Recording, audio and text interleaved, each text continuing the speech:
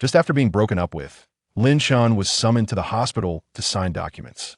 The beautiful campus belle is about to give birth to his own child, no less, and a quadruplets at that. Alas, for insatiable little beasts. How on earth am I to provide for them? Fortunately, there exists a nurturing system for fathers. Upon the birth of the host child, a reward of 1 million in childcare funds. A fully equipped Mercedes-Benz G-Class. Name the baby and receive shares in a publicly listed company. Teach the baby to speak and be rewarded with. Chapter 1. Just after the breakup, he was called to the hospital to sign documents. At the Shanghai Normal University, Lin Chen, from this moment forth, let us part ways. Wang Bingbing's callous voice echoed in the classroom. The surrounding classmates were thrown into a frenzy. What was happening? Is there gossip to indulge in? Oh, Lin Chen nodded. If you wish to break up, so be it. You. Lin Chen's indifferent demeanor greatly displeased Wang Bingbing. Do you not wish to know the reason? Wang Bingbing frowned and coldly retorted. Because you make grand promises every day. Last month you said you would buy me a Hermes bag, and what happened? I have seen through you completely. Lu Bo is far superior. The very next day after we got together, he gifted me a pair of shoes worth over 10,000. You don't even measure up to a single hair of Lu Bo, you miser. With that, the classmates were left utterly astonished. Who is Lu Bo? That name sounds somewhat familiar. Coincidentally, I know Lu Bo. The guy is quite unattractive and barely over 160 centimeters tall. How could Wang Bingbing possibly be interested in him? You're joking. Lu Bo's family runs an old-fashioned gold shop. They're quite wealthy, you know. I see. So he is indeed a man of considerable means. The classmates began to discuss amongst themselves, inevitably lamenting the advantages of wealth. Just then, a graceful figure rushed into the classroom, appearing rather flustered, her entrance capturing everyone's attention. The young lady was clad in a black and white JK uniform, her long, slender legs fair and exquisite, complemented by lace knee-high socks, inciting the imagination of many boys. Zhou Huimin, a social media sensation from Shanghai Normal University, she boasts over 5 million followers on Douyin, thus many are familiar with her. Lin Chen. Zhou Huimin's gaze swept across the classroom and fixed upon Lin Chen. Then she hurriedly ran towards him. Hurry, come with me. May I ask what is the matter? Lin Chen was utterly bewildered. Why was she dragging him away without so much as an explanation? There's no time to explain. I will tell you on the way, Zhou Huimin whispered urgently.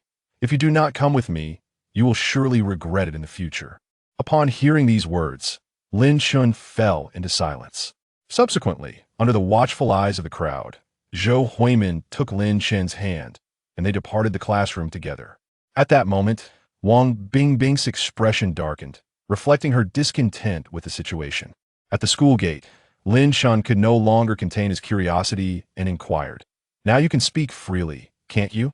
Zhou Huimin pursed her lips and asked, Do you remember Li Ziren? Li Ziren? The name sounded somewhat familiar to Lin Chen, yet he could not recall the details. I don't know her, Lin Chen replied. You. Zhou Huimin was momentarily speechless. You've slept with her and even made her pregnant, and now you claim not to recognize her? You truly are a scoundrel. At her words, Lin Chen was taken aback for a moment. Soon, recollections began to surface, and he asked, Is she tall, around 168 centimeters, and does she usually wear her hair in a bun like a dancer? Did she wear a Swarovski black swan necklace around her neck? Exactly. Have you finally remembered? Zhou Huimin exclaimed with excitement. Lin Chen nodded. He indeed recalled. It was roughly last winter when Lin Chen had gone to a bar with a few friends, got drunk, and ended up in a hotel room with a beautiful woman. That woman was Li Ziren, a name Lin Chen only learned later. That night was etched in his memory, for it was exceedingly thrilling. Could she really be pregnant? Surely the child isn't mine. Just as this thought crossed Lin Chen's mind, a voice echoed in his consciousness. Ding! The daddy system is binding. Host need not doubt. The child Li Ziren carries is indeed yours, and it is a set of quadruplets. Option 1. Accompany Zhou Huimin to the hospital, with a reward of 500,000 in cash, a baby 4-piece set, and a villa in the Bund of Magic City. Option 2. Decline to go to the hospital with Zhou Huimin, receiving a full skin account for the game and 10 yuan in cash. Lin Chen. I can't believe I've received a system straight out of a web novel. Good heavens. Am I truly the chosen one, as the legends say? 10 yuan or a grand villa? Surely even a child knows which to choose. Lin Chen, hurry up and get in the car. At that moment, Zhou Huimin's ride had arrived. Lin Chen snapped back to reality and quickly joined her in the vehicle. The car then set off towards the city's People's Hospital. Inside the hospital, as Lin Chen and Zhou Huimin arrived, Li Ziren was just being wheeled into the delivery room. However, at the moment she entered, Li Ziren caught sight of Lin Chen, and her expression shifted dramatically. Chapter 2: The First Encounter with the Babies. Heaven help us. May the Almighty bestow his blessings. Outside the delivery room, Zhou Huimin fervently prayed, while Lin Chen found himself engulfed in a tumult of emotions, his heart racing with trepidation. He was still a student, and to be candid, he was utterly unprepared for the daunting prospect of fatherhood. Approximately half an hour later, the red light outside the delivery room transformed into green, and a nurse emerged, pushing a bassinet. Her gaze fell upon Lin Chen, and with a smile, she remarked, "You must be the father. Congratulations." She gestured toward the bassinet, saying, "This is the firstborn, a girl weighing 5 pounds and 3 ounces. This is the second, also a girl, weighing 5 pounds and 2 ounces. This is the third, a boy, weighing 5 pounds and 3 ounces. And this is the fourth, a girl, weighing 5 pounds and 1 ounce. My heavens!" exclaimed Zhou Huimin, unable to contain her excitement. Quadruplets. This was her first encounter with such a phenomenon in reality. What made it even more special was that these quadruplets were born to her dear friend. In that moment, Zhou Huimin felt a deep sense of becoming a godmother. Are they really just over 5 pounds? Zhou Huimin observed the infants thoughtfully. I remember my cousin's child was over 7 pounds at birth. Typically, a newborn's weight within the range of 5 to 8 pounds is considered normal, with weights below 5 pounds categorized as low birth weight, while those exceeding 8 pounds are deemed high birth weight. As for the weight of multiples, it is generally slightly lower than that of singletons. Primarily due to the nutritional supply during pregnancy, the nurse patiently explained. Upon hearing this, Zhou Huimin nodded in understanding.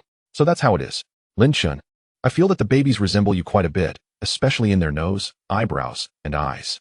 When they grow up, they will undoubtedly be very attractive. She remarked with a smile. Lin Chen replied, "They've just been born. How can you tell?" However, to be honest, Lin Chen thought the babies were somewhat unappealing at the moment. Was it the case that all newborns appeared this way? Of course, Lin Chen did not harbor any disdain. It was merely an observation. He, like Zhou Huimin, believed that once the babies matured, they would surely be strikingly beautiful.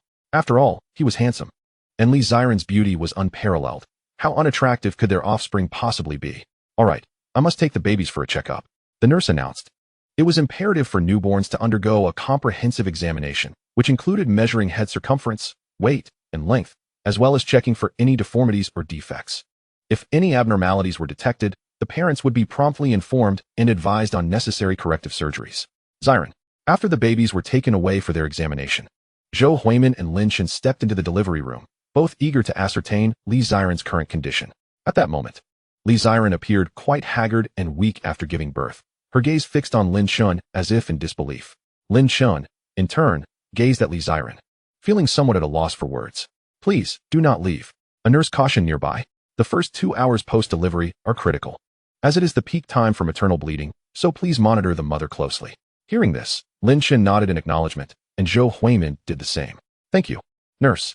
Shortly thereafter, Li Ziren was wheeled into the observation room. Just then, Zhou Huimin's phone rang. "Yes, all right, I'll be right there." Upon ending the call, she turned to Lin Chen and apologized. "I'm sorry, I have an urgent matter to attend to at school. Please look after Ziren. I will return shortly." Chapter 3: What to do if there is no breast milk. Initiate lactation. Understood, Lin Chen replied with a nod. No sooner had Zhou Huimin left than a notification chimed in Lin Chen's mind. Ding! Congratulations on the birth of your babies. The system rewards you with ADAD's Essentials package. Would you like to open it immediately? Lin Chen's eyes lit up. Open it. Congratulations. You have received 1 million in parenting funds. Congratulations. You have acquired a fully equipped Mercedes-Benz G-Class. Congratulations. You have obtained a comprehensive knowledge library on childcare. Lin Chen was momentarily taken aback, struggling to process the information. A torrent of vast knowledge surged into his mind. Once digested, Lin Chen transformed into a veritable super nanny. Buzz. Lin Chen's phone vibrated, and upon checking, he found a notification confirming the arrival of 1 million in funds. Coupled with the previous 500,000, Lin Chen now boasted a staggering 1,500,000. This sum did not even account for fixed assets such as the Bund Villa and the Mercedes-Benz G-Class. What a delightful situation.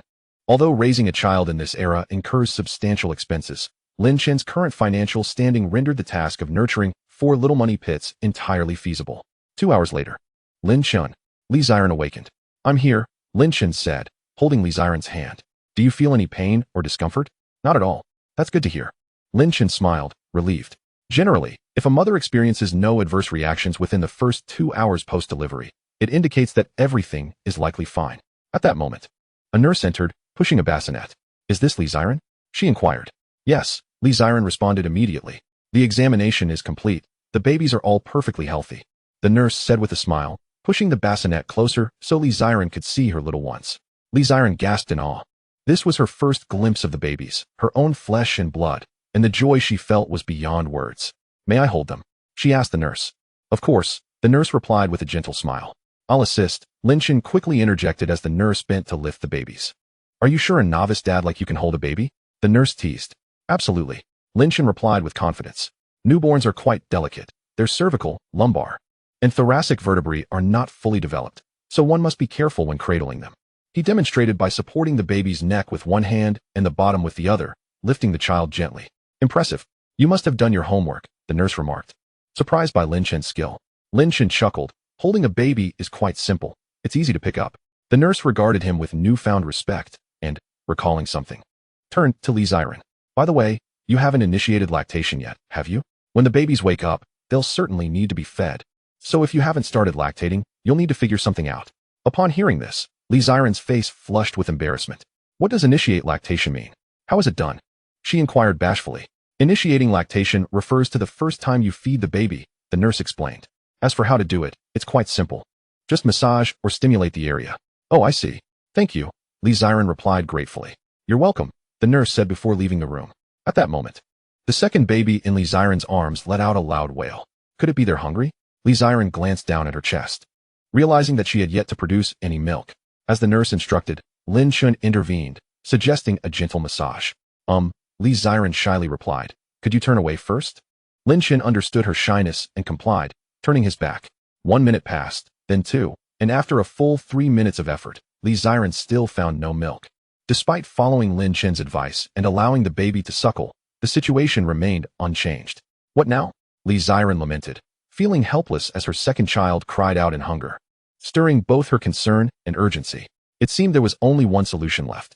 With a mischievous smile, Lin Chen proposed, "I'll help. From now on, I will take care of all your meals." Li Ziren was taken aback. "Is that even possible?" "It has to be done. You wouldn't want our baby to go hungry, would you?" Lin Chen stated. "Wow." The baby's cries persisted, leaving Li Ziren no room for hesitation. "All right, then you take care of it," she thought to herself. Since she had already given birth to the child with Lin Chen, what was there to be shy about? What ensued was a scene that words could scarcely describe, unfolding in the observation room. After it concluded, Li Ziren finally found herself able to produce milk.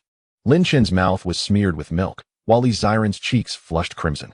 Fortunately, they were alone in the observation room. Otherwise, she would have been utterly mortified had anyone seen them. "All right, let us begin feeding," Lin Chen said with a gentle smile, licking his lips to savor the taste of the breast milk. This gesture only intensified Li Ziren's embarrassment. Shooting Lin Chen a glance, she disregarded him, focusing on her hungry baby, and promptly began to breastfeed. The little one suckled eagerly, as if savoring the finest delicacy in the world. At that moment, Zhou Huimin returned. Lin Chen noticed she was carrying something and inquired, "What did you buy?" "Of course, lunch." Zhou Huimin beamed at the sight of Li Ziren nursing. "I got you rib rice and a bowl of chicken soup. It's from my aunt's restaurant, so you can trust the quality, unlike those unscrupulous places. This chicken soup is made from high-quality hens, so after you finish nursing, drink it while it's hot." Zhou Huimin's thoughtfulness deeply touched Li Ziren. "Thank you, Huimin." "No need for thanks. We're like family," Zhou Huimin smiled. "Rib rice?" Lin Chen interjected. "What's wrong?" Zhou Huimin asked. Lin Chen chuckled and shook his head. "It's just that since Ziren has just given birth, her digestive system isn't back to normal. It would be better for her to consume lighter, more easily digestible foods, like steamed egg custard or congee." "Really?" Zhou Huimin was a bit taken aback. She hadn't been aware of these nuances. She hadn't realized that there were such considerations for new mothers. "But it's fine, as long as she doesn't eat it too frequently. A couple of times one tea hurt. The chicken soup, however, she can have often," Lin Chen added with a smile. Li Ziren felt warmth in her heart, pondering how Lin Chen knew so much. Surely, he must have studied while she was asleep. This thought brought a sweet smile to her face. Ding! Congratulations, host. You have unlocked the devoted husband persona, reward skill, culinary mastery. The system's voice echoed in Lin Chen's mind, and in an instant, a flood of culinary knowledge surged through him. In a mere moment, he transformed from someone who barely knew how to cook into a world-class chef. Whatever dish you could name, Lin Chen could prepare it, and the taste would be exquisite. Even a Michelin-starred chef would pale in comparison. Wow, the system is impressive. Lin Chen marveled internally. Ziren, what would you like for dinner? Just make sure it's something you can eat, Zhou Huimin cheerfully suggested. Li Ziren looked at Zhou Huimin, recognizing her as a true friend. Just as she was about to respond, Lin Chen's voice chimed in. Ziren, I'll take charge of your meals from now on. It's crucial during your recovery period. Poor nutrition can lead to long-term health issues. Both Li Ziren and Zhou Huimin were left speechless. I must have misheard. You'll handle all 3 meals? Do you know how to cook? Zhou Huimin questioned, not out of disdain for Lin Chen, but rather surprised at the rarity of men who could cook, especially a young man like him. Li Ziren shared her confusion, echoing Zhou Huimin's thoughts. You can cook? Lin Chen smiled lightly. Is that really so shocking? In this day and age, knowing how to cook is quite normal. Don't tell me you both can't cook? His words left Zhou Huimin feeling awkward. The truth was, she rarely cooked, spending her free time playing games instead. Lin Chen, for dinner. I'd like to have crucian carp soup. That should be fine, right? Li Ziren looked at him with a smile. Absolutely. Do you know how to eat sweet rice wine eggs? It pairs wonderfully with the crucian carp soup, Lin Chen replied. Yes, sweet rice wine eggs are delightful. All right. I'll arrange that for you tonight. For the remainder of the time, Lin Chen busied himself in the hospital, but with Zhou Huimin around, he managed to keep up with everything. Lin Chen, are you going to Helen's tonight? There's a girl in black stockings. Not going. Lin Chen rejected without a second thought. In the past, he would have jumped at the chance, as he was a frequent visitor to Helen's, drawn by the beautiful girls. But now, as a father, he had other responsibilities. He was no longer interested in such places. After all, he was a good man. What? You're really not going? That is not like you. His best friend Yi Wei was astonished. Was this really the Lin Chen he knew? I'll chat later. I'm busy now. After sending that message, Lin Chen put away his phone and made his way to a street behind the hospital. At the postpartum meal center, Lin Chen chose one of the many establishments and walked in. Welcome. The proprietor, a young woman with delicate features, wore a sundress that accentuated her alluring figure. What can I get for you? We offer a variety of dishes or postpartum meal packages. Our ingredients are fresh, changed daily, she said with a melodious voice. Can I cook myself? Lin Chen inquired. Huh. He explained, I'd like to select the ingredients and prepare them in your kitchen, then take them home. He had reservations about the hygiene of outside restaurants, and, equipped with his newfound culinary skills, he was confident in creating healthy and delicious meals himself. The young woman was taken aback by Lin Chen's request. She has established this confinement meal center for a few years now. Yet this is the first time she has encountered such a request from a customer. Rest assured, I will pay you the original price. All right, follow me. After a brief hesitation, Lin Meixin acquiesced to Lin Chen's request. If Lin Chen were to prepare the meals himself, it would save her time. What could be more advantageous? Nonetheless, she harbored doubts about Lin Chen's ability to prepare confinement meals. Chapter 5. The envy of the boss lady in the kitchen. Lin Chen surveyed his surroundings and, as expected, found the sanitation to be impeccable. If there were any health hazards, the other party would likely not have brought him here. What ingredients do you need? There's a freezer over there. Feel free to choose. Lin Meixin instructed. Nodding, Lin Chen proceeded to select several ingredients. Crucian carp, corn flour, scallions, ginger, garlic, eggs, and rice wine. Seeing the ingredients Lin Chen had chosen, Lin Meixin was quite astonished. What dish was he planning to prepare? A Crucian carp soup? Or perhaps wine-soaked eggs? Aunt Wang, please go to the front hall to attend to the guests, Lin Meixin instructed one of her employees, as her confinement center received numerous orders, making it impossible for one person to manage alone. Thus, she had hired 7 or 8 employees, specifically aunties, to assist with cooking. Your knife skills are impressive, Lin Meixin remarked, standing beside Lin Chen as he scaled the Crucian carp, leaving her mesmerized. With just a few swift motions, Lin Chen had removed the scales. His movements remarkably fluid. Lin Meixin pondered. Why did his scaling technique seem so different from hers? What? You scaled the fish? How did you do it in less than 3 seconds? She inquired, voicing her confusion. Lin Chen chuckled. Did you not see that I applied some vinegar beforehand? Vinegar? Yes. By first wiping the fish with vinegar and then scraping the scales in the opposite direction with a knife, it becomes effortless. Alternatively, you can pour boiling water over the fish and gently scrape with a small spoon to easily remove the scales. Lin Meixin was momentarily taken aback. So that was how it worked. She considered herself a seasoned chef, having slaughtered countless fish, yet this was the first time she had learned such a culinary tidbit. This handsome young man certainly had some skills. Lin Meixin's eyes sparkled with admiration for Lin Chen. After thoroughly cleaning the fish's innards, Lin Chen proceeded to the next step of removing the fish's sliminess. Which bottle contains the vegetable oil? Lin Chen asked, glancing at the various containers. This one. Lin Meixin pointed, then questioned, haven't you already cleaned the innards? Why do you need vegetable oil? Hearing this, Lin Chen smiled wearily. Of course. It's to remove the fish's sliminess. The slime protects the fish from moisture loss, but it inadvertently affects the dish's flavor. Therefore, before cooking, you must add a few drops of vegetable oil to the water and rub the fish to wash away the slime. Lin Meixin gasped. There is such a method? I've never paid attention to these details. Wouldn't that be too troublesome? She remarked that if it were her, she would have skipped these steps entirely.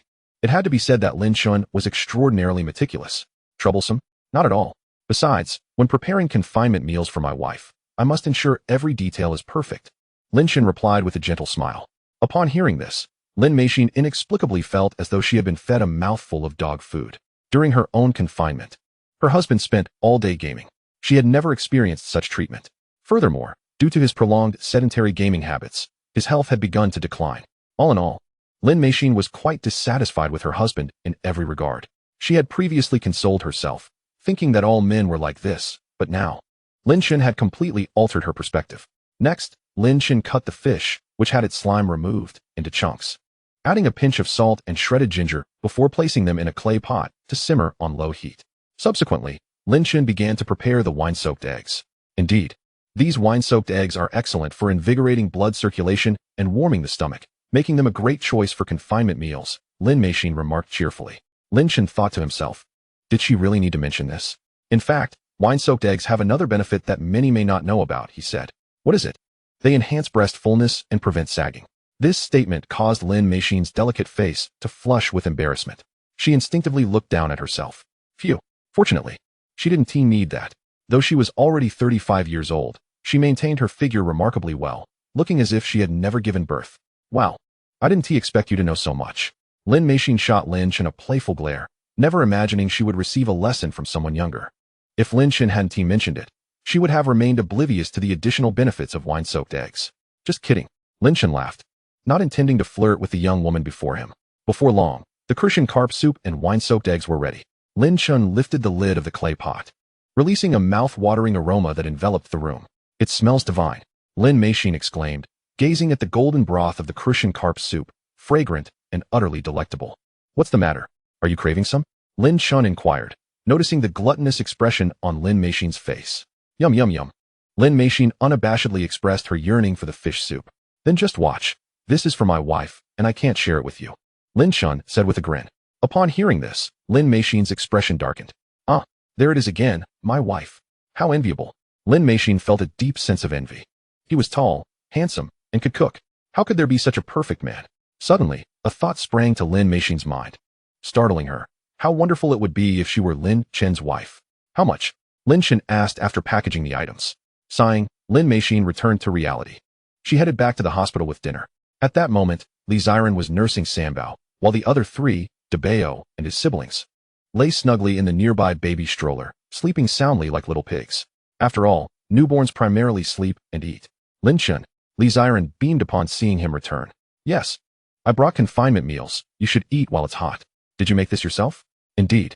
Lin Chen opened the food container, and Sambao, having been well fed, was peacefully asleep in Li Ziren's arms. Let me help, Lin Chen offered, knowing Li Ziren wanted to place Sambao in the crib. He quickly stood up. Be gentle. Don't wake him. Got it.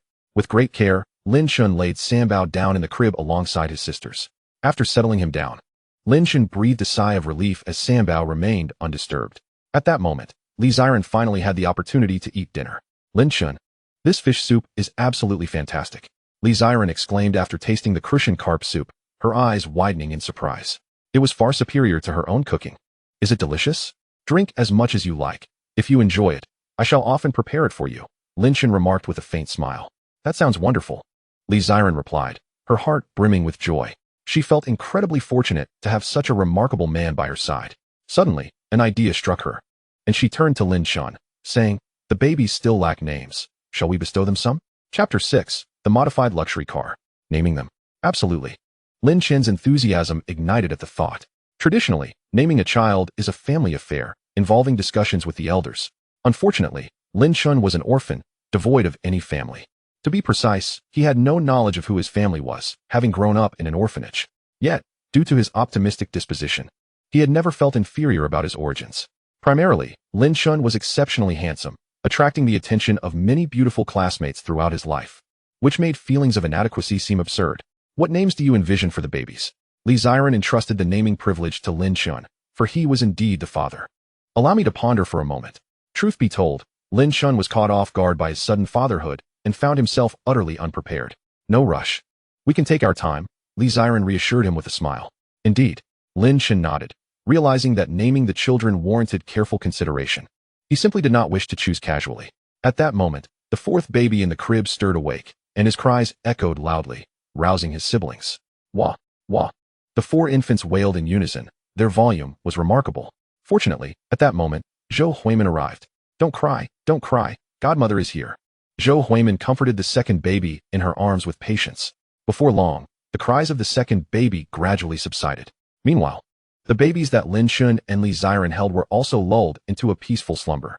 Host has bonded with the babies. Reward, 10,000 cash. Host has bonded with the babies. Reward, 10,000 cash. Host has bonded with the babies. Reward, 10,000 cash. The system's voice reverberated continuously in Lin Chen's mind.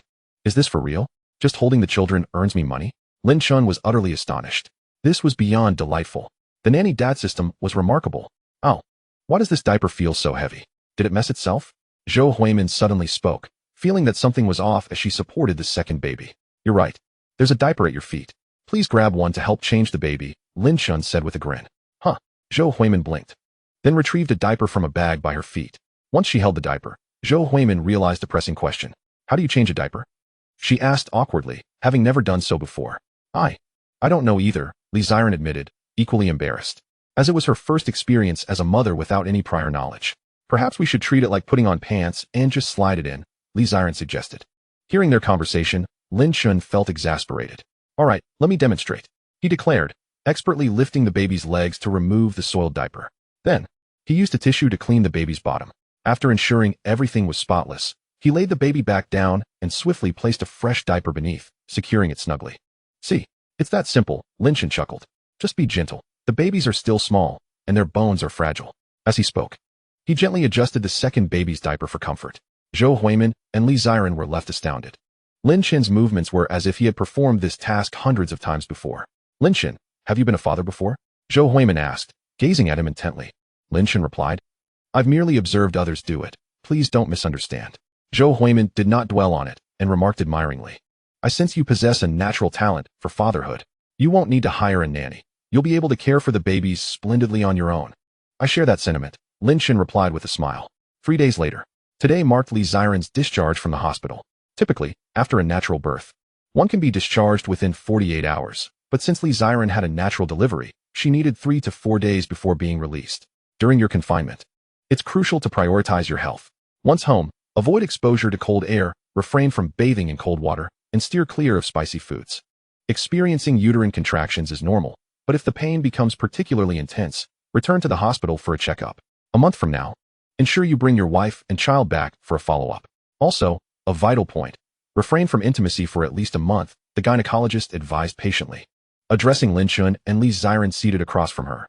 As they attentively absorbed the information, Li Ziren's cheeks flushed at the final point, while Lin Chen felt equally distressed. A month without intimacy with Li Ziren seemed rather unbearable. Thank you, doctor. Lin Chen expressed his gratitude before proceeding with the discharge paperwork for Li Ziren. You've rented a place outside, Haven to you? Let us head there, Lin Chen suggested. Although the system had rewarded him with a villa, he hadn't yet visited it. He planned to explore it once he had some free time. Yes, indeed. Li Ziren nodded and pulled out her phone to book a ride. What are you doing? Lin Chen inquired, noticing her actions. Ordering a taxi. How else would we get to the rental? Li Ziren replied. Zhou Huimin interjected. I believe one car, one tea suffice, considering we have 4 babies to transport. Fear not. I have prepared for this, Lin Chen reassured them, producing his car keys and walking towards a nearby Mercedes-Benz G-Class. As he drove the car closer, both women watched in astonishment. Thankfully, Lin Chen had just obtained his driver's license last month. Otherwise, he wouldn't have been able to operate the luxury vehicle the system had awarded him. How wealthy you are. My uncle drives a similar model. But this one is evidently of a higher configuration, starting at least at 4 million. Zhou Huimin exclaimed, her eyes wide in disbelief. At that moment, Li Ziren too was utterly taken aback. Though they seemed close, having shared such intimate moments, she suddenly realized how little she truly knew about Lin Chen. After all, their connection had merely begun with a fleeting encounter. While Li Ziren and Zhou Huimin were lost in thought, Lin Chen pressed a button in the driver's seat, and the back seat instantly transformed into a soft and comfortable baby carriage. Once again, both women stared in disbelief. Impressive, Zhou Huimin exclaimed, giving Lin Chen a thumbs up. The back seat can be modified like this? That's astounding. Chapter 7, Naming. In truth, this was a feature modified by the system. However, Lin Chen could hardly reveal that it was a system enhancement, so he merely claimed it as his own innovation. This modification made things significantly more convenient. Li Ziren gazed at Lin Chen with admiration. You are incredibly clever. With this baby mat, even if we have 4 little ones, it will be convenient to take them out together. Indeed, without such modifications, there wouldn't be enough space, Lin Chen replied. The 3 of them then gently placed the babies into the car. Once the little ones were settled, Zhou Huimin and Li Ziren sat on either side of the protective mat. Lin Chen inquired about Li Ziren's current address before he pressed down on the accelerator. Moments later, the vehicle slowly entered a housing complex. Lin Chen, I have to return to school for class, so I'll take my leave, Zhou Huimin said as she gently laid the soundly sleeping 3rd baby on the bed. Glancing at the time, she turned to Lin Chen and Li Ziren. If there's anything urgent or if you need to bring something, just give me a call. Zhou Huimin then looked towards Li Ziren. Ziren, I will visit you again soon. All right, take care, Li Ziren replied. After Zhou Huimin departed, the room was suddenly filled with the sound of a baby wailing. Upon hearing the cries, Lin Chen and Li Ziren rushed to the room. They found that the 2nd baby had awakened and was crying incessantly, likely due to hunger. Li Ziren picked up the baby and began to nurse him, lifting her top. Ziren, I've thought of names for the babies, Lin Chen said with a smile. Do tell, Li Ziren responded eagerly. Lin Chen chuckled. The eldest will be named Lin Qingwei. The 2nd will be Lin Kersin. The 3rd will be Lin Yi. And the 4th will be Lin Yue. Li Ziren was quite pleased upon hearing the names. That sounds great. At that moment, a voice echoed in Lin Chen's mind. Naming the children grants a reward of unparalleled medical skills. Before Lin Chen could fully comprehend, a torrent of medical knowledge flooded into his mind. This system is remarkable, he marveled internally. Subsequently, Lin Chen continued to care for the children at home. Newborns are relatively easy to manage, as they primarily engage in sleeping, eating, and the occasional diaper change. Suddenly, Lin Chen's phone vibrated. He glanced at the caller ID and saw it was his roommate, Huang Chang. Lin Chen, where the hell have you been? Huang Chang's anxious voice came through as soon as he answered. What's wrong? Lin Chen asked. Huang Chang replied urgently. You've missed class for 3 days. And I've sent you messages that you haven't responded to. Now the class instructor is aware of your absences. And then, Lin Chen inquired calmly. Then he has been looking for you all day. By the way, where have you been these past few days? We thought you were missing. Huang Chang sounded exasperated. Lin Chen chuckled. I must have been out dealing with matters. Please tell the instructor that I will return to school tomorrow. All right. After hanging up, Lin Chen noticed several missed calls from the instructor. Lin Chen, what happened? Who called? Li Ziren emerged from the room, cradling the now sleeping 4th baby. Lin Chen smiled and replied, It's nothing, just my roommate checking in on me since I haven't been attending classes. Are you planning to return to school? Li Ziren asked. Yes, I intend to go back tomorrow to discuss my leave of absence with our instructor. What?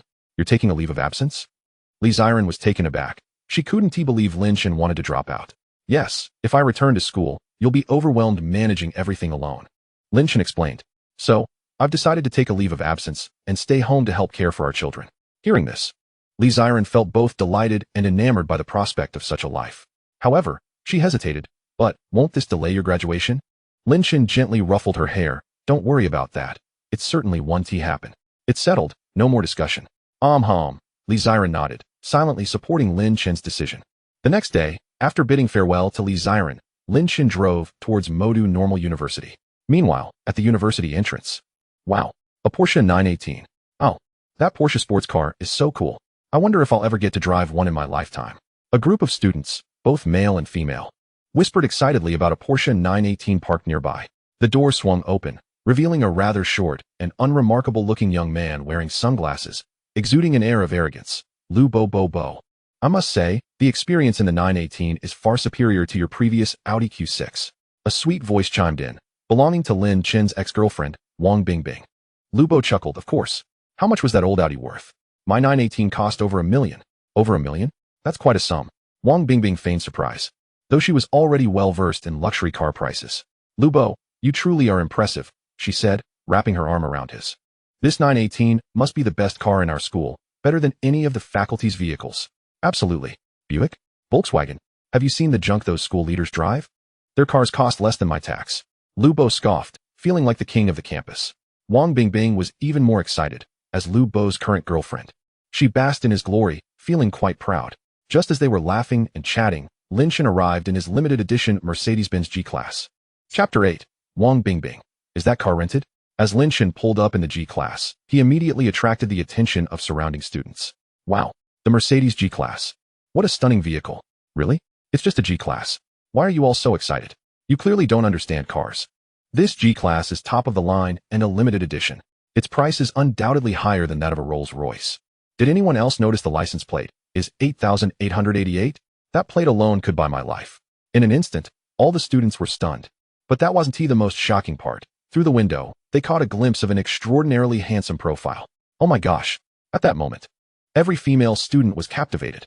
A man who is merely wealthy might be somewhat eye-catching, but in today's world, women are very much attracted to looks. Beauty is justice. Even if you are rich, it doesn't guarantee attention. But when you are both handsome and wealthy, it's an entirely different story. Who could resist the allure of a domineering soul-like figure? Since when did such a handsome figure appear in our school? Does anyone know him?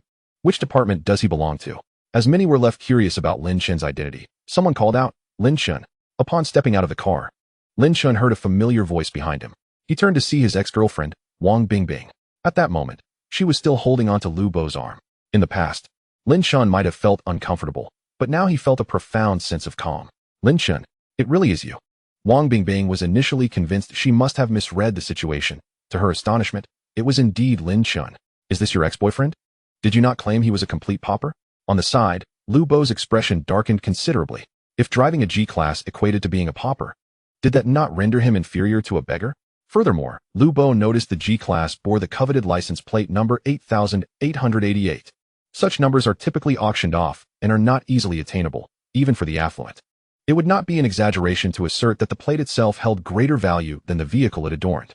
Wang Bingbing was reluctant to accept this reality. After all, she had once been with Lin Chen and had some understanding of his capabilities. "Lin Chen, how utterly distasteful of you. How did I not recognize your vanity before?" she remarked coldly. "To slap me in the face like this, you actually went and rented a luxury car. How amusing."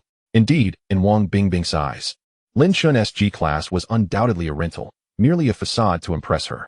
So it was a rental. What a relief. Lu Bo exhaled, asserting that there was no way someone at their school could surpass him. Renting such a luxury vehicle must cost several thousand a day, right? Lu Bo smirked. "You'd better drive carefully. If you scratch the paint, you'd be bankrupt trying to make amends." "Exactly. Have you seen my boyfriend's new Porsche 918? Now that's true prowess. Renting a car is nothing but a facade. Loser." Wang Bingbing scoffed, delivering a dismissive blow. "Are you two quite finished?" Lin Chen cast a disinterested glance at them, too apathetic to engage, and simply made his way toward the school gates. Lu Bo was irked by Lin Chen's nonchalance. Wang Bingbing quickly attempted to placate him. "Don't be upset, Bo. People like him, consumed by vanity, will likely remain that way for life." Upon entering the campus, Lin Chen headed straight for the counselor's office. "Knock, knock. Come in." Upon hearing the invitation, Lin Chen entered with assurance. The counselor, named Li Qiuxing, adjusted his glasses and regarded Lin Chen with a displeased expression. "Where have you been these past few days? If you had matters to attend to, you should have informed me. Why did you skip class?" Despite his irritation, the counselor refrained from delivering a harsh reprimand. Lin Chen smiled slightly, directorly. "I had an urgent matter to attend to and couldn't find the time to notify you." "What urgent matter?" Li Qiuxing took a sip from his teacup. "I've become a father," Lin Chen stated candidly. "Uft." Li Qiuxing nearly choked on his tea, utterly taken aback. "Did I hear that correctly? You've become a father?" "Yes." Lin Chen nodded affirmatively. "You genuinely have become a father? You're not pulling my leg. What benefit would I gain from deceiving you?" Li Qiuxing studied Lin Chen's earnest expression and recognized that he was indeed truthful. Furthermore, Lin Chen was not known for his penchant for jest. Well, quite impressive." Li Qiuxing clapped Lin Chen on the shoulder in approval. At 28 years old, he had yet to find a girlfriend, while his student had already welcomed a child into the world. The comparison was indeed disheartening. In that moment, Li Qiuxing felt a wave of sentimentality wash over him. "Director Li, I wish to consult you regarding the process for applying for a leave of absence from school." Lin Chen's inquiry brought Li Qiuxing back to reality. You wish to take a leave of absence? Li Qiuxing raised an eyebrow. Yes, with the baby just born. I no longer have the time or mental capacity to attend classes. Lin Chen explained, and Li Qiuxing nodded, expressing understanding. Just write a request letter and fill out this form. Li Qiuxing retrieved a document from his drawer and handed it to Lin Chen. Taking a leave of absence is quite common among university students. Thus, it was not an arduous task.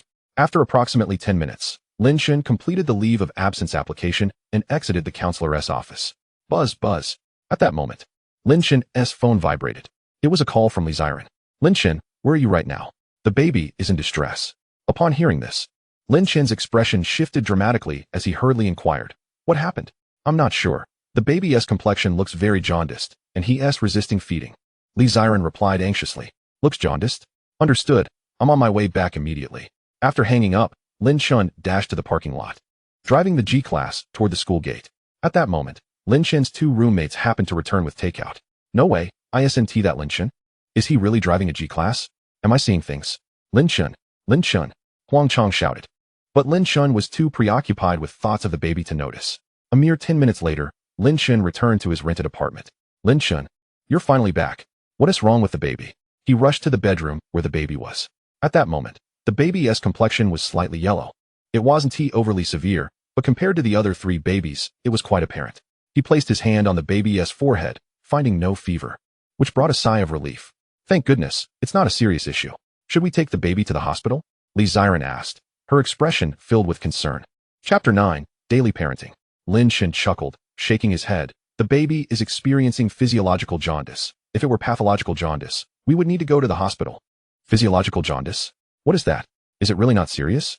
It's not serious. Physiological jaundice in infants is a normal metabolic characteristic of bilirubin, a typical physiological phenomenon during growth. Upon hearing Lin Chen's explanation, Li Xiren felt a wave of relief. So it was simply a normal physiological occurrence for the baby. She had nearly been frightened to death moments ago. How long will it take for the baby to recover? Does he need medication? Li Xiren inquired. Lin Chen reassured her. Physiological jaundice is a natural phenomenon that will resolve on its own without any intervention or medication. Just ensure proper breastfeeding.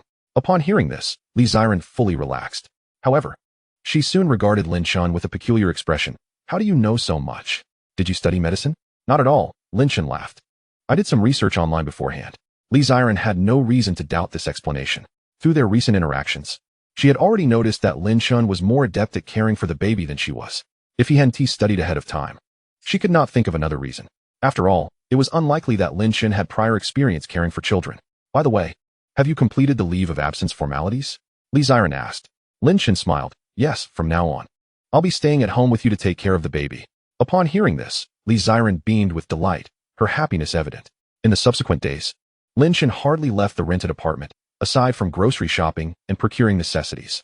He remained steadfastly by the side of the 4 babies, changing diapers, soothing them to sleep, preparing postpartum meals for Li Xiren, and managing household chores.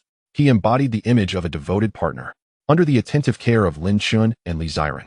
The jaundice afflicting the second baby has completely subsided, and the skin has returned to its natural hue. Knock, knock, knock. While Lin Chen was in the living room tending to the child, a sudden sound of knocking echoed from outside. Who could it be? Is it Zhou Huimin? Curiously, Lin Chen approached and opened the door. Standing outside was a fashionably dressed woman, appearing to be in her early 40s. She exuded an air of sophistication, unmistakably wealthy, and remarkably well-preserved. Who are you? Both Lin Chen and Wu Yanfang were momentarily taken aback upon meeting her gaze. At that moment, Li Xiren's voice rang out from behind. Mom. Hearing Li Xiren address her, as Mom left Lin Chen in a state of shock once more. She was actually the mother-in-law, and astonishingly youthful at that. It was no wonder the two shared a resemblance in their features. They were indeed mother and daughter. Hello, Auntie, Lin Chen managed a slight smile, addressing Wu Yanfang as he stepped aside to let her enter. Young man, who are you? Wu Yanfang scrutinized Lin Chen with a look of curiosity. Mom. This is Lin Chen, my friend, Li Xiren interjected before Lin Chen could speak. Oh, Wu Yanfang nodded thoughtfully, then turned her gaze to her daughter. Xiren, have you already given birth? Yes, I had the baby a week ago, Li Xiren replied, a hint of embarrassment coloring her cheeks. The moment Wu Yanfang heard this, an overwhelming sense of regret washed over her. She had anticipated that Li Xiren would soon give birth, but did not expect to arrive a few days late. Xiren, may I see my grandchild? Of course, Mom. Li Xiren responded eagerly. She then led Wu Yanfang into the bedroom. Inside the room, a crib held 4 babies lying together. Soundly asleep, Wu Yanfang gazed at the infants, her heart swelling with indescribable excitement. These were her precious daughter's children. She was now a grandmother. Ziren. How many boys and how many girls? Wu Yanfang inquired, unable to distinguish their genders due to their diapers. 3 girls and 1 boy, Li Ziren clarified. The first, second, and fourth are girls, while the third is a boy. Chapter 10. The arrival of the future mother-in-law and the baby spits up. Wonderful. Wu Yanfang beamed, her smile widening. This is the best outcome, having both a son and a daughter. Li Ziren could not help but smile as well. But suddenly, Wu Yanfang shifted the conversation. That young man outside is the father of the child, isn't? Li Ziren fell silent for a moment before nodding. Wu Yanfang sighed, then began to ask an array of questions, as if she were investigating Lin Chen's background. Nevertheless, Wu Yanfang's first impression of Lin Chen was quite favorable, considering his outward attributes. An hour later, Lin Chen had prepared a sumptuous meal, sweet and sour ribs, hairy crab, stir-fried bullfrog, tomato and egg soup, and diced chicken with mushrooms. The ingredients were quite ordinary, yet Lin Chen had crafted a feast that was nothing short of impressive. You finished so quickly, Wu Yanfang exclaimed as she emerged from the room, her eyes widening in astonishment at the lavish spread before her. She had initially thought Lin Chen's cooking skills were mediocre, merely adequate for sustenance. Little did she know that the presentation was exquisite. Just a glance was enough to whet one's appetite. Ziren, you should come out to eat. Lin Chen called from the doorway. Okay, I'll be right there, Li Ziren replied as she tidied up in the room before joining them at the dining table. Ziren, this is your favorite sweet and sour ribs, Lin Chen said, serving her. Auntie, you must try this diced chicken with mushrooms. The meat is exceptionally tender. He eagerly served both women, attempting to lighten the atmosphere. Delicious. Wu Yanfang's eyes sparkled. It seemed her daughter had found a remarkable partner. His culinary skills were even superior to her own. In Wu Yanfang's eyes, Lin Chen's looks and height had already earned him considerable points. She never anticipated he would also be such an accomplished cook. In an instant, Lin Chen began to form a flawless image in her heart, particularly given that he was still so young, barely in his 20s. Is that so? Then, Auntie, please enjoy more, Lin Chen said with a gentle smile, exhibiting modesty and courtesy. After the meal, Wu Yanfang lingered for a while before preparing to leave. Lin Chen, do you have time during the Mid-Autumn Festival to bring Ziren over to my place for a visit? Wu Yanfang invited with a smile. Lin Chen paused for a moment. Realizing the implication, this was an invitation to meet the future father-in-law. Upon hearing this, Li Ziren felt an overwhelming joy in her heart. She understood that her mother's words indicated her approval of Lin Chen. It was undeniably a delightful moment for her to know that the man she cherished had gained her mother's acceptance. She looked at Lin Chen with sparkling eyes, eagerly anticipating his response. With a slight smile, Lin Chen replied, Of course, Auntie. I will bring Ziren over to celebrate the Mid-Autumn Festival with you. Great. It's settled then, Wu Yanfang said with a nod. Auntie, let me drive you home, Lin Chen offered. No need. I drove here myself, Wu Yanfang replied. After Wu Yanfang departed, the sound of crying resonated from the bedroom once more. Li Ziren hurriedly went to the room and picked up the fourth baby, Lin Yue. The little one's mouth opened and closed, clearly hungry. Don't cry, my darling. Mommy will feed you right away, Li Ziren soothed, lifting her shirt to nurse Lin Yue. As she watched her baby suckling vigorously, a soft expression of maternal satisfaction graced Li Ziren's face. Suddenly, Lin Yue pulled away from the breast, milk spilling from her mouth as if she were vomiting. Li Ziren had never encountered this situation before and was instantly taken aback. Chapter 11. A father's love like a mountain. Zhou Huimin arrives. Lin Chen, Li Ziren called out urgently. What's wrong? Lin Chen, who had been outside drinking water, rushed in. Upon entering, he beheld the baby spitting up. Lin Chen, the baby is throwing up for some unknown reason. Li Ziren exclaimed in distress. Hand the baby to me, Lin Chen said, extending his arms to take Lin Yue from Li Ziren. He then gently patted the baby's back while cradling her at a 45-degree angle. This position would help the milk flow naturally into her system and minimize spitting up.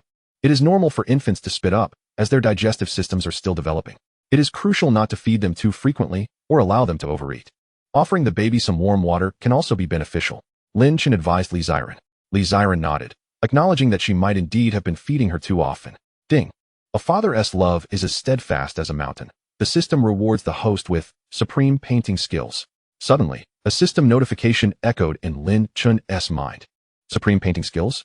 Lin Chen was taken aback, realizing that whatever he did seemed to trigger a chance for system rewards. Instantly, a wealth of knowledge about painting flooded into his mind, which he effortlessly assimilated. In that moment, Lin Chen became a top-tier master of painting. Whether it be sketching, Traditional Chinese painting, gouache, oil painting, watercolor, or printmaking, Lin Chen possesses profound expertise in all these artistic disciplines. At this moment, perhaps influenced by the system, an overwhelming desire to paint surged within him.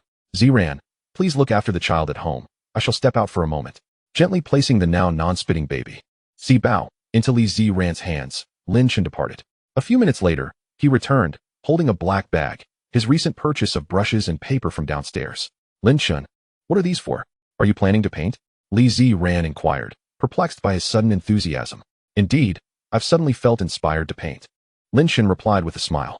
He then spread the paper across the table and uncapped the ink bottle. After dipping the brush into the ink, Lin Chen paused momentarily, then began to create on the pristine paper. Li Ziran remained silent, captivated by Lin Chen's artistic process. As she observed, her astonishment grew. Lin Chen's demeanor while painting exuded elegance and charm, reminiscent of a master artist.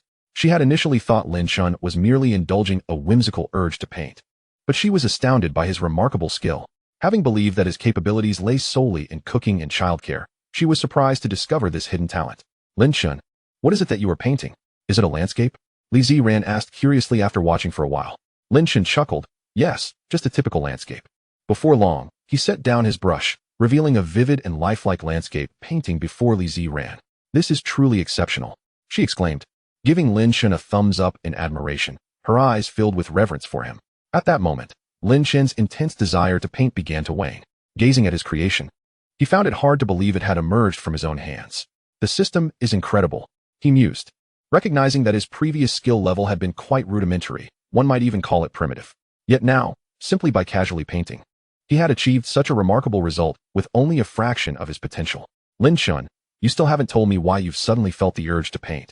Li Ziran laughed, sensing something unusual.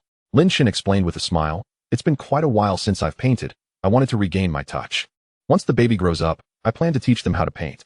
When they grow up, Li Ziran teased, rolling her eyes at Lin Chen. It will be quite some time before that happens. However, the thought of Lin Chen teaching their child to paint filled her with excitement.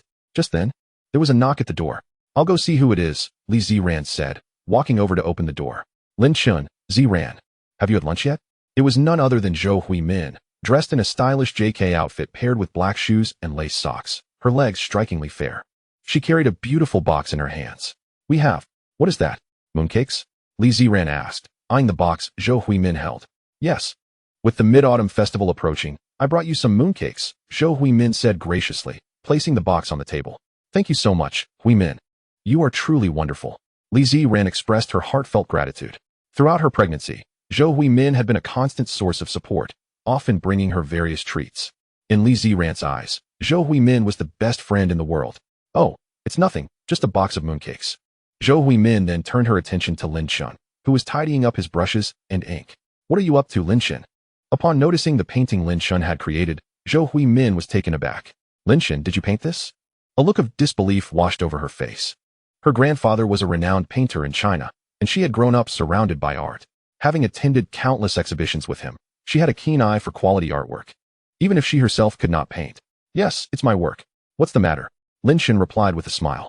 Lin Chen, this is amazing. If this piece were to be sold, it would fetch at least 1 million. Zhou Huimin exclaimed. 1 million? Huimin, you can't be serious. Li Ziran responded incredulously, though she too recognized the painting's exceptional quality. If it truly was worth 1 million, Lin Chen would be extraordinarily talented. I assure you. I'm not joking. Remember, my grandfather is a painter. I've seen many artworks, and many of them pale in comparison to yours, yet they are valued at hundreds of thousands. Hence, I believe your painting is worth at least 1 million. Lin Chen was pleasantly surprised by Zhou Huimin's discerning eye. Although he had painted this casually, only utilizing about 30% of his ability, it could very well be worth 1 million. If he were to carry the title of a master painter, its value would be immeasurable. You have great taste. Your grandfather is a painter? Lin Chen inquired. Yes. Zhou Huimin suddenly became earnest, asking Lin Chen, could you do me a favor? What kind of favor? Lin Chen asked, intrigued. Li Ziran shared his curiosity, gazing at Zhou Huimin. With the Mid-Autumn Festival approaching, I want to prepare a gift for my grandfather. He loves paintings, and I believe he would be overjoyed to receive a fine piece. Zhou Huimin smiled. Upon hearing this, Lin Chen and Li Ziran understood immediately. Of course. What kind of work does your grandfather enjoy? I will paint a piece for him. Lin Chen readily agreed, feeling grateful to Zhou Huimin for looking after Li Ziran in his absence. Could you replicate a piece? I would like you to mimic Tang Bohu's spring trees and autumn frost painting. Zhou Huimin then showed Lin Chen an image she had found online. This is the one. My grandfather's favorite is Tang Bohu's work. Sure, I can replicate it. Lin Chen glanced at the image and assured her it was no trouble. Really? Thank you so much. Lin Chen, Zhou Huimin exclaimed joyfully. I won't let you do it for free. Once it's completed, I will compensate you. As a wealthy individual, she was determined to reward Lin Chen for his efforts. Compensation is unnecessary. Just come to collect it a couple of days before the festival, Lin Chen chuckled. All right. Zhou Huimin nodded in agreement. Subsequently, Zhou Huimin followed Li Zi ran to the bedroom to see the baby. After a brief visit, she took her leave. Lin Chen, come take a look. It seems the washing machine is broken. At this moment, Li Ziran stood before the washing machine, clutching a stack of freshly laundered clothes. Lin Chen approached to examine the machine, only to discover that it was irreparably broken. Lin Chen, shall I call a repairman to fix it? Li Ziran suggested. Lin Chen shook his head. No need to repair it. We're moving to a new home. A new home? Where did that come from? Li Ziran inquired. Momentarily taken aback. I own a villa in the Bund of Magic City that has been sitting idle, so it's the perfect opportunity for us to relocate there. Lin Chen replied with a smile. Wait, a villa? Li Ziran exclaimed, her face a mask of astonishment. A villa in the Bund of Magic City? Such properties cost at least several tens of millions. How could Lin Chen possibly afford a villa? Surely, it couldn't have been purchased by his family. Li Ziran recalled their heartfelt conversation a few nights prior when Lin Chen had mentioned being an orphan. Thus, it was inconceivable that any family member had bought it for him. She suddenly realized how little she knew of Lin Chen's financial standing. Just as she prepared to inquire further, Lin Chen made a phone call. Xiangzi, are you free this afternoon? Yes, what is up? Huang Chong responded. Surprised that Lin Chen had reached out to him. Could you come over this afternoon to help me with something? I need assistance with moving. Later that afternoon, Huang Chong arrived at the rented apartment following Lin Chen's directions. Lin Chen, it seems your classmate has arrived, Li Ziran announced as she opened the door. Hello, sister-in-law. Huang Chong greeted with a goofy smile, instantly captivated by Li Ziran's beauty. She was even more stunning in person than in her videos, exuding a regal elegance that left him hesitant to meet her gaze. Good heavens, could I possibly be blessed with such a beautiful wife? Xiangzi, you're here. Come help me move.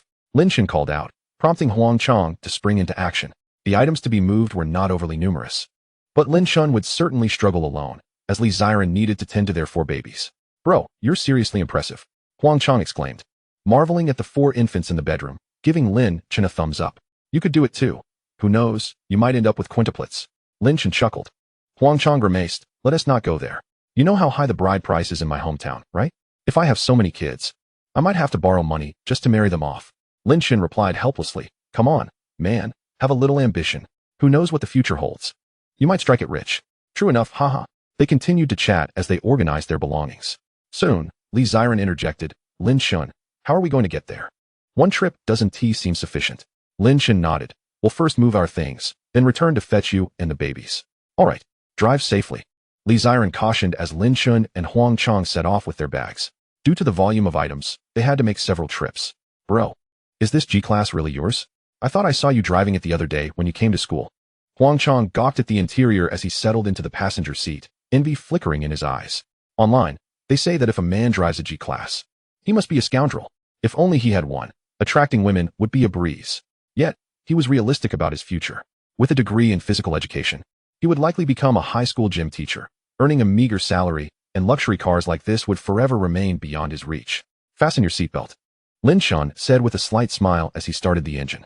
Huang Chong, fastening his seatbelt, grinned mischievously. Bro, the back seat of this G-Class is so spacious. Have you and your sister-in-law? Noting the suggestive grin on Huang Chong's face, Lin Chen understood the implications. No, unfortunately, he replied. What a shame to waste such ample space. An idea sparked in Lin Chen's mind. Perhaps once Li Ziran had completed her confinement, they could explore that possibility. At the Bund of Magic City, in the Villa District, Lu Xiao led a group to view the villas. Are you really planning to buy a villa? They asked, envious of his apparent wealth. Lu Bo, the affluent second-generation heir, was gathering with old classmates. After their reunion, he remembered his access card to the villa area and thought to show his classmates around. However, possessing an access card did not equate to owning a villa. In reality, these villas were priced at a minimum of 50 million each, far beyond his family's means. The card had been acquired through dubious means. It was merely a facade to impress. Don't worry, if I find a way to make a fortune, I'll definitely bring you along, Lu Bo declared, exuding confidence. Are you really buying a villa? Wang Bingbing interjected, prompting Lu Bo to awkwardly chuckle. Of course not.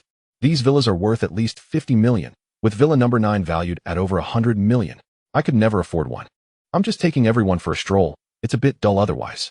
His old classmates, hearing this, began to flatter him. Lu Xiao, you're too modest. I know you're just scouting for a future purchase. Exactly. Lu Xiao couldn't possibly be unable to afford a villa here. Their flattery delighted Lu Bo, who basked in their praise. After their tour, Wang Bingbing suggested, how about we grab some coffee? The group nodded in agreement, recognizing that while the villas were stunning, they ultimately belonged to someone else. As they made their way back, Lin Chen and Huang Chong appeared, carrying their belongings. Lin Chen, Wang Bingbing exclaimed in surprise, never expecting to encounter him here again. Lin Chen was equally astonished, marveling at the serendipity of their encounter. How did you manage to get in here? Surely you need an access card for the villa? Wang Bingbing asked curiously. Haha, it's a joke. Brother Chen actually lives here. We didn't need to sneak in. Huang Chong chuckled. Xiangzi, ignore them. Let's go. Lin Chen uttered, as he passed by Lu Bo and his entourage, observing the retreating figures of the two. Lu Bo was incredulous, exclaiming, did I hear that correctly? This guy claims to live here? It's obvious he is just boasting. Wang Bingbing, with a look of skepticism, added, these villas cost at least 50 million each. Lu Bo's family can't even afford one. How could an orphan like Lin Chen possibly buy one? Why don't we follow them to see for ourselves? Exactly. If he is lying, we'll soon find out. Proposed one of Lu Bo's old classmates. Lu Bo nodded in agreement. All right, let us go take a look. Due to Wang Bingbing being Lin Chen's ex-girlfriend, Lu Bo had long harbored disdain for him. If the opportunity arose, he would certainly relish the chance to humiliate Lin Chen. Thus, Lu Bo and his group stealthily trailed behind Lin Chen. Before long, they arrived at villa number 9. Lu Bo was utterly dumbfounded to see Lin Chen approach this particular villa. This was the most expensive property in the entire estate. Other villas were worth at most 50 to 60 million, but villa number 9 was valued at over 100 million. Brother Chen, they're following us. Huang Chong noticed their pursuers and quickly alerted Lin Chen. Turning around, Lin Chen glared at Lu Bo and his companions, frowning. What do you want? Wang Bingbing remarked. How long are you going to keep up this facade? Do you even know how much villa number 9 is worth? Don't tell me you actually bought it. Lu Bo mocked. When the real owner comes out and sees you two sneaking around, they might think you're trying to steal something. Ha ha. The laughter from Lu Bo's classmates filled the air, finding the situation amusing. Do you think it's possible they're just here to film a video? One suggested. It wouldn't be out of the realm of possibility. They could post it online, making others think the villa belongs to them, just to feed their vanity. They've done this kind of thing before, especially to impress girls. Imagine a girl seeing you in a villa. Wouldn't she come flocking to you?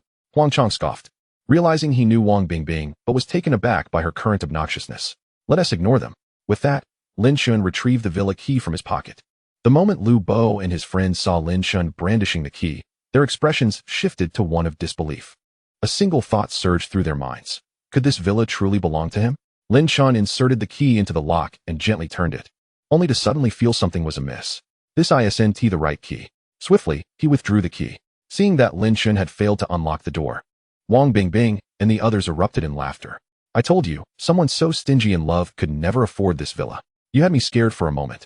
It seems so real. Brother, come out quickly. If you break their lock, you won't be able to pay for it. Even Lu Bo's old classmates couldn't help but chime in with their mockery. What is going on? Huang Chong asked, slightly stunned as Lin Chen pulled the key out. Nothing, just grabbed the wrong key. I'll try another one. Lin Chen, being here for the first time and possessing several keys from the system, was unaware of which key was the correct one. Naturally, his initial attempt was bound to be incorrect. Let us try this one. Lin Chen switched keys again and inserted it into the lock, but to no avail. This one doesn't work either. He proceeded to try the next key. After failing twice to open the door, Wang Bingbing was thoroughly convinced he was hopeless. What a pity, she mused, a wave of sympathy washing over her for Lin Chen. It struck her as absurd that he would resort to such self-deception just to save face in front of Lu Bo.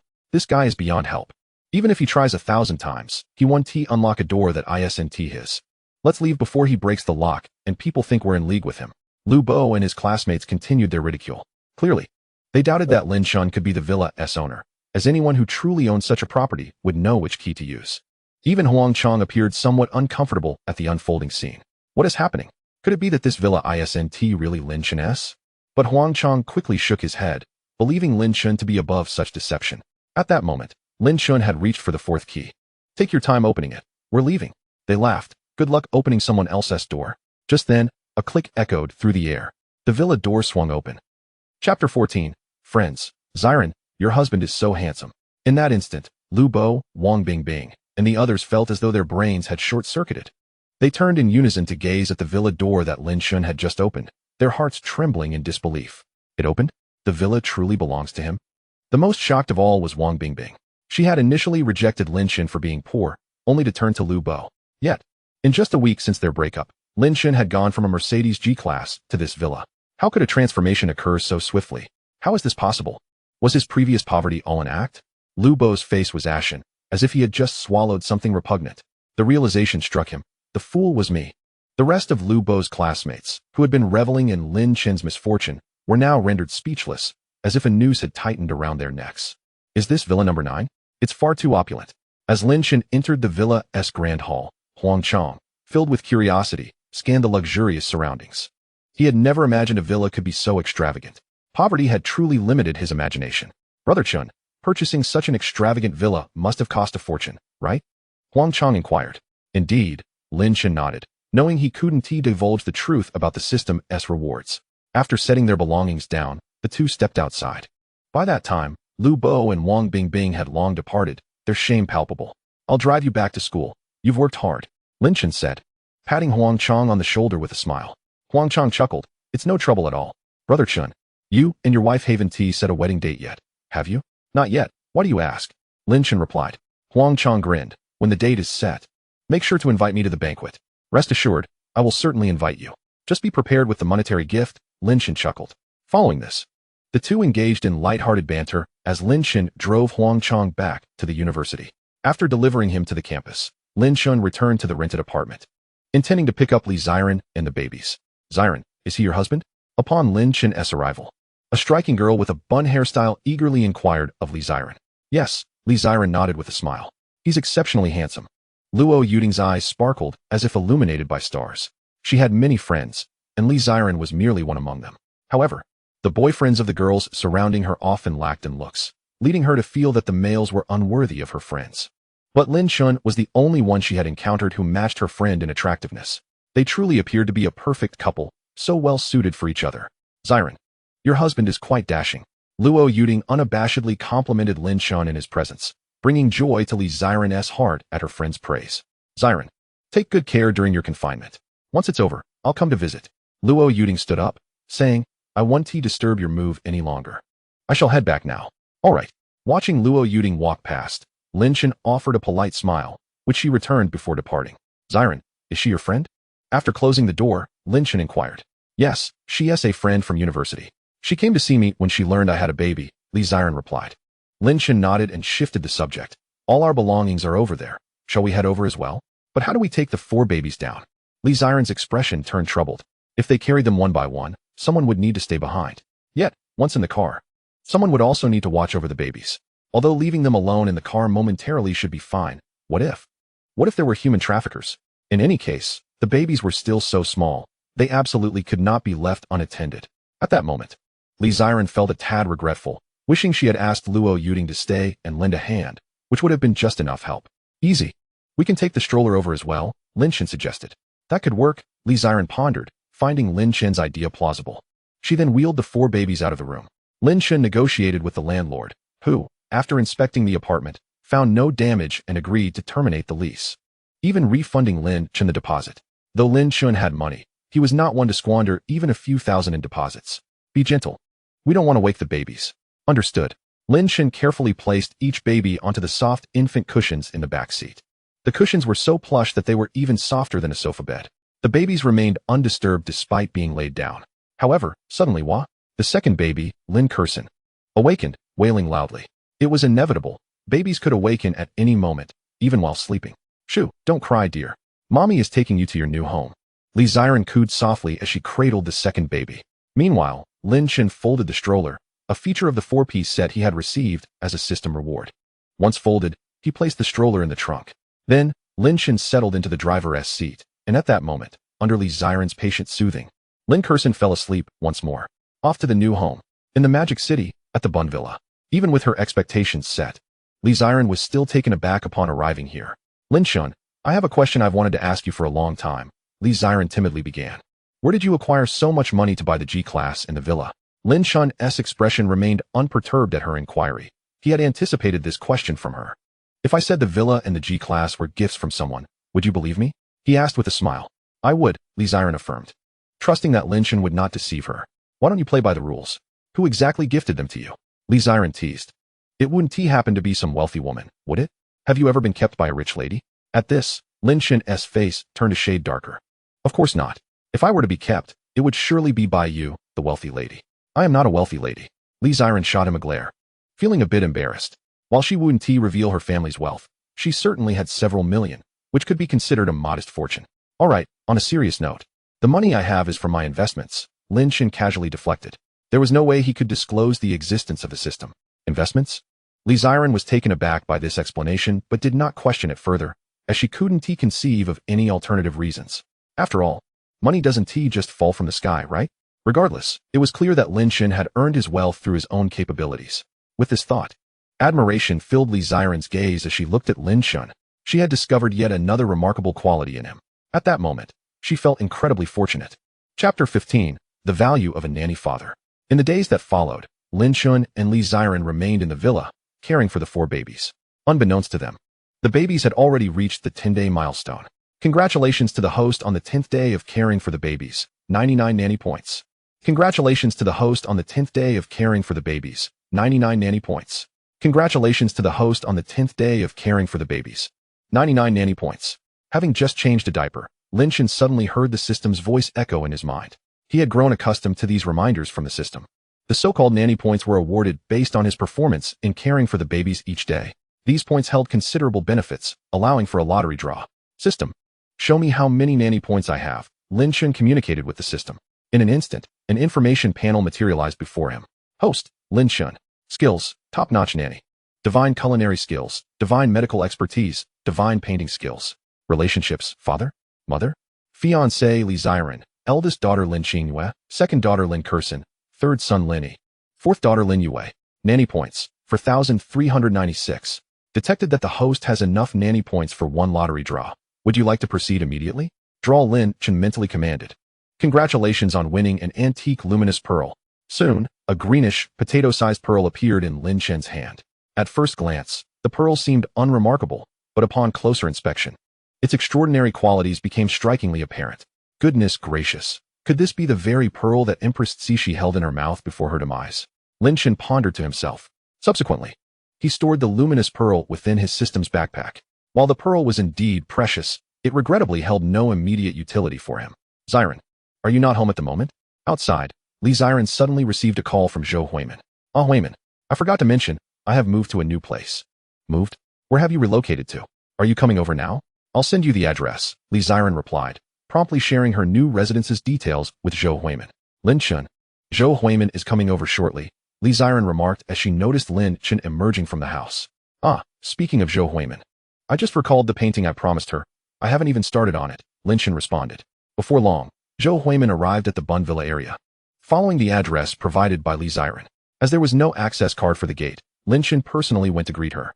Lin Chen, you truly live here, Zhou Huimin exclaimed, initially doubting her navigation until she spotted him at the entrance.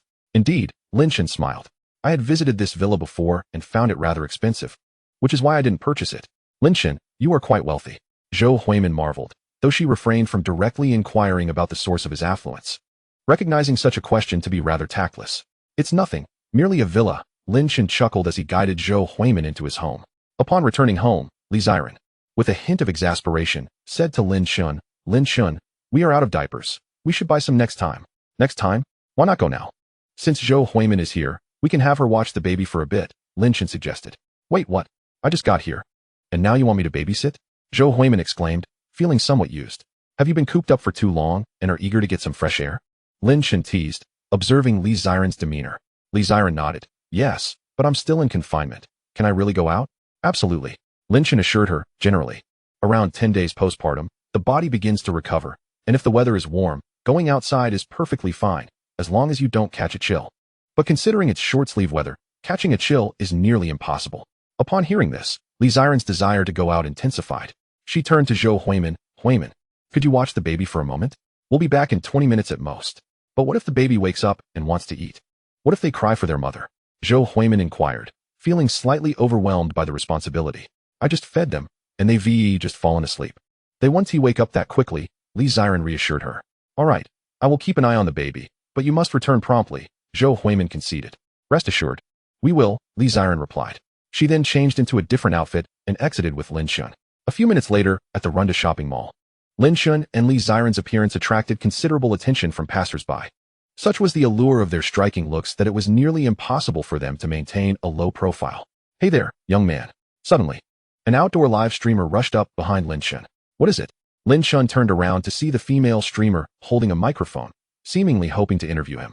Could I take a minute of your time to ask you a few questions? The streamer's eyes sparkled with excitement as she glanced at Li Ziren. Captivated by their combined beauty, an interview with such a stunning couple would surely garner high viewership. Just as Lin Chen was about to decline, Li Ziren interjected. What questions do you wish to ask? The streamer, feeling emboldened, wasted no time. May I inquire if you would consider adding your girlfriend's name to your property deed in the future? We are already married, Lin Chen replied, intertwining his fingers with Li Ziren's as they walked inside. The streamer was left in a state of bewilderment. Did I hear correctly? This young and handsome man is already married? Lin Chen, when did we get married? Li Ziren shot him a playful glare, though her smile betrayed her amusement. We have 4 children. In my heart, we are already married, Lin Chen chuckled. Do you not wish to marry me? Of course I do, Li Ziren replied, wrapping her arms around Lin Chen's and tilting her head to gaze at him. But we haven't registered our marriage yet. No worries. Let us choose a meaningful day and go get our certificate, Lin Chen promised her. Sounds good. It was evident that Li Ziren was genuinely delighted at this moment. Unbeknownst to them, they had arrived at the shopping hall. The diapers are over there, Li Ziren pointed in a direction, then pulled Lin Chen toward that aisle. Hello. Are you here to buy diapers? A sales associate greeted them politely. Lin Chen glanced at the shelves and picked up a brand, inquiring, how much for this brand? This one is an international brand, so it's a bit pricier, at 78 yuan per pack, the sales associate explained. However, it contains 40 pieces, which is 10 more than the usual brands. Nodding in understanding, Lin Chen responded, all right then, I'll take 100 packs. The sales associate was momentarily speechless, her eyes widening in disbelief. Did I hear you correctly? You want to buy 100 packs? Lin Chen smiled. Yes, surely you have enough stock? Lin Chen, is that too much? Li Ziren, clinging to his arm, inquired hesitantly. Not at all. Just think about it. A pack contains 40 pieces, and each baby uses about 10 pieces a day. With 4 babies, that's around 40 pieces a day. Therefore, 1 pack only lasts a single day. Purchasing 100 packs may seem excessive, but it will last merely 3 months. After hearing Lin Chen's calculations, Li Ziren recognized the logic in his reasoning. You're right. Stocking up at home means we won't have to run out to buy more frequently. Plus, diapers don't spoil like milk does. They have a long shelf life. All right then, we'll take 100 packs. Li Ziren smiled at the sales associate. Are you serious? The sales associate asked, still skeptical, as the sheer quantity seemed outrageous. Akin to a wholesale order. Absolutely. We have 4 children, and the diaper consumption is quite significant, Li Ziren replied with a resigned smile. For children? Goodness gracious. The sales associate was genuinely astonished. The beautiful young woman before her, who appeared younger than herself, already had 4 children? What a remarkable feat. Li Ziren's figure can only be described as perfect. There is not a hint of distortion. She hardly resembles a woman who has given birth. Please follow me this way to make your payment, the saleswoman said, recovering her composure with a gentle smile. Lin Chen then followed her to the counter, ready to settle the bill. Sir, the total comes to 8,000 yuan. Since your purchase exceeds 5,000, you will automatically be upgraded to our store's VIP member, granting you a 30% discount on your next visit, the saleswoman cheerfully announced. Very well, Lin Chen nodded, presenting his payment code. With a beep, the transaction was completed successfully. At this moment, money was the least of his concerns. A mere 8,000 yuan stirred no emotion within him. After completing the payment, Lin Chen realized another matter and inquired of the saleswoman. You can deliver to my home, correct? Indeed, sir. Please provide us with an address, and I will arrange for delivery this afternoon, she replied. All right. Lin Chen furnished her with an address, and then he departed with Li Ziren. There are a few luxury stores over there. Should we take a look? Lin Chen asked, holding Li Ziren's hand and gazing at her face. He thought to himself, having brought his wife out, he ought to buy her something. Besides, he had plenty of money at his disposal. Oh, luxury stores? Li Ziren glanced at the nearby shops selling bags, cosmetics, and necklaces. However, she shook her head with a smile, saying, no, thank you. I just gave birth, and these luxuries are unnecessary. In truth, even if she had a use for them, Li Ziren was not particularly enamored with luxury goods. She was a girl of simple tastes. Despite her affluent family background, she was far from the vain socialites. She had never pursued luxury items out of vanity. It's fine. If you don't need them now, you'll have a use for them later, Lin Chen insisted, not giving Li Ziren a chance to refuse as he led her into a handbag store. Hello, welcome. Several beautiful saleswomen approached with eager smiles, all clad in uniforms showcasing their elegant legs. Ziren, feel free to choose. Just let me know which bag you fancy, Lin Chen declared generously. With no choice, Li Ziren complied and began browsing through the myriad of designer bags. However, she completely disregarded those exorbitantly priced bags costing hundreds of thousands, perceiving them as mere intelligence tax. There was no need to purchase such expensive items. She thought a bag costing a few thousand would suffice. Yet, after perusing the store, she discovered that even the cheapest bags started at several tens of thousands. Miss, this is the latest from the Chanel collection. I believe it perfectly suits your elegance. This LV model is also quite fitting. In my 2 years here, I've never encountered a customer with such grace. The saleswomen promoted their wares while complimenting Li Ziren, causing her to feel a tad shy. Lin Chen, which of these 3 bags do you think suits me best? After some deliberation, Li Ziren held up 3 bags and asked Lin Chen for his opinion. I think they all look wonderful. Lin Chen replied sincerely. Li Ziren was exceedingly beautiful. Even if she were to carry a tattered sack, she would still be captivating. No, you must choose one, Lin Chen insisted. Since you like them all, why not buy them all? He suggested with a casual smile, his extravagant words leaving the saleswomen in stunned silence. Please package these 3 bags for me and let me know the total, Lin Chen instructed the sales staff. Li Ziren finally realized what was happening as the saleswomen whisked the bags away for checkout. Hello, the total is 150,000. Beep. Payment successful. Let's go? Lin Chen exclaimed, carrying the bags while leading a bewildered Li Ziren out of the store. As they departed, the saleswomen watched their retreating figures, their eyes filled with envy. Oh my goodness. Can we also have a boyfriend like that? One exclaimed. Isn't he just too good to his girlfriend? Another remarked, nearly crying from envy. Who told me that handsome, wealthy men are all scoundrels? Being loved feels like winning the lottery. I envy that girl so much. Li Ziren was taken aback that Lin Chen had so readily purchased all 3 bags. I should have just chosen one, she thought, feeling a mix of resignation and happiness. How about some high heels? Shall we buy a pair? Lin Chen suggested. No, I have plenty of high heels, she replied. Then will you show them to me next time? Let us talk about that after I finish my confinement. Li Ziren rolled her eyes, aware of his intentions. However, due to her deep affection for Lin Chen, she was willing to comply. Let us head back now. The baby will be waking up soon, Li Ziren stated. Lin Chen nodded. All right, let's return. Chapter 17. Preparing to present the night pearl to the father-in-law. At the villa on the Bund, upon Lin Chen and Li Ziren's return, it was as expected. The baby had already awakened. Their firstborn, Lin Qingyue, and the 3rd child, Lin Yi, were awake, while the other 2 remained sound asleep. Oh, you're finally back. I was about to call and urge you to return, exclaimed Zhou Huimin, flustered as both babies cried at once. Lacking experience in handling such situations, she was feeling overwhelmed. Come, let daddy hold you. Lin Chen quickly scooped up the wailing 3rd child, soothing him gently. He must be hungry. Huimin, you've worked hard, Li Ziren said, lifting her shirt to nurse their firstborn. No worries. By the way, Lin Chen, have you finished that painting I requested? Zhou Huimin asked, looking at him. Not yet. Are you in a hurry? Lin Chen replied.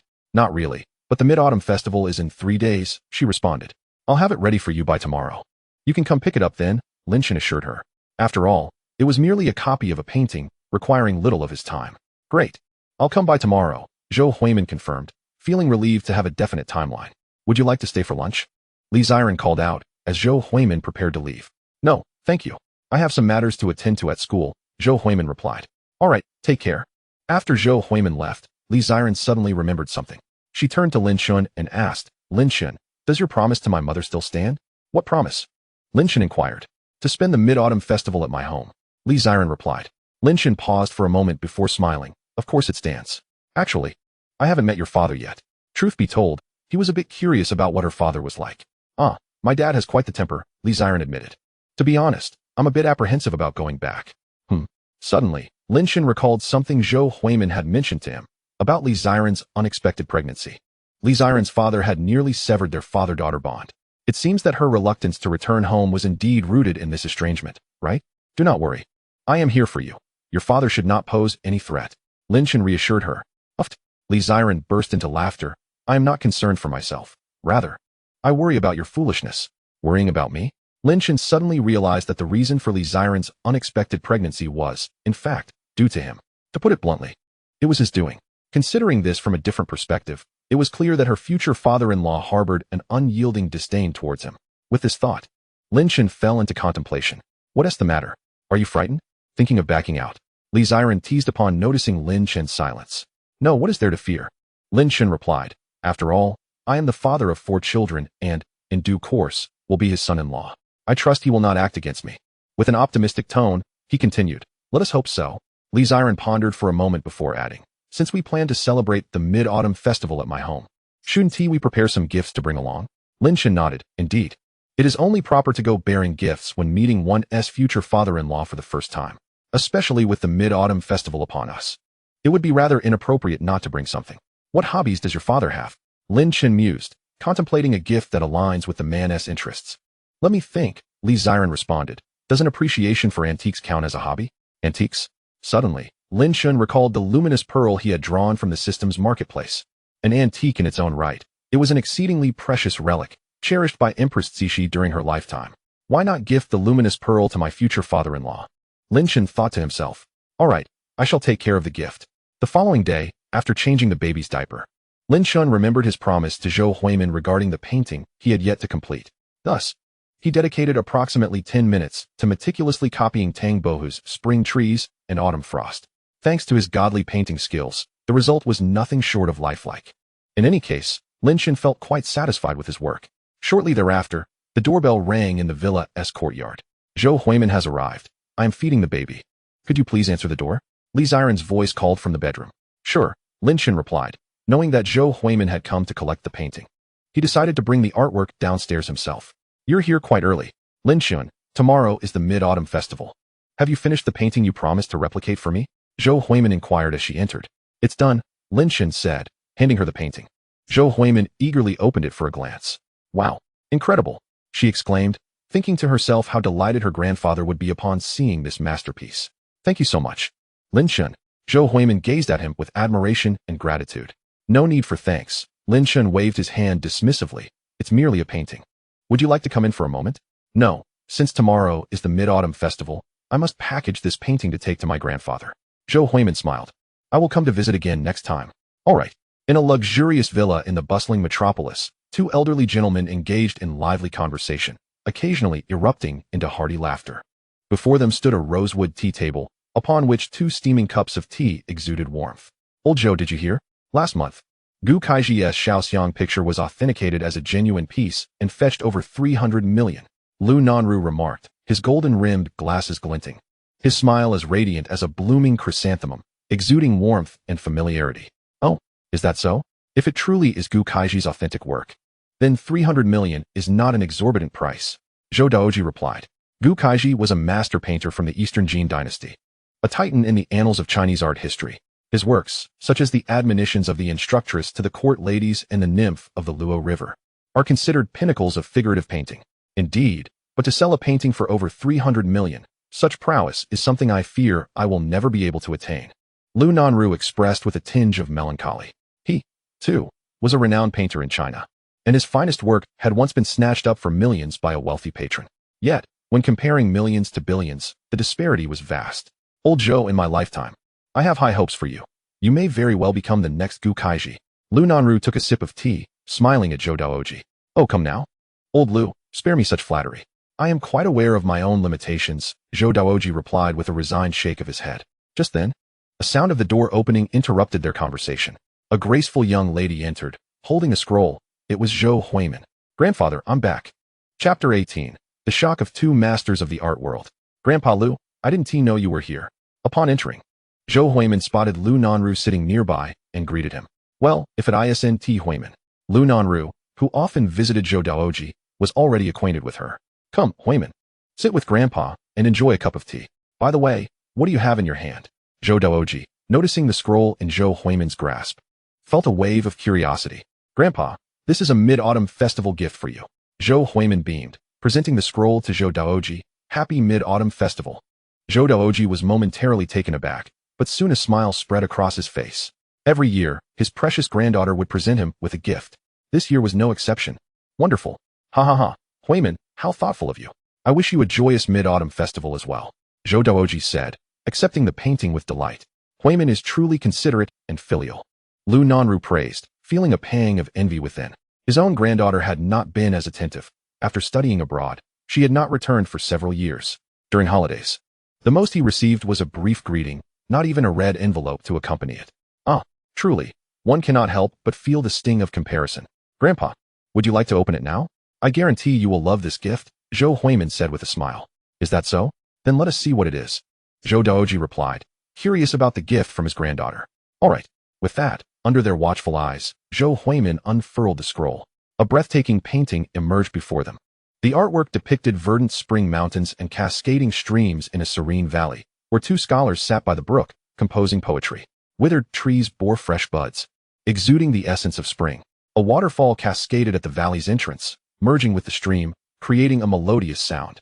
The elegant surroundings, combined with the scholars' engaging dialogue, added a touch of poetic charm to the scene. Spring trees and autumn frost. Zhou Daoji and Lu Nanru felt a profound shock within. Is this the genuine spring trees and autumn frost? Lu Nanru exclaimed, his eyes wide with disbelief. Zhou Daoji was equally stunned. At first glance, this truly resembles an authentic piece by Tang Bohu. Could it possibly be a genuine work from his hand? Zhou Daoji exclaimed with uncontainable excitement. Upon hearing this, Zhou Huimin smiled and replied, Grandfather, this is not an original by Tang Bohu. It is a piece that I had a friend who is adept at painting copy. A copy. Upon hearing these two words, both men let out a relieved sigh. They had been taken aback, believing it might truly be a genuine Tang Bohu masterpiece. Oh, this imitation is astonishingly lifelike. Had it not been for Huimin's reminder, I would have been oblivious to the fact that this painting was merely a copy. Lu Nanru remarked, his gaze never leaving the scroll. I share the same sentiment. From which master did this incredible copy originate? The skill displayed in this imitation is extraordinary.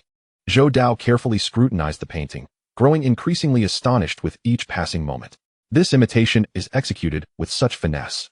Without at least 50 years of experience in traditional Chinese painting, achieving such a level of craftsmanship is simply unattainable. I concur. Huimin, what is the name of the friend who created this copy? How old is he? Zhou Daoji and Lu Nanru inquired of Zhou Huimin. Well, you may find it hard to believe, but my friend is only 22 years old. As for his name, it's Lin Chen. I doubt you have heard of him. Zhou Huimin answered candidly. What? 22 years old? Zhou Daoji and Lu Nanru were utterly flabbergasted, never anticipating that the master of traditional Chinese painting they had envisioned would be so young. However, upon reflection, it made sense. Zhou Huimin is only in her early 20s. Her friend cannot be much older. At merely 22, to possess the talent to create such lifelike imitations is nothing short of genius. It comes as no surprise that Lin Chen will undoubtedly carve out a place for himself in the future artistic landscape of Huaguo. Zhou Daoji and Lu Nanru expressed their admiration fervently. Soon after, Zhou Daoji turned to Zhou Huimin and asked, Huimin, would it be possible for you to introduce this friend of yours to us one day? Zhou Huimin was momentarily taken aback. Grandfather, are you serious? Of course. I am serious, Zhou Daoji replied. You know, aside from my passion for painting, I have no other hobbies. There are only a handful of individuals in the entire art world whom I truly admire. Your friend is extraordinary, and I wish to befriend him. Upon hearing this, Zhou Huimin was completely astounded. Just how remarkable must Lin Chen's art be to inspire her grandfather's desire for friendship? Grandfather, that can be arranged, Zhou Huimin nodded. If the opportunity arises, I can introduce him to you. At that moment, Lin Chen and Li Ziren were tidying up their belongings, preparing to visit her father's home. Chapter 19. Have you been sleeping well recently? Lin Chen, have you prepared the gift for my dad? Li Ziren inquired. Of course, it's in that box, Lin Chen replied. A box? Li Ziren immediately opened it and discovered the luminous pearl inside. Is this an antique? She asked, examining the pearl. Indeed. Let me tell you. This pearl is no ordinary item. It was a treasure that Empress Cixi insisted on having placed in her mouth for burial. Lin Chen said with a faint smile. Oh, then this must be exceptionally precious. But how did you come by this luminous pearl? Li Ziren questioned, her suspicion evident, as such antiques undoubtedly hold immense value. A friend gifted it to me. A friend? Male or female? Probably male. Lin Chen recalled the electronic voice from the system, uncertain of the friend's gender. Probably. Oh, so it must be a female then. Li Ziren huffed, a hint of jealousy creeping into her demeanor. Without a moment's hesitation, Lin Chen leaned in and kissed Li Ziren. What should I do if my wife is feeling jealous? No explanations are necessary, for all explanations would be insignificant. A kiss is the remedy. An hour later, within a row of villas in a certain district of the Magic City, Lin Chen was driving, carrying his wife and children to her parents' home. Wu Yanfang came out to greet them, as entry to the villa required a keycard. Upon entering the villa, Li Ziren glanced around the living room and asked Wu Yanfang in surprise, "Is Dad not home?" Wu Yanfang awkwardly replied, "He is here, but he is in his room." Li Ziren felt a wave of disappointment. After such a long absence, it was disheartening that her father seemed to be avoiding her, hiding away in his room. Just then, the second child, Lin Chen, began to wail, interrupting Li Ziren's thoughts. "What's wrong? Is the child hungry?" Wu Yanfang asked. Lin Chen observed Lin Chen and stated, "She is probably not hungry. It seems she needs a diaper change." He then picked up Lin Chen to check, discovering that the diaper was indeed heavy and full. Thus, Lin Chen quickly retrieved a fresh diaper from the bag and changed the little one. Li Tianhong's room door was ajar, and through the slight opening, he caught sight of Lin Chen expertly changing the diaper. Li Tianhong thought to himself that this fellow is quite adept at caring for children. A man who frequently helps his wife with childcare surely possesses commendable character. This was the life lesson Li Tianhong had gleaned over his 40-plus years. Before long, Lin Chen had finished changing the diaper, and Lin Chen had ceased her crying. "Xiaochen, what would you like to eat for lunch?" "Mom will go buy it for you," Wu Yanfang said, looking at Lin Chen. Lin Chen was taken aback, as Wu Yanfang referred to herself not as aunt, but as mom. Instantly, Lin Chen felt a surge of happiness. "Whatever is fine, I'm not picky." Wu Yanfang casually asked, "Would you like to eat pig intestines?" "Yes." Lin Chen nodded, for stir-fried pig intestines are indeed a delicacy. "All right, then I will go buy some. What else do you like to eat?" Wu Yanfang continued to inquire, showing great consideration for Lin Chen's palate, which clearly indicated her regard for him. "How about some braised pork and lobster?" Lin Chen suggested helplessly, feeling that his mother-in-law was genuinely thoughtful, unlike his father-in-law. Subsequently, Li Ziren and Wu Yanfang went out to buy groceries, leaving Lin Chen at home to care for the children. After they departed, Li Tianhong leisurely emerged from his room. He glanced at Lin Chen sitting on the living room sofa, saying nothing, remaining cold and aloof. Lin Chen regarded Li Tianhong, his father-in-law. Although it was merely a glance, his expression shifted slightly, for he had now acquired some medical knowledge and discerned that Li Tianhong's health seemed compromised. Thus, Lin Chen took the initiative to approach Li Tianhong. While Li Tianhong was brewing tea, he was taken aback when he noticed Lin Chen approaching. "What do you want?" He frowned, displeased. "Uncle, I believe you don't look well. You seem to be in poor health." Li Tianhong was instantly irked. He exercised daily and underwent regular health checks, and he was well aware of his own health status. How dare Lin Chen claim he was unwell? As Li Tianhong prepared to express his displeasure, Lin Chen suddenly asked, "Uncle, have you been sleeping poorly lately?" Chapter 20. The father-in-law extends an olive branch. Li Tianhong's expression grew serious upon hearing those words, and he inquired suspiciously, "How do you know? Do I look like I have dark circles under my eyes?" Lin Chen replied, "Not at all. It's simply that your complexion appears dull, lacking vitality, and is imbued with an unmistakable sense of fatigue. This is a classic sign of sleep deprivation. Have you been feeling unwell lately?" Li Tianhong was taken aback and began to reflect. "Actually, it's nothing serious, just some discomfort in my cervical spine, particularly at night when the pain intensifies. I haven't had a good night's sleep in several nights." "Didn't you consult a doctor before?" Lin Chen asked. "Of course I did, and not just at one hospital." Li Tianhong replied. "What did the doctor say?"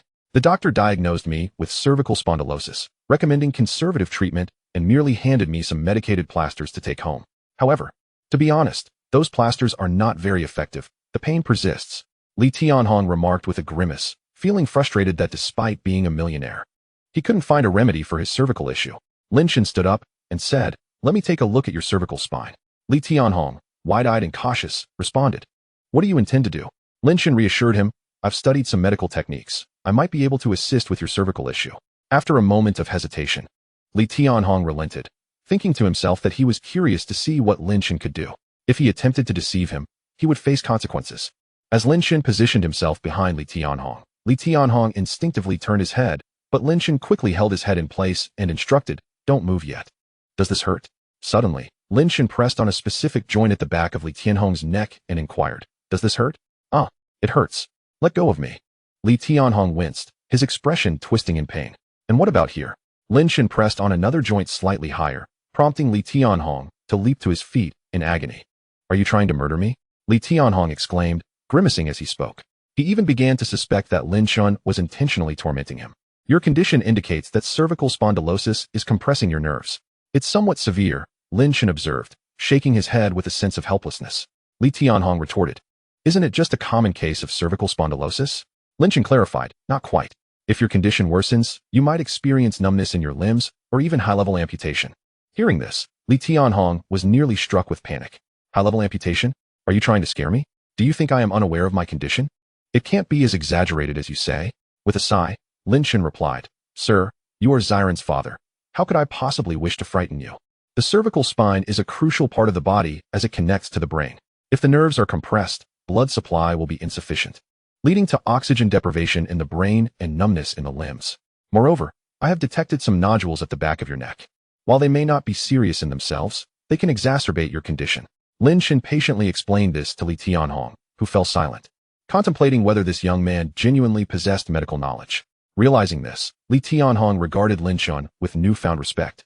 I have a set of massage techniques that can alleviate your cervical pain to some extent. Perhaps you could sleep better tonight. Would you like to give it a try? Lin Chen smiled. Considering that Lin Chen was his future son-in-law, he did not mind lending a hand to Li Tianhong. Massage techniques? Li Tianhong's interest piqued, and his demeanor became cautious. Do you not trust me? Lin Chen replied with a knowing smile. All right, go ahead and try, Li Tianhong consented, seeing no harm in enjoying a massage while also evaluating Lin Chen's claims. Sit up straight, Lin Chen instructed, placing his hands on Li Tianhong's shoulders and beginning to knead. Ouch! Li Tianhong's eyes widened, and he snapped. Could you lighten up a bit? Lin Chen's expression turned apologetic, and he immediately moderated his pressure. Is this better? Yes, Li Tianhong responded, as a smile began to surface on his face. The massage felt incredibly soothing, far surpassing the comfort he received from Wu Yanfang's massages. Indeed. I have studied medicine, Lin Chen replied with a grin. What do you do for work now? Li Tianhong inquired. Reflecting on his current status, Lin Chen replied candidly. I am currently unemployed, temporarily staying at home to care for the children. Unemployed? Li Tianhong's expression remained calm. If it were any other father-in-law, hearing such words would likely lead to a disapproving response. Coincidentally, I have a management position available in my company. Would you like to give it a shot? Li Tianhong offered. What? Lin Chen was taken aback, wondering if he had misheard. Was his father-in-law extending an olive branch to him? How much does it pay? Lin Chen asked with a smile. 50,000, Li Tianhong replied. 50,000. Lin Chen frowned. That's a bit low, isn't it? Just by spending time with my 4 little ones, I could earn several thousand through the system rewards by the end of the day. 50,000 isn't enough? Li Tianhong's expression shifted, and he began to admonish. Young man, don't be too ambitious. Haven't you heard the news?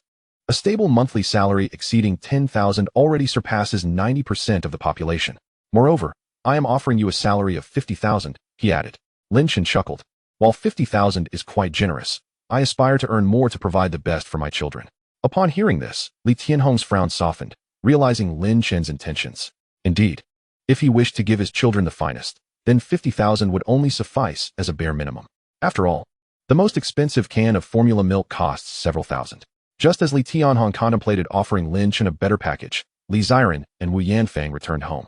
Chapter 21. The mother-in-law films the children for Douyin.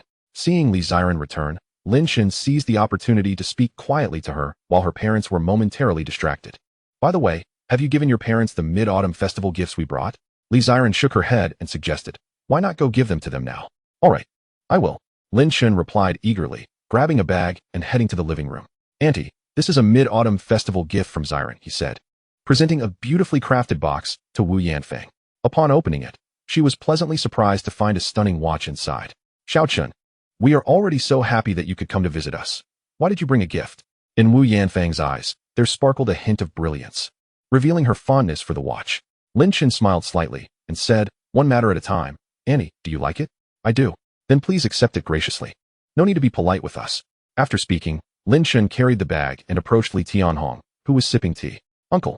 Li Tianhong's heart leapt. Could there be a gift for me as well? Uncle, this is my mid-autumn festival gift for you. Lin Chen handed another box to Li Tianhong. With a puzzled gaze, Li Tianhong blurted out, what is this? Open it and see for yourself. Upon hearing Lin Chen's words, Li Tianhong immediately opened the box. Inside lay a luminous pearl. Upon seeing the pearl, Li Tianhong was momentarily taken aback. He quickly picked it up, examining it closely in his hand. Not bad, even though it's merely a replica. The craftsmanship is commendable. A smile spread across Li Tianhong's face. He had always been an aficionado of antiques, and Lin Chen's luminous pearl was precisely to his liking. Lin Chen was taken aback. Did he just hear that correctly? His father-in-law claimed it was a replica? Lin Chen suddenly felt confused. Had he drawn a counterfeit from the system? Damn it. He thought this and promptly communicated with the system in his mind. Dogcoin system, get out here. What is it? The system replied. The luminous pearl I drew last time. My father-in-law says it's fake. It's genuine. Your father-in-law simply lacks discernment. Lin Chen exhaled a sigh of relief in his heart. Uncle, the luminous pearl is indeed real, Lin Chen asserted. Hearing this, Li Tianhong immediately puffed out his cheeks and glared. I've been in the antique world for over a decade. Do you think I lack such discernment? Or do you believe I am easily fooled? Lin Chen was rendered speechless. Fine, if you think it's fake, then it's fake. He decided not to offer further explanation. After all, it seemed Li Tianhong genuinely appreciated the gift, even if he believed it was a high-quality imitation. Upon returning to the bedroom, Lin Chen found Wu Yanfang and Li Ziren amusing the babies. By the way, have you named the babies yet? Wu Yanfang suddenly inquired. We have, Li Ziren replied. The eldest is named Lin Qingyue, the second is Lin Kersen, and the third is Lin Yi. And the fourth? Lin Yue, Li Ziren said with a smile to Wu Yanfang. Lin Yue, that's lovely. All these names are quite delightful. Wu Yanfang beamed with joy. Suddenly, the eldest baby, cradled in Wu Yanfang's arms, broke into a smile. Look, how wonderfully the eldest is smiling. This smile from the baby elicited spontaneous smiles from Lin Chen, Wu Yanfang, and Li Ziren. The warmth of that smile was truly healing. The eldest would undoubtedly grow up to be a great beauty. Her eyes and nose were simply exquisite. Suddenly, Wu Yanfang had a thought and said, right. I need to film a Douyin video for the babies. Chapter 22, Drinking with the Father-in-Law, Unfazed by 1,000 Cups. Lin Chen naturally had no objections to his mother-in-law filming a Douyin video. Li Ziren had even less to say. Wu Yanfang pointed her phone at the 4 babies and swiftly recorded a video. Subsequently, she added background music and uploaded the video to Douyin. Uncle, why are you lurking at the door? Lin Chen suddenly noticed Li Tianhong at the entrance. Sneaking around, was he eavesdropping on us? Once caught, Li Tianhong's expression turned serious. What's the matter? This is my home. Why should I care if you mind? With that, Li Tianhong turned to leave. Dad, Li Ziren called out just in time. Come in, let's chat for a while. She spoke earnestly. Wu Yanfang also chimed in. Old man, your daughter is inviting you in. Li Tianhong was about to say something, but was ushered in by Lin Chen. Uncle, you've already held your grandson. Don't you want to hold your granddaughter? Lin Chen said with a smile, cradling the 4th baby Lin Yue. Just as Lin Chen finished speaking, Lin Yue unexpectedly directed a healing smile at Li Tianhong. In that moment, Li Tianhong felt as if a beam of light had pierced through him. Of course I want to. Li Tianhong confessed openly, dropping the pretense. Lin Chen gently placed Lin Yue into Li Tianhong's hands. The baby didn't cry, her bright, expressive eyes gazed intently at Li Tianhong. He felt his heart melting, unable to suppress a smile. Witnessing this, Li Ziren and Wu Yanfang exchanged glances and then chuckled, shaking their heads. Uncle, now that Auntie is here and Ziren is also present, I would like to sincerely apologize to you. Lin Chen suddenly spoke, setting aside other matters regarding his prior incident with Li Ziren. He genuinely felt it necessary to apologize for the hurt caused to Li Ziren's parents. Though slightly embarrassing. What did that matter? This was his future father-in-law. Li Tianhong was momentarily taken aback, not expecting Lin Chen to apologize. In that instant, any lingering doubts he had about Lin Chen dissipated completely. Dad, I also want to apologize. My attitude was poor before, Li Ziren added, sensing the atmosphere was right, and bowed her head to acknowledge her mistake to Li Tianhong. It's fine, Li Tianhong responded, feeling a bit awkward, as he had already forgiven Li Ziren and accepted Lin Chen long ago. Wife, have you made lunch yet? Hurry and make lunch. Li Tianhong quickly shifted the topic to ease the tension. Ziren, I'm going to prepare lunch now, you can hold the baby. Wu Yanfang gently handed the eldest baby to Li Ziren before heading off to cook. Before long, Wu Yanfang had prepared a sumptuous meal.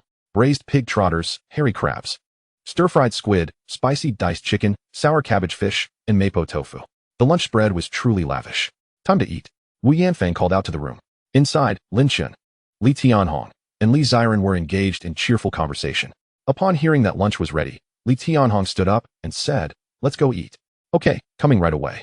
Lin Chen gently set down the now asleep eldest baby and waited for Li Ziren to finish before both exited together.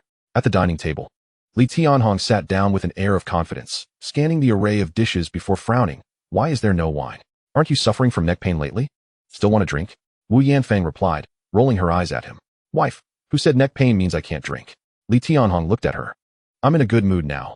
I must have a few drinks. Go get my treasured wine from the cabinet. Wu Yanfang had no choice but to retrieve the wine. Do you know how to drink? Li Tianhong asked Lin Chen with a smile. Of course, Lin Chen grinned. Since my father-in-law wishes to drink, regardless of the circumstances, I must accompany him for a few drinks. However, in the next moment, Lin Chen regretted his decision. This was because Wu Yanfang produced a bottle of Mao Tai, which is a type of strong white liquor.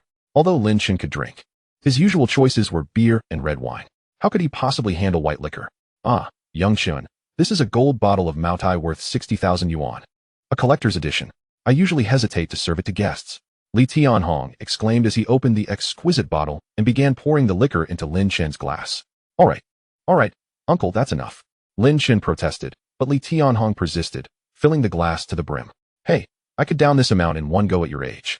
Ignoring Lin Chen's feeble attempts to stop him, Li Tianhong filled the glass completely. Lin Chen gazed at the full glass of Maotai, feeling a wave of despair wash over him. He had tried white liquor before, but the sensation was akin to having fire coursing through his chest and throat. It was simply unbearable. More importantly, even a small amount would leave him dizzy. In short, Lin Chen was no aficionado of white liquor. Yet, seeing his father-in-law's beaming face, he felt it would be impolite to spoil his enjoyment. Cheers. Li Tianhong raised his glass, and Lin Chen, seeing this, immediately lifted his own in response.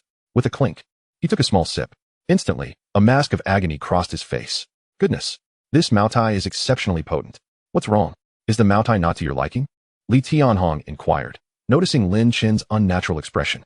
No, it's not that. Just then, a notification echoed in Lin Chen's mind. Ding. The system has detected that the host's alcohol tolerance is insufficient. Would you like to spend 500 parenting points to acquire the skill? Unfazed by 1,000 cups? Incredible. It can be activated in this manner? Without a moment's hesitation, Lin Chen silently declared, yes. Upon deducting 500 parenting points. Congratulations to the host for acquiring the skill. Unfazed by 1,000 cups. In an instant, Lin Chen transformed into a master of tasting wine, capable of drinking any liquor. His tolerance skyrocketing to extraordinary levels. It was no exaggeration to say that he was now possessed by the spirit of a wine deity.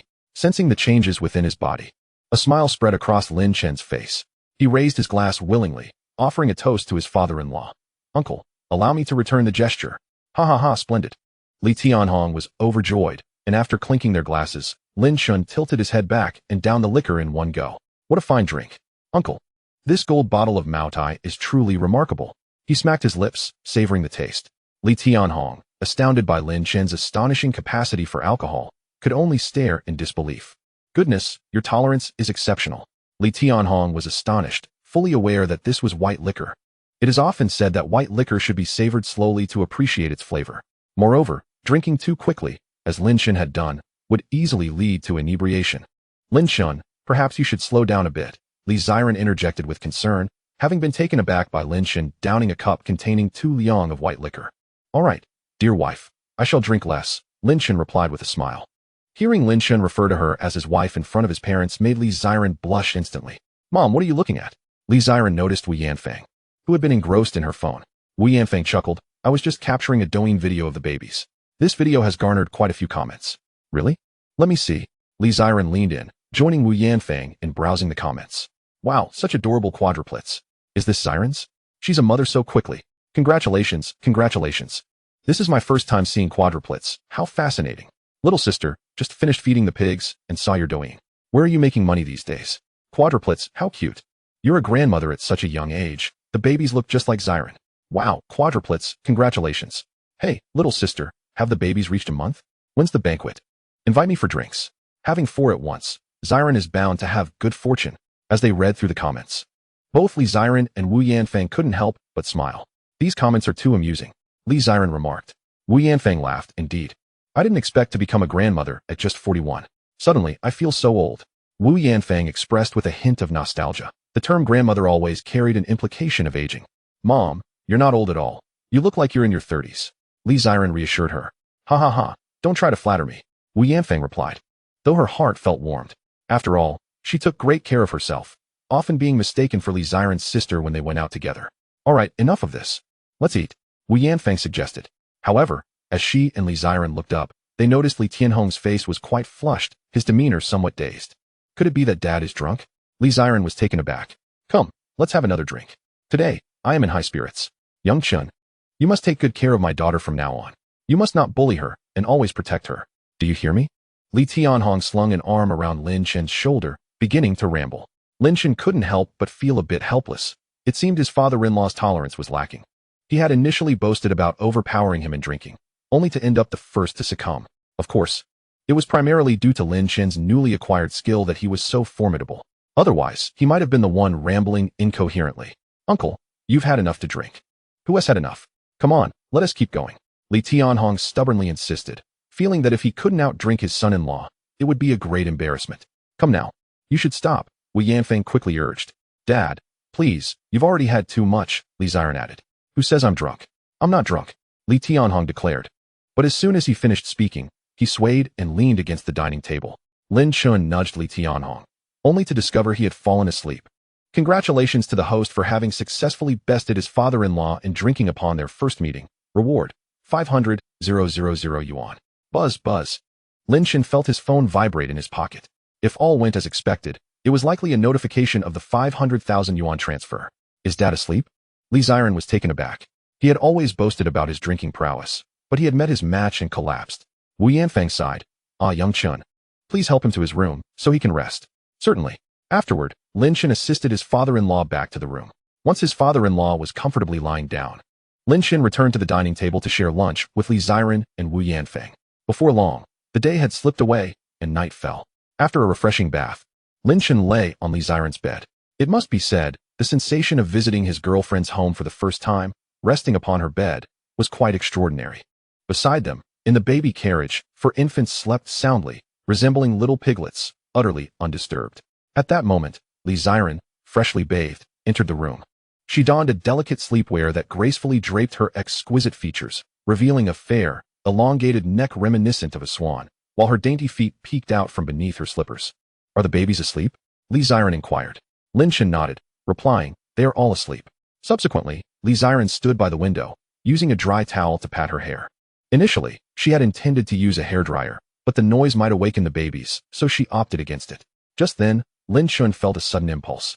Wrapping his arms around Li Ziren from behind and lazily murmuring, Baby, what is it? She replied, What do you think? Lin Chen rested his chin on her fragrant shoulder. And from this angle, her profile was breathtakingly beautiful. Soon, however, Lin Chen's hands began to wander. My parents are still outside, Li Ziren shot him a warning glance. Shyly reminding him, prompted by her words, Lin Chen hastily locked the door and then embraced Li Ziren once more. Now, it's safe, he assured her.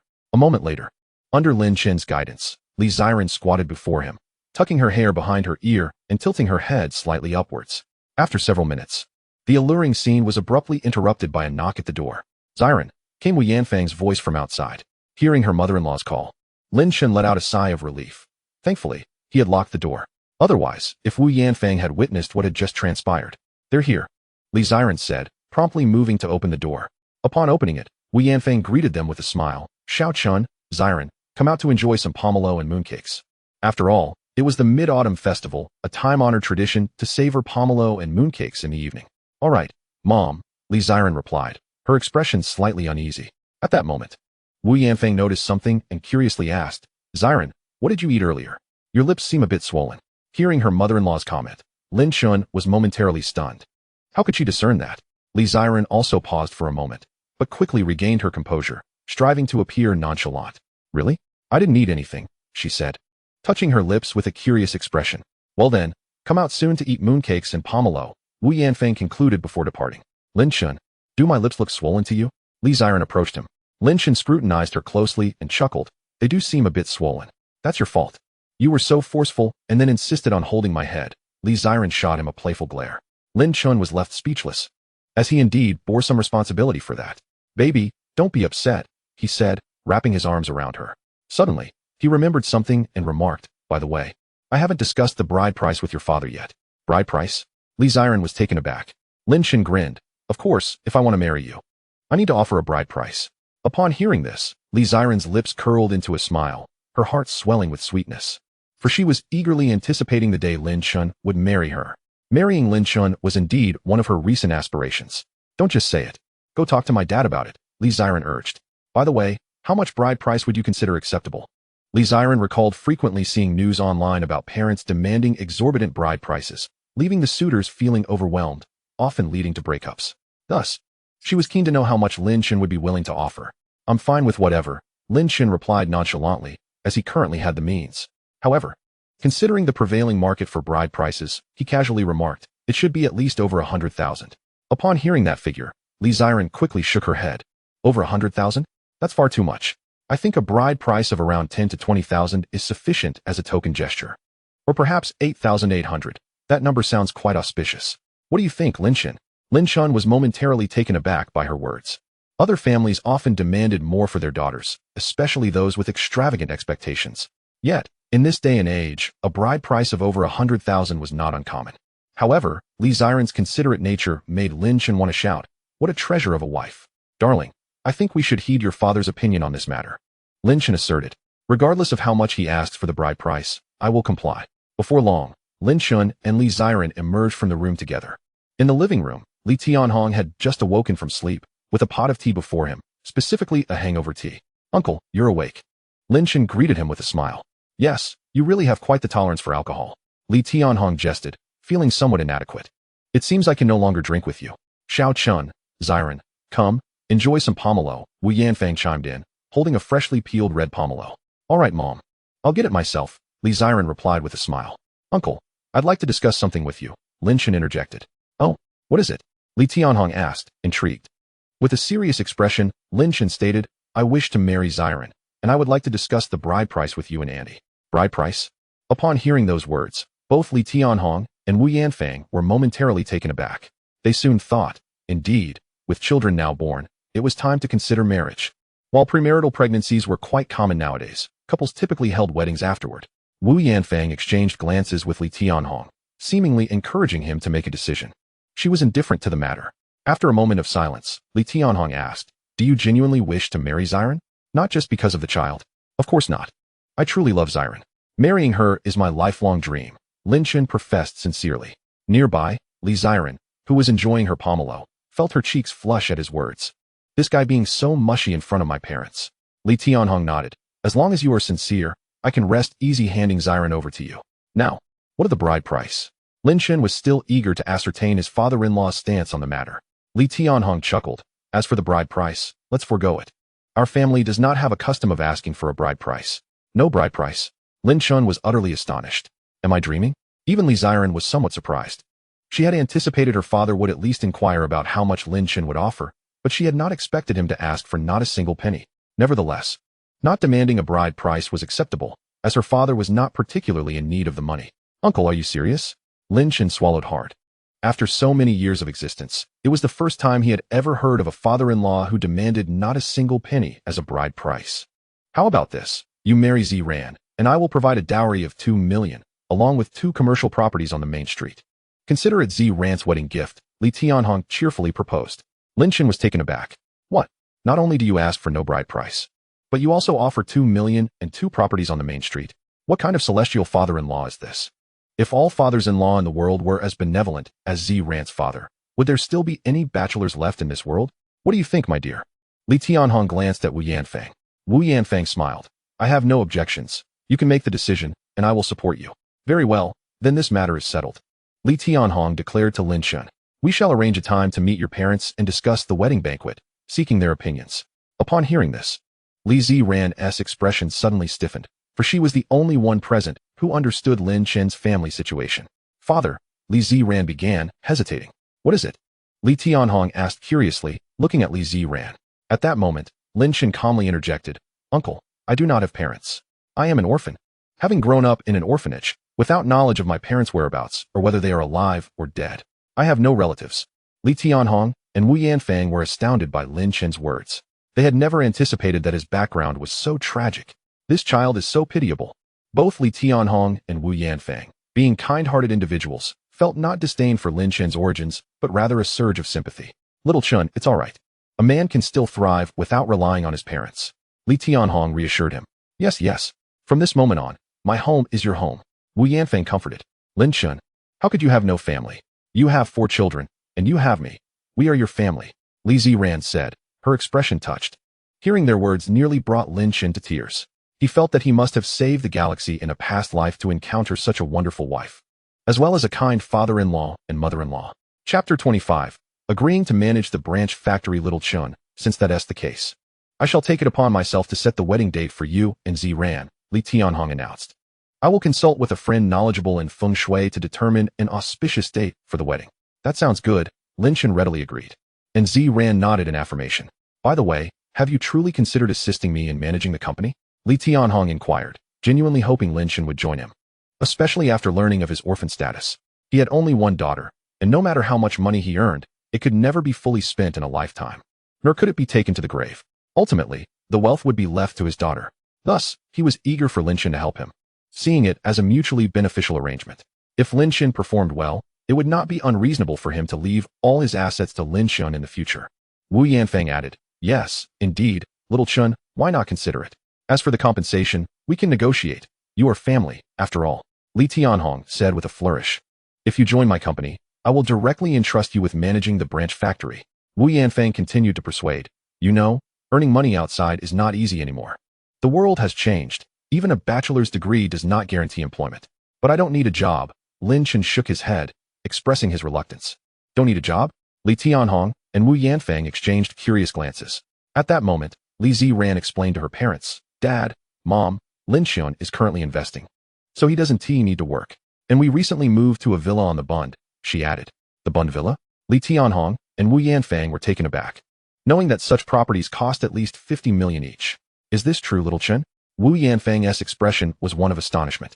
"Yes," Lin Chen replied, feeling a hint of guilt since his investment was merely an excuse. The real source of his wealth was the fatherly system. "Oh, no wonder I noticed you driving a G-Class." Wu Yanfeng's curiosity was finally satisfied. Li Tianhong looked at Lin Chen with admiration. "I never imagined you would be so successful in your investments. No wonder you turned down my earlier offer of 50,000 a month." Lin Chen smiled modestly. "It's nothing, just good fortune." Li Tianhong, however, was not ready to give up, urging Lin Chen, "Since you possess such a keen business acumen, why not help me manage the branch factory? It's south quite close to the Bund, and you wouldn't have to do much, just check in occasionally. This way, I won't need to transfer someone else to manage it." Li Tianhong's words made it difficult for Lin Chen to decline. He had always been a laid-back person, especially now that the fatherly system generated daily income for him. To put it frankly, Lin Chen no longer craved wealth. He had more than enough to spend. This made him even more indifferent to worldly pursuits, desiring only to relax at home. After all, who wouldn't want to spend their days at home caring for children? With a gentle, beautiful, and well-proportioned wife by their side, such a life of leisure was indeed appealing. However, at that moment, the system's voice chimed in. Ding. The host is faced with a choice. Choice 1. Refuse the father-in-law's offer to manage the branch factory. Reward, 500,000 cash. Choice 2. Accept the father-in-law's offer to manage the branch factory. Reward, blueprint for a divine-level sports car. Lin Chen's expression turned to one of astonishment. A blueprint for a divine-level sports car? What on earth was that? Upon reviewing the description, he realized it was a vehicle that would be 50 years ahead of its time, a veritable marvel of technology.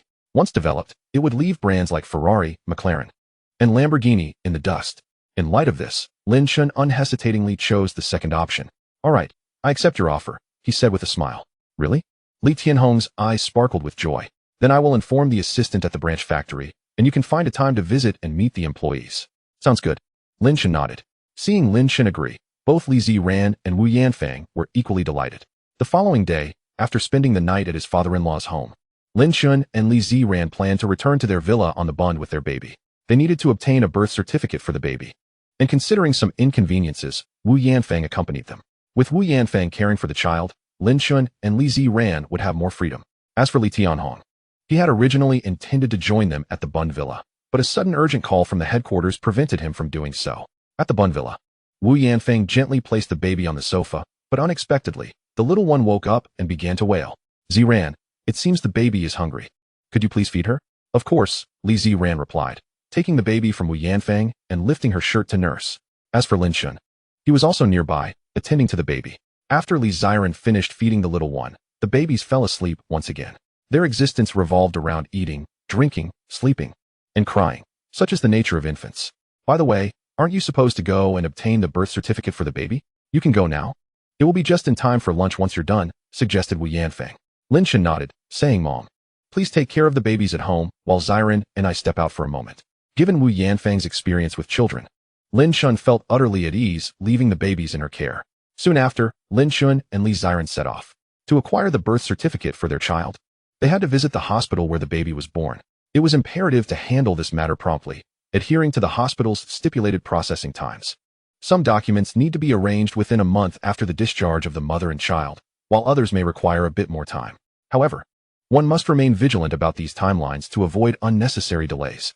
Inside the luxurious Mercedes-Benz G-Class, as Li Ziren closed the door, Lin Chen remarked, "By the way, could you hand me your ID? We'll need it to process the birth certificate." "Huh, my ID?" She replied. "Yes, you do have it, don't you?" "I do," she confirmed, extracting her ID from her bag and clutching it tightly in her hand. Then, with a hint of resignation, she added, "But you must promise me not to look at the photo on my ID." "All right, I promise," Lin Chen chuckled. Subsequently, as Li Ziren handed her ID to him, he unexpectedly began scrutinizing the photo closely. The picture appeared to be from when Li Ziren was 16, sporting 2 little braids, her features still developing, exuding a distinctly rural charm. "Ha ha." Lin Chen erupted into laughter. "This photo must surely be a part of your dark history." "Ah, you're not supposed to look. You bad person, we had a deal," Li Ziren exclaimed, attempting to snatch her ID back. However, shameless Lin Chen cleverly tucked her neck under his arm and, covering her mouth, planted a forceful kiss on her lips. "Darling, just a kiss. You're so mean. Always picking on me." Li Ziren shot him a playful glare. Feeling somewhat dissatisfied, and cheekily added, "Since you've seen my ID photo, I want to see yours." Chapter 26. The life-threatening question. How many exes have you had? Looking at your ID photo? Lin Chen smiled. "Sure, my ID is right in the glove compartment in front of you." Li Ziren opened the glove compartment and, sure enough, found Lin Chen's ID. "Why is your ID in such a place?" she inquired, her gaze drawn to the side with the photo, and her expression turned to one of astonishment. The Lin Chen in the photo was undeniably a radiant young man, strikingly handsome, though he was still young. His looks were exceptionally appealing. This was the first time Li Ziren had seen such an attractive ID photo. "When was this taken?" she asked. "I think it was during my middle school graduation, before high school," Lin Chen replied. "What do you think? Am I not handsome?" So self-absorbed." Li Ziren feigned indifference, saying, "It's merely okay." "Well then, go find yourself a more handsome husband," Lin Chen teased. Lin Chen patted her head affectionately. "Just joking. My dear. Always saying nonsense. I'll hit you." Li Ziren playfully punched Lin Chen's chest, albeit gently. Shortly thereafter, Lin Chen drove the Mercedes-Benz G-Class to the city center hospital. Acquiring the birth certificate was not a cumbersome task, but it required standing in a lengthy queue. Lin Chen. Suddenly, a passing female nurse noticed Lin Chen waiting in line. He turned to face her. She was quite beautiful, and her face seemed vaguely familiar. Yet, for the moment, Lin Chen could not recall who she was. "It's me, Zhang Sini," she reminded him with a somewhat bittersweet smile. Instantly, Lin Chen felt a spark of recognition. "Oh, so it's you," he replied with a slight smile. Zhang Sini was indeed a classmate from middle school, and they had shared a desk for a semester. Back in the day, she had even penned a love letter to him, confessing her feelings. Unfortunately, Lin Chen had been rather naive about love at that time and had declined her advances. "You seemed familiar from a distance. I never expected it to be you," Zhang Sini remarked joyfully. "Lin Chen, it's been so many years. Perhaps 5 or 6. "Yes, it has," Lin Chen replied. In truth, he hadn't seen Zhang Sini since graduating from middle school. "Are you here to get the birth certificate for your baby?" Zhang Sini's tone suddenly expressed surprise. She had only noticed Lin Chen in line, not realizing the context of his visit. Could it be that Lin Chen has become a father? "Yes. I'm here to obtain the certificate for my child." "When did you get married?" "I hadn't heard any news about it." "Didn't you get into university? Have you graduated so soon?" "I haven't married yet, but my child has been born." Upon hearing that Lin Chen had become a father, Zhang Sini unexpectedly felt a pang of sadness. Indeed, she had harbored feelings for him during middle school, but that was many years ago. Yet in this moment, her heart felt heavy. If it were nighttime, she might have succumbed to an emotional breakdown. "That's wonderful." Zhang Sini managed to force a smile, then recalled something, adding, "By the way, Lin Chen, there's a middle school reunion next month. Will you be attending?" "A reunion? I'm not sure. I'll see if I have time then," Lin Chen replied, his mind occupied solely with his wife and child, showing little interest in any gatherings.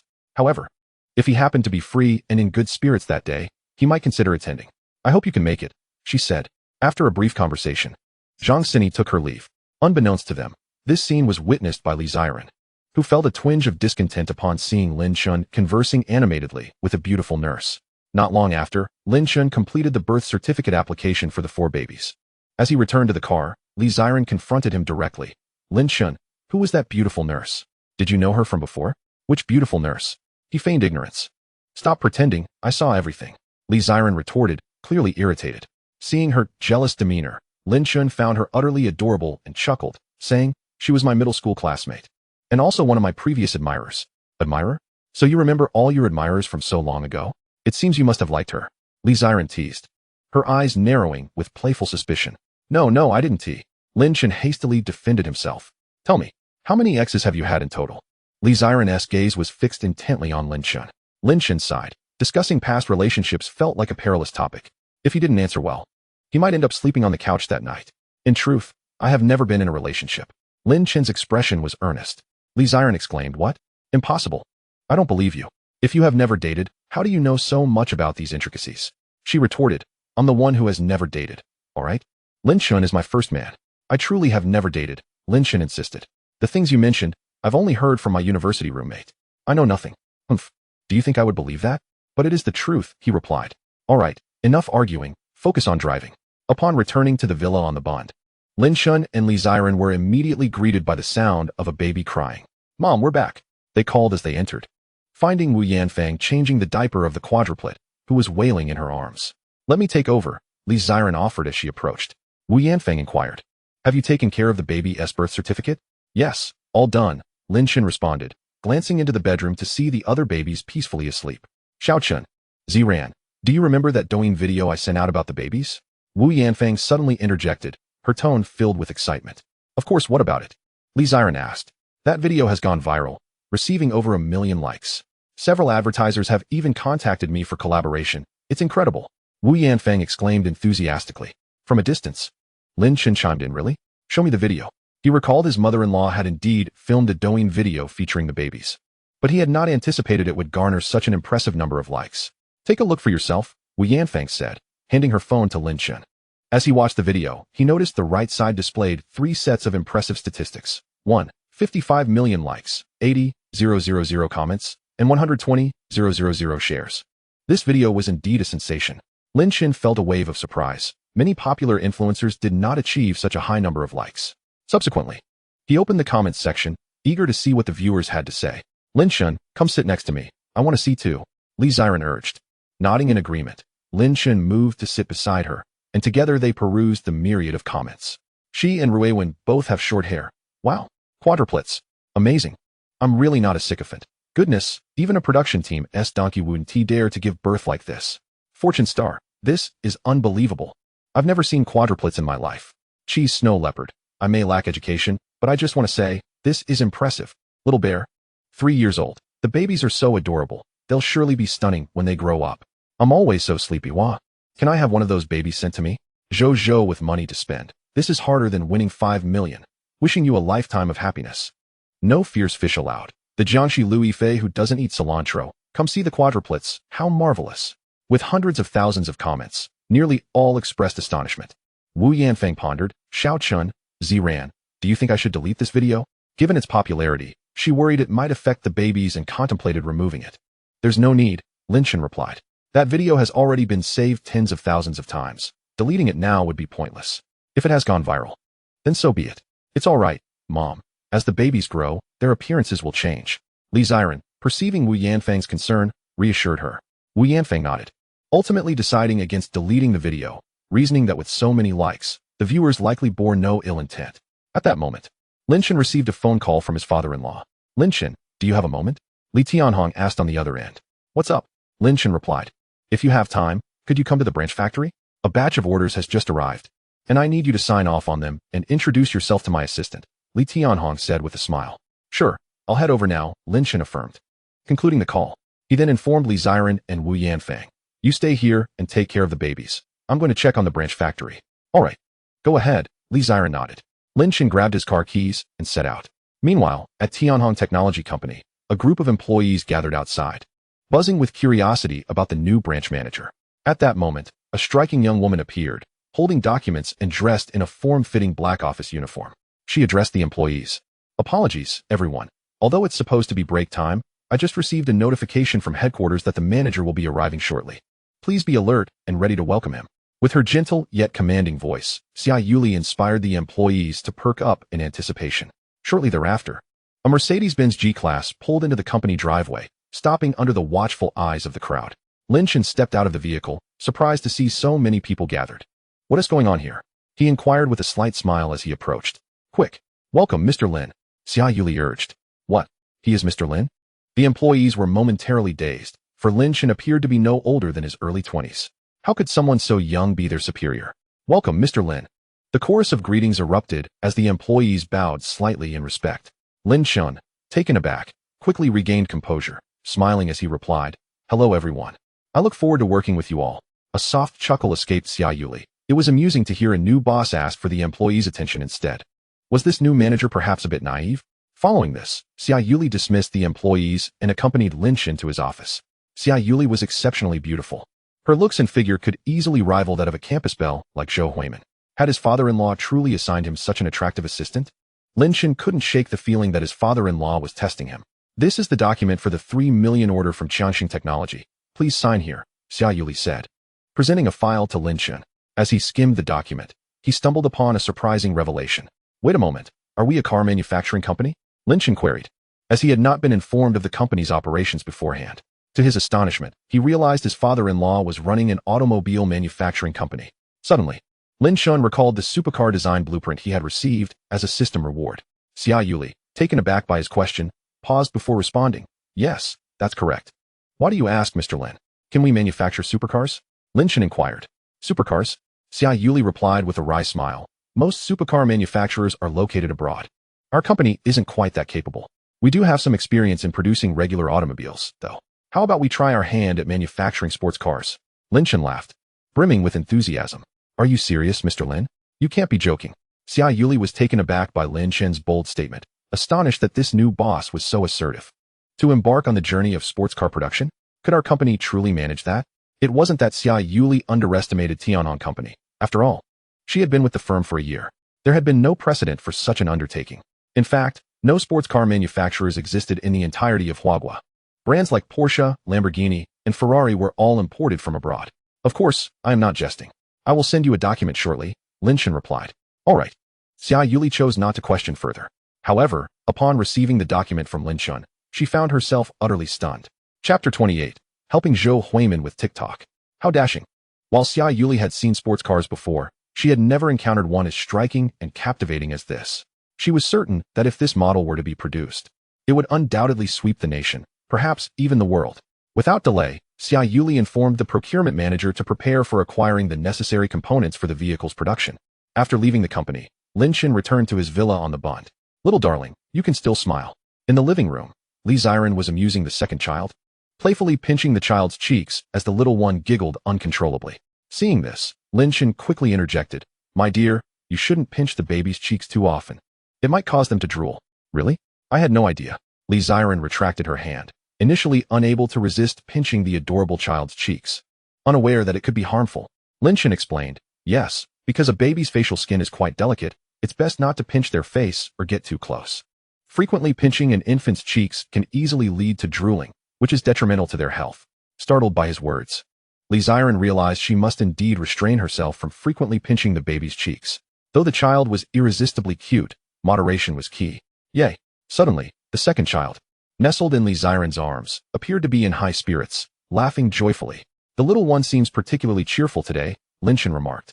"Indeed. It's as if the second child has been energized, bright-eyed, and laughing nonstop. I have no idea what she finds so amusing," Li Ziren observed, gazing at the little Lin Kursin in her arms, who flashed a beaming smile, radiating warmth. Lin Chen, inspired by the child's laughter, grabbed his phone to capture the moment. "Dear, hold her steady. I want to take a picture of the little one." With that, Lin Chen opened the camera and aimed it at the child. Click. As the shutter clicked, Lin Chen successfully captured a photo of the little one. Reward for taking a photo of the baby. Photography master. Lin Chen was momentarily taken aback, feeling a rush of new memories flood his mind, astonished by the revelation. This newfound skill significantly elevated his photography prowess, a remarkable transformation indeed. "The water temperature is just about right. Let's bring the baby in for a bath." At that moment, Wu Yanfang emerged from the bathroom with a smile. "Xiao Chen, you're back. How did it feel to visit the company?" "It felt quite good. The company is quite large," Lin Chen replied candidly. "That's wonderful," Wu Yanfang nodded in approval. Soon after, Li Ziren took the baby to the bathroom for a bath. Just then, Lin Chen heard the doorbell ringing from outside. He promptly made his way to the balcony and was greeted by the sight of Zhou Huimin standing at the entrance. Upon spotting Lin Chen, Zhou Huimin waved cheerfully and gestured for him to come down and open the door. "Lin Chen, who is it?" Li Ziren inquired, having also heard the doorbell. "It's Zhou Huimin. I'll go down to let her in," Lin Chen replied. "All right." Today, Zhou Huimin was clad in a JK uniform. Her white knee-high socks paired with black leather shoes, showcasing her long, elegant legs. However, she appeared somewhat downcast, a hint of melancholy shadowing her demeanor. Li Ziren, noticing her friend's unusual mood, expressed concern. What's wrong, Huimin? Are you feeling down today? Just a bit, Zhou Huimin replied as she settled onto the sofa, facing Lin Chen and Li Ziren. Meanwhile, Wu Yanfang was busy bathing the third child in the bathroom. What's troubling you? Li Ziren teased with a smile. Could it be that you've experienced a breakup? Not at all. I don't even have a boyfriend. Zhou Huimin chuckled, rolling her eyes. She then revealed the true reason for her visit. As it turned out, Zhou Huimin was a TikTok influencer with over 5 million followers. Known for her captivating transformation videos and pure charm, having gained 1 million followers overnight. Many netizens hailed her as the pinnacle of pure desire on TikTok. However, her fame seemed to be waning. Zhou Huimin's recent content had been rather lackluster, lacking the heat it once had. The likes on her posts had dwindled to merely a few tens of thousands, a far cry from her previous success. Witnessing her follower count decline and her popularity fade, Zhou Huimin grew increasingly anxious. It was her success on TikTok that had granted her financial freedom during her university years. Most importantly, she had envisioned TikTok as her future career path. To put it bluntly, she regarded TikTok as her future livelihood. This was precisely why the drop in her popularity caused her such distress. If her TikTok fame faded, she would inevitably have to return home to inherit the family fortune. Understanding the situation, Li Ziren nodded sympathetically. Lin Chen spoke up. If your videos continue to follow the same pattern, your followers will inevitably grow weary and find them mundane. Why not experiment with different styles of transformations? It might just reignite your popularity. Zhou Huimin's eyes lit up with excitement. Wow, Lin Chen, you're so clever. You think just like me. I actually came here today hoping Ziren could help me shoot a video. I'm shifting away from transformations, and I'm going to focus on dance. Dance? Can you dance? Lin Chen teased. Zhou Huimin replied with a hint of pride. Oh, Lin Chen, how could you ask such a question of a professional dancer? Indeed. Huimin is a dance major, having studied since elementary school. Li Ziren chimed in before looking at Zhou Huimin. I think your idea is worth trying. Do you want to film it here? Perhaps we could use the balcony. Here's my phone. Please help me capture it well. However, just as Zhou Huimin finished speaking, the sound of a baby crying echoed from the bedroom. The baby is awake. Lin Chen, could you help Huimin shoot the video? Li Ziren suggested before rushing towards the bedroom. Lin Chen initially intended to follow Li Ziren to check on the baby, but Zhou Huimin called out to him. Lin Chen, don't go. Can you help me film a video? I'll just perform a short dance. It won't take long. All right. Although Lin Chen felt a tinge of reluctance, he ultimately agreed to assist her. Subsequently, Lin Chen took Zhou Huimin's phone, and the two of them made their way to the balcony of the villa. The balcony was spacious, measuring a generous 30 square meters, providing ample room for Zhou Huimin to dance without any hindrance. Are you ready? I'm about to start dancing, Zhou Huimin announced. At that moment, as Lin Chen observed her preparation, he felt a twinge of awkwardness. Wait a moment, he suggested. What's wrong? Zhou Huimin asked curiously. Gazing at him, Lin Chen proposed, how about you dance barefoot? What? Dance in my white stockings without my shoes? Zhou Huimin replied, perplexed. Indeed, Lin Chen responded earnestly. Dancing in white stockings on the floor will accentuate your elegance. Zhou Huimin regarded him cautiously and probed. You're not looking to see my feet, are you? Are you a foot fetishist? Do not misunderstand. I have no interest in that. Lin Chen shook his head. That's a relief. Otherwise, Ziren would be jealous. Zhou Huimin chuckled. Lin Chen watched as Zhou Huimin removed her little leather shoes and stood on the floor in her white stockings. All right, I'm ready to begin, she declared. And with that, the background music commenced, and she began to dance gracefully. At the moment Zhou Huimin started her performance, Lin Chen swiftly selected the most advantageous angle, expertly maneuvering the camera with remarkable professionalism. In no time, he had recorded a video lasting several seconds. Let me see the video. Zhou Huimin extended her hand toward Lin Chen. He returned the phone to her, and she opened the video, watching it intently. Lin Chen, this is impressive. It's far better than the one Ziren filmed for me last time. You even know how to handle the camera. That's quite remarkable. Have you studied photography? Zhou Huimin expressed admiration for Lin Chen. Typically, TikTok videos require post-production editing before being shared, yet Lin Chen's footage was flawless, needing no such adjustments. It was naturally captivating, devoid of any superfluous shots. I haven't studied it, Lin Chen replied. Zhou Huimin gave him a thumbs up. To be so professional without any training? That's impressive. Photography is inherently simple. Is it really necessary to study it? Lin Chen smiled. Zhou Huimin rolled her eyes at him, feeling that he was indulging in a bit of ostentation. Huimin, have you finished filming your TikTok? At that moment, Li Ziren emerged from the bedroom, cradling Sibao. I'm done, Zhou Huimin replied, slipping on her little leather shoes. She then turned to Lin Chen and said, Lin Chen, The painting you made for me was greatly appreciated by my grandfather. He mentioned that if the opportunity arises, he would like to meet you. Would that be agreeable to you? Upon hearing Zhou Huimin's words, Li Ziren was taken aback. Zhou Huimin's grandfather was a renowned master of traditional Chinese painting in Modu. Did that mean Lin Chen's painting had garnered his approval? With this thought, Li Ziren felt a swell of pride. Her husband was truly exceptional. Sure, Lin Chen smiled. If the opportunity arises, your grandfather could invite me for a meal, and that way, we would get acquainted. Haha. Zhou Huimin laughed. You are quite unabashed, Lin Chen. But I like your suggestion. I'll mention it to my grandfather. Shortly thereafter, Zhou Huimin spent a while longer at the villa before departing due to other commitments. Meanwhile, Li Tianhong was attending an antique exchange event, where he showcased the luminous pearl that Lin Chen had gifted him. Brotherly, this luminous pearl seems rather extraordinary. May I have a look? A bespectacled man resembling Ma Huateng in appearance inquired. Li Tianhong handed over the luminous pearl with a smile. There's nothing remarkable to see. It's just a replica, not a genuine luminous pearl. However, despite being a replica, it surely held some value. This was precisely why Li Tianhong had changed his mind and brought the luminous pearl to the event, for it was indeed a luminous pearl. Even if it was merely a replica, it remained immensely precious. My goodness, I can't shake the feeling that this is not a replica, but rather a genuine article. Lu Sun remarked in astonishment after inspecting it for a while. Li Tianhong shook his head. Surely, you jest. Look closely, it is clearly a replica. No. I believe it resembles the real thing. President Su, come quickly and take a look at this luminous pearl. Lu Sun called out, prompting the gaze of all the distinguished guests to shift toward them. Moments later, Su Ao approached, his demeanor radiant. What's the matter? Su Ao, a guest professor at Moda University and an expert in museum history, was also the president of the Antique Association. His proficiency in antique appraisal surpassed that of anyone present. President Su, please examine this luminous pearl. Lu Sun handed it to Su Ao, who scrutinized it closely. Gradually, his pupils dilated, and an expression of disbelief crossed his face. This is a genuine luminous pearl, Su Ao declared with conviction. A wave of astonishment rippled through the crowd of esteemed guests. A luminous pearl? The treasure that Empress Cixi cherished during her lifetime? Wasn't it said to have been lost overseas, collected by an American oil tycoon? How could it possibly be here? This is inconceivable. The most bewildered of all was undoubtedly Li Tianhong. Is this truly a genuine luminous pearl? Lu Sun, quickly tell me. Where did you acquire this luminous pearl? Su Ao inquired with palpable excitement. It's not mine. It belongs to him. Lu Sun pointed at Li Tianhong. Su Ao turned his eager gaze toward Li Tianhong. Brotherly, where did you come by this luminous pearl? It was a gift from my son-in-law, Li Tianhong replied candidly. Son-in-law? Upon hearing this, Su Ao paused for a moment before smiling broadly. Brotherly, your son-in-law is no ordinary individual.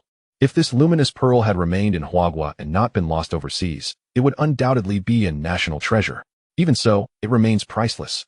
Indeed, if this were to be auctioned, it would fetch at least several hundred million, chimed in a prominent figure nearby. Be bold. I believe it's worth at least $1 billion, exclaimed another. Brotherly, your son-in-law gifted you a luminous pearl? How enviable, remarked one wealthy antique connoisseur. My son-in-law merely gifted me 2 pounds of tea leaves worth 200 yuan for the Mid-Autumn Festival. Your son-in-law is truly impressive. Another added, Brotherly, can you sell that luminous pearl to me? I'll offer 3 billion. I'll offer 4 billion. In an instant, numerous affluent antique aficionados expressed their eagerness to purchase the luminous pearl from Li Tianhong at extravagant prices. If he were truly in need of money, Li Tianhong might have hesitated. However, he was not short on funds. He himself was a prominent figure. No, I won't sell, Li Tianhong replied, exasperated. This is a gift from my son-in-law. How could I possibly sell it? A sudden silence fell over the crowd, though their eyes remained ablaze with envy. After the exchange event concluded, Li Tianhong promptly called Lin Chen. Xiao Chen, the luminous pearl you gifted me is indeed genuine? I told you when I gave it to you that it was authentic. Lin Chen replied with a smile. Upon hearing this, Li Tianhong recalled that Lin Chen had indeed said so that day. It is merely a matter of self-assessment. I consider it a high imitation and do not believe otherwise. After concluding a conversation with his father-in-law, another call came in. Lin Chen glanced at the caller ID. Zhou Huimin. What is it? He inquired. Zhou Huimin chuckled. Lin Chen. My grandfather wishes to invite you to dinner tonight. Do you have time? Wait, I was just joking. You actually want your grandfather to invite me to dinner? Lin Chen replied, somewhat resigned, as he had merely been jesting with Zhou Huimin during their last encounter. It's just a meal. What's the fuss? The key point is, my grandfather genuinely wants to meet you, Zhou Huimin insisted. No more chatter. We'll be waiting for you at Tianhua restaurant tonight. With that, she hung up without allowing Lin Chen any opportunity to decline. Lin Chen felt even more helpless. At that moment, Li Ziren, who was nearby, inquired, "What's wrong? Who called?" "It was Zhou Huimin. She mentioned her grandfather wants to treat me to dinner tonight," Lin Chen replied candidly. "Then you should go," Li Ziren smiled. "My mother and I can take care of the baby at home. You have time to step out." "But I don't want to go," Lin Chen admitted. To be honest, he was not particularly interested in meeting Zhou Huimin's grandfather, as he found people to be rather complex. Who knows why he wants to meet me? Perhaps he has other motives? It was not that Lin Chen harbored malicious suspicions about others, but in today's society, one ought to exercise caution. "Why don't you want to go?" Li Ziren asked. Lin Chen replied, "Because I want to stay home with you and the baby, in my heart. You and the baby are the most important. You sweet talker, you only know how to make me happy," Li Ziren retorted, rolling her eyes at him. Though she said that, she felt a surge of happiness inside. "I'm speaking from the heart. How is that flattery?" Lin Chen teased with a mischievous grin. "But seriously, if your grandfather truly wishes to meet you, you should go have a meal with him," Li Ziren suggested. "Consider it a favor for Huimin." Lin Chen nodded in agreement. At 6 o'clock in the evening, after coaxing the baby to sleep, Lin Chen informed his mother-in-law and Li Ziren, then took the car keys and stepped out. Tianwei Restaurant. This was a 5-star establishment in the bustling metropolis, where only the affluent could afford a meal. After parking, as he approached the entrance, his phone rang again. It was Zhou Huimin once more. "Lin Chen, have you arrived?" she asked. "I just got here, what about you?" Lin Chen responded. "We're stuck in traffic. Why don't you head to the private room and wait for us? It'll take us another 7 or 8 minutes, Zhou Huimin suggested. "Sure. What is the room number?" Lin Chen asked. 9527, she replied. "I have to go, Lin Chen, I'll hang up now." After ending the call, Lin Chen entered the restaurant's grand lobby. "Welcome." Several elegantly dressed hostesses bowed to him. Lin Chen. As he walked, a voice called out from behind him. Turning around, he was taken aback to see a familiar face. "Zhang Tao." "Lin Chen, it's been a while," Zhang Tao exclaimed, visibly pleased that Lin Chen remembered him. Lin Chen was surprised to encounter his high school classmate Zhang Tao here. He recalled that Zhang Tao had been expelled for fighting in their second year. Since then, their interactions had dwindled to occasional likes on social media. However, during their school days, they had maintained a good rapport. "Are you here to dine?" Zhang Tao inquired with a smile. "Yes," Lin Chen nodded slightly. They began reminiscing, and through their conversation, Lin Chen learned that Zhang Tao was doing quite well now, serving as the manager of this very restaurant, earning a monthly salary of 50,000. "By the way, Lin Chen, you must have graduated from university by now, right?" Zhang Tao shifted the topic. Lin Chen nodded, though he was currently on a break from school and had no intention of returning. "What are you doing now?" Zhang Tao asked kindly. "I'm not working," Lin Chen replied. "What?" Zhang Tao exclaimed, astonished. Lin Chen chuckled. "I'm a stay-at-home dad." "No way. You're married?" Zhang Tao was even more surprised. Lin Chen clarified. "Not exactly. The baby was born, but we haven't had a wedding yet." Zhang Tao understood immediately, realizing it was a case of premarital pregnancy. However, given the times, it was quite normal, and he chose not to comment further. "So, you're just taking care of the baby at home, every day?" he asked. Lin Chen nodded. "Yes." "Brother, you can't keep doing this," Zhang Tao said, patting Lin Chen on the shoulder. "We are men. It's our duty to go out and earn a living. Taking care of children is a woman's job. Be honest with me. Is it that you can't find work?" "No." Lin Chen shook his head helplessly, realizing Zhang Tao had misunderstood him. Did he really need to work? It was unnecessary. "All right, brother, don't explain, I understand you." Seeing Lin Chen's resigned expression, Zhang Tao felt he had guessed correctly. He remembered when he first entered the workforce, he faced numerous obstacles, leaving him feeling quite inadequate when asked by former classmates what job he held. But now, thanks to his efforts, Zhang Tao had turned his life around, earning 500,000 annually. "How about this, brother? Why don't you come work with me? This restaurant is in need of a front-of-house manager. You can take that position. As for the salary, I'll take care of you. 12,000 a month. With meals and accommodation included, plus social insurance and housing fund. What do you say? This is certainly better than staying home with the baby." Zhang Tao genuinely offered Lin Chen. Chapter 30. Zhou Huimin's grandfather contracts a virus. Lin Chen shook his head. "No thanks, I don't need a job." Zhang Tao sighed, feeling somewhat disappointed in Lin Chen. He thought Lin Chen must look down on the offered salary. In other words, Lin Chen might have high aspirations, but low standards. Perhaps this was the mentality of a fresh graduate, unaware of the value of work. Zhang Tao lamented internally and chose not to press the matter further. As they continued chatting while riding the elevator, they inadvertently arrived at the 9th floor. "I'm heading in to eat. We'll catch up later," Lin Chen said to Zhang Tao as he walked towards the 9527 private room. Lin Chen. Lin Chen. Suddenly, Zhang Tao sprinted from behind to catch up with him. "What's wrong?" Lin Chen asked, puzzled. "Lin Chen, you're at the wrong place. That's the diamond member room." The regular rooms are on the other side. Zhang Tao kindly directed him. Lin Chen glanced at the door marked 9527, confirming it once more, and responded, I'm not mistaken. This is indeed the room. Hearing this, Zhang Tao was left speechless, thinking to himself, do you have any idea how much a meal costs in the diamond room? It starts at 30 or 40,000. If you order a few bottles of decent wine, it could easily exceed 100,000. However, how could a full-time stay-at-home dad, devoid of any employment, possibly afford to indulge in the luxurious diamond suite? It was certainly not that Zhang Tao held Lin Chen in disdain. Rather, as the person in charge, he was acutely aware that this suite had already been reserved by a prominent figure, a fact he knew all too well. Thus, he could assert with absolute certainty that Lin Chen had indeed made an error. Lin Chen, this suite has already been booked by someone who is yet to arrive. Zhang Tao remarked, exasperated. Think carefully. Are you sure you haven't made a mistake? No, I haven't made any mistake. This is indeed the right place, Lin Chen insisted.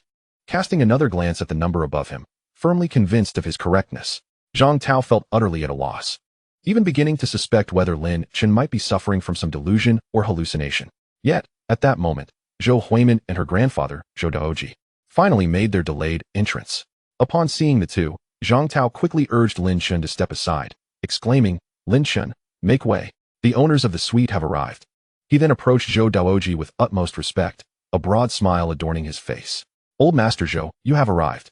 Zhou Daoji nodded slightly, while Zhou Huimin, upon spotting Lin Chen, joyfully called out, Lin Chen, Lin Chen. With that, she dashed toward him, her excitement palpable. What? Zhang Tao was taken aback, his expression one of sheer disbelief. Lin Chen actually knew the granddaughter of Master Zhou. Could it be that Lin Chen was the son-in-law of Master Zhou? Observing the affectionate manner in which Zhou Huimin approached Lin Chen, Zhang Tao felt that this was not an impossibility. How absurd. In that moment, a wave of deep self-mockery washed over Zhang Tao as he recalled his earlier words to Lin Chen, feeling an overwhelming sense of embarrassment. Young friend Lin Chen, it is a pleasure to meet you. Zhou Daoji beamed, extending his hand toward Lin Chen, his excitement akin to that of a fan meeting an idol. Hello. I am equally pleased, Lin Chen replied with a slight smile as he shook Zhou Daoji's hand. However, in that fleeting moment, Lin Chen's brow furrowed slightly. He sensed something amiss. Zhou Daoji seemed to be experiencing some physical distress. But the two quickly released their hands, and Lin Chen was unable to continue perceiving Zhou Daoji's condition. Waitstaff, please serve the dishes. Zhou Huimin instructed the servers outside, who promptly began bringing out an array of delectable dishes. Black gold abalone, steamed imperial crab, dompa pork, spicy duck, and stir-fried squid with chicken were among the sumptuous offerings, a veritable feast of terrestrial and aquatic delights. Lin Chen, my grandfather is treating us today. Please feel free to indulge. Zhou Huimin smiled warmly at Lin Chen. All right. Lin Chen responded with a slight smile. Old master, you should also partake in the meal. Just as Zhou Daoji picked up his chopsticks, however, his expression suddenly shifted. In the next moment, Zhou Daoji collapsed to the ground, his face paling and breath quickening. Grandfather. Zhou Huimin's countenance changed dramatically as she immediately knelt to support Zhou Daoji. Lin Chen also crouched down, staring at Zhou Daoji's convulsing face, momentarily stunned. What was happening? Oh no, old master Zhou has fainted. Quickly, call an ambulance. The attendant stationed at the door was alarmed yet responsive, swiftly dialing for emergency assistance. What on earth is going on? Zhang Tao rushed in, equally startled upon seeing Zhou Daoji collapsed on the floor. Is this a viral infection? At that moment, Lin Chen's brow furrowed deeply as he noticed a patch of red rash on Zhou Daoji's hand, clearly indicative of viral infection symptoms. Before long, the ambulance finally arrived. Zhou Daoji was lifted onto the stretcher and whisked away. Lin Chen, you should head home. We will invite you to dinner another day. Zhou Huimin said to Lin Chen as she boarded the ambulance and departed. Ding. Host detected as being invaded by a virus. Would you like to spend 5,000 foot dad points to purchase an antidote pill? The system's voice suddenly resonated within Lin Chen's mind. What the hell? Lin Chen was taken aback. He knew this virus was contagious, but he never anticipated it would spread so rapidly. After all, he had merely shaken hands with Zhou Daoji. Fortunately, the dad system was there to save him. Otherwise, he might have unwittingly brought the virus home, putting his baby and Ziran at risk. System, I wish to purchase it. The antidote pill, capable of eradicating all viruses within the human body. After consuming the antidote pill, Lin Chen felt a sense of relief as he drove his luxurious vehicle back home. Arriving at the villa by the Bund, it was now 8 o'clock in the evening. Aren't we supposed to be dining out? Why are you home so early? Li Ziran asked curiously upon seeing Lin Chen. Ziran mom. Please do not go out for the time being, Lin Chen said earnestly. Wu Yanfeng, standing nearby, looked taken aback. Not allowed to go out. Why is that? Just as Lin Chen was about to explain, the television in the distance suddenly shifted to a breaking news segment, the voice of the female host cutting through the silence. We interrupt this program for an urgent news bulletin. This afternoon, a widespread outbreak of an immune-related virus has occurred throughout the city. Infected individuals may experience hemorrhagic fever within a short time frame, exhibiting symptoms such as stroke, respiratory distress, hallucinations, confusion, red rashes all over the body, and multi-organ failure. The transmission mechanism remains unclear, but it may possibly be airborne. Although the virus is indeed frightening, we urge everyone not to panic. Medical experts across the nation are working tirelessly to study this virus, and we believe it will be conquered soon. However, until effective treatments are established, we advise everyone to avoid going out or to wear masks when necessary. With that, the urgent news segment concluded. My heavens, how could this happen? Li Ziran was stunned, utterly unprepared for the news of a viral outbreak in the city. Wu Yanfeng's expression shifted as well. No, I must call your father. Lin Chen, was your warning to us about not going out because of this? Li Ziran inquired. Lin Chen nodded, affirming, indeed. Just a moment ago, while dining with Zhou Huimin, her grandfather suddenly collapsed onto the ground, convulsing uncontrollably. I believe he has contracted this virus. What happened next? Li Ziran inquired. Her face etched with concern. Lin Chen replied. Then the ambulance arrived, and Zhou Huimin accompanied them. Upon hearing this, Li Ziran silently prayed, hoping for the best. After all, Zhou Huimin was her closest friend, and she could not bear the thought of any harm befalling her grandfather. Mom, what's wrong? I can't reach Dad on the phone. At this moment, Wu Yanfeng was extremely anxious and dialed again, but there was still no response. Just then, her phone rang. She glanced at the caller ID, Zhang Kaifeng. Zhang Kaifeng was the company secretary, someone Wu Yanfeng certainly recognized. Wu Jia, something terrible has happened. Zhang Kaifeng's frantic voice came through as soon as the call connected. What is it? Wu Yanfeng felt an ominous premonition. President Li just fainted unexpectedly, and I, along with others from the company, took him to the hospital. Upon hearing this, Wu Yanfeng's heart sank. Since she had put the call on speaker, Lin Chen and Li Ziran heard every word clearly. What transpired? Why did he suddenly faint? Wu Yanfeng asked, her tone laced with agitation. The doctor said President Li might have contracted an immunological virus. Zhang Kaifeng responded. Immunological virus. Upon hearing those words, Lin Chen and Li Ziran felt a wave of dread wash over them. Wu Yanfeng nearly lost her balance, her phone slipping from her grasp. Mom. Fortunately, Lin Chen caught her just in time. Don't worry, trust me, Dad will be fine, he reassured her. After all, with his exceptional medical skills, even if he was unfamiliar with this so-called immunological virus, he still felt confident in overcoming it. What surprised Lin Chen, however, was that even his father-in-law had been infected. This illustrated just how terrifying the virus's transmission rate was. Ziran, Xiao Chun, take good care of the baby. I am going to the hospital. Seeing his mother-in-law heading out, Lin Chen quickly interjected, let me go instead. There's a virus outside. Lin Chen and Li Ziran expressed their concerns, but Lin Chen smiled reassuringly. I will wear a proper mask, it will be fine. You both stay home and take care of the child. Meanwhile, in the bustling metropolis, within a clandestine biological laboratory, a young man named Jiang Lin, a fervent chemistry enthusiast, laughed maniacally. Let it all be destroyed. Let it all perish. Suddenly, Jiang Lin's phone vibrated. Glancing at the caller ID, he eagerly answered. Without waiting for the other party to speak, Jiang Lin exclaimed, Charles, did you see? The entire metropolis is nearly engulfed. It won't be long before the virus spreads nationwide. Your plan to enslave Hua country is about to materialize. Charles, pleased by this news, complimented Jiang Lin. I have seen the reports from Hua country. You have done remarkably well. However, this is not enough. You must also disseminate it in other cities for even greater effect. Of course I know, Jiang Lin chuckled. After this is accomplished, you must uphold your end of the bargain. I want to acquire U.S. citizenship and $10 billion. Not a penny less. Rest assured, we Americans are known for our integrity, Charles replied with a smile. Once our cooperation concludes successfully, the U.S. will welcome your addition. Chapter 32, Virus Outbreak, Li Tianhong's Recovery. After their call ended, Jiang Lin was overwhelmed with excitement. Oh, dear America, my beloved America. Blonde-haired, blue-eyed beauties, island villas. $10 billion. The scent of freedom. Soon, I shall join my cherished America. While Jiang Lin reveled in his daydreams, the internet erupted in chaos. The outbreak of the immunological virus instilled an unprecedented fear among netizens nationwide. It's terrifying. My neighbor was just taken away, covered in rashes. I've seen images of the infected. It's simply horrifying. Why has such a dreadful virus erupted? What is going on? Is this a biohazard? My two daughters are infected. I I feel like I'm losing my mind. This is it. Is the apocalypse upon us? Apocalypse? Don't scare me. My dad owns a leather factory. We have money, and I'm still a virgin. Please don't let this happen. Countless netizens engaged in fervent discussions. At that moment, Lin Chen had arrived at the hospital. Due to the virus, everyone in the hospital, doctors, patients, and family members, were all wearing masks. After making an inquiry, Lin Chen located Li Tianhong's ward. Observing his father-in-law's lifeless appearance, Lin Chen's heart plummeted. By his estimation, Li Tianhong might not last another 2 days. What to do? A thought crossed Lin Chen's mind, prompting him to seek out Li Tianhong's attending physician.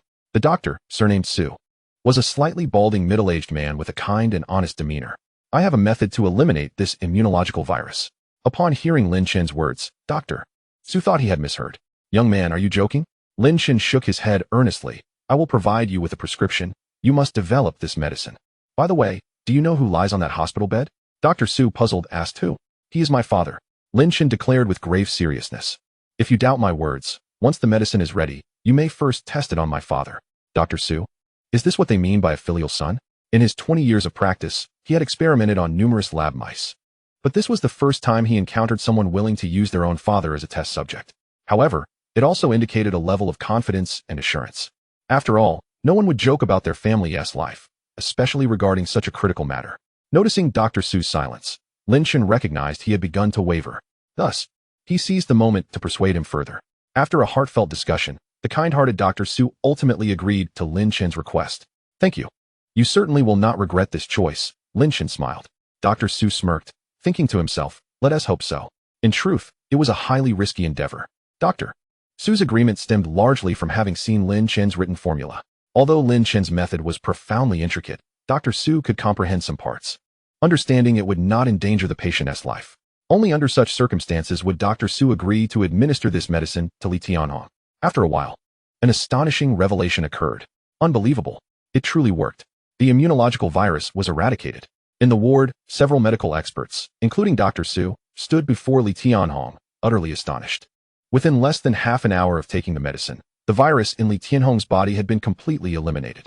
The rashes that had covered him vanished entirely. Everything had returned to normal. He was fully recovered. Dr. Su, you are truly remarkable. The entire nation owes you a debt of gratitude for effortlessly resolving such a perilous virus that threatens humanity. It is indeed a commendable achievement. Could it be that you are the reincarnation of Hua Tuo? As colleagues showered him with compliments, Dr. Su felt a pang of guilt. For he knew the truth. The breakthrough against the immune virus had nothing to do with him. The true benefactor deserving of the nation's thanks is Lin Chen. Subsequently, the People's Hospital in Magic City swiftly partnered with a pharmaceutical company to develop the 100-toxin pill.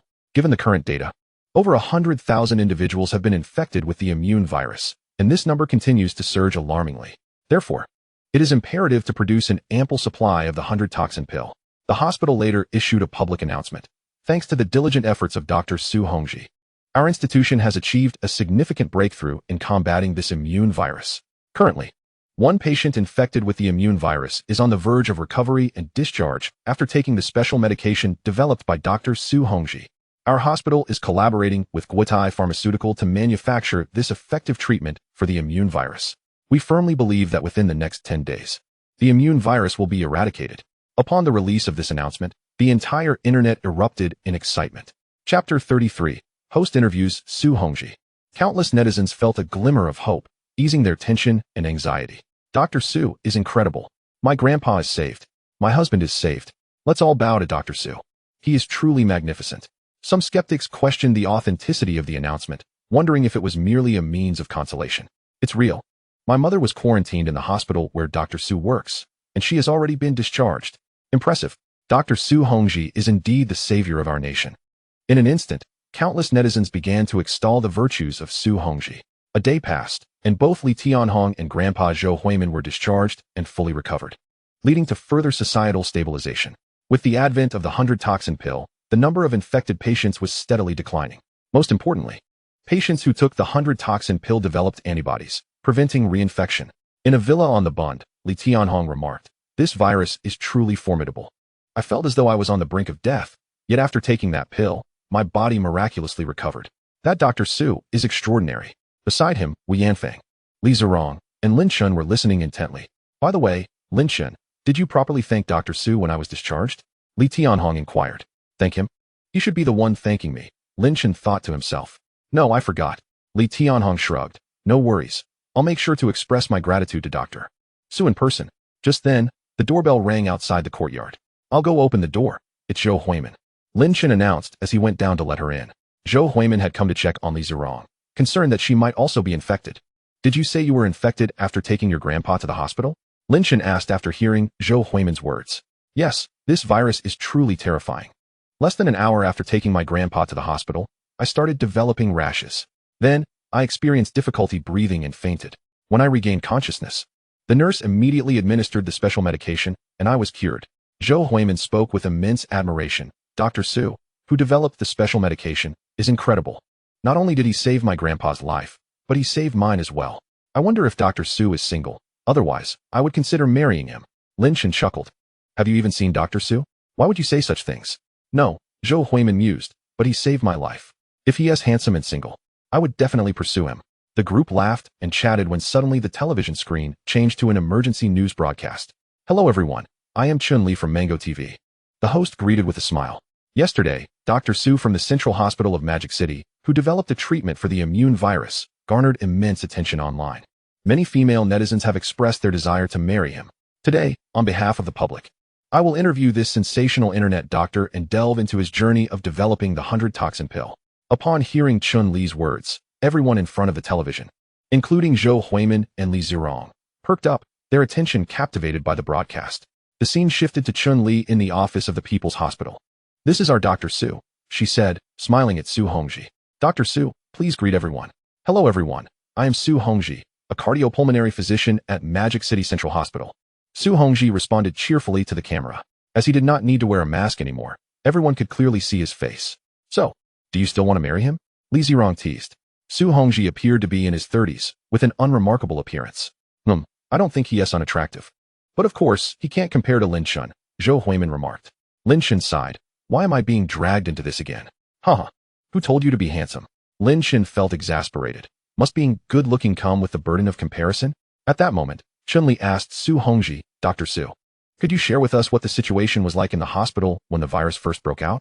Su Hongji replied, when the virus first erupted. Within a single afternoon, the hospital received over 5,000 infected patients. We ran out of beds, and each infected individual was in critical condition.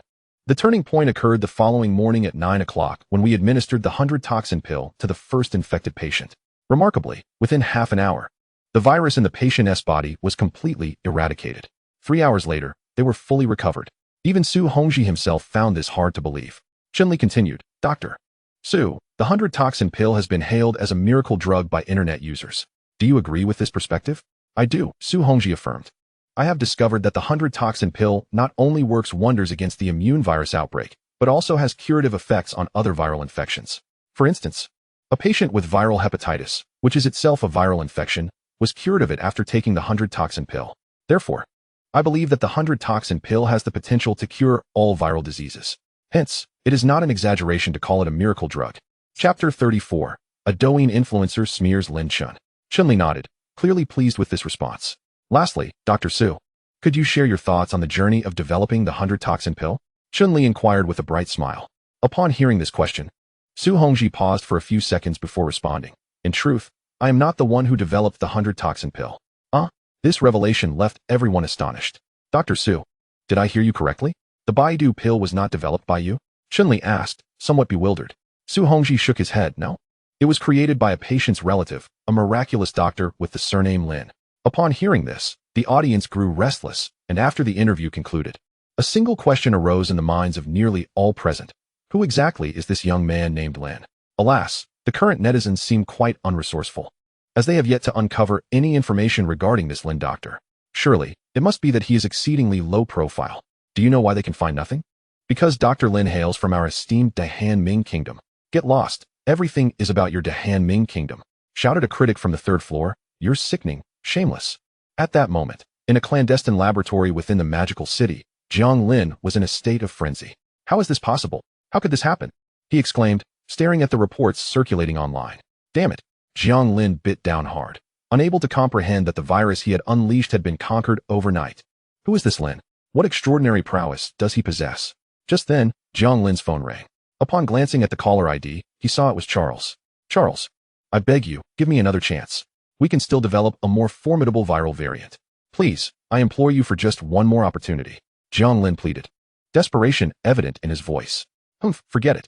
Charles replied, disappointment lacing his tone. From now on, our collaboration is officially null and void. You shan't receive a single dollar. With that, Charles hung up the phone. Jiang Lin, filled with resentment, redialed only to discover that Charles had blocked him. Damn it. Jiang Lin gritted his teeth. His eyes bloodshot, consumed by a tempest of rage. All of this is due to that Lin. Because of him, his dream of acquiring American citizenship has been shattered. Jiang Lin vowed to exact revenge on Lin Chen, and soon he devised a plan. Within a nondescript apartment, a young man laughed heartily. Ha, splendid. This is precisely my forte. Rest assured, I will ensure his disgrace. His name was Lu Yun, a TikTok influencer boasting millions of followers. Just moments ago, Jiang Lin had reached out to him, offering a hefty sum of 500,000 for a video that would tarnish Lin Chen's reputation.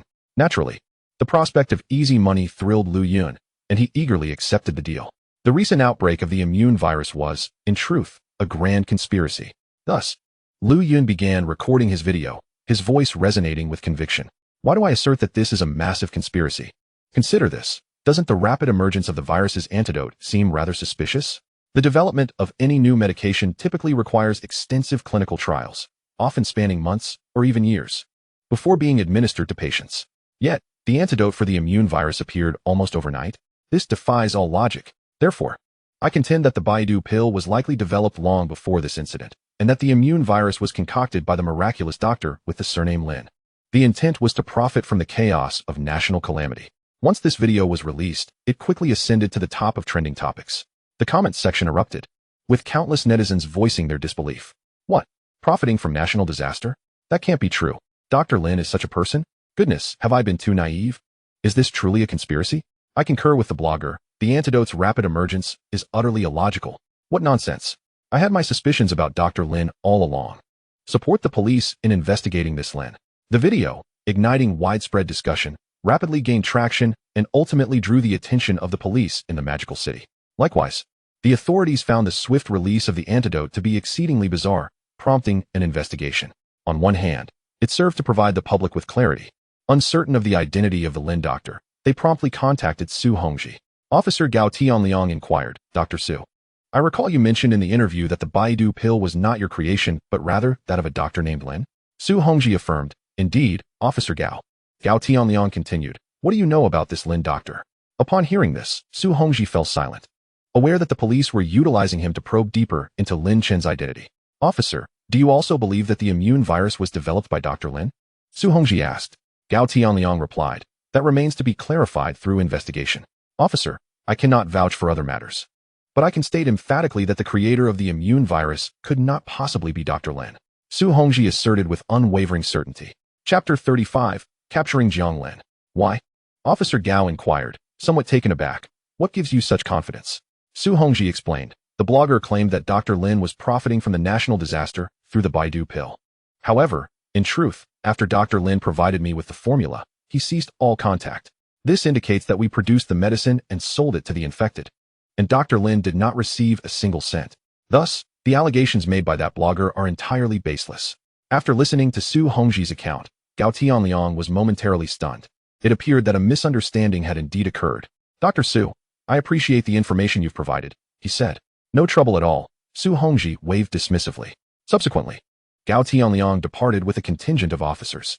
The following day, Gao Tianliang traced the IP address to Wang Yun. Excuse me, you are suspected of deliberately spreading rumors online. Please accompany us, he stated. Wang Yun was taken aback, utterly unprepared for this turn of events. He quickly fell to his knees, pleading for mercy. Officer, this is a misunderstanding. I did not intend this. I was coerced into doing so. Who coerced you? Gao Tianliang interrogated coldly. Wang Yun replied, a stranger online. He then divulged Jiang Lin's identity and presented the chat records between them. After reviewing the messages, Gao Tianliang, having worked tirelessly for 2 days and nights, finally located Jiang Lin's address. Success was imminent. Inside the laboratory, Jiang Lin was engrossed in researching a variant of the immune virus, preparing to further enslave the nation of Huagua. Suddenly, the door to his lab burst open, and a swarm of police officers stormed in. Don't move. Jiang Lin was left speechless, bewildered by the unexpected turn of events. What the hell? You created this virus, didn't you? How dare you slander others? Gao Tianliang demanded, his gaze cold as he surveyed the various experimental instruments. Arrest him. Meanwhile, at the Bun Villa, the 4 little ones had reached their first month, and Li Ziren had also completed her confinement. On this day, the couple, Li Tianhong and his wife, returned home, while Lin Chen went out to buy groceries, leaving Li Ziren alone to care for the children. As she was feeding the baby, the doorbell suddenly rang from outside the yard. Li Ziren approached the balcony and saw several police officers standing outside. In that instant, a sense of foreboding washed over her. The arrival of the police usually heralds unwelcome news. Ding ding. When the officers noticed no one answered, they rang the doorbell once more. At that moment, Li Ziren emerged from her reverie, gently placing her sleeping baby on the sofa. She then descended the stairs to open the door for the officers. Hello. May I ask if this is the residence of Mr. Lin Chen? Gao Tianliang, initially taken aback by Li Ziren's beauty, politely inquired. Yes, Li Ziren nodded, her brow furrowed in confusion. What seems to be the issue? Is Mr. Lin not at home? He isn't, she replied. A wave of disappointment washed over Gao Tianliang upon hearing this. He had hoped to meet Lin Chen and gain a closer understanding of the esteemed healer, only to find him absent. Actually, I represent the police department of Modu, and I have come to present a banner to Mr. Lin, in gratitude for his remarkable contributions during the immunity virus incident. Gao Tianliang extended the banner toward Li Ziren. Since Mr. Lin is not at home, might you accept it on his behalf? Li Ziren was momentarily taken aback. Contributions? Since when had Lin Chen contributed to such matters? She had been lying beside him every day, completely oblivious to this situation. Thank you, she managed to respond, regaining her composure and accepting the banner with a smile. You're welcome, Gao Tianliang replied before departing with his fellow officers. Upon returning to the station, Gao Tianliang promptly instructed his subordinates to release a news article on the Modu Police Weibo account. Upon investigation, the short video released by Douyin influencer Wang Yun, which disseminated false accusations, has been deemed malicious slander and the individual has been administratively detained. The true architect behind the immunity virus, a male named Jiang Lin, age 28, has been apprehended. Furthermore, the developer of the Baidu pill is indeed the esteemed healer, Lin Chen. This news quickly ascended to the top of Weibo's trending topics, drawing a flurry of comments from the public. Wow, a mutated virus strain. Thank goodness they caught Jiang Lin. That guy is a lunatic. Who would create a virus? Could he be a spy? I hope the police thoroughly interrogate Jiang Lin. He seems like a menace. And what about those who questioned the esteemed healer? They should come forward and apologize. I'm so sorry, esteemed healer. I was wrong. It seems we need to be more rational in the future. We almost wronged the esteemed healer. I feel so sorry for him. He is truly our hero. In an instant, public sentiment shifted dramatically, and the slanderous video posted by Wang Yun was subsequently removed by the police, unbeknownst to Lin Chen, who was returning home with a large bag of groceries. The online uproar was unfolding. As soon as he set down the groceries, Li Ziren eagerly questioned him. Darling, please tell me the truth. Is there something you're hiding from me? Of course not, Lin Chen replied, momentarily taken aback. Why do you ask? Just now, the police delivered a banner to you, thanking you for your contributions during the virus incident. She gestured toward the banner nearby, her curiosity piqued. Upon seeing the banner, Lin Chen quickly deduced that his identity as the developer of the Baidu pill had been uncovered by the police. Unfazed, he affectionately ruffled Li Ziren's hair and smiled. Dear, didn't I tell you? The Baidu pill is my creation. What? Li Ziren exclaimed, her disbelief palpable. Initially, she thought Lin Chen was joking and had taken his words lightly. Never did she imagine it to be true. Honey, you're incredible. Her eyes sparkled with admiration for him. It's nothing. By the way, has your aunt left? Lin Chen teased with a mischievous grin. Huh. Yes, she has. Li Ziren shot him a playful glare, pouting, you bad man. What are you up to now? Chapter 36. Boss, the sports car has been manufactured. Half an hour later. After an exhilarating battle, Lin Chen reclined on the sofa while Li Ziren nestled against him, a look of contentment gracing her features. Darling, let us give the babies a bath later. They haven't been bathed in days, Li Ziren suggested. All right, I'll go prepare the hot water, Lin Chen replied.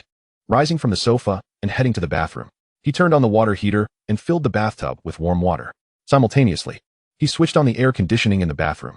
Although it was the height of summer and air conditioning seemed unnecessary, the babies had delicate constitutions, and he wished to prevent any chance of them catching a cold. Naturally, he adjusted the temperature to a comfortable level. Yay, in a baby stroller. For infants lay nestled within as Li Ziren wheeled them into the bathroom.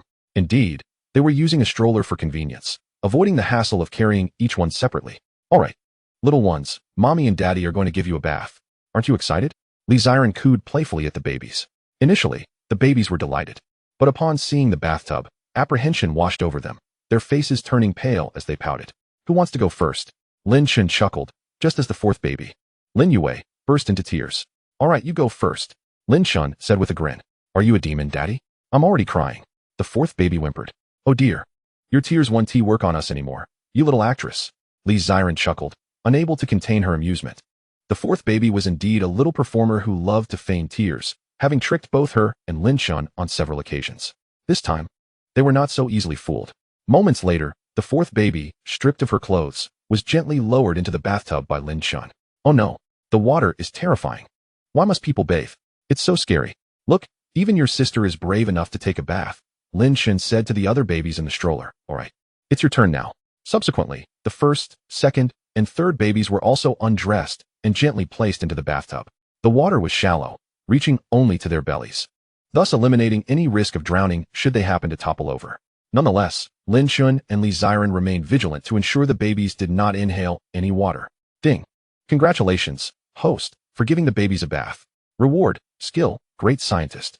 The system's voice suddenly echoed. A great scientist? Just as Lin Chen was trying to comprehend this, a deluge of scientific knowledge flooded his mind. In an instant, he transformed into the world's most formidable scientist. No scientific conundrum was beyond his grasp.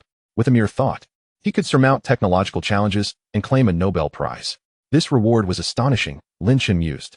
However, despite acquiring this skill, he held little interest in pursuing a career as a scientist. Lost in thought, Lin Chen's phone suddenly rang. Darling, could you please check who is calling? Lin Chen inquired, his phone resting beside him, close to Li Ziren. Glancing at the caller ID, Li Ziren promptly responded, It's Xia Yuli, the assistant from your father's branch office. She might have something important to discuss. Lin Chen, wiping his hands clean, took the phone. Boss, the sports car you requested has been manufactured. Upon answering the call, Xia Yuli's tone was tinged with excitement. That was quick. Lin Chen could not help but express his amazement at the swift production, having only provided the design blueprints to Xia Yuli a little over half a month prior. All right, I will come by the office shortly. Yes, I'll be waiting for you at the company. With that, Lin Chen ended the call. Darling, I need to head to the office after my shower, Lin Chen mentioned. Sure. Li Ziren nodded. With Lin Chen's responsibilities at his father's branch, she would not dare to hinder him. At Tianhong Automobile Trade Company, a stunning black and purple sports car, breathtakingly stylish, was parked at the entrance. This was the supercar crafted according to Lin Chen's design blueprints. Impressive, it looks fantastic. Lin Chen circled the vehicle, his expression one of satisfaction. Mr. Lin, if we were to launch this sports car, what price should we set? Xia Yuli inquired. Lin Chen replied nonchalantly, naturally. We must price it according to production costs. What was the expense for manufacturing this vehicle? 500,000. Xia Yuli replied. 500,000. Really? Lin Chen was taken aback. A production cost of 500,000 was quite substantial. Even a Ferrari's manufacturing cost is only around 3 to 400,000. However, it was clear that the quality of the sports car before him far surpassed that of a Ferrari, making the higher cost seem justifiable. Let us set the price at 1 million. Lin Chen's words were shocking. Xia Yuli and the two other employees present were left dumbfounded by the figure. Only 500,000 profit. Boss, did I hear you right? 1 million? Xia Yuli asked in astonishment. Do you know how much Ferraris sell for? Of course, several million. Lin Chen replied. Our production costs exceed that of Ferraris, and in every aspect, we surpass them, yet we're only pricing it at 1 million? Xia Yuli's confusion was evident. This price is far too low, she asserted. In her view, a price closer to 3 million would be more appropriate. This wasn't mere ambition or greed. She believed the sports car was entirely worth that valuation.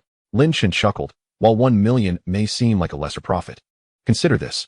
How many Ferraris can we sell in our country each year? Just a few hundred. The truly wealthy individuals are not as numerous as we imagine. If we set our price at 1 million, it may appear less profitable, but we will undoubtedly sell more units than Ferrari. Most importantly, we can cultivate a better reputation and establish ourselves as a conscientious enterprise, which will yield immense benefits in the long run. Remember our motto. We strive to make sports cars affordable for every citizen of Huagua. With Lin Chen's profound insights, Xia Yuli and the other employees were left in awe. What is vision, if not this? Xia Yuli was astonished at the depth of thought and foresight exhibited by the young Lin Chen. All right, boss. Let us set the price at 1 million.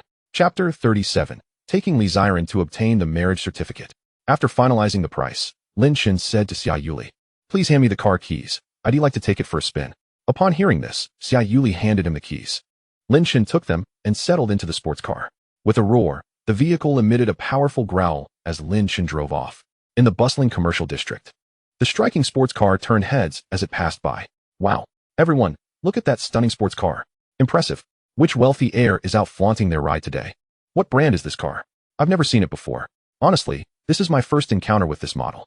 It looks even more magnificent than a Ferrari, Porsche, or McLaren. Just asking, does this car cost several million? As onlookers marveled at Lin Chen's vehicle, their chatter filled the air. At the entrance of the Magic City Research Institute, as Lin Chen drove past, he suddenly caught sight of a familiar figure. Zhou Jie? Hearing someone call his name, Zhou Jie turned and was surprised to see Lin Chen.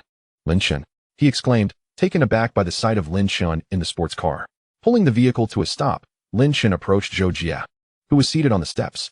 Look at you, brother. It's been a while, and now you're driving a sports car. Zhou Jie clapped Lin Chen on the shoulder. Genuinely envious. Ah, it's nothing, Lin Chen smiled. But why are you sitting here? You don't look well. Have you experienced a heartbreak? Lin Chen noticed Zhou Jie's disheveled appearance, as if he hadn't slept in days. Thus, he surmised that Zhou Jie must be facing some troubles, otherwise he wouldn't appear so dejected. No, just some work-related issues, Zhou Jie replied with a resigned smile. Work?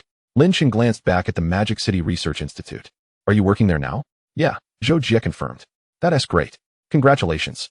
Lin Chen recalled Zhou Jie's childhood dream of becoming a scientist. It seemed he had realized that aspiration, and Lin Chen felt genuine happiness for him.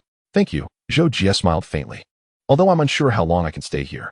If it doesn't work out, I might just hang out with you. Zhou Jie's self-deprecating humor evoked curiosity in Lin Chen. Why do you say that? Isn't being a scientist a secure job? Is there a chance of unemployment? Oh, brother, you don't understand. I'm currently facing a significant challenge, Zhou Jie confessed, sharing his plight with Lin Chen. After listening to Zhou Jie's story, Lin Chen finally understood the source of his friend's despondency. It turned out that he was attempting to break through a scientific experiment that could potentially solve the conundrum of quantum entanglement. However, the experiment had failed, rendering 6 months of hard work futile. This failure had severely affected Zhou Jie's morale, leading him to retreat into himself. The quantum entanglement theory might never be proven in my lifetime. If it can't be verified, what is the point of me staying here? Zhou Jie gritted his teeth. Yet, Lin Chen's expression shifted. Quantum entanglement? I can help with that. Given Lin Chen's acquired knowledge as a great scientist, proving quantum entanglement would be as simple as solving elementary math problems. With that thought in mind, Lin Chen reassured Zhou Jie, brother, trust me. You will achieve a breakthrough in this theory. Zhou Jie recognized Lin Chen's encouragement, but could only muster a faint smile in response. I'll send you a document later that should be of some assistance, Lin Chen added. Zhou Jie did not take this statement to heart, assuming that Lin Chen had merely sent some supplementary materials. However, upon returning home and opening the document Lin Chen had forwarded, he was utterly bewildered. To his astonishment, it was a method for confirming quantum entanglement. The more he read, the more alarmed he became, occasionally exclaiming in awe. If one were to liken a game to having cheats, then this document from Lin Chen was indeed the cheat for quantum entanglement. Although the results required experimental validation, his intuition suggested that following the detailed steps outlined would yield a significant success rate. Lin Chen was remarkable. Zhou Jie was profoundly shaken. Simultaneously, he was filled with curiosity regarding Lin Chen's understanding of such concepts. Was he a scientist? Or had he acquired this document from elsewhere? With no time to ponder, Zhou Jie immediately contacted the professor above him, eager to commence the experiment. Meanwhile, Lin Chen was at home caring for the child when suddenly, his father-in-law's call came through. Xiao Chun, I just inquired about a good date, and October 3rd is auspicious for a wedding. How about you and Ziran host the banquet on that day? Li Tianhong cheerfully remarked. Lin Chen nodded. All right, Dad, let's go with that day. After a brief exchange, Lin Chen ended the call. At that moment, he suddenly realized that their wedding was approaching, yet he and Li Ziran had not yet obtained their marriage certificate. The following day, Li Ziran inquired. Did you not say you would take me to a fun place? In the car, she looked at Lin Chen with curiosity. Lin Chen pointed in a direction. Look, it's right there. The Civil Affairs Bureau? Li Ziran was momentarily taken aback, never expecting that Lin Chen had brought her to the Civil Affairs Bureau. Lin Chen smiled. Wife, we're about to get married, so why not get our certificate today? Li Ziran suddenly panicked. What's wrong? Are you unwilling? Lin Chen was taken aback by her reaction. Of course not. It's just that I'm not made up. Li Ziran shot Lin Chen a glance, exclaiming in frustration that he hadn't mentioned they were going to get the certificate, leaving her unprepared without makeup. What if the photos turn out terrible? After all, regardless of how beautiful one may be, there is often an underlying anxiety about appearance, and Li Ziran was no exception. Wife, You are already beautiful enough. Makeup is unnecessary, Lin Chen assured her with a smile. No, I must apply some lipstick. Fortunately, a lipstick that Li Ziran had left in the car was still there, and she promptly took it out to apply in the rearview mirror. While doing so, she added, "Husband, I think we should go back first. We need both of our household registration books to get the certificate." "I didn't bring mine." Lin Chen, placing a hand on Li Ziran's shoulder, smiled. "No worries, dear. I brought your household registration book." With a flourish, Lin Chen produced 2 household registration books. Waving them in front of her, Li Ziran was puzzled. Chapter 38. You should post a moment on social media too.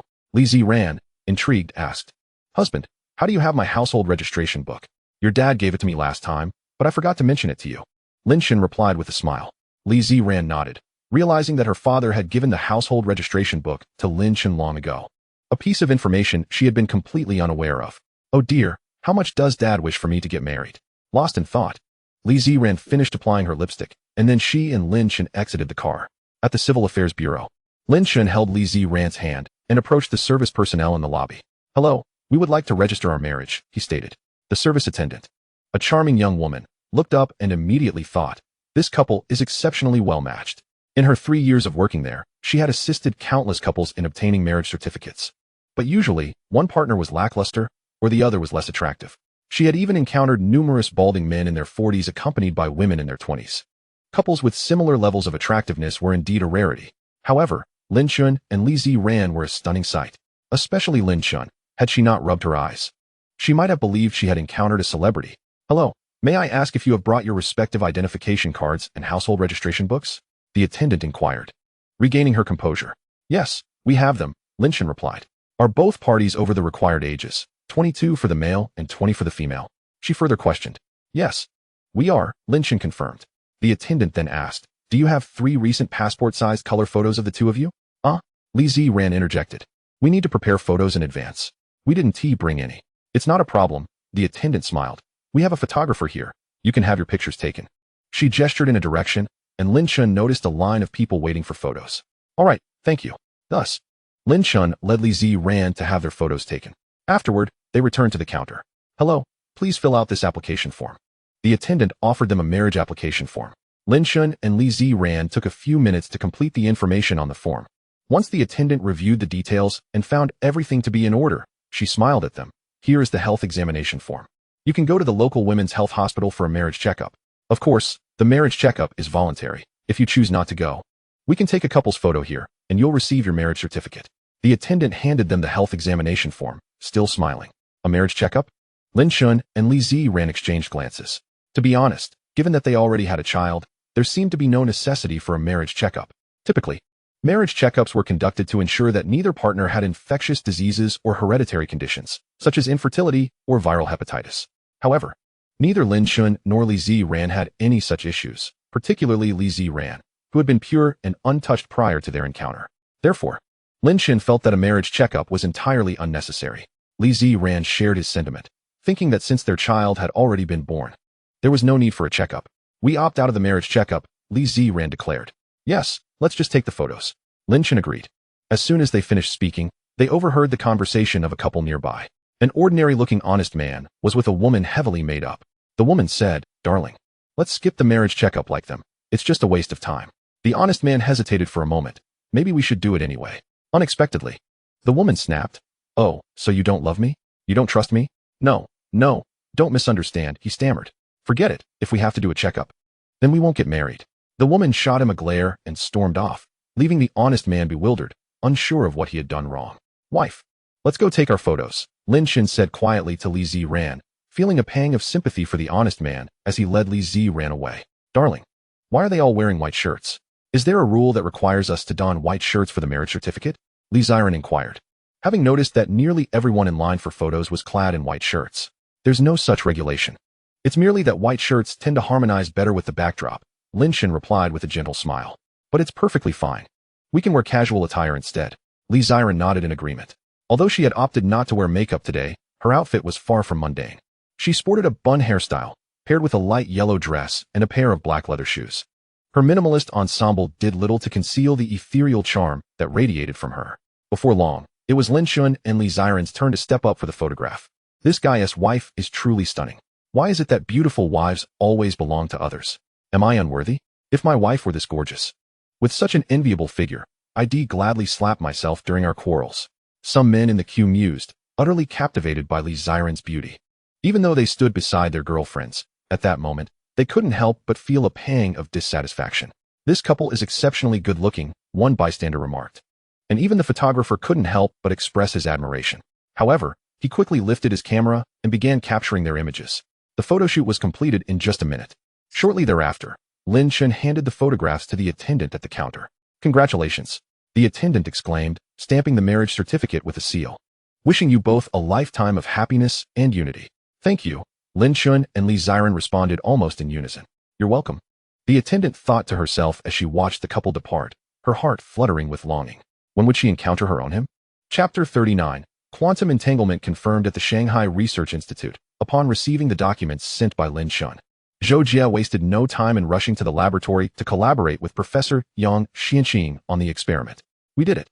We finally succeeded," Yang Xianqing exclaimed, tears of joy streaming down his face as he gazed at the experimental results displayed before various instruments. It has been a full decade, 10 years dedicated to the research of quantum entanglement. Do you have any idea what these 10 years have entailed? Every night, I dreamt of conducting experiments on the laws of quantum entanglement. I yearned for the day I could validate these laws, not only to benefit humanity, but to demonstrate that Chinese scientists are as capable as those from any other nation. Thus, a decade passed in fervent study, during which Yang Xianqing faced countless failures and gradually became numb to despair. But today, thanks to Zhou Jie's provided method, he finally triumphed. "Zhou Jie, we have succeeded. Did you see that?" Yang Xianqing exclaimed, overwhelmed with excitement. "From this day forth, your name will resonate throughout the scientific community, becoming one of the world's most renowned scientists, immortalized in history." Zhou Jie, lost in the immense joy of their success, barely registered Yang Xianqing's words. Subsequently, Yang Xianqing promptly announced the confirmation of quantum entanglement on their official account. The news quickly garnered widespread attention from various media outlets, leading to a flurry of reposts and comments across the internet. Weibo, Shanghai Research Institute confirms quantum entanglement. Jihu, the confirmation of quantum entanglement. What implications will it have on the global landscape? Bilibili, the process of confirming quantum entanglement. This video will undoubtedly shatter your imagination. You see, oh my. After the confirmation of quantum entanglement, a group of frenzied scientists engaged in such antics in the laboratory. Meanwhile, Lin Chen and Li Xiren had returned home. "Mom, have the babies been awake at all?" Li Xiren asked Wu Yanfeng. "They woke up briefly, but I managed to soothe them back to sleep," Wu Yanfeng replied. Glancing at the nearby crib, Li Xiren nodded, acknowledging that having her mother's assistance made the task of parenting significantly easier. With some leisure time, she settled onto the sofa and began scrolling through Douyin. Suddenly, she came across a video that left her astonished. "Honey, come here quickly," she called out to Lin Chen. "What is it?" Lin Chen, taking a sip of water, approached her. "Look, am I seeing things?" "The quantum entanglement law has been confirmed," Li Xiren exclaimed, handing Lin Chen her phone to see the Douyin video. Lin Chen glanced at it and confirmed that it was indeed the official announcement regarding the validation of quantum entanglement. The source was none other than a reputable media outlet, a testament to its authenticity and authority. Notably, Lin Chen also observed the word Shanghai Research Institute in the video. It was evident that Zhou Jie had followed his guidance to resolve this scientific enigma. "You didn't misinterpret it," Lin Chen said with a smile. "That is wonderful." Li Xiren expressed her genuine joy for the advancement in science. The confirmation of quantum entanglement signifies that God does not cast dice randomly. Life is not predestined. We can navigate our existence as we choose, and what we believe can indeed manifest. "Impressive. It seems you possess quite an understanding of physics," Lin Chen remarked with a grin. Li Xiren raised her chin proudly. "Of course. I was a physics prodigy back in high school." "Really?" Lin Chen teased, playfully ruffling her hair before suddenly pushing her onto the sofa. Their eyes met, and an undeniable spark ignited between them. But Li Xiren abruptly remembered her mother was still in the bedroom. "Darling, let us move to the room downstairs," Lin Chen suggested, sensing her thoughts. "Okay," Li Xiren replied, her cheeks flushed and her legs feeling somewhat weak. Half an hour later, the passionate encounter concluded. Li Xiren headed to the bathroom to freshen up, and at that moment, Lin Chen received a call from his assistant, Xia Yuli. "Boss, I have great news," Xia Yuli exclaimed, brimming with excitement. Lin Chen smiled. "What is the good news?" "The Tianhong sports car we developed has only been on the market for a few days, yet it has been feverishly ordered by over a dozen supercar clubs. Additionally, numerous car enthusiasts have expressed immense interest in our Tianhong sports car. Currently, Orders have surpassed 10,000. If this trend continues, the future of our company is boundless. Xia Yuli reported with great enthusiasm. That sounds excellent, Lin Chen replied calmly, admitting to himself that he had anticipated this outcome. After all, the design of the sports car was a product of the system, with its aesthetics, performance, and cost-effectiveness all in place. Any discerning merchant or customer would undoubtedly favor the Tianhong sports car. Boss, may I suggest something? Xia Yuli asked. Please, share your thoughts, Lin Chen encouraged. I believe we should enlist a popular celebrity to endorse our sports car for better promotional impact. Currently, the Tianhong sports car is at a disadvantage in this regard. Too few people are aware of it. With a celebrity endorsement, it would undoubtedly gain significant recognition, and we could eventually establish the Tianhong brand as a household name globally. Xia Yuli earnestly proposed.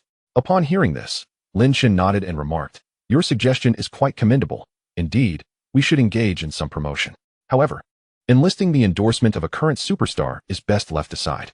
Chapter 40. Commencement of filming the endorsement advertisement. It is not that Lin Chen harbors any prejudice against popular celebrities. Rather, it is the alarming rate at which they seem to falter in today's entertainment industry. One moment, a star is basking in glory, and the next, they find themselves embroiled in scandal. Given this prevailing atmosphere, Lin Chen believes that hiring a celebrity for endorsement may not be the wisest decision. Investing a substantial amount in endorsement fees could ultimately result in a considerable loss. Well, boss, I'm merely offering a suggestion. The final decision lies with you, Xia Yuli stated. Lin Chen replied, all right. I shall give due consideration to the matter of endorsements with our partners. Xia Yuli responded affirmatively. Subsequently, their conversation concluded. Darling, Huimin has arrived. I'll go open the door, Li Ziren suddenly interjected. As Lin Chen approached the door, he was greeted by the sight of Zhou Huimin outside the courtyard. Today, she appeared to be in high spirits, beaming as she followed Li Ziren into the villa's grand hall. Lin Chen, Ziren, do you have time this evening? Zhou Huimin inquired with a smile. What is the occasion? Li Ziren asked. Oh, nothing much. I simply wish to invite you both for a meal and express my heartfelt gratitude to you. Lin Chen, Zhou Huimin replied, her eyes sparkling with warmth. Gratitude? What do you wish to thank me for? Lin Chen asked, intrigued. Do you remember the Douyin video you filmed for me last time? Zhou Huimin queried. I do recall. Lin Chen affirmed, his memory serving him well. That video went viral, garnering over 100 million views. I've gained nearly 3 million followers during this time. All thanks to that sensational video. My Douyin followers are approaching 10 million now. Is that truly the case? Congratulations. You're on your way to becoming a major internet celebrity, Li Ziren exclaimed, genuinely happy for Zhou Huimin. This is all thanks to Lin Chen. His filming was simply exceptional, Zhou Huimin remarked, returning to the matter at hand. By the way, do you both have time tonight? Ziren. It's been ages since we've enjoyed hot pot together. I'm afraid I won't have time. I have to take care of the child. Li Ziren replied with a hint of regret. If you truly wish to express your gratitude to me, how about helping me with a small favor? Lin Chen interjected suddenly. What kind of favor? I'll certainly assist you. Zhou Huimin responded eagerly. Well, it's rather simple. I would like you to endorse and promote my company's new sports car. Consider it a form of advertising. Lin Chen said with a smile. In today's landscape, the influence of internet celebrities is rivaling that of traditional stars. Some particularly popular influencers wield even greater sway than established celebrities. It is worth noting that many former A-list stars have turned to Douyin for live streaming sales and promotions. When it comes to advertising power, influencers are hardly inferior to celebrities. Thus, Lin Chen believed that instead of spending exorbitantly on a celebrity endorsement, it would be more prudent to have Zhou Huimin, who is currently thriving on Douyin with over 10 million followers, endorse the sports car. Endorse a sports car? Both Li Ziren and Zhou Huimin were momentarily taken aback. Indeed. What do you think? If you feel it's a loss, I can cover the advertising costs, Lin Chen assured Zhou Huimin. No, that is not what I meant. It's just an advertisement. I will definitely help you film it. Zhou Huimin agreed without hesitation. Darling, what sports car does the company have? Does my father's company have a sports car? Li Ziren asked, puzzled. Originally, there wasn't one, but I had the staff create one last time I visited. Lin Chen chuckled. Upon hearing this, Li Ziren was astonished. So, the sports car was designed by you? When would you be available to film? Lin Chen inquired of Zhou Huimin. After pondering for a moment, she suggested, why don't we go right now? I happen to have time. All right, let us go now. Lin Chen nodded. Darling, I want to go too. I'd like to see what your design sports car looks like, Li Ziren added eagerly. To Tianhong Automotive Company. Lin Chen drove the G-Class, bringing Li Ziren and Zhou Huimin to the location. Yuli. Upon spotting Xia Yuli, Li Ziren called out excitedly. Ziren, it's been ages since I last saw you. Xia Yuli exclaimed, clearly overjoyed to see her friend. They had known each other for quite some time. as Li Ziren was the boss's daughter. And who might this be? Xia Yuli asked, turning her gaze to Zhou Huimin. While she had crossed paths with Li Ziren, this was her first encounter with Zhou Huimin. She is my good friend and confidant, Li Ziren quickly introduced. Xia Yuli's expression brightened, and she offered Zhou Huimin a gentle smile. Hello, I'm Xia Yuli. Zhou Huimin replied with a smile. After exchanging pleasantries, they had officially acquainted themselves. Darling, is this the sports car you designed? It looks stunning, Li Ziren exclaimed, rushing over to admire the Tianhong sports car parked nearby. Having grown up around luxury cars, she had often ridden in her family's Porsche. However, the aesthetic appeal of Lin Chen's creation was unparalleled. The flawless lines of the car's body resembled a meticulously crafted work of art, leaving the Porsche in the dust. You're amazing, darling. Li Ziren's admiration for Lin Chen soared once again. This sports car is impressive. Zhou Huimin, equally captivated by the Tianhong vehicle, turned to Lin Chen and inquired. How much does this sports car cost? I'm interested in purchasing one. Here's the deal. If you endorse and film the advertisement for me, I'll gift you one for free, Lin Chen proposed. He wasn't boasting, as long as the advertisement was successful. Even gifting Zhou Huimin a car would not result in a loss for him. All right, you're on.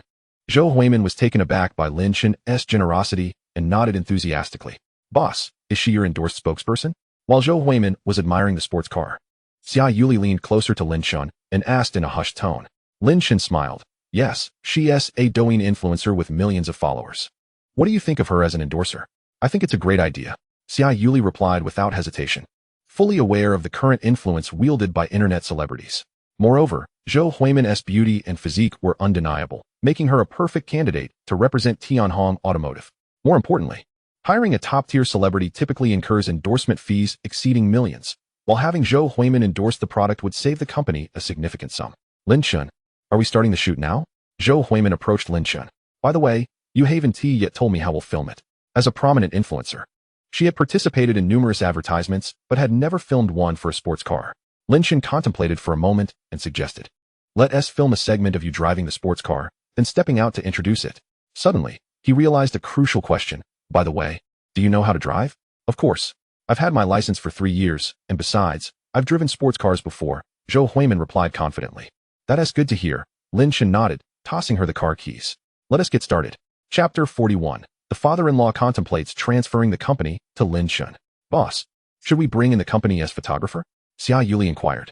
Lin Chen replied, no need, I'll handle the filming myself. When it comes to photographic skill, only directors of Zhang Yimo's caliber could potentially rival Lin Chen. Therefore, he intended to take matters into his own hands to ensure the endorsement video achieved the most exquisite outcome. Be careful while driving, Huimin, Li Ziren cautioned. Well aware of Zhou Huimin's somewhat careless disposition. Don't worry, Ziren. It's not as if I don't know how to drive. Zhou Huimin replied confidently as she opened the door of the sports car and settled into the driver's seat. In a series of fluid motions, she inserted the key and ignited the engine, showcasing her adeptness. The Tianhong sports car roared to life with a thunderous growl. Meanwhile, Lin Chen, positioned nearby, began filming. Drive a short distance and keep your speed at 20 miles per hour so I can keep up. All right, Zhou Huimin responded, gently pressing the accelerator as the Tianhong car gradually moved forward. Xia Yuli, Li Ziren, and several company executives observed from a distance. Okay, slow down. Lin Chen instructed after filming for a while, anticipating the moment when the car would decelerate and Zhou Huimin would exit the vehicle. However, an unexpected incident occurred. Zhou Huimin mistakenly pressed the brake instead of the accelerator, causing the car to lunge forward at an alarming speed, reaching 80 miles per hour. Xia Yuli was stunned. Li Ziren was bewildered. In that instant, everyone present was left utterly dumbfounded. Huimin, stop. Hit the brakes. Li Ziren shouted, desperately urging Zhou Huimin. Yet, Zhou Huimin, overwhelmed, found her mind blank. Her legs felt as if they were weighed down by 1,000 pounds, utterly unresponsive. Moments later, with a deafening crash, the sports car collided with the wall, creating a substantial dent in the solid structure. Heavens! Lin Chen, Li Ziren, Xia Yuli, and the rest of the crew rushed over from behind. I'm unscathed? Zhou Huimin exclaimed, her expression one of disbelief. Looking down, she noticed a blue airbag enveloping her. Realizing that it had saved her life, she lifted her gaze to the breached wall, reflecting on how terrifying it was. Without the airbag, she would surely have met a grim fate. Huimin, are you all right? The crowd approached, relieved to see Zhou Huimin unharmed, their anxiety alleviated. Thank goodness for the airbag. Otherwise, the consequences are too dreadful to imagine. I'm so sorry. I accidentally mistook the brake for the accelerator, Zhou Huimin expressed. feeling a pang of guilt for her carelessness. As long as you're okay, Lin Chen reassured her, perhaps the only one present who was not overly concerned. Given his intimate knowledge of the car's design, with the airbag in place, he knew Zhou Huimin would sustain no injuries. I think I should step out now, Zhou Huimin said, still shaken. Just then, a company employee gasped, the front of the car is completely intact? What? Li Ziren, Xia Yuli, and others turned their attention to the front of the vehicle, astonished to find that the Tianhong sports car had only a minor dent. The entire assembly was in shock. How can this be? At that speed, the car crashed into a wall and yet sustained so little damage? Is this really a sports car? Surely it can't be an armored vehicle? Even the automotive engineers were taken aback. What on earth is this car made of? Why is it so indestructible? Li Ziren inquired, running her hand over the hood, feeling the incredible hardness of the material. Lin Chen explained, the exterior of this sports car is crafted from materials such as titanium alloy and cast iron, heavy metals that set it apart from ordinary vehicles. Its durability is likely tenfold that of typical sports cars. Tenfold. Incredible. The crowd was thoroughly impressed, recognizing the car's exceptional capabilities. This model was bound to become a sensation. Setting aside other superior qualities, its safety alone put it in a league of its own in the market. Can you continue filming? Is everything all right? Lin Chen asked Zhou Huimin. Yes, she nodded, feeling completely fine. Good. Please bring over a new car. We'll need to repair this one, Lin Chen instructed his subordinates. Half an hour later, the promotional video for Tianhong automobiles was finally completed. After adding some subtitles, Zhou Huimin promptly uploaded the video to Douyin. In just one night, thanks to the account's immense traffic, the video went viral, garnering over 1 million likes and tens of thousands of comments. Wow, this sports car is so stylish. How much does it cost? The lights, the lines. The aesthetics outshine even a Ferrari. I heard this car is only 1 million, and it's a domestic brand. Really? Just 1 million for such a stunning sports car? What a conscientious brand. Support domestic products. As the McLaren being driven suddenly felt less appealing. 1 million? I absolutely must get one for my husband. Wow. The person above must be wealthy. Do you need a husband? I'm 6 feet tall, fit, with an 8-pack. I was planning to buy a Porsche 911. But seeing this car's beauty makes me reconsider. After perusing the comments, one user inquired, does anyone know where this car is sold offline? Following this promotional wave, orders for the Tianhong sports car surged, and within just a week, sales exceeded 10,000 units. Lin Chen's worth also skyrocketed, with the profits of the Tianhong subsidiary even surpassing those of the headquarters. Haha, I knew entrusting the subsidiary to you was the right choice. Li Tianhong beamed at Lin Chen from his villa in the Bund, his eyes brimming with admiration. This son-in-law continually brought him surprises. He felt immense pride to have Lin Chen in the family, believing that under his leadership, Tianhong could ascend to the ranks of the Fortune 500. Consequently, Li Tianhong made a significant decision. Xiao Chun, with Tianhong sports cars selling like hotcakes, why not consider expanding our scale? We could consolidate the two companies and register a new one. You could be the president, holding the largest share, while I'll be your vice. What do you think of this proposal? Li Tianhong expressed eagerly, awaiting Lin Chen's response. Upon hearing this, Lin Chen felt somewhat overwhelmed. Was his father-in-law suggesting he take over the company he had dedicated his life to building? Dad, are you certain? Tianhong is the culmination of your hard work. Precisely because it is my life's work that I wish to see it flourish, Li Tianhong replied earnestly. All right, it's settled then. You shall be the one in charge of Tianhong. Lin Chen, feeling an inevitable sense of obligation, reluctantly agreed. In the following days, he took the time to accompany Li Ziren for a comprehensive medical examination. A month after childbirth, a checkup is of utmost importance, primarily to assess the recovery of the uterus. Furthermore, since Li Ziren underwent a cesarean section, it is essential to examine the healing of the incision, the condition of the lochia, and the status of milk production to ensure everything is returning to normal. The moment the results were received, the doctor informed Lin Chen that everything was fine, and he let out a sigh of relief. Subsequently, he took Li Ziren back home. Once they arrived, Lin Chen tended to the baby for a short while before receiving a call from Xia Yuli. Mr. Lin, today marks the founding day of Tianhong Group, and you are required to attend a meeting at the company, Xia Yuli stated. All right, I will be there shortly, Lin Chen replied. After hanging up, he turned to the baby in his arms and said, Sweetheart, Daddy needs to step out for a moment. You can play with Grandma for now. For Treasure made a sound, though it was unclear what she was expressing. However, her expression hinted at a slight reluctance. Lin Chen then entrusted For Treasure to Wu Yanfang and departed. At Tianhong Group, Xia Yuli was waiting at the entrance to greet Lin Chen. Upon his arrival, a horde of reporters suddenly surged forward. The security guards at the entrance were unable to contain the frenzy. Hello, we are reporters from the Shanghai New Weekly. May we ask you a few questions? A female reporter inquired of Xia Yuli. I'm sorry, But I'm in a bit of a hurry, Xia Yuli replied, wishing to avoid their attention. We only need 1 minute. Is it that employees of Tianhong Group are so aloof? Another reporter chimed in. Indeed, we traveled quite a distance. Can't you cooperate with us? The reporters began to apply moral pressure, surrounding Xia Yuli and refusing to relent, considering the company's image. Xia Yuli hesitated for a moment before saying, All right, you have 1 minute. The female reporter, having achieved her goal, gleefully asked, In light of yesterday's online allegations regarding Tianhong's sports cars experiencing brake failure, what is your stance? Brake failure? Every step of our sports car production is meticulously overseen. How could there possibly be brake failure? Xia Yuli initially believed the reporters were genuinely inquiring, but upon hearing this question, she realized they were clearly seeking trouble. The female reporter, seeing Xia Yuli engaged in the topic, continued, Relevant news has already been reported. We are not fabricating anything. Is that so? Which news outlet reported it? Please show it to me, Xia Yuli challenged. At that moment, the reporter intentionally evaded the question, as a senior executive of the company. What are your thoughts on this matter? Xia Yuli found herself momentarily at a loss, as any response she provided would imply an admission of safety issues with the sports car. The best approach was to remain silent. Just as Xia Yuli felt cornered, a figure suddenly approached, and upon turning, she saw Lin Chen's face. I'm sorry, but we are about to commence a meeting and cannot entertain interviews at this moment. Lin Chen stated coldly, instinctively taking Xia Yuli's hand and leading her away swiftly. Hey! A swarm of reporters pursued them, but they were quickly intercepted by the company's security personnel. Next time you encounter such an interview, don't engage with them, Lin Chen advised, holding Xia Yuli's hand as they dashed to the company's lobby. He looked at her and remarked, engaging further with unscrupulous reporters is futile. It only exacerbates the situation. Xia Yuli voiced her concerns. However, if we ignore them, won't it affect our company's image? People online might say we are being aloof. Lin Chen replied nonchalantly. It's fine. Let us focus on running our company well. There's no need to heed external opinions. Xia Yuli found his reasoning sound and thought, how foolish was I just now? Thankfully, Lin Chen pulled me away.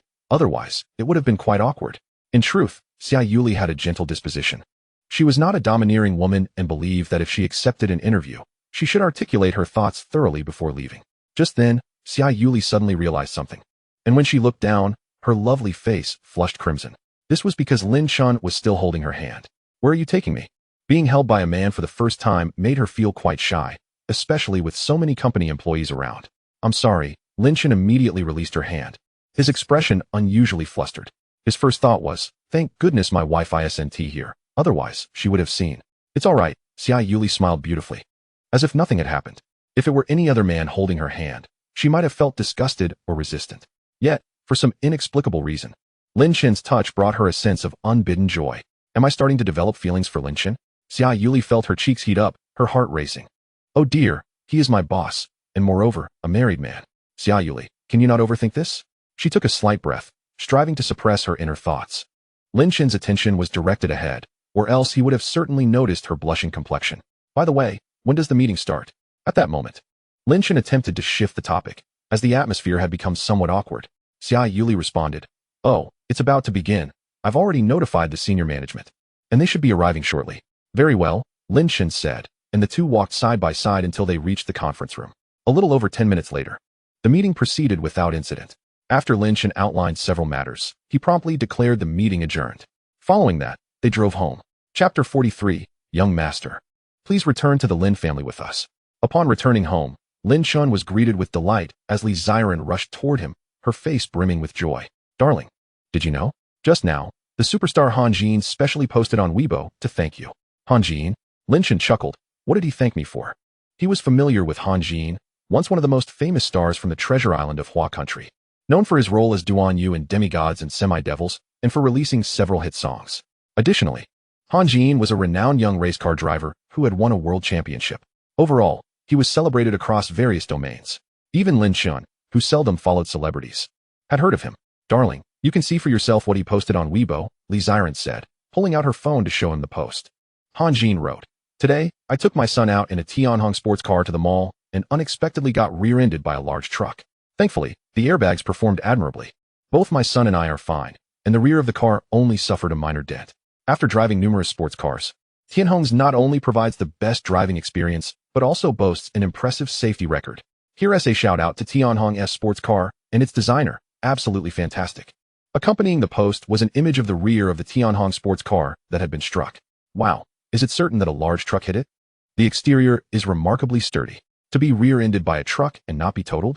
Incredible. Hats off to Tianhong's sports car. Its quality is simply unbeatable. Early in the morning, I noticed the media casting aspersions on the Tianhong sports car, alleging that it posed safety risks. This prompted me to ponder. Is there any sports car that boasts a higher safety standard than that of Tianhong? It feels as though the Tianhong sports car has indeed saved Han Jin's life. Upon seeing this post on Weibo, I quietly opened my car buying app and ordered a Tianhong sports car. Beneath the Weibo post, thousands of fans left comments. Thanks to Han Jin sharing this post. The Tianhong sports car surged to the top of Weibo's trending list, sparking extensive discussions among netizens. In a flash, the Tianhong sports car regained its popularity, with sales steadily climbing. After reading this, Lin Chen returned his phone to Li Ziren, remarking, "This Weibo post was well crafted. It effectively served as free publicity for us." Indeed. Li Ziren nodded. "Darling, did you buy the hairy crabs? I'm going to prepare lunch." All right. In their daily lives, it was primarily Wu Yanfang, Lin Chen's mother-in-law, who cooked, followed by Li Ziren. Lin Chen had intended to prepare lunch himself, but as Li Ziren expressed her desire to do so, he acquiesced. Subsequently, with nothing much to do, Lin Chen retreated to the room to entertain the baby with his mother-in-law. The baby was now over a month old, and in that short span, had learned to accomplish many things, such as slightly controlling head movements. While lying down, the baby could lift her head a bit and turn it from side to side. Moreover, she began to take notice of her fascinating little hands, occasionally raising them and bringing them to her mouth. "Big treasure, come here, daddy will hold you." The baby, Lin Xingyue, appeared quite delighted, lying on the bed with her large, expressive eyes darting around, seemingly in wonder. Lin Chen then lifted her into his arms, and the baby, once cradled, opened her mouth and unexpectedly revealed a heartwarming smile. She even raised her tiny hand to touch Lin Chen's face. "Ha, little Chen, if the baby grows a bit more, she'll probably start grabbing things." Wu Yanfang, who was amusing the third child, teased. Lin Chen chuckled at her words, gently tapping the baby's nose with his finger and affectionately saying, "My dear, grow up quickly so that daddy can take you out to play." Suddenly, a voice from the system echoed, "Host's fatherly love is as solid as a mountain, rewarding you with a martial arts card." "Mom, I'm giving the baby to you.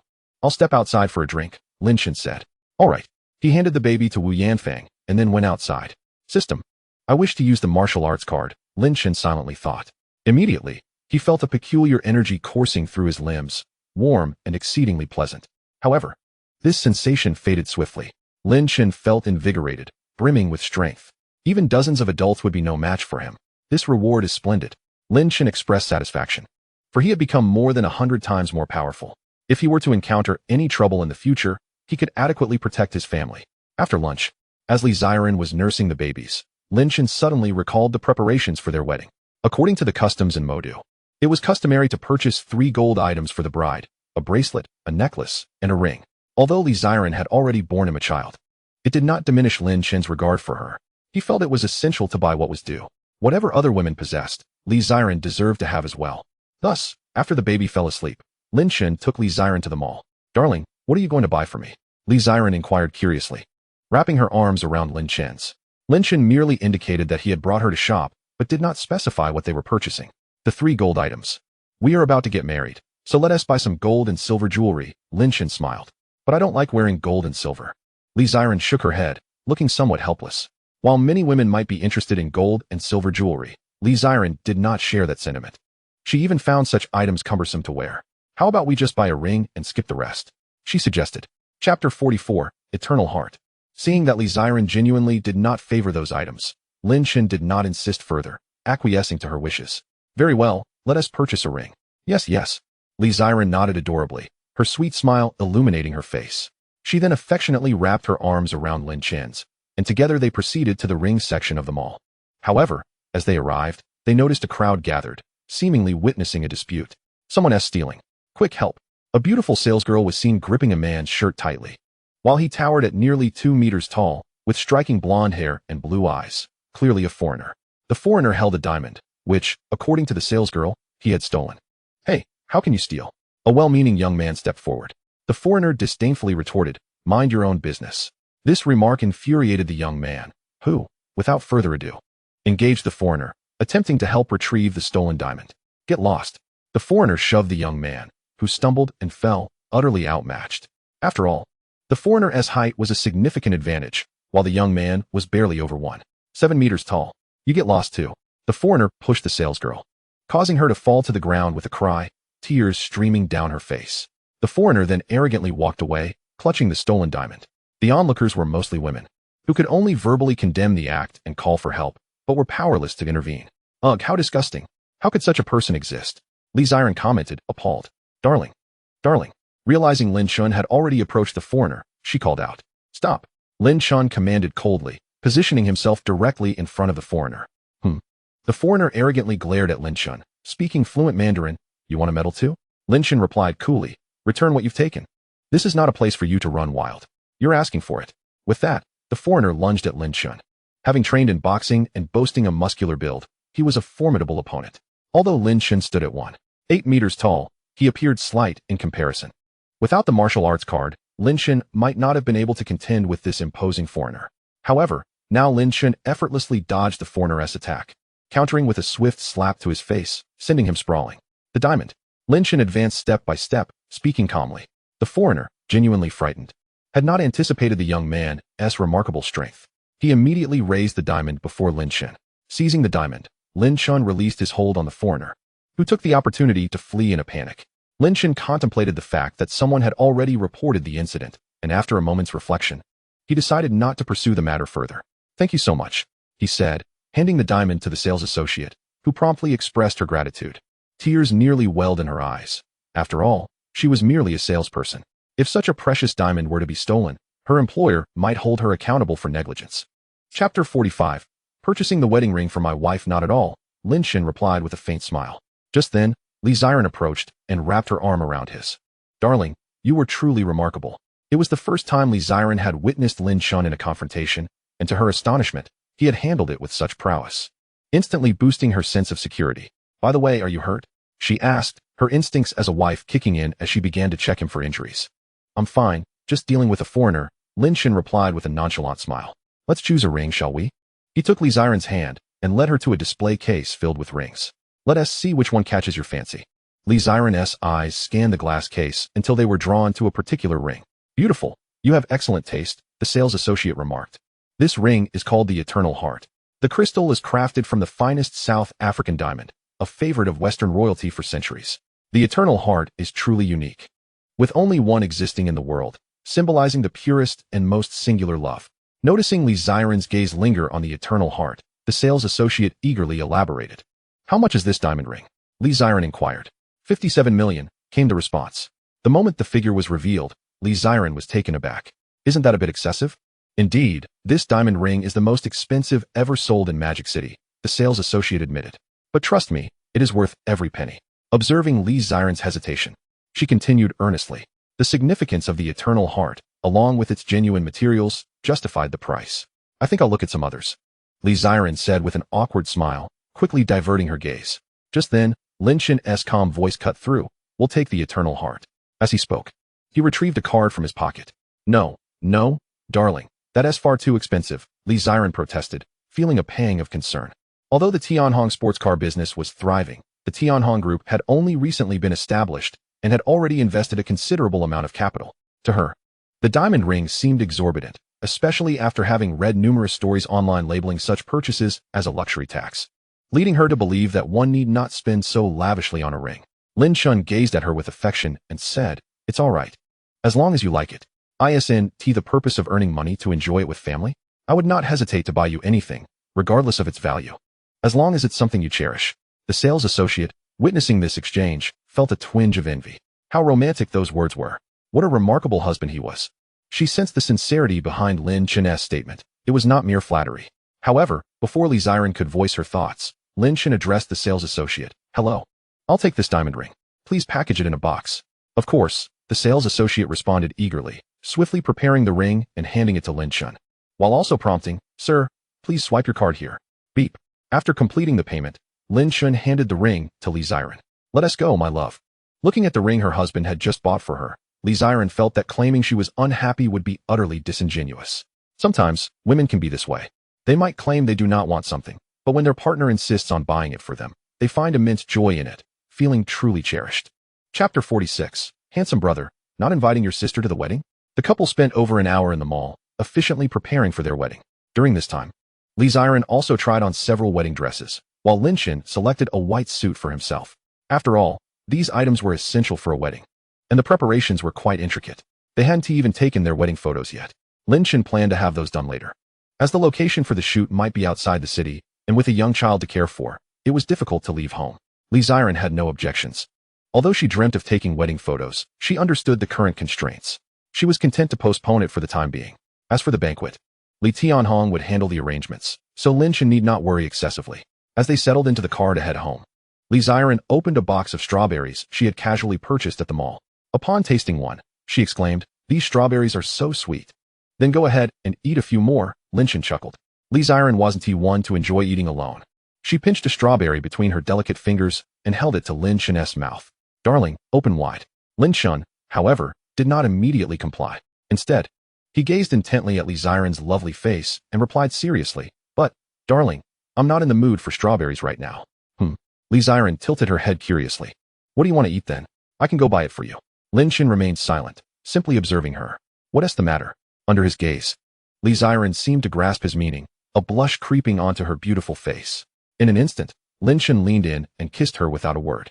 After a while, they returned to their villa in the Bund. At that moment, Li Tianhong had also come by to discuss the banquet arrangements.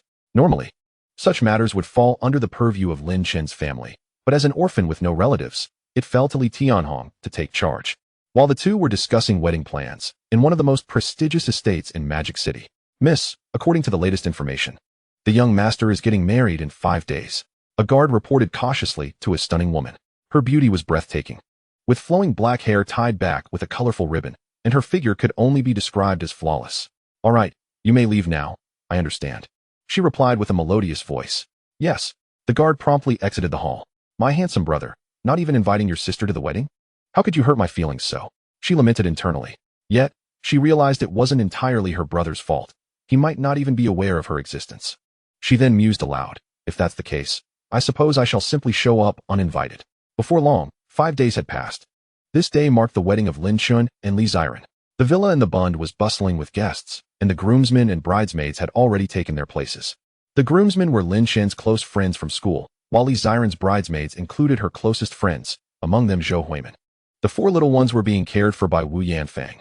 Lin Chen and Li Ziren were momentarily too occupied to attend to them, as today, the focus was on the parents rather than the children. Chapter 47. Lin Chen and Li Ziren's wedding. "All right, it's almost time. Let us head to the hotel," one of Lin Chen's groomsmen remarked. Zhou Huimin interjected with a smile. "Hold on a moment. Are you trying to take our bride away? Lin Chen, have you forgotten something?" Lin Chen appeared somewhat bewildered, as this was his first wedding and he lacked any experience. Was there still a procedure yet to be completed? "Bro, the foot-kissing ceremony. You haven't kissed the bride's feet yet." Wang Chong, Lin Chen's groomsman, immediately reminded him. Lin Chen suddenly realized, right, I almost overlooked that. With that, he knelt on one knee in front of the sofa where Li Ziren was seated, her lovely face radiating affection towards him. Li Ziren even lifted her foot willingly to accommodate Lin Chen. Before him lay a pair of flawless, delicate feet adorned in silver high heels, elegantly wrapped in sheer stockings. Without hesitation, Lin Chen leaned down and kissed the top of Li Ziren's foot. His wife's feet were fragrant, and Lin Chen felt no sense of disgust. Rather, he perceived this ritual as a reward for himself. After the kiss, applause erupted from the bridesmaids and groomsmen, along with cheers. "Darling, let me carry you," Lin Chen said, bending down with his back to Li Ziren, in accordance with tradition, where the bride must be carried out. Without a word, Li Ziren climbed onto Lin Chen's back. Subsequently, Lin Chen stood up, lifting Li Ziren slightly by her waist. Half an hour later, they arrived at the hotel in their wedding car. By this time, many guests, including Lin Chen and Li Ziren's classmates and friends, had already gathered. Inside the hotel lobby, it was Li Tianhong's elder brother, Li Changfeng, who was managing the collection of monetary gifts. "Congratulations, brother Tianhong," exclaimed a middle-aged man resembling Jack Ma, who was a close friend of Li Tianhong. After exchanging pleasantries, he pulled out a thick wad of cash from his pocket and handed it to Li Changfeng, saying, "Wang Defa, 10,000. Wang Defa placed the 10,000 yuan gently on the table, and Li Changfeng immediately picked up a pen to record the amount and name in the ledger. Now, both Lin Chen and Li Tianhong had entered the upper echelons of society, and the guests they invited were all prominent figures, each worth at least several million. Of course, most of Lin Chen and Li Ziren's classmates were exceptions, as they were still students and could not afford much, typically contributing only a few hundred. However, these guests were different, with contributions starting from 5 figures. Amounts of 10,000, 20,000, and 30,000 were common. One guest even generously donated 80,000. Being a business partner and the CEO of the Tianhong Group, Lin Chen, 100 million, declared a middle-aged man dressed in traditional attire, exuding an extraordinary presence. Excuse me, how much? Li Changfeng was momentarily taken aback, pondering if he had misheard. Many guests, including Li Tianhong, were equally astonished, questioning if they had experienced auditory hallucinations. Lin Chen, 100 million, the man reiterated. As soon as he finished speaking, 9 tall, burly bodyguards entered, carrying a large suitcase. They placed the suitcase before Li Changfeng, who gave a nod. The bodyguards immediately opened the suitcase, revealing stacks upon stacks of 100 yuan bills. A total of 9 large suitcases, amounting to 100 million. Li Changfeng was stunned. Li Tianhong was in disbelief. All the guests who noticed this spectacle were left speechless. Chapter 48, 100 million in monetary gifts. Heavens! So much money. 100 million? Just in gifts alone? What kind of wealth must this person possess? 100 billion, or even a trillion? Goodness! Even Ma Huading might not be this extravagant. Who is this? Who is Lin Chen? That name sounds like a woman. Could she be one of those hidden wealthy women from our country? Otherwise, how could we have never heard of her? Whispers circulated among the guests. Li Tianhong stared in shock at the suitcase containing 100 million, swallowing hard. Li Changfeng was similarly at a loss for words.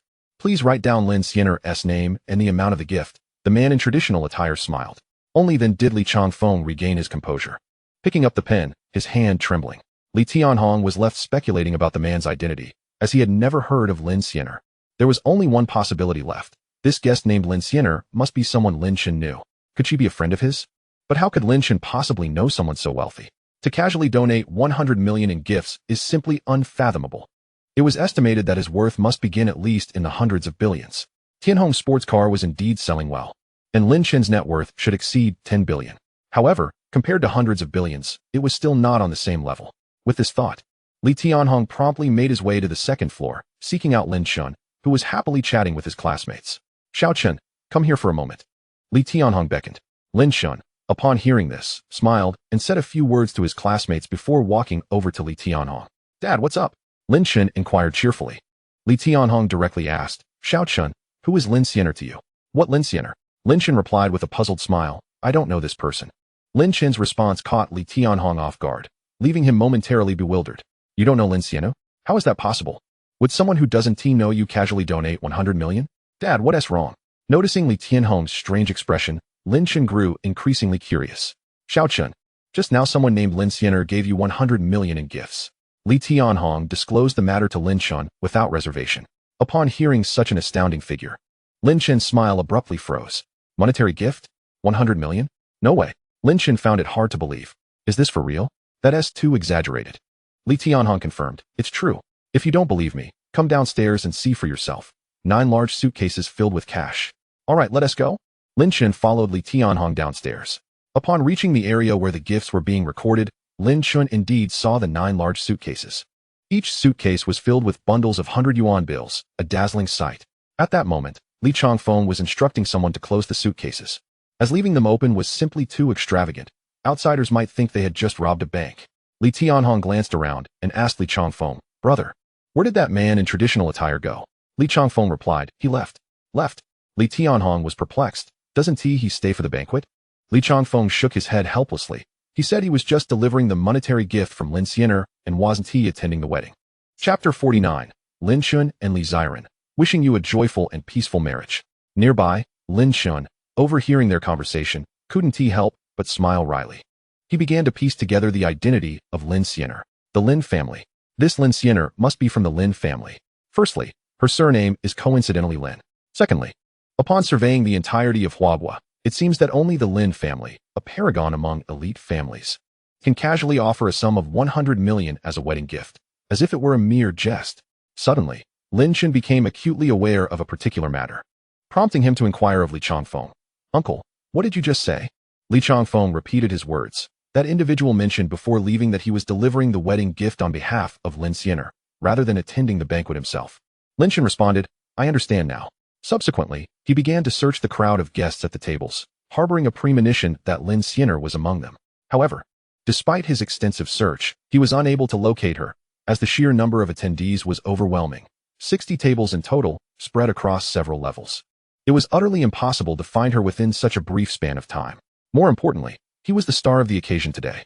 What would it look like if he were to wander about, seeking someone instead of mingling and toasting with the guests?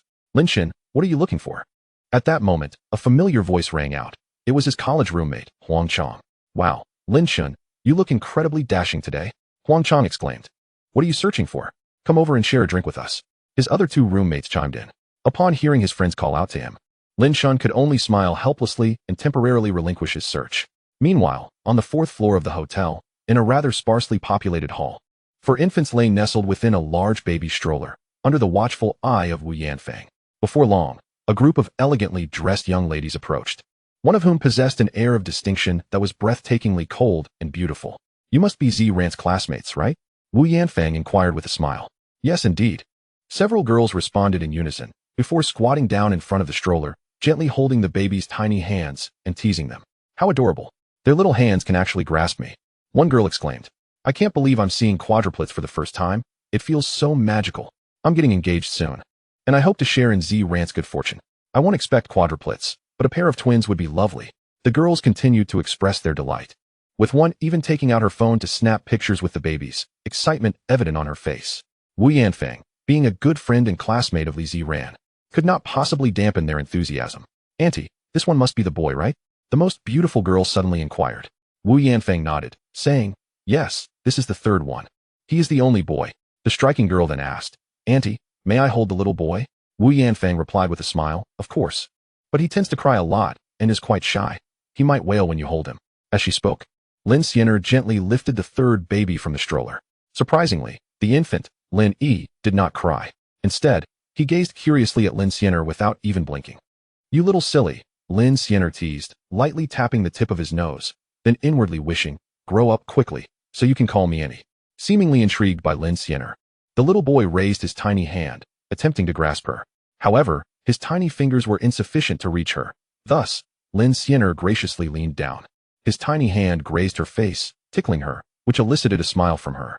It was almost time. Lin Chen held Linny, tilting her head to glance outside the window. The weather was splendid, with clear skies and a refreshing autumn breeze. Today was indeed a magnificent day. Suddenly, bang, bang, bang. Fireworks of vibrant colors exploded into the sky, captivating the attention of every passerby below, all of whom looked up in awe. These were celebratory fireworks, costing a staggering 10,000 each, a royal salute lighting up the heavens. As the fireworks scattered, they painted the sky in a breathtaking display, with any photograph taken being worthy of a smartphone wallpaper. Shortly thereafter, the drifting fireworks formed a message in the air, one that elicited gasps of astonishment from all onlookers. Lin Chen and Li Zran, congratulations on your wedding. Wishing you peace and joy. The display, a visual marvel, incited envy among numerous guests at the hotel and those within a 500-meter radius. How romantic. Oh, this girl named Li Zran must be so happy. I wondered why I trudged through life, only to realize someone else was ensuring my days were serene. I genuinely wish the best for this affluent couple. Darling, when we get married, let us have fireworks like this. It's simply enchanting, but we can't afford that. These daytime fireworks that emulate nighttime visuals must cost at least several million. Sigh, some are born into privilege while others are not. It's heart-wrenching. Many passers-by captured this scene, eagerly sharing it on Douyin, Weibo, and their social circles. Honey, is this your surprise for me? It's so beautiful.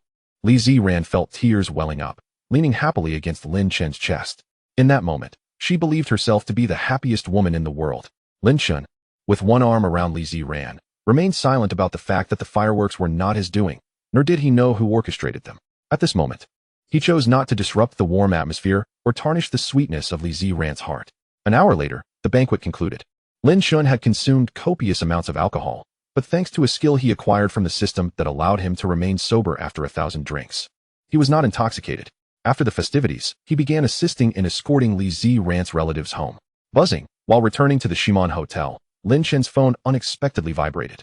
Glancing at the screen, he saw a message from an unknown sender. Meet me at the entrance of Tianhua Hotel shortly.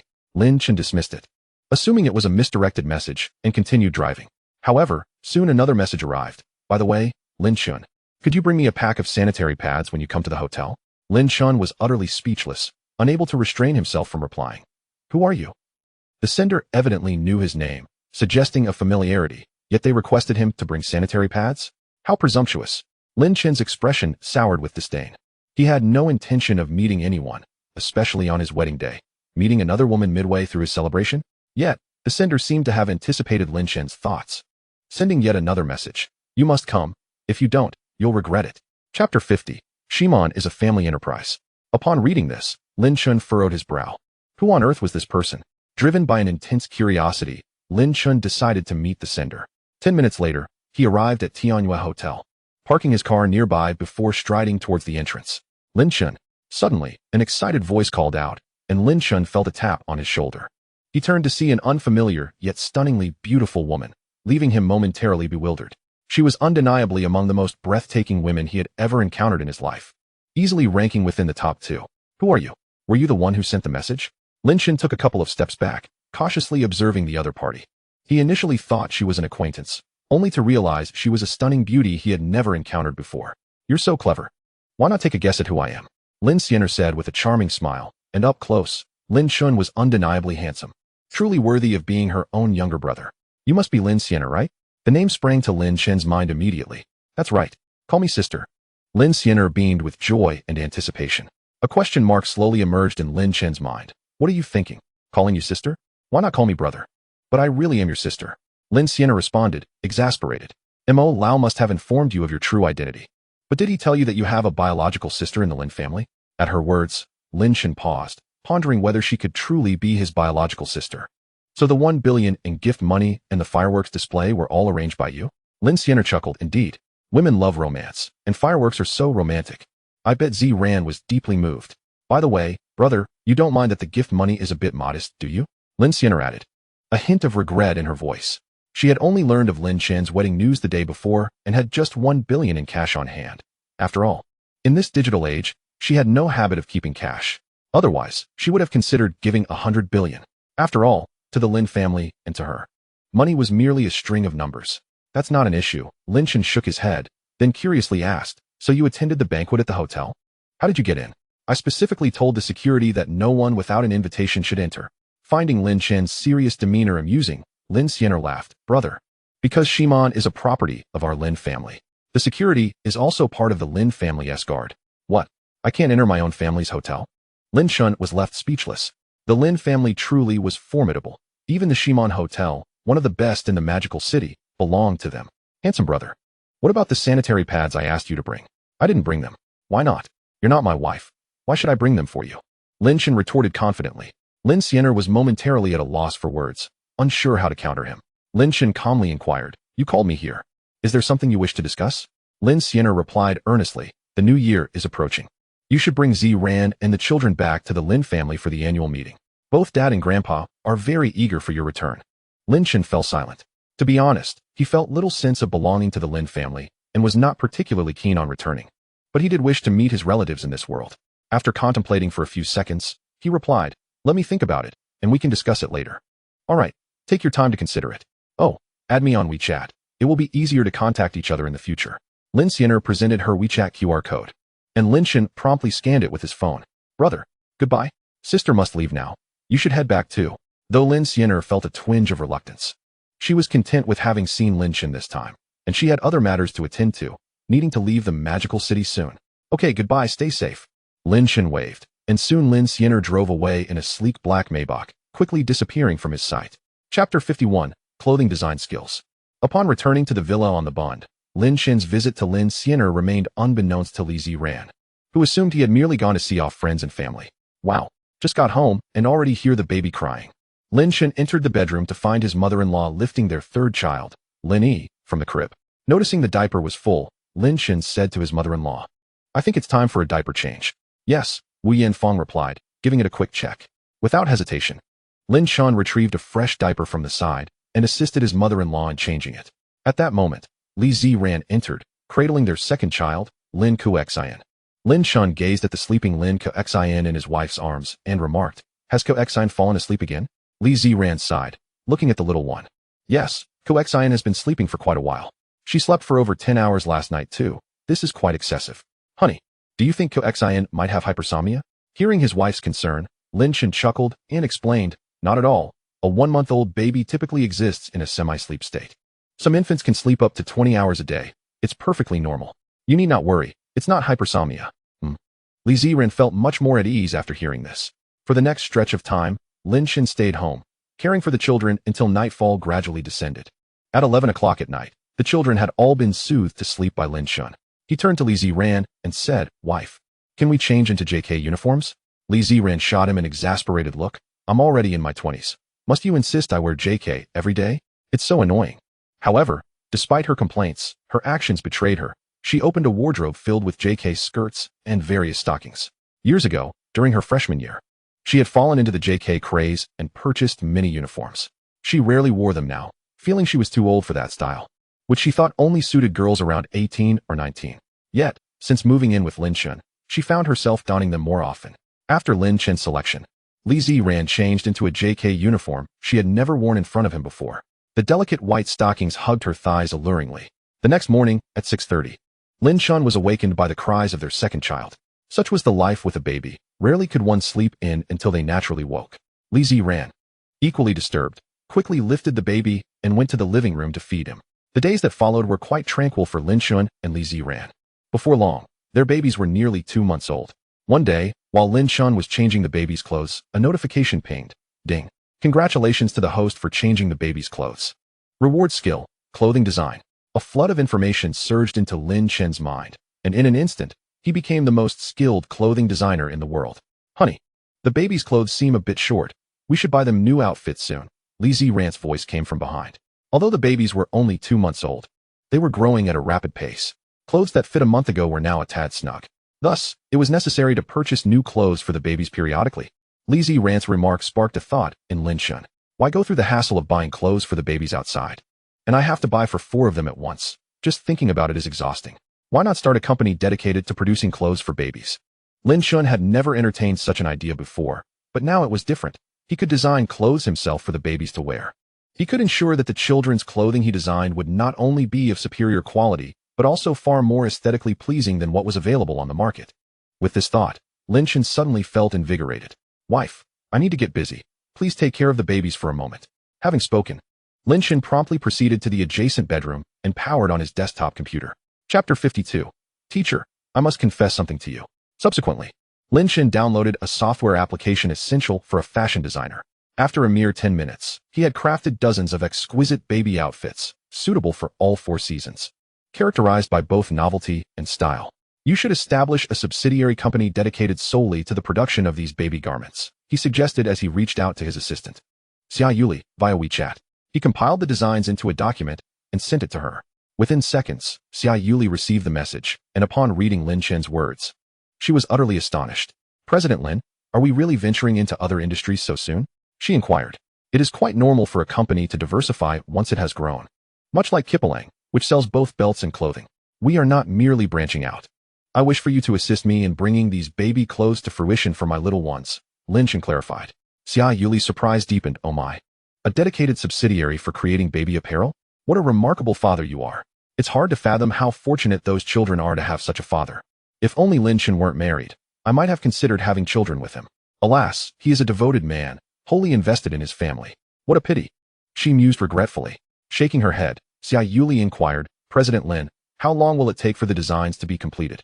"Whenever you can manage, but the sooner, the better. While the little ones aren't in urgent need of clothing, I am eager to see the results of my designs," Lin Chen replied. "Understood, President Lin." With that, Lin Chen ceased communication with Xia Yuli, exited the bedroom, and returned to care for the children alongside Li Ziran. At the Shanghai Research Institute, Yang Qingxian was brimming with excitement as he received an email from the Eagle Nation. Quantum entanglement law has won the 2022 Nobel Prize in Physics. The Nobel Prize in Physics. Upon receiving this news, Yang Qingxian nearly leapt for joy. For every researcher, winning a Nobel Prize is undoubtedly a lifelong aspiration. A pinnacle of honor that brings glory to one's family. Although the proof of quantum entanglement was not his own, but rather that of his student, Zhou Jie. Yang Qingxian felt immense pride nonetheless, for he was Zhou Jie's mentor. How would others perceive him? Look, he is the mentor of a Nobel Prize laureate. How impressive.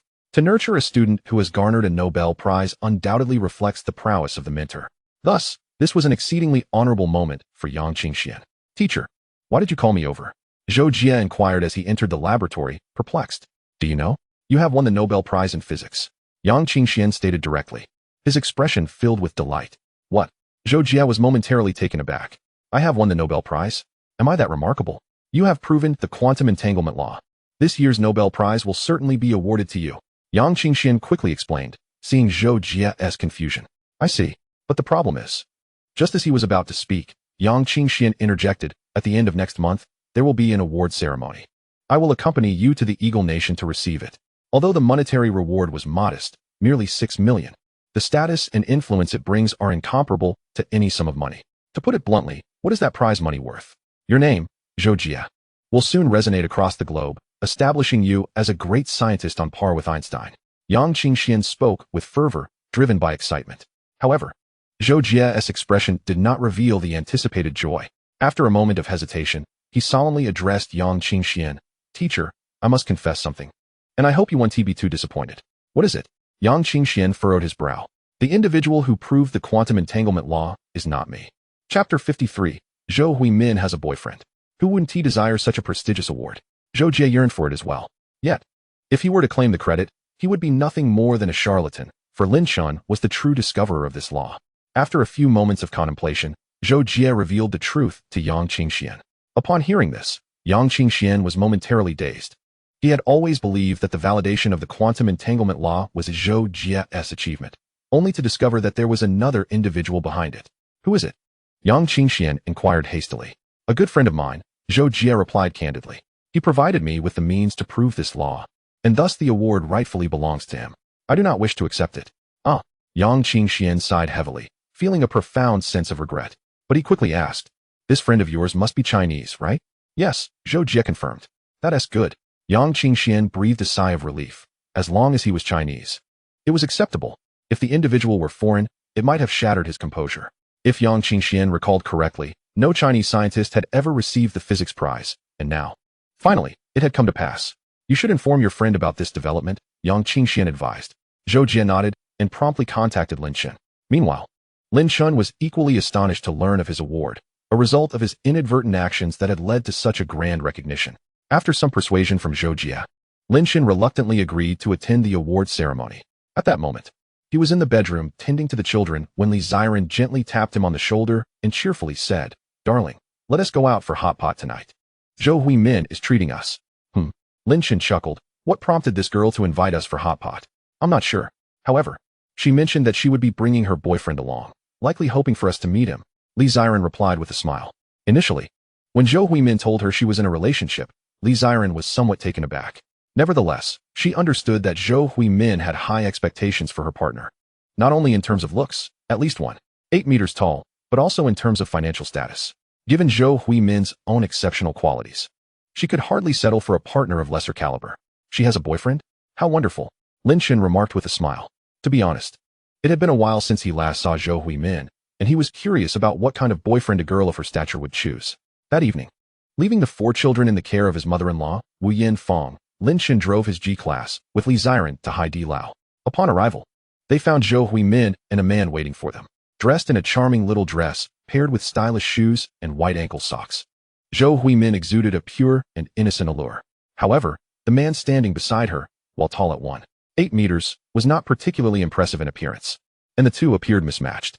His demeanor bore a resemblance to that of a carefree youth, and he wore a poorly crafted pair of AJ sneakers, reminiscent of a cheap imitation purchased online. Oh my goodness, that woman is stunning. Is that her boyfriend beside her? He doesn't seem to hold a candle to me. Alas, yet another exquisite cabbage has been claimed by a swine. Damn it. I've pondered over a pack of cigarettes and still can't fathom where I went wrong. A number of passers-by glanced at Zhou Huimin and her companion, their expressions clouded with disappointment. The beauty is making a grave mistake. This man is unworthy of you.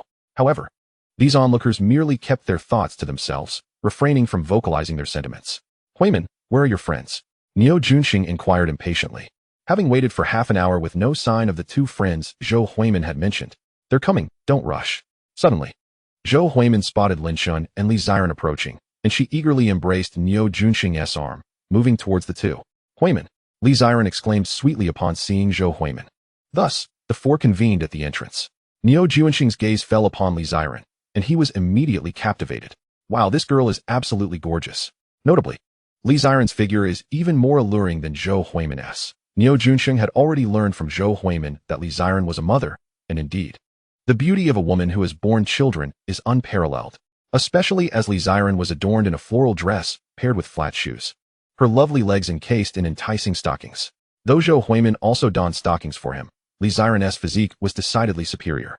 In short, Niu Junsheng was utterly mesmerized, overtaken by a rather unsavory demeanor. Feeling Niu Junsheng's lewd gaze, Li Ziren furrowed her brow, forming an extremely unfavorable first impression of him. Lin Chen, Ziren, allow me to introduce you to my boyfriend, Niu Junsheng, Zhou Huimin said joyfully, linking her arm with Niu Junsheng's. She appeared genuinely fond of him, her tone laced with admiration during the introduction. Lin Chen and Li Ziren were taken aback. This was actually Zhou Huimin's boyfriend? To be frank, this chap isn't particularly handsome. With a long face and sharp features, he hardly seemed like a good person, though he was quite tall, perhaps around 185 meters.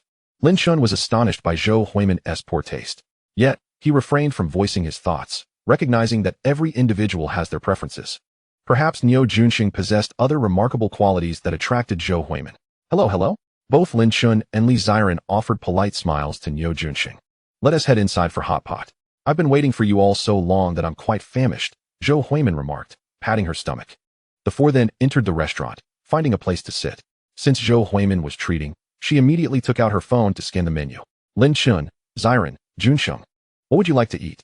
Zhou Huimin inquired. She ordered a Inyang hot pot base and sought everyone's preferences. Beef tripe and lamb rolls, anything else is fine. Li Ziren responded. I'm easygoing. Anything works for me, Lin Chen echoed. I'm also indifferent, Niu Junsheng remarked. Showing no particular fuss over the food, anything edible sufficed for him. All right then. Seeing everyone's casualness, Zhou Huimin took it upon herself to order. Being somewhat affluent, she ordered an abundance of dishes without glancing at the prices. She selected nearly every side dish available, even ordering 7 or 8 plates of lamb rolls, which were Li Ziren's favorite. Bro, what do you do for a living? The atmosphere grew slightly awkward for Niu Junsheng, prompting him to strike up a conversation with Lin Chen. I'm at home taking care of the kids, Lin Chen replied with a smile. Taking care of kids? Niu Junsheng regarded Lin Chen with a hint of disdain. A real man, staying at home with children. How absurd. Yet, he kept his contempt internalized. Instead, feigning admiration. Taking care of kids is great. I envy you. Unlike us office workers, who earn so little despite toiling away every day. Zhou Huimin shot Niu Junsheng a disapproving glance. You should really keep quiet. She was not angry, as she perceived his words to be mere modesty. Having been together for a week, she had gathered some understanding of Niu Junsheng's profession. So what do you do? Lin Chen countered. Oh, me? Niu Junsheng replied without hesitation. It's nothing much. I work at a research institute in the metropolis. A research institute? So, you're a scientist? Li Ziren was taken aback. This seemingly brash man worked at a research institute. Such a prestigious job. No wonder he managed to win Zhou Huimin over. I'm just an ordinary research enthusiast, not quite a scientist, Niu Junsheng humbly added. Do you know who won the Nobel Prize in Physics this year? Zhou Huimin suddenly chimed in, her tone conspiratorial. Li Ziren glanced at Niu Junsheng's expression and boldly speculated. Could it be your boyfriend? Indeed. Zhou Huimin replied with a smile, brimming with pride. In truth, Niu Junsheng's appearance was not her ideal type, and a significant reason for accepting his pursuit was his Nobel Prize. Zhou Huimin admired scientists greatly, having grown up revering them due to her grandfather's profession. Upon hearing this, Lin Chen couldn't help but chuckle. He finally understood how Niu Junsheng had managed to woo Zhou Huimin. She was not particularly astute and had indeed been deceived by him. Why did you have to spill that? It's nothing special. Niu Junsheng's voice interjected, tinged with resignation. Though he feigned nonchalance, he was inwardly delighted by the charade. He relished this facade, having relied on it to charm countless women. Soon, Zhou Huimin would also succumb, as she had already agreed to share a hotel room with him this weekend. As he contemplated this, Niu Junsheng couldn't help but cast a glance at the lovely Zhou Huimin, his anticipation growing. He was prepared for the weekend, with uniforms and whips at the ready. He intended to instruct Zhou Huimin thoroughly. At that moment, Niu Junsheng received a phone call. Hello? What? All right, I'll be right there. Noticing his urgency, Zhou Huimin inquired. What's wrong? I'm sorry, the research institute just called. I need to head back now. Niu Junsheng fabricated a reason, as he had actually fallen 2 months behind on rent. The landlord had just threatened to throw out all his belongings if he didn't pay up. Thus, he needed to return home immediately. Never mind then. You can go back, Zhou Huimin said understandingly, seeing his anxious demeanor. I'll be excusing myself. Let us dine together again next time. With that, Niu Junxing picked up his phone and departed. After his departure, only Lin Chen, Li Ziran, and Zhou Huimin remained at the scene. Apologies, but he recently received the Nobel Prize, and many prominent figures are meeting with him daily. Zhou Huimin expressed a hint of regret to the two. Upon hearing this, Lin Chen could not help but sigh. Zhou Huimin truly seemed to be infatuated. Perhaps one day she would find herself deceived by Niu Junxing, counting out money for him. Li Ziran also sensed something amiss and inquired, Huimin, how long have you been dating your boyfriend? Not long. Zhou Huimin calculated the days. It's been almost 10 days. Only 10 days. Do you really know him well? Li Ziran asked with concern. Let me be frank. Did he really win the Nobel Prize? Have you been to his workplace? Li Ziran's directness might have stemmed from Niu Junxing's earlier scrutiny of her figure, which made her feel averse to him. Well, I've seen his credentials. He indeed works at the Research Institute, so I believe he is not lying to me, Zhou Huimin replied with a smile. Moreover, he told me he'll be going to the Eagle country next month to receive the Nobel Prize, and he wants to take me with him. I see. Li Ziran pondered, her expression somewhat resigned. It was evident to her that her close friend had genuinely fallen. As a good friend, she was reluctant to witness such a situation, especially given the prevalence of scoundrels nowadays, making it easy to be deceived. At that moment, Lin Chen's voice broke the silence. Zhou Huimin, have you given him anything? What? Zhou Huimin was taken aback, doubting her own ears. I'm asking you, have you given him anything? Lin Chen reiterated. At his words, Zhou Huimin's cheeks flushed, and she shot him a glance, incredulous that he would ask such a personal question. Chapter 55. Would I give it to you? Even Li Ziran was taken aback.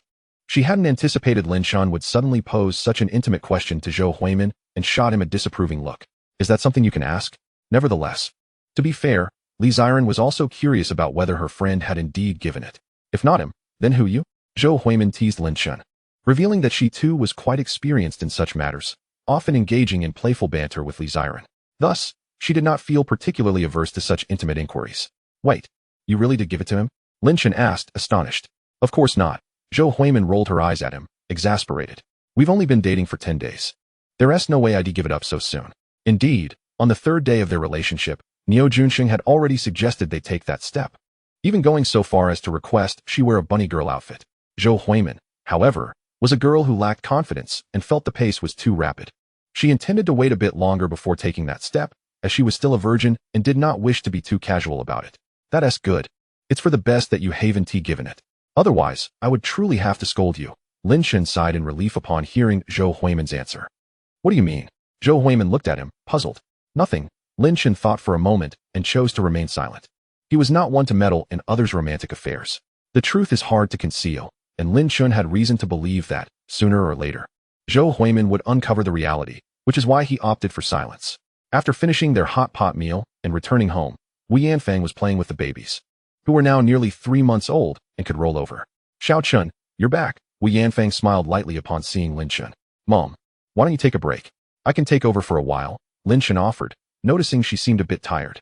All right, I'll go get a glass of water, Wu Yanfang said as she stood up, but her expression suddenly shifted. Achoo! Wu Yanfang sneezed heavily, touching her nose and feeling a bit embarrassed as she looked at Lin Chen. Mom, do you have allergic rhinitis? Lin Chen quickly deduced. Wu Yanfang, rubbing her nose, replied helplessly. Yes, I've had allergic rhinitis for 7 or 8 years. Every time this season comes around, I sneeze uncontrollably. Allergic rhinitis can indeed be quite uncomfortable, Lin Chen remarked. It's not just uncomfortable. When it gets severe, I even get nosebleeds. By the way, Xiao Chen, you don't have rhinitis, do you? Me?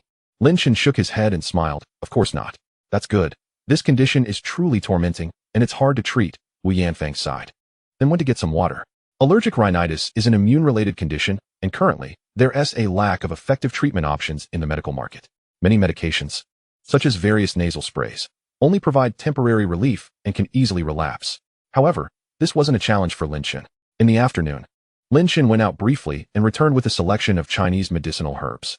Seeing the pile of herbs, Li Ziran curiously asked, Honey, why did you buy Chinese medicine?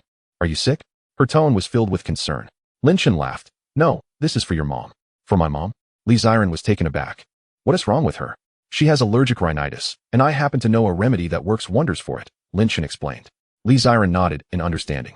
Soon after, Wu Yanfang came down from upstairs. Lin Chen informed her about the herbs he had purchased and urged her to start brewing them tonight. However, Wu Yanfang sighed. Xiao Chun, it won't work. I've drunk so much Chinese medicine and it hasn't helped at all. Lin Chen smiled and said, Mom, This is a special remedy. A friend of mine had allergic rhinitis too, and this remedy cured him. Chapter 56. Mother-in-law's rhinitis flared up. Is that true? Cured? Wu Yanfang was somewhat incredulous, recalling how a certain doctor had told her that allergic rhinitis could only be controlled, not cured.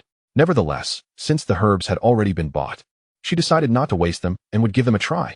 That evening, Wu Yanfang, with a mindset of trying it out, drank the Chinese medicine Lin Chen had prepared. The next morning, upon waking, she noticed her nose was suddenly unblocked. Typically, she would sneeze 7 or 8 times upon getting up, but this time, she did not sneeze at all. Is this medicine really that miraculous? Wu Yanfang was mildly astonished, as the fresh air rushed into her nostrils, making her realize for the first time how refreshing the morning air could be. Mom, how do you feel? Is your nose more comfortable? Lin Chen immediately asked as she entered the living room, where he was playing with the second baby on the couch. Much better. Xiao Chen, this remedy of yours is impressive. Wu Yanfang looked at her son-in-law with admiration. Lin Chen smiled. In no more than 3 days, your allergic rhinitis will be completely cured. Really? Wu Yanfang was momentarily taken aback. Then her heart surged with joy. Could it be that she would finally be free from the torment of rhinitis? That day, Lin Chen stayed home to take care of the babies and did not go anywhere. In the evening, he suddenly received a call from his college roommate, Yi Wei. Lin Chen, do you have time tonight? Let us go out for some barbecue. Initially, Lin Chen intended to decline, but then he recalled that since leaving campus, he and T had much chance to get together with his college friends. Thus, he nodded. Sure, where should we meet? Mailin Ancient Town, around 7 o'clock. You must come. It won't be fun without you, Yi Wei chuckled. All right, I will definitely come. After the call concluded, Lin Chen informed Li Ziren that he would be going out for barbecue with friends that evening. Li Ziren did not express much, merely reminding Lin Chen to return home early. That evening at Victoria Barbecue, Lin Chen, over here. His roommate Huang Chong beckoned, and Lin Chen approached with a smile. Sorry to keep you waiting. He chuckled awkwardly, having been delayed for 20 minutes while soothing the crying 4-year-old, Lin Yue, before departing. It's all good. We're just glad you made it. I thought you might stand us up. The others replied, laughter filling the air and creating a lively atmosphere. At that moment, Lin Chen noticed a stunning girl seated beside Yi Wei, clad in a JK uniform and black stockings, her beauty striking enough to score a solid 90 out of 100. However, Lin Chen averted his gaze, as he was not one to indulge in such distractions. Lin Chen, let me introduce you. This is my girlfriend, Jingjing. Yi Wei announced proudly, revealing his contentment with his new partner. Lin Chen couldn't shake the suspicion that Yi Wei had orchestrated this barbecue not merely for camaraderie, but to flaunt his new relationship. Wow, he is so handsome, like Daniel Wu, Jingjing exclaimed, gazing at Lin Chen's handsome face with a sense of awe. While she had encountered many attractive men, Lin Chen's charm was rather rare. Of course, her admiration was purely aesthetic. She had no ulterior motives, as there were far too many handsome men in the world for her to develop feelings for each one. Boss, 1 whole roasted lamb, a few kidneys, and cow testicles. And make sure the lamb is a big one. Yi Wei ordered the proprietor from a distance. Sure thing. The boss replied with a grin. Lin Chen, how have you been lately? Yi Wei inquired. Quite well, thank you. Lin Chen responded with a slight smile, and soon the group began reminiscing about the past, discussing their recent lives and old classmates. The autumn evening breeze, combined with chilled beer, created an undeniably delightful ambience. Suddenly, a surprised female voice exclaimed, Lin Chen, Huang Chong. Yi Wei. Everyone turned to see a stylish and sophisticated beauty, adorned with a Chanel handbag and sporting sheer stockings paired with boots, embodying the essence of a modern urban woman. Zhao Mingyue. Huang Chong recognized her instantly, astonished. This was none other than their university classmate, Zhao Mingyue. With Huang Chong's reminder, Lin Chen too recalled her. During their freshman year, she had been part of the same major in class, but transferred to another field in their second year. Their interactions had been limited. Yet Huang Chong and Yi Wei remembered her vividly, as she had been the most beautiful girl in their class, often wearing sheer stockings that captivated the male students. More significantly, Lin Chen had once pursued Zhao Mingyue, making her the first girl to ever show interest in him. However, she had rejected his advances, deeming him too poor and orphaned to be a suitable partner. To her, Lin Chen's good looks mattered little if he couldn't afford a Chanel bag. Fancy meeting you here. Enjoying barbecue, Zhao Mingyue smiled, not adopting an air of arrogance, as they were old classmates. Indeed, what a coincidence. Zhao Goddess, why not join us for a drink? Huang Chong cheekily invited. With a light laugh, Zhao Mingyue glanced at her watch, noting it was still early. Then let us have a few drinks together, she said, taking a seat next to Huang Chong, directly across from Lin Chen. As she looked at Lin Chen, she couldn't help but admire that he seemed even more handsome than before. However, she was curious about his current status. Lin Chen, I heard from former classmates that you've dropped out. Where are you working now? Zhao Mingyue inquired, her beautiful eyes fixed on him. Lin Chen chuckled. I'm not working. I'm at home taking care of the kids. Taking care of kids? Zhao Mingyue blurted out. Are you a stay-at-home dad? She shook her head in disbelief, suddenly exclaiming, wait, are you married now? Since she had deleted Lin Chen's WeChat after rejecting him, she was unaware of his marriage and family. The goddess of news, you're not up to date. Lin Chen has 4 kids now. Huang Chong interjected, amused. 4 children. My goodness. Zhao Mingyue gasped, astonished that the handsome boy who once pursued her was now a father of 4. Although she harbored no significant feelings for Lin Chen, she couldn't help but feel a twinge of nostalgia. Lin Chen, is what Huang Chong said true? Zhao Mingyue's gaze bore into Lin Chen. Yes, I am married and have children now, Lin Chen replied, his demeanor calm and composed, unaffected by her presence. Although he had once actively pursued her, that was 3 years ago, and now he felt nothing but tranquility. Congratulations. That's wonderful, Zhao Mingyue smiled, but then her expression shifted as she asked. I've heard raising a child is quite costly. If you're at home with the kids, who is providing for the family? Is your wife working while you're a full-time caregiver? Her tone hinted at disbelief, suggesting that if this were the case, Lin Chen seemed rather unproductive. Not at all. Lin Chen clarified. My wife and I both don't need to work. Zhao Mingyue was momentarily taken aback. Both of you don't work? That means you're living off your parents? Yes, definitely living off the parents. She concluded, realizing Lin Chen was an orphan, with no family of his own. What did this imply? If they were indeed relying on parental support, it meant they were depending on her parents. My goodness. Zhao Mingyue felt her worldview shatter. She never anticipated that Lin Chen could be such a lackadaisical man, living off others while shirking responsibility. A man with hands and feet who didn't work, subsisting on parental support alongside his wife. How pitiable. And the greatest victims were undoubtedly the 4 children. With such parents, their plight was truly tragic. She felt a wave of sympathy just thinking about it. In an instant, her impression of Lin Chen plummeted to an all-time low. Clearly, refusing Lin Chen's advances in the past was one of the wisest decisions she had ever made. What kind of life would it have been had she married him? At that moment, Zhao Mingyue's inner thoughts remained unknown to Lin Chen, who would have been utterly bewildered had he known. Zhao goddess, why don't you tell us about yourself? Huang Chong asked curiously. You must be interning somewhere now. Where do you work? What about me? Zhao Mingyue began. Last week, I resigned from my job and am currently unemployed. Zhao Mingyue smiled and said, however, I have already received an invitation for the position of deputy manager from a large corporation. If all goes well, I should be attending the interview tomorrow. Wow, deputy manager. That is impressive. Goddess Zhao, I'll be relying on you. Let me cling to you. The crowd erupted in flattery, as is customary among friends who enjoy complimenting each other. Which large company? Upon hearing Yi Wei's question, Zhao Mingyue replied with a smile. The name of the company is a secret for now. You will naturally find out in due course. After all, whether I can secure the interview is still uncertain. Although I am quite confident. The others nodded in understanding. All right, I should be heading back to sleep now. You all continue chatting. Zhao Mingyue stood up. Glancing at the time, it was already 9:30, and it was time for her to go home. Take care on the way back, Goddess Zhao, Huang Chong remarked, before returning to his conversation with Yi Wei and Lin Chen as they continued to enjoy their barbecue. As they neared 10 o'clock, Lin Chen announced that he too would be heading home, especially since Li Ziren was undoubtedly waiting for him in bed. Brother, drive safely. Sure. Let us meet up again. Back in the car, Lin Chen glanced at his phone and gasped at the sight. Over 50 missed calls, and they were all from his wife. Checking the time, he realized it was already 11:30. Oh no. Lin Chen wasted no time, starting the car and speeding towards home. While 11:30 was not excessively late, ever since moving in with Li Ziren, he had made it a point to return home before 10 if he went out at night. This was because Li Ziren demanded his affection and kisses before bedtime, and he usually found himself lying beside her well before 11. But now, with so many missed calls from his wife and the fact that he hadn't returned yet, she must be quite anxious. Chapter 59, Zhao Mingyue's confidence. At home, Li Ziren was exceedingly worried as it was nearly midnight, and Lin Chen had yet to come back. Ziren, is Xiaoqin still not home? Her mother, Wu Yanfeng, asked as she carried the freshly bathed Sanbao into the bedroom. Not yet, Li Ziren replied, her face etched with concern. Mom, do you think Lin Chen encountered some danger outside? Surely not. Wu Yanfeng felt a twinge of anxiety in response to Li Ziren's worry. Lin Chen had always been the epitome of a devoted husband, rarely going out in the evenings and focusing solely on caring for the children. But now, it was nearly midnight, and he was still out. Have you tried calling him? Yes, but it's not going through. No one is answering. What? Wu Yanfeng's expression immediately shifted to one of alarm. Let me try. It's not going through, Mom. I've made dozens of calls already. I think I should go look for him, Li Ziren insisted, deeply worried that Lin Chen might be in some sort of peril. As they spoke, the front door of the villa suddenly creaked open. Lin Chen had returned.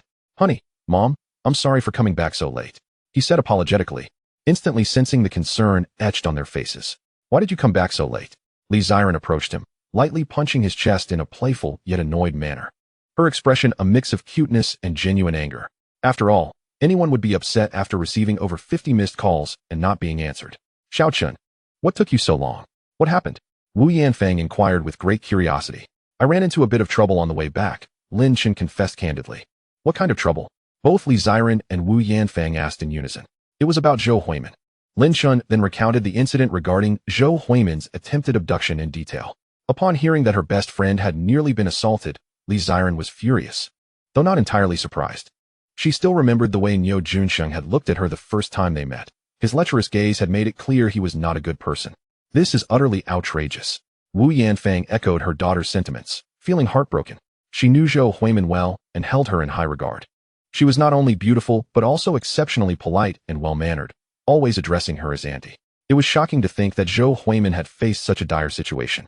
"Ah, the world is truly a harsh place for beautiful girls these days," Wu Yanfang lamented. "Mom, you need not worry. I will certainly protect Ziren," Lin Chen interjected, smiling. Li Ziren shot him a side-eye, amused by his ability to turn the conversation to his advantage. Nevertheless, she felt a surge of happiness. After all, who doesn't enjoy sweet words? "And what about me?" Wu Yanfang chimed in, her expression playfully suggesting, "Am I not deserving of protection? I am also an 18-year-old girl." Lin Chen, "Of course, I will protect you too, Mom. Family must always look out for one another," he replied with a grin. "Now that is more like it," Wu Yanfang said, her face lighting up. "Xiao Chen, go take a shower. It's already midnight. Have a quick wash and get some rest." "All right." After 7 or 8 minutes, Lin Chen emerged from the shower. Seeing him return to the bedroom so promptly, Li Ziren had grown accustomed to it. Ever since they began living together, she realized that men could shower rather quickly, usually just a few minutes, and rarely exceeding 10. According to Lin Chen, he simply washed his hair, applied body wash all over, rinsed off, and that was his shower done.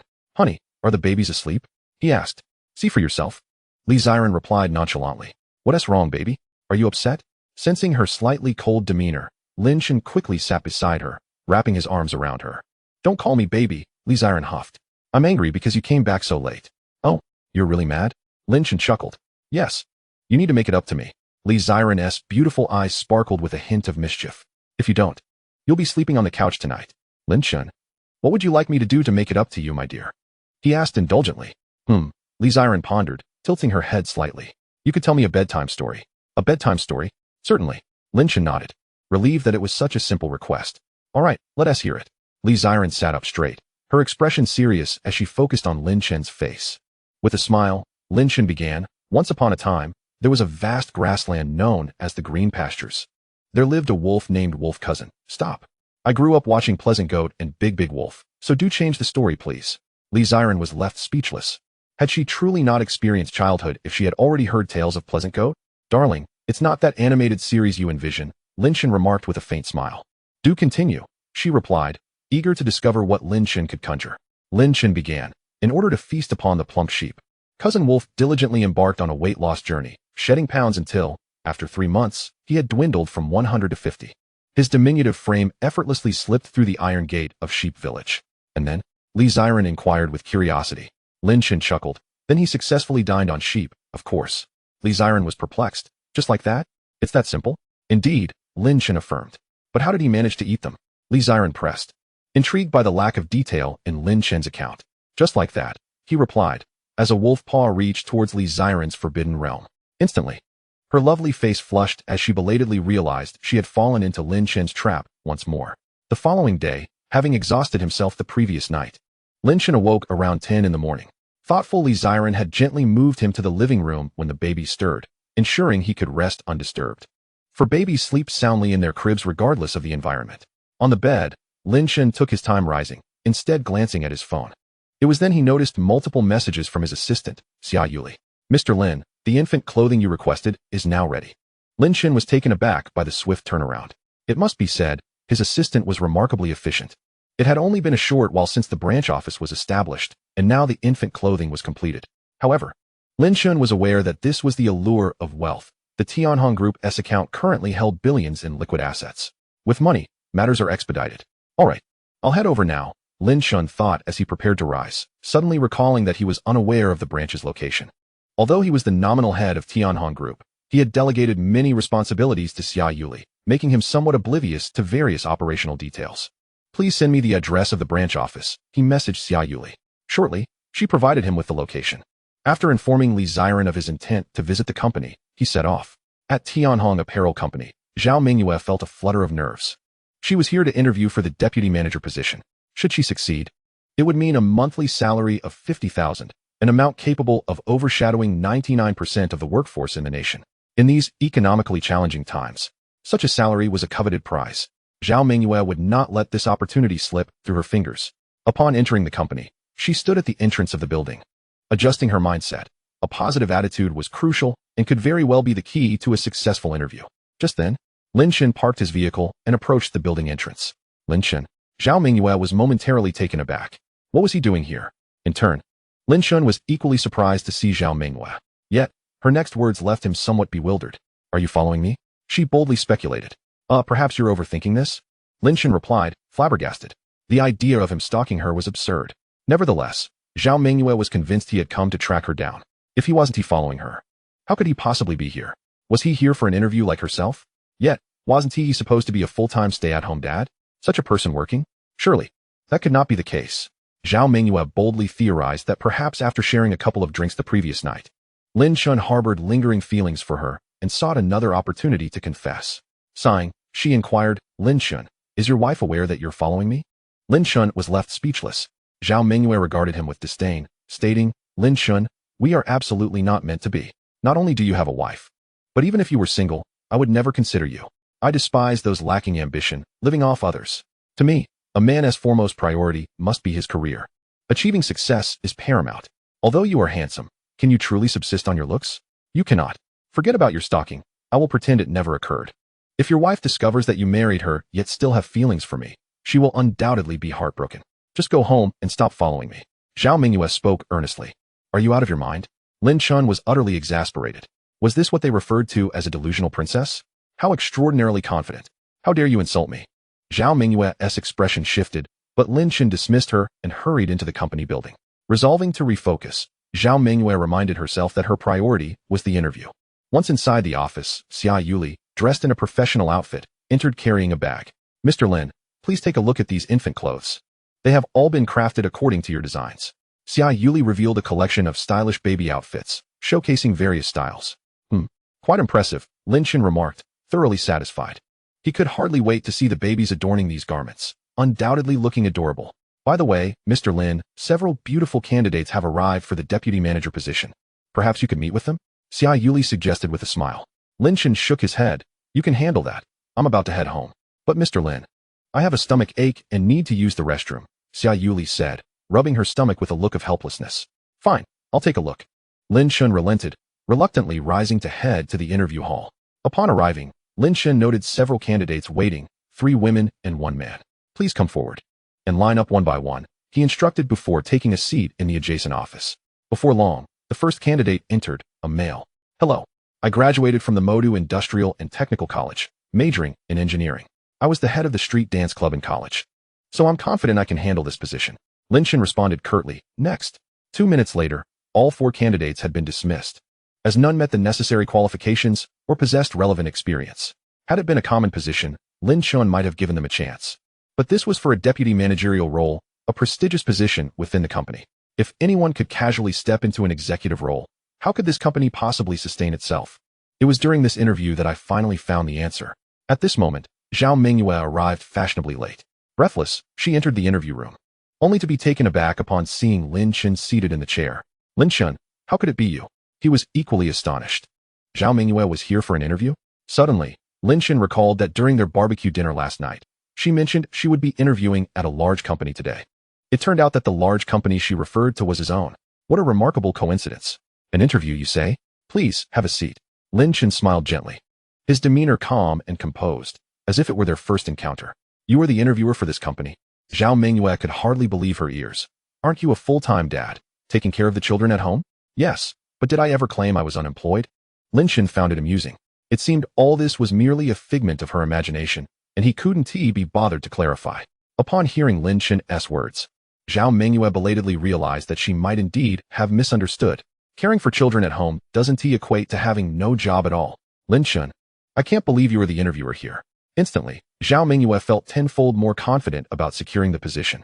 With a flattering smile, she said to Lin Chen, since you are the interviewer, I suppose I need not go through the interview process. You can simply appoint me as the deputy manager. In Zhao Mengyue's perspective, given Lin Chen's past affections for her and their history as classmates, he would surely grant her a favor. Apologies, but let's adhere to the standard interview procedure, Lin Chen replied with a slight smile, prioritizing the company's interests over giving Zhao Mengyue any preferential treatment. Lin Chen's response caught Zhao Mengyue off guard. Why would he not extend a favor? Did he no longer harbor feelings for her? The thought unsettled her. Fine. Then let us proceed with the standard interview process. Zhao Mengyue gritted her teeth, determined. She had prepared adequately and felt confident about securing the position. As long as Lin Chen did not intentionally make it difficult for her, she believed she could succeed. Lin Chen then directly inquired, are you familiar with clothing craftsmanship? Zhao Mengyue was momentarily stunned. What clothing craftsmanship? Lin Chen replied nonchalantly, the textile materials, knitting, and weaving. Upon hearing this, Zhao Mengyue's expression subtly shifted. She thought to herself, what on earth is that? However, maintaining a hopeful facade, she forced a smile and replied, knitting and weaving? Of course, I understand those concepts. Why would I interview at a clothing company if I were ignorant of such matters?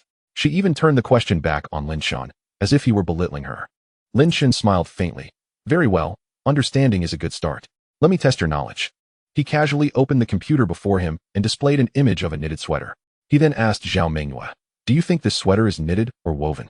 Zhao Mengyue looked at it, feeling utterly bewildered. Knitted? Woven?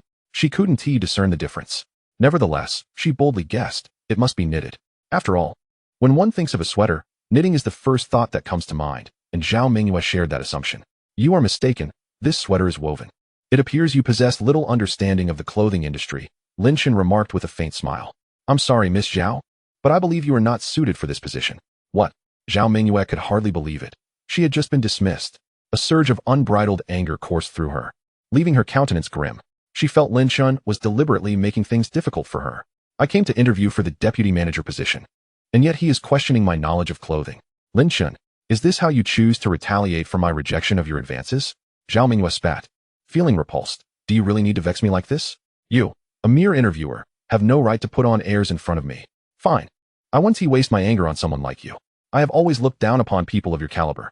With that, Zhao Mengyue stormed out, though not truly leaving. While in the hallway, she fortuitously encountered Xia Yuli, who had just exited the restroom. Noticing Xia Yuli in her office attire, Zhao Mengyue surmised that this striking beauty must hold an executive position within the company. Thus, she approached politely. Excuse me, is your boss currently in the office? Indeed. Zhao Mengyue believed her interview failure was solely due to Lin Chen's intentional sabotage. With her talent, she was confident she could have succeeded. Therefore, she planned to seek out the company's owner, pleading for another chance.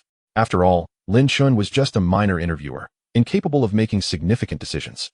As long as she could find the company's owner, she still had a chance to interview. A monthly salary of 50,000. Zhao Mengyue was determined to exhaust every possible avenue to secure it. You are looking for our boss. Yes, I wish to interview him. At that moment, Xia Yuli noticed a figure descending the stairs. It was Lin Chen, preparing to leave for the day. Apologies, but our boss has already departed. As she spoke, Xia Yuli's phone suddenly rang, and she promptly answered. Yes, okay, I'll be right there. Xia Yuli hurriedly left. Zhao Mengyue was left in a state of utter confusion. What? He has gone? Zhao Mengyue never anticipated the owner would leave just then. She looked down the stairs and caught a glimpse of Lin Chen's figure. Yet, she dismissed the thought, believing the boss mentioned by Xia Yuli could not possibly be Lin Chen. Sigh, I suppose I'll return tomorrow. Feeling somewhat deflated, Zhao Mengyue reluctantly departed the building. Watching Lin Chen walk several meters ahead, her frustration grew, prompting her to quicken her pace in an attempt to confront him. However, Lin Chen had already reached the security office. The two security guards, upon seeing him, promptly bowed slightly and exclaimed in unison, President Lin. Hearing this title, Zhao Mengyue was struck dumb. The guards referred to Lin Chen as President Lin? Could it be that Lin Chen is the owner of Tianhong Garments? Excuse me, sir. The person who just left is the company's owner? Zhao Mengyue hurriedly approached the guards, astonished. One of the guards replied, Yes, what about it? Oh, it's nothing. Zhao Mengyue forced a smile, struggling to accept this revelation. As she exited through the front door, Lin Chen drove past in a luxurious Mercedes-Benz G-Class. The G-Class. Zhao Mingyue gazed at Lin Chen's profile through the car window, her expression shifting once more. This vehicle must cost at least several million. The G-Class is renowned as a high-end model in the Mercedes-Benz lineup. Typically, one would only acquire such a car through considerable fortune, otherwise, it might remain unattainable for a lifetime. Zhao Mingyue stood frozen in place, watching the G-Class disappear into the distance, her heart filled with regret. Upon returning home, she saw Lin Chen entering with a bag, while Li Ziren, who was feeding their baby, looked on with curiosity. "Dear, what did you bring?" Lin Chen smiled and said, "These clothes are for the babies. Didn't you mention last time that the outfits bought last month are a bit tight for them? So you went out specifically to buy clothes?" Li Ziren inquired with curiosity. "No, these were made by the branch company." Lin Chen chuckled and confessed. "I designed them and then had the company produce them." "No way. You can actually design clothes?" Li Ziren was taken aback. "They can't be too ugly, can they?" Her interest piqued. Li Ziren exclaimed, "Hurry, dear. Let me see these clothes." Subsequently, Lin Chen handed the bag to her. Li Ziren pulled out the baby garments one by one, her beautiful eyes sparkling with admiration. "Wow, these clothes are simply too stunning." Li Ziren could almost envision how adorable the babies would look in them. "Darling, you are amazing. You can even design clothes," she said, adoringly hugging Lin Chen. Her demeanor adorably naive.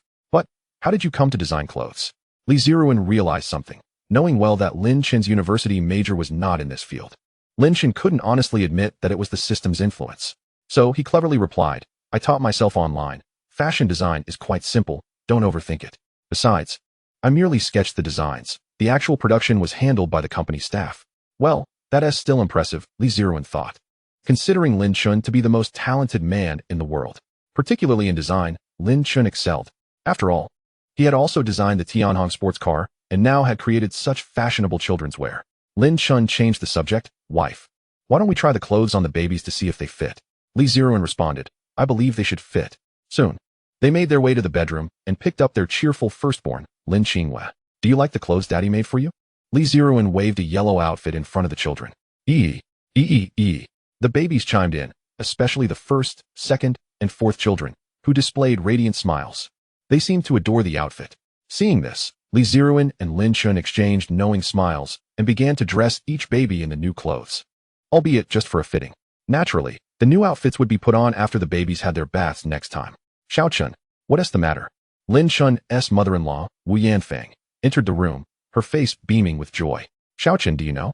Since drinking your herbal medicine, my allergic rhinitis has completely healed." Lin Chen replied with a smile, "Really? That is wonderful." He felt genuinely happy that his mother-in-law would no longer suffer from nasal allergies. Li Ziren added, "Really? Mom, your allergic rhinitis has truly healed?" She was well aware of her mother's condition, often seeing her struggle with a runny nose and sneezing at the slightest hint of willow fluff or dust. To her surprise, Lin Chen's remedy had actually worked miracles. Wu Yanfang, her face glowing with delight, exclaimed, "Yes. I finally feel that my nose has returned to normal. The right side had been blocked for years. But now it's finally clear. Xiao Chen, your remedy is incredible. I have a bold idea. Why don't we turn this remedy into a pharmaceutical product?" "Pharmaceutical product?" Li Ziren was taken aback and asked, "Mom, do you mean to make it into pills or something and sell it in the market?" "Yes, that is exactly what I mean." Wu Yanfang smiled. "If this rhinitis medication hits the market, it will surely sell well and benefit the public. After all, I once saw a statistic indicating that there are over 300 million patients with rhinitis in our country. I think we should give it a try." Lin Chen found his mother-in-law's idea quite promising. Not only could it generate substantial profits, but it could also serve the community. It was a win-win situation. Of course, Lin Chen's agreement stemmed from his belief in the feasibility of Wu Yanfang's plan, especially since he had already achieved financial freedom. Personally, he held little interest in accumulating more wealth. The key was to benefit the public and allow Tianhong Group to expand into more fields, becoming a larger and more influential company, something Lin Chen was keen to witness.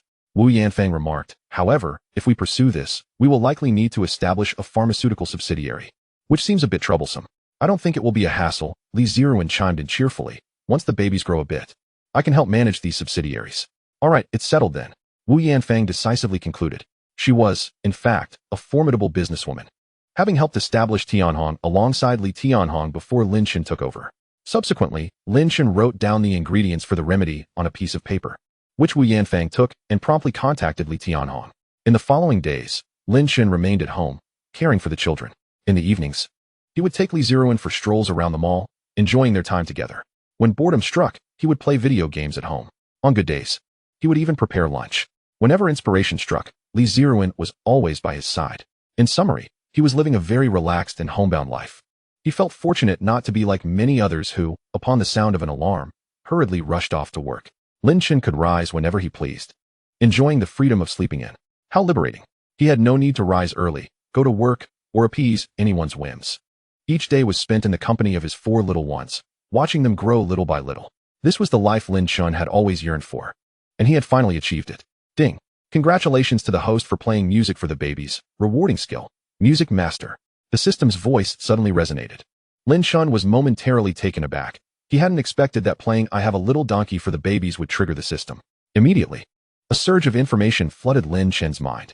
In an instant, he transformed into a master in the field of music. He could write lyrics, compose melodies, and perform, all with masterful prowess.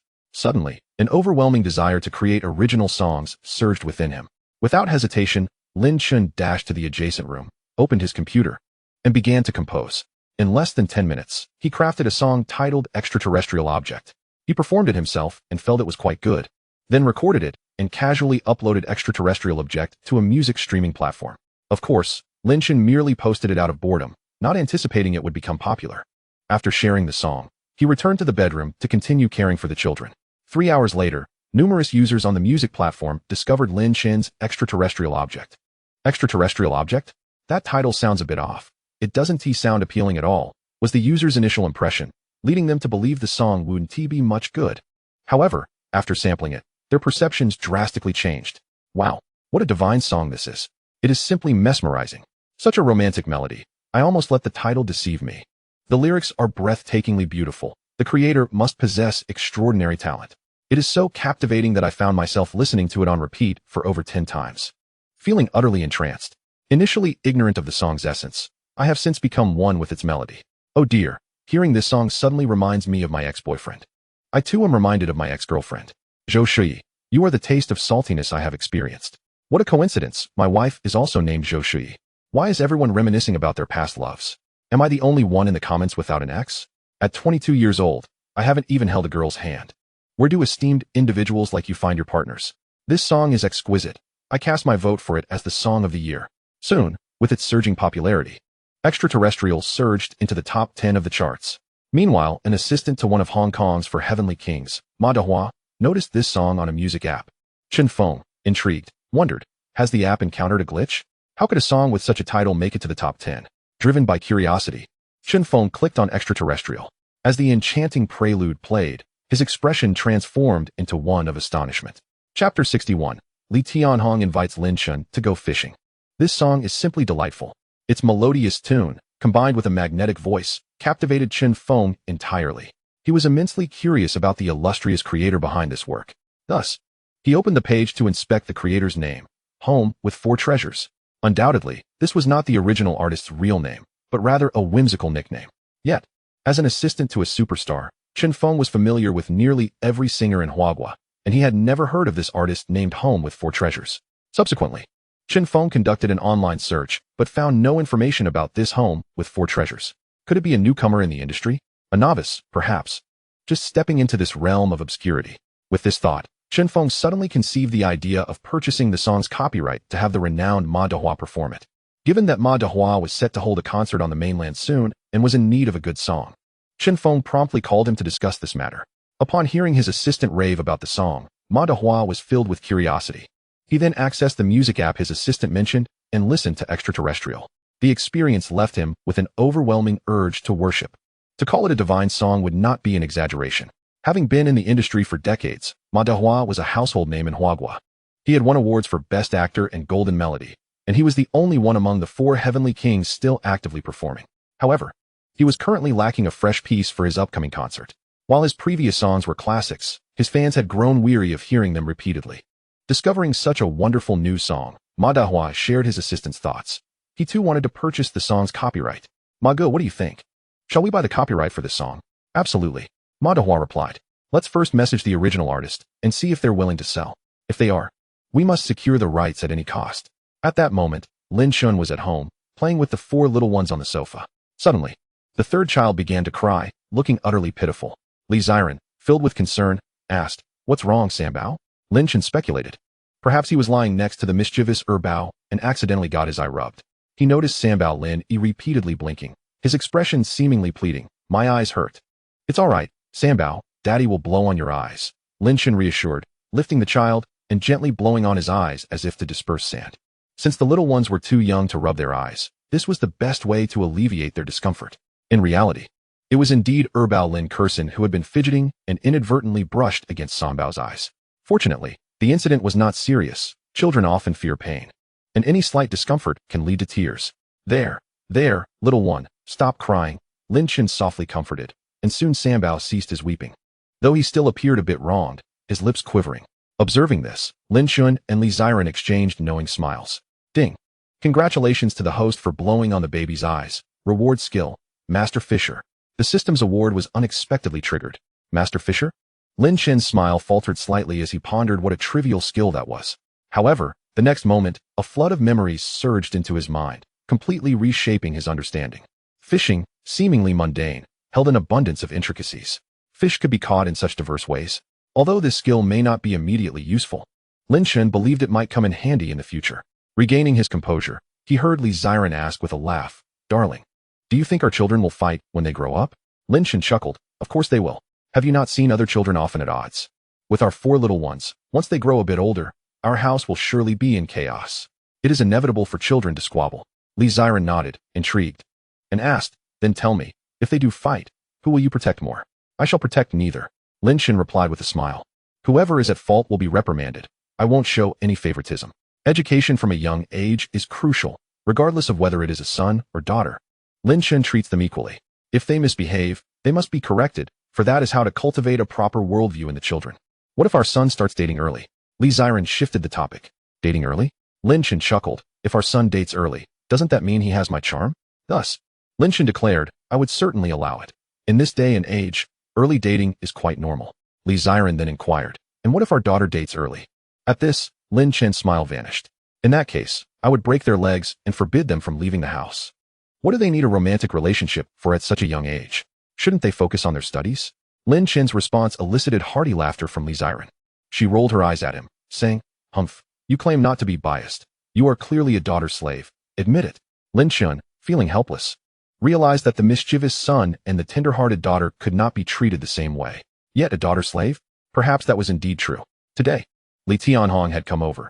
He had been quite busy lately due to the exceptional sales of his car business, which had resulted in a constant influx of orders.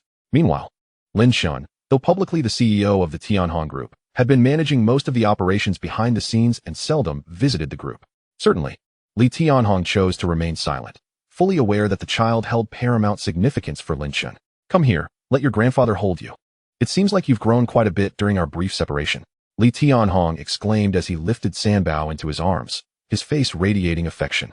However, Sanbao appeared reluctant to be held, squirming restlessly in his embrace. Suddenly, Sanbao raised his tiny hand, and before Li Tianhong could comprehend the child's intention, slap. Sanbao delivered a resounding smack to Li Tianhong's face. Ouch! Li Tianhong was momentarily taken aback, utterly unprepared for the child's unexpected act of defiance. In that instant, his heart ached, wondering, "Am I truly so unappealing? Sanbao, how could you strike your grandfather?"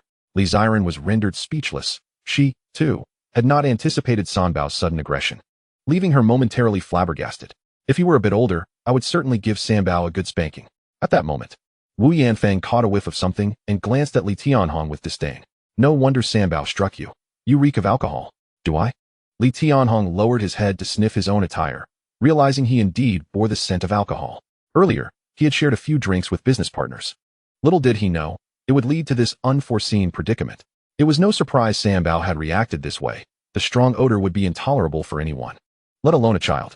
Reluctantly, Li Tianhong handed Sanbao back to Li Ziren, stating, "Perhaps it would be best for you to hold him." Li Ziren nodded and took Sanbao into her arms. Just then, Lin Chen entered the bedroom. Upon seeing Lin Chen, Li Tianhong instantly brightened and said, "Xiao Chen, what splendid weather we have today. Since I have nothing pressing, why don't we take a stroll or perhaps go fishing?" Chapter 62. The Fishing Competition. The father-in-law is bound to lose. Fishing? Lin Chen chuckled at the suggestion. "Do we have fishing rods at home?" "Indeed. I have 2 rods in the trunk of my car, along with bait and everything else we might need. As an avid fisherman, Li Tianhong kept his rods in the trunk, as he often gathered with friends to fish whenever he had leisure time. Great. Shall we head out now? Absolutely. Let us go. We can leave the children with Xiren and your mother. Lin Chen and Li Tianhong decided to embark on their fishing adventure, with Li Xiren and Wu Yanfang expressing no objections. In fact, Wu Yanfang encouraged Li Tianhong to catch plenty of fish for a grand feast that evening. Soon after, Lin Chen and Li Tianhong set off. While in the car, Li Tianhong made a call to a fishing buddy, who happened to be the CEO of a company, someone who often found himself with ample free time. Within a matter of minutes, they arrived at a picturesque artificial lake. The environment was delightful, complete with a designated dock for fishing, and numerous anglers were already casting their lines. Li Xiaodi, a voice called out, revealing a man somewhat resembling Jack Ma, holding a fishing rod in one hand and a basket in the other. His name was Luo Duong, the fishing companion summoned by Li Tianhong. Li Xiaodi, is this the son-in-law you mentioned last time? He truly is a handsome fellow, Luo Duong remarked, admiring Lin Chen. In his youth, he had been equally charming, attracting a crowd of admirers wherever he went. However, now at 50, he couldn't help but reminisce about his former self when he saw the dashing Lin Chen. Oh, time is indeed relentless. Li Tianhong chuckled. I've been waiting for you for quite some time. I thought you were going to stand me up. How about a little competition? Luo Duong suddenly suggested with a grin. Previously, they often engaged in friendly contests to see who could catch more fish, with results often being neck and neck. All right, what are the stakes? Li Tianhong responded without hesitation. Luo Duong grinned mischievously. If you lose, you must treat me to a spa this weekend. Upon hearing the word spa, Lin Chen couldn't help but smile, glancing at his father-in-law. Sensing Lin Chen's amused gaze, Li Tianhong quickly clarified. Cough, cough, Xiao Chen, don't misunderstand. When Luo uncle refers to a spa, he means a legitimate establishment. Nothing untoward. Lin Chen felt slightly bewildered, thinking, I haven't said anything. Luo Duong chimed in. Yes, a legitimate one. No misunderstandings here. Your father and I are respectable men. Lin Chen nodded, leaning towards the notion of a proper spa, especially considering how youthful and beautiful his mother-in-law was.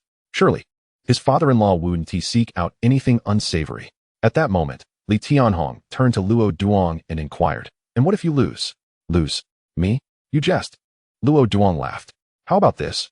I know you've had your eye on that landscape painting of mine for quite some time. If I lose, it's yours. Li Tianhong's demeanor instantly shifted to one of excitement. Are you serious? Of course. Given our relationship, would I dare deceive you? Deal. But you'd better not go back on your word if you lose. Li Tianhong was elated, as if the painting were already in his possession. Meanwhile, Luo Duong smirked, his expression suggesting, as if I would lose to you. Xiao Chen, my fishing skills are no joke. Watch closely and learn well. Li Tianhong proclaimed proudly, putting on a show for Lin Chen. Lin Chen smiled, having recently received a system reward that made him confident in his fishing prowess. Who could rival him? It was amusing to see his father-in-law trying to impress him. Nevertheless, out of respect, Lin Chen chose to remain silent, allowing Li Tianhong to save face. Come on. Big fish, be a good sport and bite.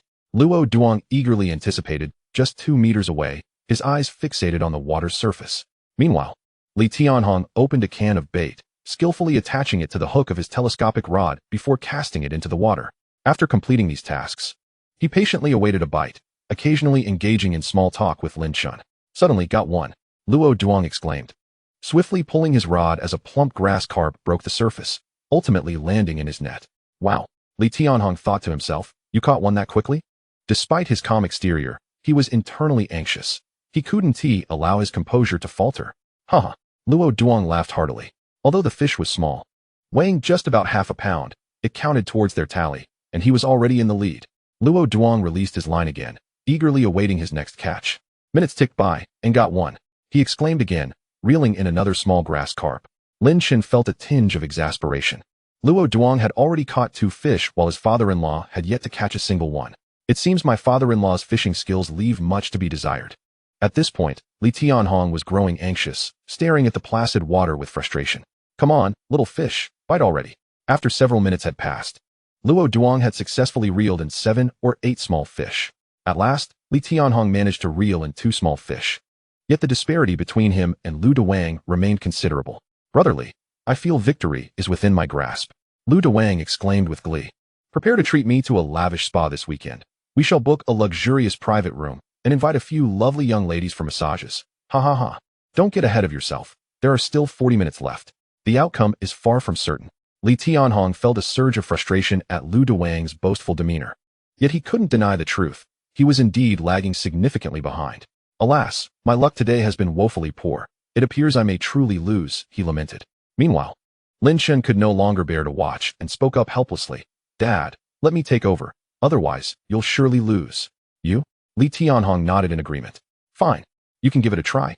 Since defeat seems inevitable, why not let him have a go? However, Li Tianhong held no expectations for Lin Chen's fishing prowess. Although he was uncertain of Lin Chen's skills, he doubted they could surpass his own. After all, he was a seasoned angler, having devoted 5 or 6 years to the art of fishing. How could a young person compete with him? Lu Dewang, observing Lin Chen's entry into the fray, harbored no objections. He already felt assured of his victory, believing that it mattered little who took the rod. Young man, have you ever fished before? Lu Dewang casually inquired. With a smile as he released the line, Lin Chen replied, very rarely, only when I was a child. Lu Dewang nodded, recognizing that these days, young people were seldom found fishing. They were more often preoccupied with romance and video games. After a little over a minute, Lin Chen suddenly felt the rod tremble and, without hesitation, swiftly lifted it. To everyone's astonishment, a hefty grass carp, weighing approximately 2 pounds, leaped from the water.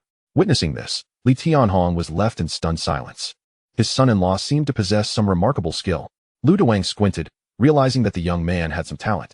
However, he was convinced that Lin Chen's success was merely a stroke of luck, given that he had caught a fish in just over a minute. Surely, it was luck, nothing more. But soon, Lu Dewang learned the true meaning of being taken aback.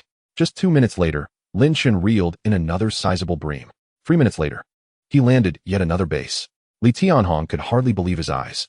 In a mere 5 or 6 minutes, Lin Chen had caught 3 fish.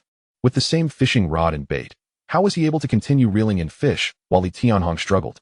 This was too demoralizing. Impressive, young man. Lu Dewang finally acknowledged, his demeanor turning serious.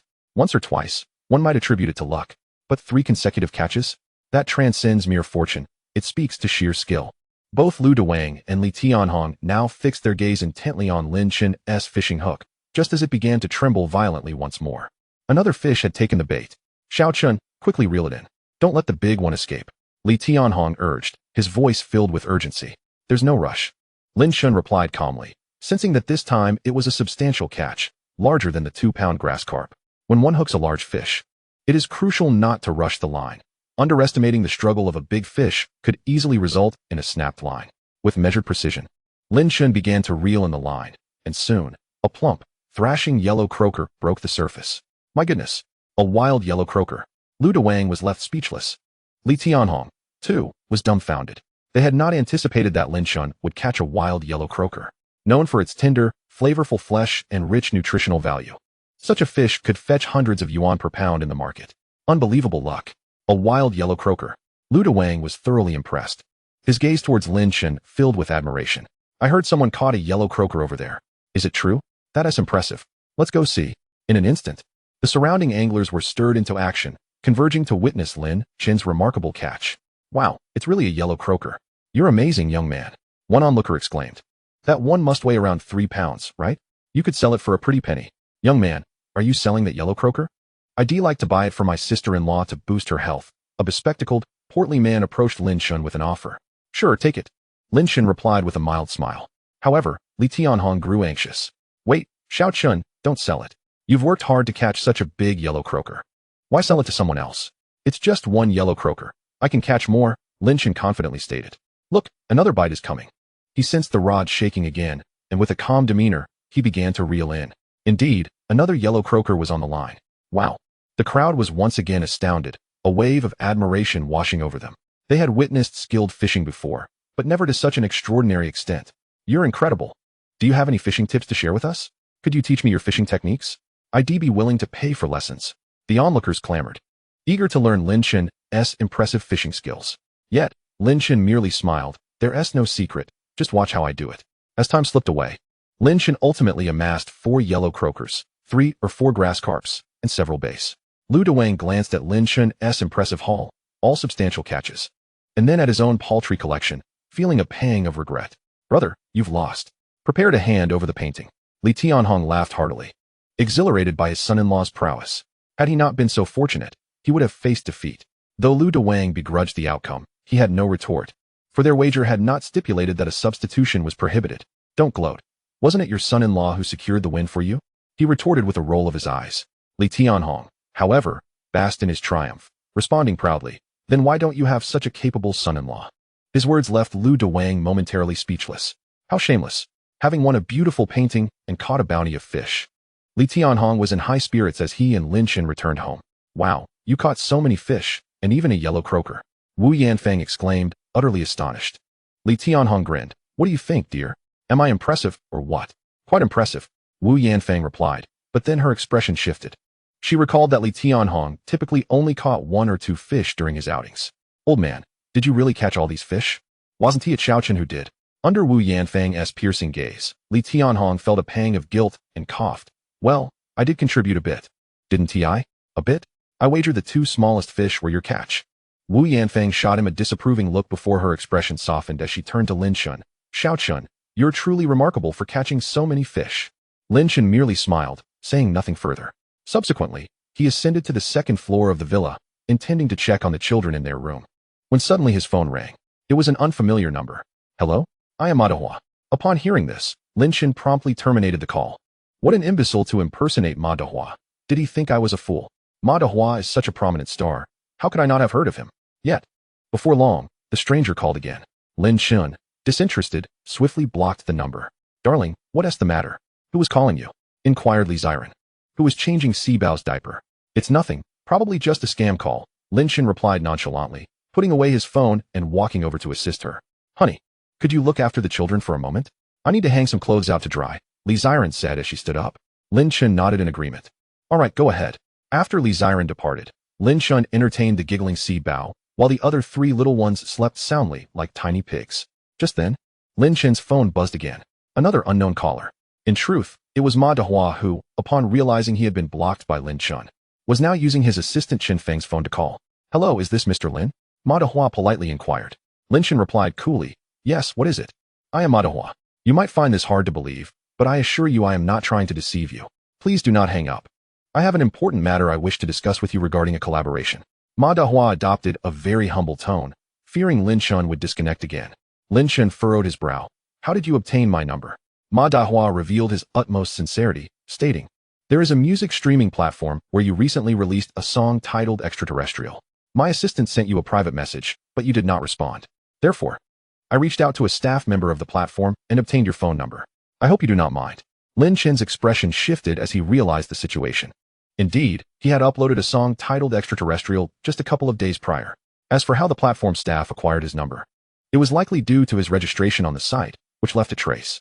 Although disclosing user personal information is typically illegal, it was understandable that the platform staff would sell the information for a star like Ma Dahua. Lin Chen decided not to comment further on the matter. He was now convinced that the caller was indeed Ma Dahua, as the voice bore a striking resemblance. Hence, Lin Chen asked, so, what do you wish to discuss with me? Ma Dahua replied earnestly, Mr. Lin. I would like to inquire if you would be willing to sell the copyright to your song Extraterrestrial. A knowing expression crossed Lin Chen's face. He had anticipated this request. Seeing Lin Chen silent, Ma Dahua quickly added, Mr. Lin, how about 50 million? You sell me the copyright to this song.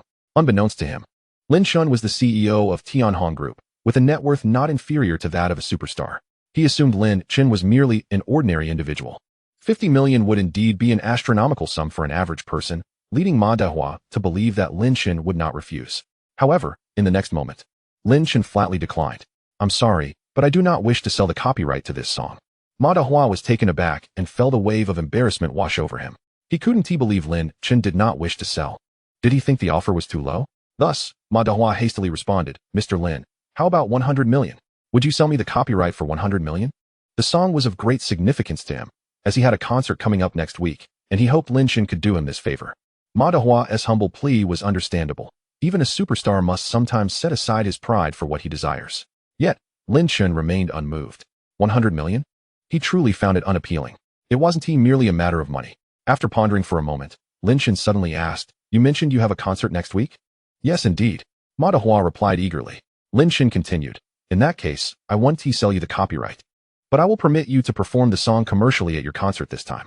Mr. Lin, are you serious? Ma Dahua exclaimed, overwhelmed with excitement. Almost doubting his own ears. Lin Chen assured him, yes, you heard correctly. In that instant, Ma Dahua felt a profound sense of gratitude. Mr. Lin was truly kind-hearted. Thank you, Mr. Lin. From now on, I owe you a favor. Not necessary, Lin Chen replied calmly. If there is nothing else, I'll take my leave.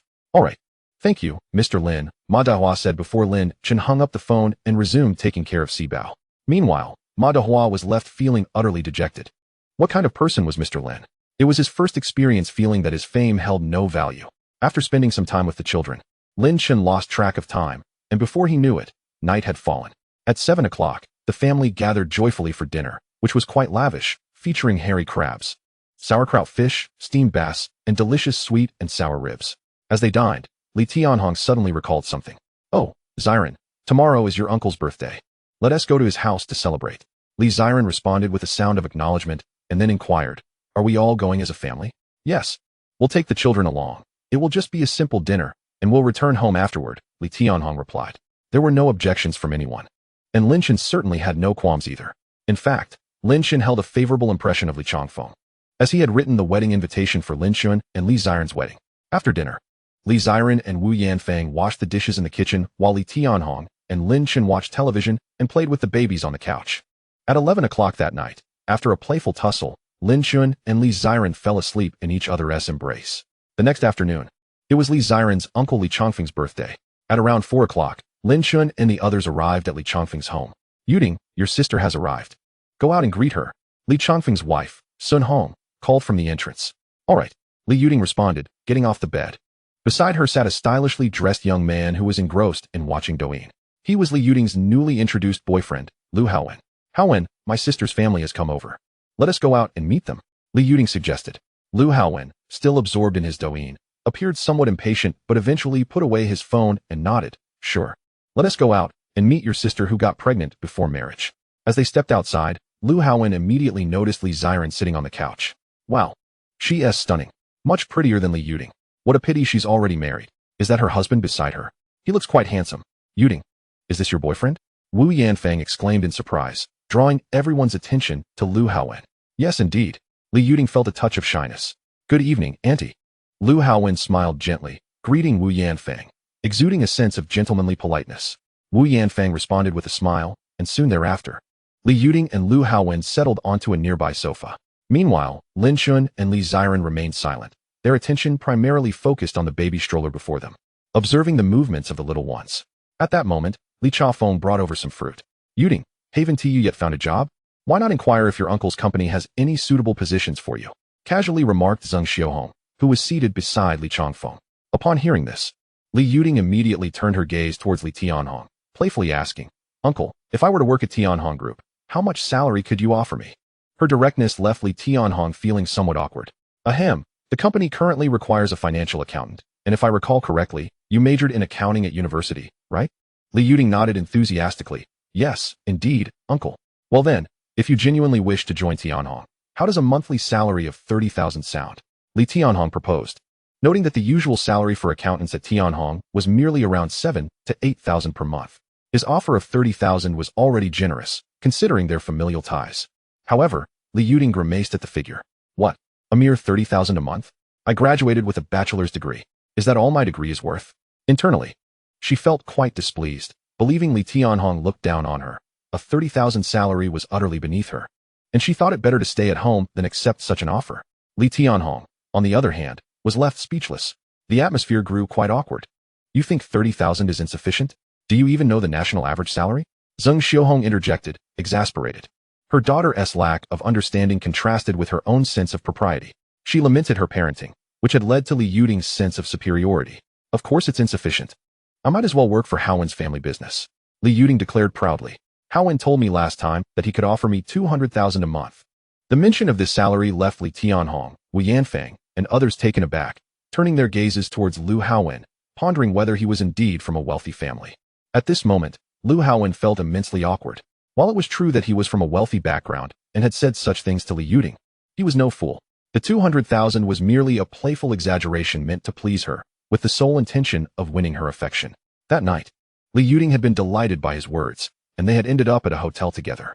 Yes, I did say that. Lu Haowen finally regained his composure and smiled. He then deliberately shifted the conversation away from the uncomfortable topic, saying, by the way, did you all know? Next week, Ma Dehua is coming to the Magic City for a concert. What? Upon hearing this news, Li Tianhong and Wu Yanfang could hardly contain their excitement. The reason was simple. Both were ardent fans of Ma Dehua, particularly Li Tianhong, who, in his youth, not only emulated Ma Dehua's hairstyle but also his fashion sense. He had idolized Ma Dehua for over 20 years. Is it true? He.s. coming to the Magic City for a concert? Li Tianhong exclaimed, brimming with enthusiasm. Lu Haowen smiled and said, indeed. I even managed to snag 2 tickets, planning to take Yuding along to the concert. Upon hearing this, Li Yuding felt an overwhelming sense of happiness. Li Tianhong, enviously, immediately inquired, is it still possible to get tickets now? I want to attend his concert too. Me too. Me too. Wu Yanfang echoed her husband's enthusiasm. However, Lu Haowen's next words fell upon them like a bucket of cold water. Unfortunately, all the tickets for Ma Dehua's concert sold out yesterday. The ticket outlets have all closed. If you wish to attend, it seems you'll have to wait until next year. What? All the tickets are gone. Li Tianhong's heart sank with profound regret upon hearing this. Wu Yanfang felt equally disheartened, for it was rare for Ma Dehua to hold a concert in the Magic City. Missing this opportunity might indeed mean waiting until the following year, as Lu Haowen had suggested. Dad, Mom, do you want to see Ma Dehua's concert? At that moment, Lin Chen's calm voice broke through. Li Tianhong smiled and replied, yes, Xiao Chen, do you have a way to get tickets? Yes, I'll take you along. Lin Chen nodded. He had Ma Dehua's phone number and a personal favor owed to him. Securing a few tickets should not pose a problem. Yet, upon hearing Lin Chen's words, Lu Haowen found them rather amusing. Brother, were you not listening to what I just said? All the tickets have already sold out. How could you take Uncle and Annie to the concert? Li Yuding also found Lin Chen's claim absurd, believing he was merely boasting. Initially, she had a decent impression of Lin Chen, given his handsome appearance, but this comment soured her view of him. Don't worry about that. I have my own methods. Lin Chen replied nonchalantly. Lu Haowen, hearing this, shook his head in resignation. Under normal circumstances, he would certainly have taken the opportunity to critique Lin Chen. But with so many elders present, he felt it inappropriate to appear petty. That would be rather uncouth. As long as you have a plan, that's good. Now Uncle and Auntie can look forward to attending the concert. Li Yuding chimed in with a hint of sarcasm. Lin Chen, I hope to see you at the concert next week. Instantly, the atmosphere was thick with awkwardness, and the elders felt the tension rise. Zheng Xiaohong quickly attempted to change the subject, hoping to avoid any unpleasantness on this otherwise joyful occasion, especially since the two families had always enjoyed a good relationship. At 8 o'clock in the evening, Li Changfeng's birthday celebration finally drew to a close. Lin Chen had long wished to leave, but he knew he had to wait until after the birthday cake was served. Subsequently, he drove home with his wife and child. Upon returning, Li Ziran asked Lin Chen, Darling, do you really have a way to get tickets for Ma Dehua's concert? I should be able to, he replied confidently. That's a relief. Li Ziran sighed, feeling comforted. Li Yuding's sarcastic remarks about Lin Chen had unsettled her, as he was her husband.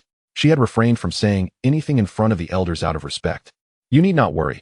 Please feed the baby. She seems a bit hungry. Lin Chen gently caressed Li Ziran's face, speaking softly. All right, she acquiesced, dutifully attending to their child. Meanwhile, Lin Chen stepped onto the balcony of their villa and dialed Ma Dehua's number. It was still early, and Ma Dehua was unlikely to be asleep. When he saw Lin Chen's name on the caller ID, he perked up with excitement. Mr. Lin? It's me, Lin Chen replied. Didn't you say you owed me a favor? Could you possibly spare me 4 tickets for your concert next week? Ma Dehua was momentarily taken aback. Mr. Lin, you wish to attend my concert? For tickets? Are you bringing family along? A surge of excitement coursed through him. Mr. Lin, the situation is as follows. All the tickets for my concert have been sold out, and there are no additional tickets available. However, do come directly on the day of the event. No need for tickets. I will personally escort you inside. Ma Dehua proclaimed with utmost generosity. All right, that settles it. After ending the call, the ticket issue was effortlessly resolved. Time flew swiftly, and soon the day of the concert arrived. That evening, Lin Chen drove his G-Class, accompanied by his father-in-law, mother-in-law, and Li Ziran, toward the concert venue. As for the 4 little ones, Lin Chen had called upon Zhou Huimin to assist in looking after them, as the concert would conclude in no more than an hour, after which they would all return home. How shall we enter? In a moment of anxiety, Wu Yanfang inquired as they stood at the entrance, observing numerous ticket checkers.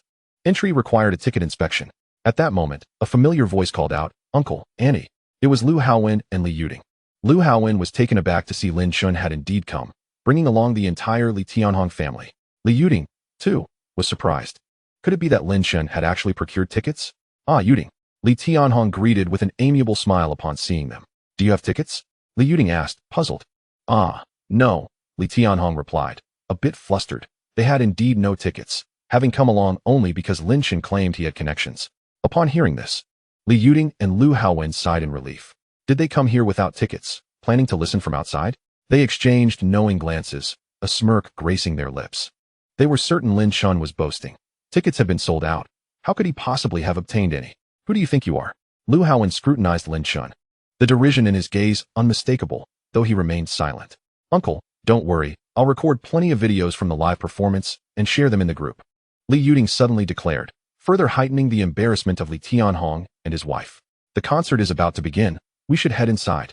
Li Yuding exclaimed with a sense of pride, linking arms with Lu Haowen as they made their way to the entrance. At that moment, Lin Chen's phone rang. He promptly answered. Mr. Lin, have you arrived at the entrance?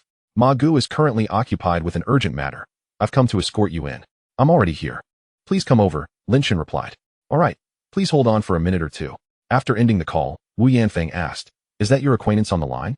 Lin Chen nodded. Yes, he will be here shortly to take us in. Wonderful. Li Tianhong and Wu Yanfeng beamed with excitement. They held no doubts about Lin Chen's impressive connections. After all, he was the president of the Tianhong group. It was entirely plausible that he knew the staff at the concert hall. Dear, are you feeling cold? Lin Chen asked, wrapping his arm around Li Xiren's waist with a tender concern. She wore a floral dress paired with thin stockings and little shoes. And Lin Chen worried she might feel chilly, given the slight drop in temperature. I'm not cold, husband, Li Xiren replied, shaking her head innocently, snuggling closer to him. Are you Mr. Lin? Just then, a man in a suit, appearing to be in his 30s, approached Lin Chen. It was Chen Feng. Not recognizing Lin Chen at first, he inquired. Yes, Lin Chen replied casually. Upon hearing this, a warm smile broke out on Chen Feng's face. My apologies for keeping you waiting, Mr. Lin. Please, follow me. I will lead you inside. Subsequently, the four followed Chen Feng, smoothly making their way into the venue. Meanwhile, Li Yuding and Lu Haowen were busy taking selfies, eager to share on social media how they were attending a concert by the king of pop.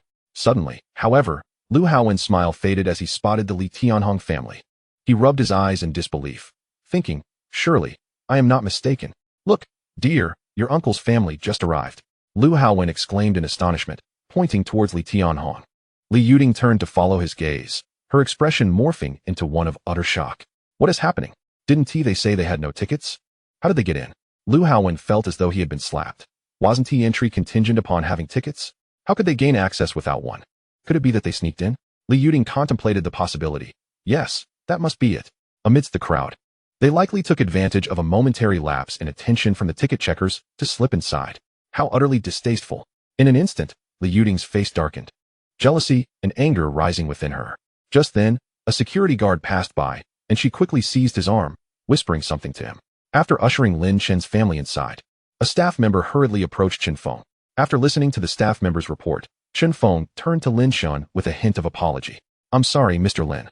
I need to attend to an urgent matter and will be right back. With that, he followed the staff member away. Meanwhile, Lin Chen and his companions were preparing to find a seat when suddenly, a tall security guard in uniform appeared before them. Excuse me, we received a report.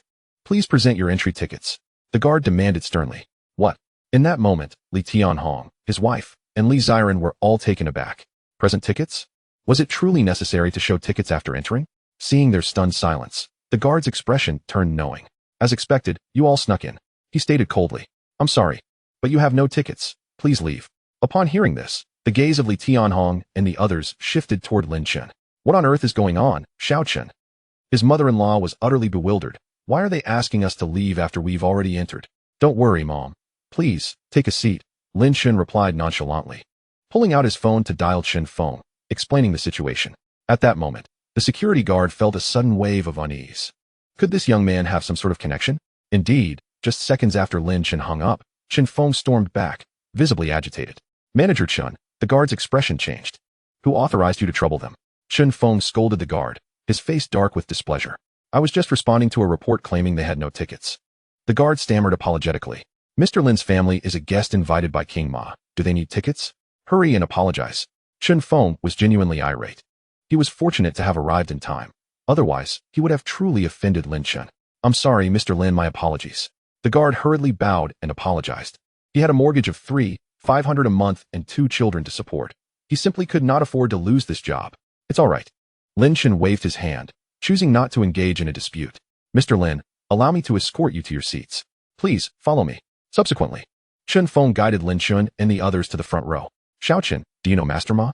Just as they settled into their seats, Wu Yanfang inquired timidly, while Li Tianhong and Li Ziren gazed at Lin Chen with curiosity. Initially, they believed that their entry was facilitated by Lin Chen's connection with Chen Feng. However, Chen Feng's earlier reprimand directed at the security guard clearly indicated that it had nothing to do with him. Indeed, Lin Chen nodded, revealing without concealment. It is precisely due to my association with Master Ma that we are able to be here. Instantly, the three of them displayed expressions of surprise. The couple, Li Tianhong and his wife, were utterly astonished. Goodness, our son-in-law actually has a connection with Master Ma. That's remarkable. Although their son-in-law was the head of the Tianhong group and held a degree of social standing, Master Ma belonged to the entertainment industry, a realm entirely distinct from theirs. Honey, how do you know Master Ma? Li Ziren asked, puzzled, while Li Tianhong and his wife looked at Lin Chen, eagerly awaiting his explanation. Lin Chen chuckled softly. Well, it's a long story.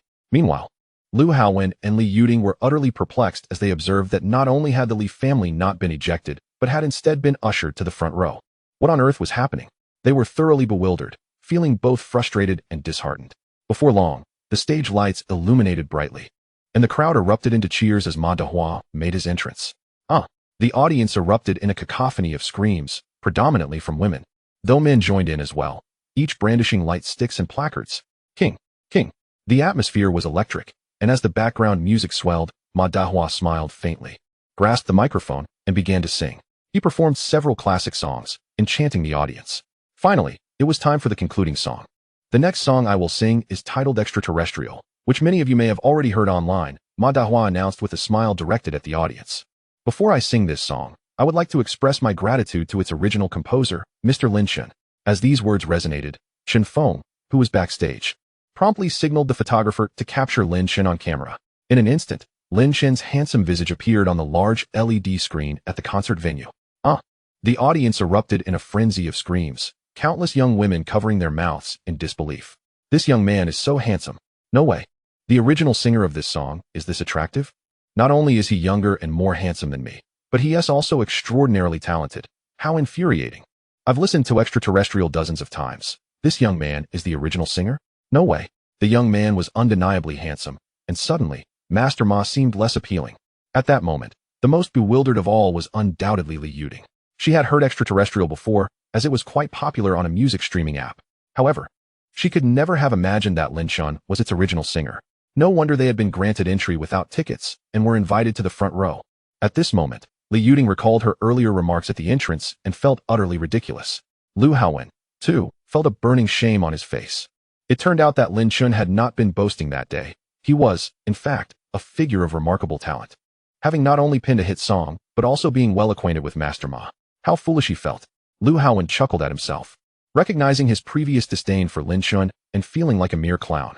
A few minutes later, Ma Dahua finished singing Extraterrestrial, and the concert officially concluded.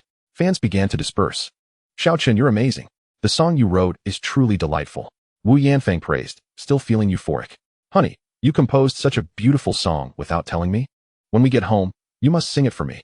Li Ziren playfully punched Lin Chen's arm, affectionately linking her arm with his. Li Tianhong felt immense pride, reveling in the fact that his idol was singing a song written by his son-in-law. Ha ha ha. This feeling is exhilarating. As the family exited amidst laughter, Ma Dahua suddenly approached from behind. Mr. Lin, please wait a moment. What is it? Lin Chen turned curiously to face the approaching star. Meanwhile, Li Tianhong and his wife were starry-eyed with excitement. It's nothing, Mr. Lin. I merely wish to thank you in person. Ma Dahua smiled warmly. On stage, he was the illuminated superstar, yet off stage, he exuded a friendly demeanor, particularly when he smiled, which radiated warmth. Lin Chen replied with a gentle smile, You are too kind. Master Ma. At that moment, Li Tianhong, brimming with excitement, interjected, Master Ma, I have been your fan for 20 years. May I take a picture with you? Wu Yanfang chimed in eagerly, I want one too. Is that possible? Ma Dahua could tell that Li Tianhong and his wife were likely Lin Chen's parents. Naturally, he would not refuse such a request. In fact, he typically obliged any fan seeking a photo. Then let us take a picture together, he said with a slight smile. Thus, Li Tianhong and his wife succeeded in their fan endeavor, thrilled to capture a moment with their idol. They were well aware that their successful encounter was entirely due to their son-in-law, Lin Chen. Their fondness for him only deepened, perceiving him as a treasure that continually brought them delightful surprises. In the following days, Lin Chen remained at home, taking care of the children, seldom venturing outside. However, one afternoon, he received an unexpected call from Zhou Jie. Lin Chen, tomorrow is the day you will be receiving the Nobel Prize in Physics. Please prepare yourself. The flight is at noon. Tomorrow morning, my teacher and I will come to pick you up. Upon hearing this, Lin Chen's brow furrowed. I don't believe I agreed to attend the ceremony. Come on, brother. Don't be like that. This is the Nobel Prize in Physics. Zhou Jie's tone shifted, and he asked, you aren't actually considering not attending, are you? Let me think about it, Lin Chen replied, his expression troubled. A trip abroad meant several days away from his wife and children, a thought that filled him with profound unease, far worse than a physical wound. Stop thinking. We'll be picking you up tomorrow morning, just like that, Zhou Jie declared, cutting off Lin Chen's chance to refuse, before abruptly hanging up. Just as Lin Chen intended to protest, he found the line dead, leaving him feeling even more helpless. Honey. At that moment, Li Ziran dashed out of the bedroom, joyfully embracing Lin Chen, her entire body pressed against his. Honey, could you do me a favor? Tilting her head adorably, she gazed at Lin Chen's profile. Lin Chen chuckled, what favor? Li Ziran replied, a childhood friend of mine is arriving at Shanghai's airport soon. Could you go pick her up? Lin Chen inquired. Is she the one you mentioned before, studying abroad in Australia? Yes, Li Ziran timidly inquired. Darling, she may have just returned to Magic City and has nowhere to stay. Would you agree to let her stay with us for a few days? Li Ziran sought Lin Chen's opinion. If Lin Chen were to disapprove, regardless of their close relationship, she would not bring her friend home to stay. Naturally, Lin Chen had no objections. The villa was spacious, with plenty of rooms, and he was not so petty, especially since she was his wife's good friend. Sure, it's just a few days, Lin Chen readily consented. Subsequently, Li Ziran showed Lin Chen a photo of her friend. And soon enough, Lin Chen was off to the airport to pick her up. At Magic City Airport, a bustling throng of people filled the space. A strikingly fashionable and elegant beauty emerged, pulling her suitcase along. Her name was Zhang Meiqi, standing at a graceful height of 1.7 meters. With her long, fair legs clad in fishnet stockings and boots, her figure rivaled that of world-class models. The leering gazes of onlookers were frequent. It was hard to blame them. For Zhang Meiqi's beauty was indeed unparalleled, her looks comparable to any celebrity. Are you Zhang Meiqi? A handsome man approached her, none other than Lin Chen. Yes, she replied. Her expression icy. You must be Ziran's husband. Here, take my suitcase. With that, she handed over her luggage to Lin Chen with an air of command. At that moment, Lin Chen formed his first impression of her, proud. However, he said nothing and quietly accepted the suitcase. After all, he had come to the airport to pick her up. So assisting with her luggage was a trivial matter. Where's your car parked? Zhang Meiqi inquired. Just a short distance ahead, Lin Chen replied. This time, he had not brought the luxury G-Class, but rather a Tianhong sports car produced by his own company. After placing the suitcase in the trunk, Lin Chen and Zhang Meiqi took a seat inside the car. He ignited the engine, and they were off. On the road, Zhang Meiqi furrowed her brow and asked, this sports car must be produced by my best friend's company, right? Indeed, Lin Chen confirmed. I heard from my friend that you are currently the president of Tianhong Group? She probed further. In name? Yes, Lin Chen responded nonchalantly. Huh. Zhang Meiqi scoffed internally. She had encountered many men like Lin Chen in reality, those with meager backgrounds who seized the opportunity to rewrite their destinies due to the advantageous circumstances of their partners. She wondered what kind of enchantment he had cast upon her friend's family to relinquish the hard-earned Tianhong to him. The thought filled her with irritation. In her eyes, given her friend's conditions, she ought to be pursuing a wealthy second-generation heir, not just any affluent man, but one whose family owned a business. That would ensure a suitable match. What did Lin Chen possess? Aside from his handsome features, what other remarkable attributes did he have? Zhang Meiqi was pragmatic, especially after being indoctrinated by capitalist ideals abroad, and she had no knowledge of Lin Chen's accomplishments. To her, it seemed he was merely a man who had climbed too high for his own good. What are you doing? Suddenly, Lin Chen slammed on the brakes, startling Zhang Meiqi beside him. It's my brother. Hurry, stop the car. Lin Chen, unexpectedly encountering her brother on the road, urged the chauffeur to halt, prompting Lin Chen to brake sharply to avoid a collision. Brother, what a coincidence. Where have you been? Lin Chen bounded out of her luxurious Rolls-Royce, her demeanor lively and cheerful. Lin Chen was equally surprised to see his sister. I was at the airport picking up a friend, he replied truthfully. However, Lin Chen didn't even glance at Zhang Meiqi. She showed no interest in her. Instead, her beautiful eyes were fixed on Lin Chen. Brother, long time no see. How have you been? She affectionately ruffled Lin Chen's hair. This scene was particularly jarring for Zhang Meiqi. She recalled that Li Ziran had once revealed to her that Lin Chen seemed to be an orphan, lacking direct family ties. So where did this beautiful sister come from? Zhang Meiqi pondered a possibility. Perhaps it was a role-playing scenario.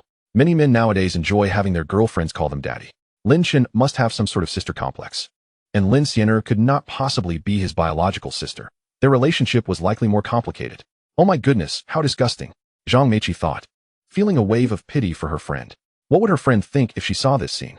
Surely, she would be heartbroken, right? Chapter 68. Feeling your husband is unreliable. The encounter with Lin Chen was purely coincidental.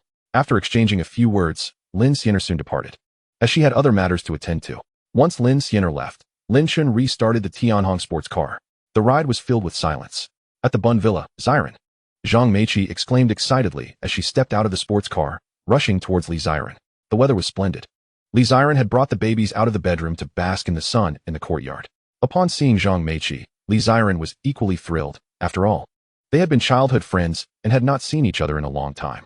Meiqi, it's been ages. You've become even more beautiful. Oh, Ziren, you too. Even after having a baby, you maintain such a great figure. The two women reminisced while Lin Chen quietly wheeled Zhang Meiqi's suitcase into the living room. Ziren, is this your baby? My goodness, I've never seen quadruplets before. How marvelous and adorable. Zhang Meiqi knelt beside the stroller, gently holding the hand of the second baby, her face illuminating with surprise and delight. At that moment, the four babies with their big, curious eyes stared directly at Zhang Meiqi, as if they were intrigued. Particularly the third baby, Lin Yi, wore an expression of wonder, as if asking, who is this beautiful lady?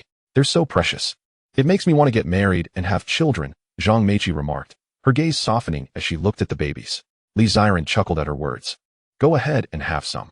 With so many admirers, are you worried about finding a husband to have kids with? Not in a rush.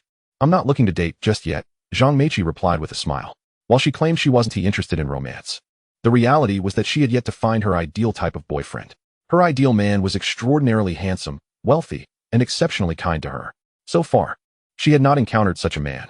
However, Zhang Meiqi firmly believed she would find him eventually. After all, her own attributes were substantial. She was a wealthy foreign student, possessing looks and figure that rivaled any celebrity. All right, Li Ziren said with a knowing smile. Perhaps her best friend had her own reasons for not wanting to date. Darling, could you take the babies upstairs? I'd like to chat with Meiqi, she said when she saw Lin Chen emerging from the living room. Sure, Lin Chen replied, approaching the stroller to push it away. This left only Zhang Meiqi and Li Ziren at the entrance of the courtyard. Ziren, what kind of person do you think your husband is? Zhang Meiqi suddenly posed the question. Li Ziren was taken aback. From this statement, she sensed an underlying meaning. Why do you ask that? Li Ziren inquired, somewhat perplexed. Zhang Meiqi recalled the intimate scene between Lin Chen and Lin Chen, and thus spoke candidly. Ziren, do you want to hear the truth? I believe your husband is rather unreliable. Upon hearing this, Li Ziren was momentarily taken aback. Unreliable? She knew her husband better than anyone else. And if Lin Chen were indeed unreliable, it would imply that there were no dependable men in the world. Meiqi, please refrain from making baseless claims. My husband is wonderful, Li Ziren declared, her face radiating happiness. Sigh, Zhang Meiqi internally lamented, realizing that her dear friend had indeed fallen deeply in love. She could not comprehend what was so admirable about Lin Chen, a man of humble beginnings. If he were truly devoted to her, she would have no objections, but she distinctly recalled witnessing him being affectionate with another beautiful woman. Could her own eyes be deceiving her? Subsequently, Li Ziren prepared a room for Zhang Meiqi, who settled into a villa by the Bund. As evening approached, around dinner time, Zhang Meiqi suggested dining out, but Lin Chen deemed it unnecessary. Why not eat at home? The food outside is mediocre. I'll prepare dinner, he proposed. Zhang Meiqi, upon hearing this, felt a wave of displeasure. You cook? How good could your cooking possibly be? The entirety of Tianhong Group has been entrusted to you. Can you not spare some money for a meal out? Let's dine out. I'll treat. Zhang Meiqi emphasized the phrase I'll treat, as if to counter Lin Chen's perceived stinginess. All right, dear husband, we shall eat out tonight, Li Ziren sighed in resignation. Very well. Lin Chen nodded, conceding to his wife's wishes. Consequently, they entrusted their 4 children to Li Tianhong and drove to a restaurant in the bustling metropolis. The restaurant exuded opulence, with a single meal costing no less than several thousand yuan. Hello, welcome, greeted a hostess clad in black stockings, offering a slight bow before ushering Lin Chen and the others to a private room. Greetings, may I take your orders? A waitress inquired, to which Zhang Meiqi promptly replied. No need for the menu. Just bring us all your specialties. Such is the extravagant nature of the affluent. The waitress promptly retreated. Seated opposite Zhang Meiqi, Lin Chen and Li Ziren remained silent, the atmosphere becoming somewhat stifling.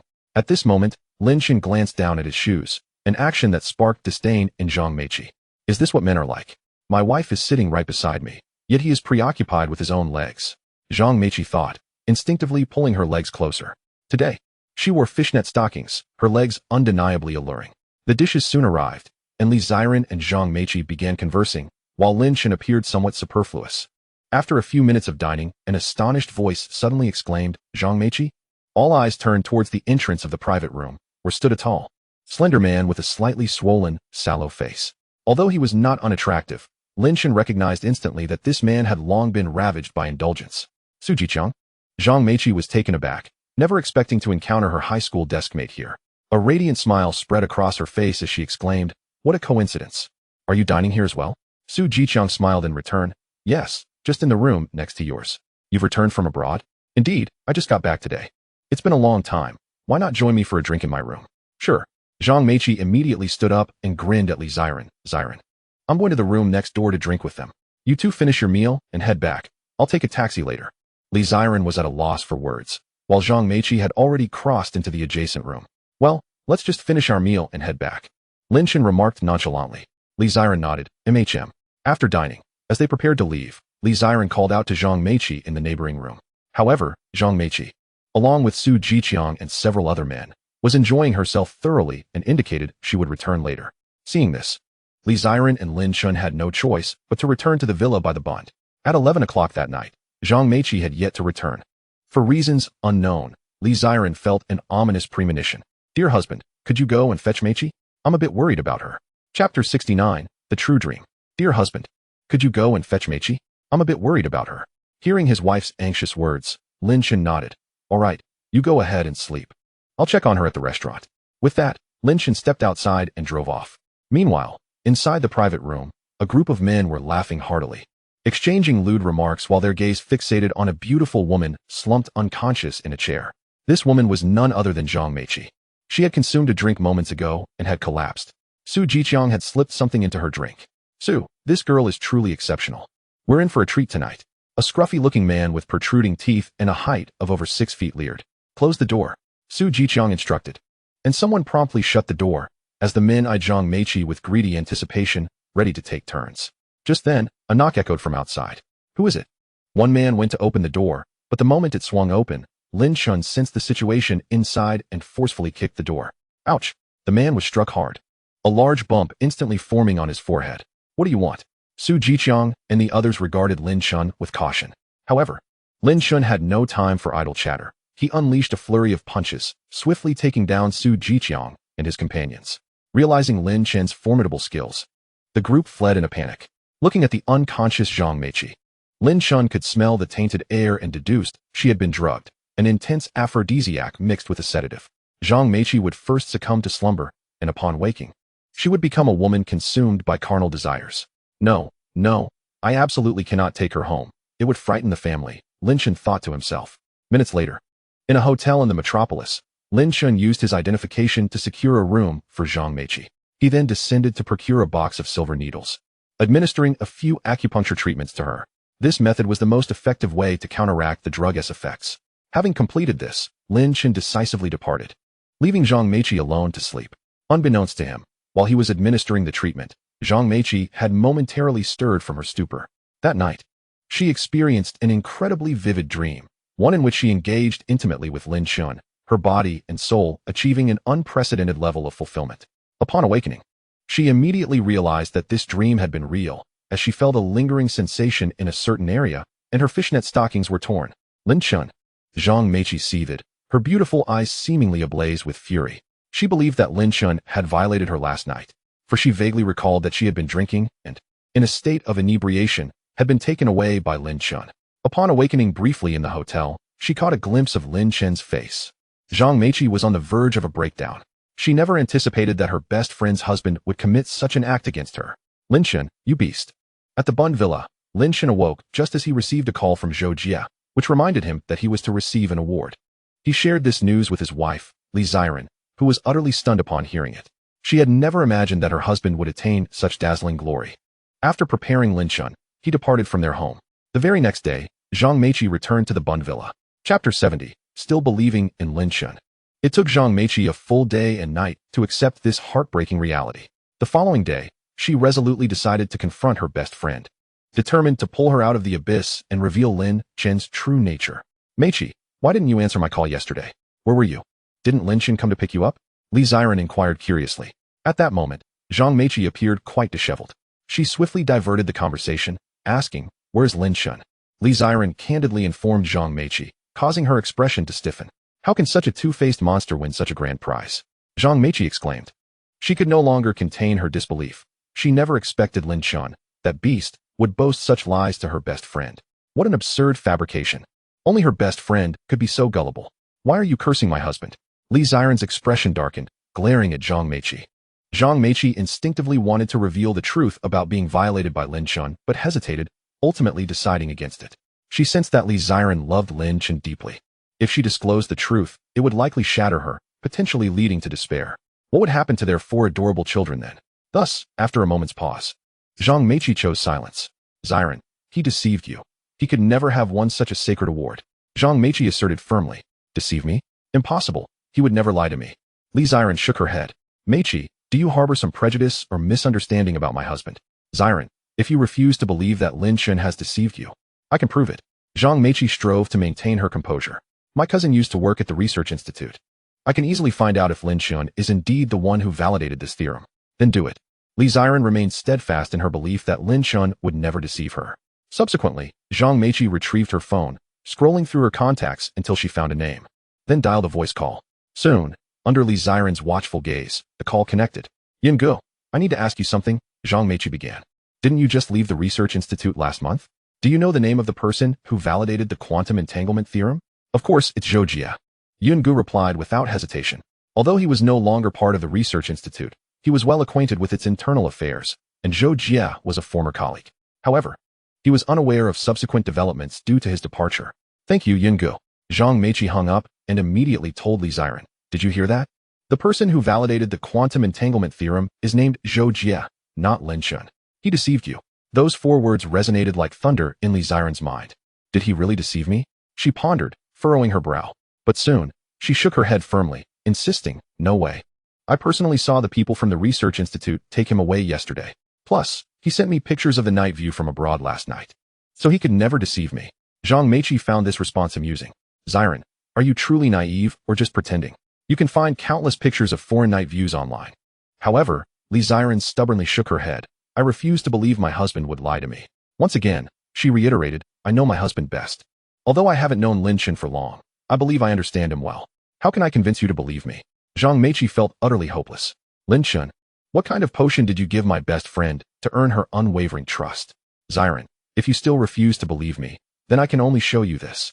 Zhang Meichi declared, opening her phone and logging onto a website. What's this? Li Ziren leaned in closer. This is a live streaming site that will broadcast the Nobel Prize ceremony. Zhang Meichi explained. Hearing this, Li Ziren's interest was piqued. The ceremony? Then we can see Lin Chen receiving the award. But it seemed the live stream hadn't started yet. It will begin soon. The 2 of them focused intently on the screen, watching the unfolding ceremony. The scene depicted a grand hall filled with numerous foreign attendees, both Americans and Brits, yet conspicuously absent of any Chinese individuals. Zhang Meichi was certain that Lin Chen was not among them. She firmly believed that a two-faced individual like him could never attain such an exalted honor. She was determined to let Li Ziren see for herself that Lin Chen had indeed deceived her.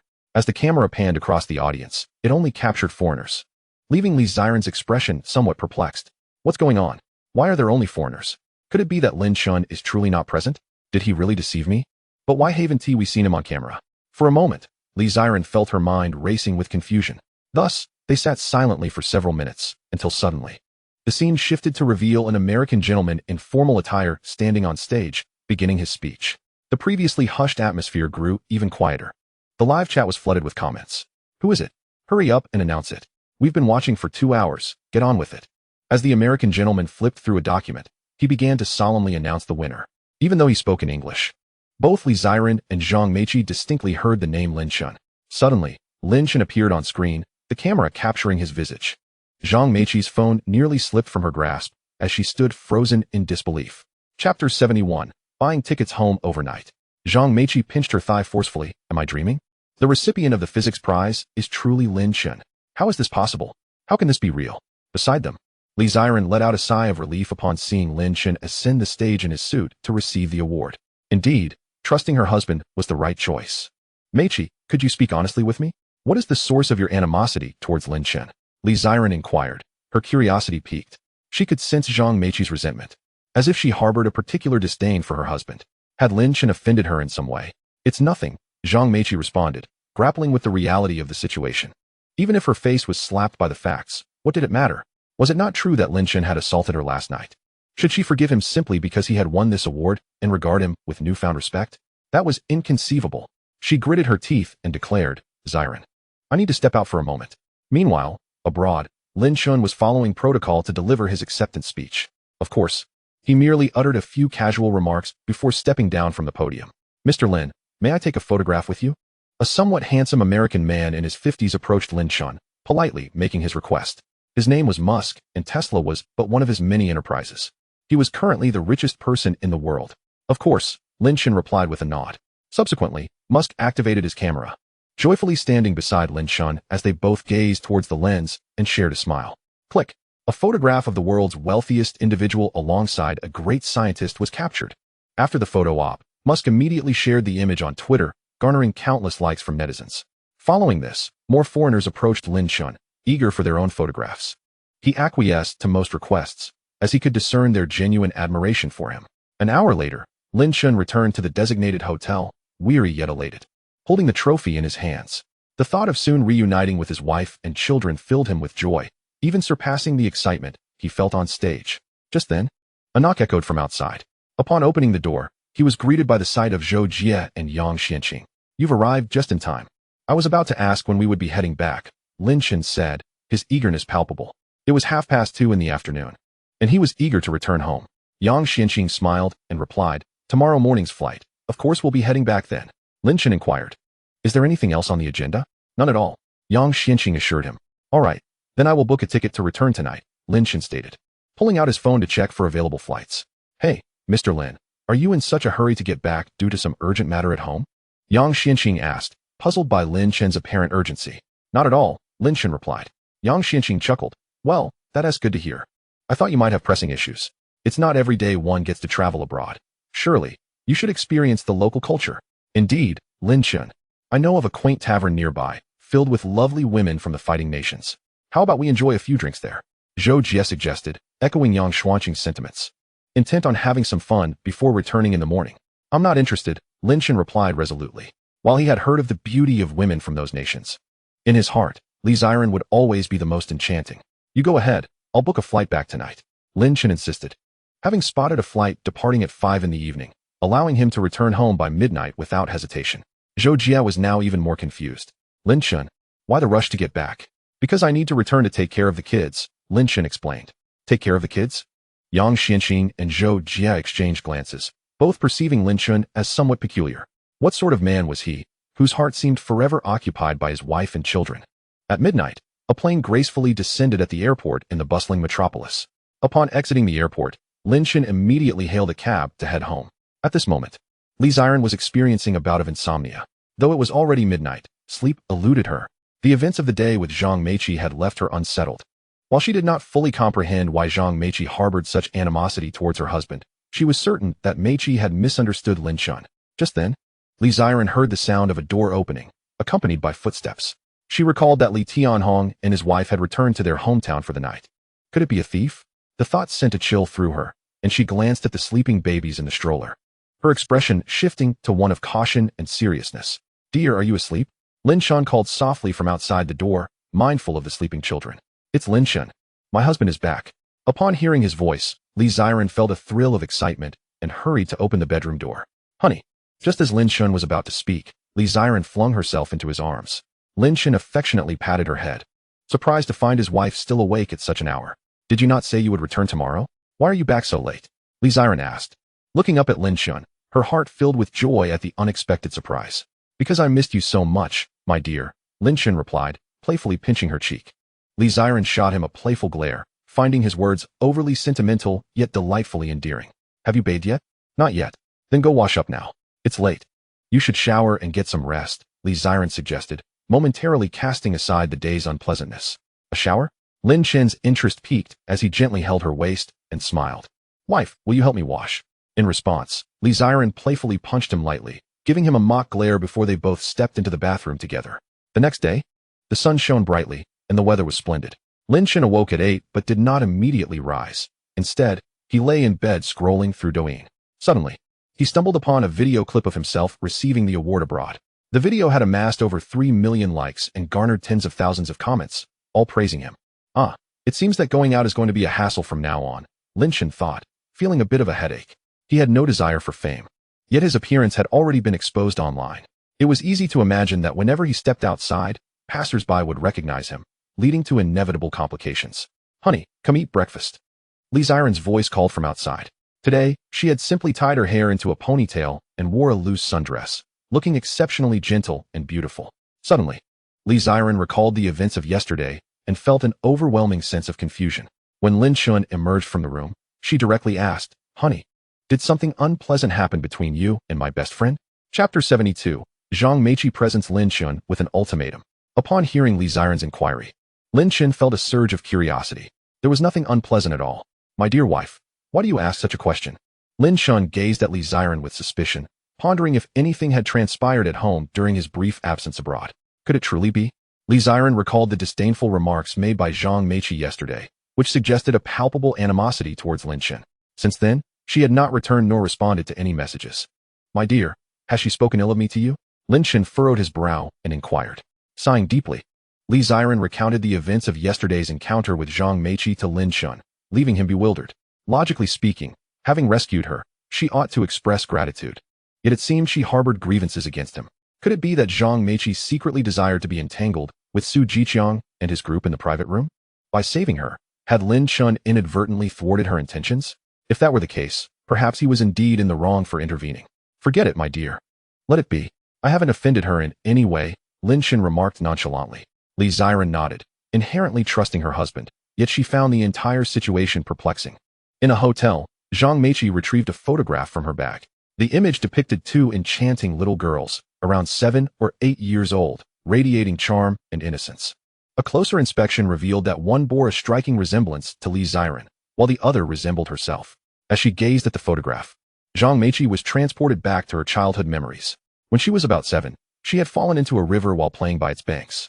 Just as she was on the brink of drowning, a pair of hands pulled her to safety, those of none other than Li Ziren. From that moment, they forged an unbreakable bond, sharing countless experiences as they navigated through life together. Years had swiftly passed. Yet Zhang Meiqi vividly recalled Li Ziren's childhood wish, to be eternally happy and content. Was she truly happy? Perhaps on the surface, it appeared so. However, Zhang Meiqi understood that marrying a man like Lin Chen had irrevocably shattered her dreams. Li Ziren was not genuinely happy. She had merely been deceived by Lin Chen, living under the guise of his hypocritical facade. Recalling Lin Chen's despicable actions towards her, Zhang Meiqi felt he was unworthy of being her best friend's husband. After much inner turmoil, she reached a shocking decision. She took out her phone and sent Li Ziren a message. Ziren, please come to the hospital to pick me up. At that moment, Li Ziren was tidying up at home when her phone chimed. It was a message from her best friend, Zhang Meiqi. Ziren, please come to the hospital to pick me up, followed by the location of a nearby hospital. Concerned, Li Ziren replied, What happened? Why are you at the hospital? However, Zhang Meiqi did not respond. Honey, I'm stepping out for a bit, Li Ziren said to Lin Chen, who was nearby lulling their child to sleep. Where are you going? Lin Chen asked. To pick up Meiqi. She said she's at the hospital and wants me to come, Li Ziren explained. I'll go instead. She hesitated, aware of her friend's bias against Lin Chen, and preferred not to involve him. All right, just drive safely, Lin Chen replied without further thought. Okay, my dear, Li Ziren responded, taking her car keys and heading out. As she drove, she contemplated that with Lin Chen back home, any misunderstandings could be cleared up swiftly. Little did she know, not long after she left, a figure approached the villa. The courtyard gate was ajar, allowing her easy entry. At that moment, Lin Chen had just settled their child to sleep and came downstairs for some tea. He was taken aback by the sight of Zhang Meiqi before him. Did you deliberately send Ziren away? Lin Chen asked, suddenly realizing her intentions. Yes, there are certain things that are better left unspoken in her presence, Zhang Meiqi replied, stepping closer until she stood about 2 meters away from him. Lin Chen inquired, What is your objective? Zhang Meiqi wasted no time. Divorce Ziren. Don't you fancy me? Leave Ziren, and I will be with you. As she spoke, she began to unbutton her shirt, believing that a man like Lin Chen, consumed by such desires, would eagerly acquiesce. However, her response left her utterly bewildered.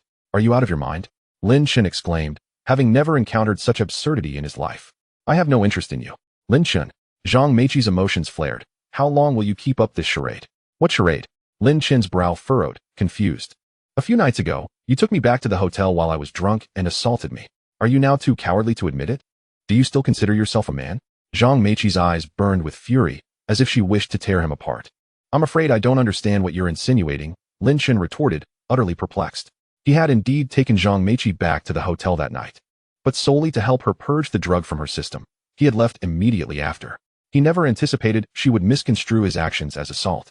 Had he known this would unfold, he would have refrained from intervening. Truly a case of the farmer and the snake. "Please leave. You genuinely need to seek medical attention," Lin Chen said dismissively. "Lin Chen, I've given you a choice. Are you truly pushing me to report this? Go ahead, let us see who ends up behind bars." He replied calmly. "Fine, you forced my hand." In a fit of rage, Zhang Meiqi called the police. Upon hearing her claims, they took the matter seriously and launched an investigation. Meanwhile, Li Ziren returned home just as she received a call from Zhang Meiqi, claiming that Lin Chen had assaulted her. The world seemed to crumble around her as a single thought raced through her mind. How could this be? Lin Chen would never do such a thing. Upon arriving home, she was met by the arrival of a police car.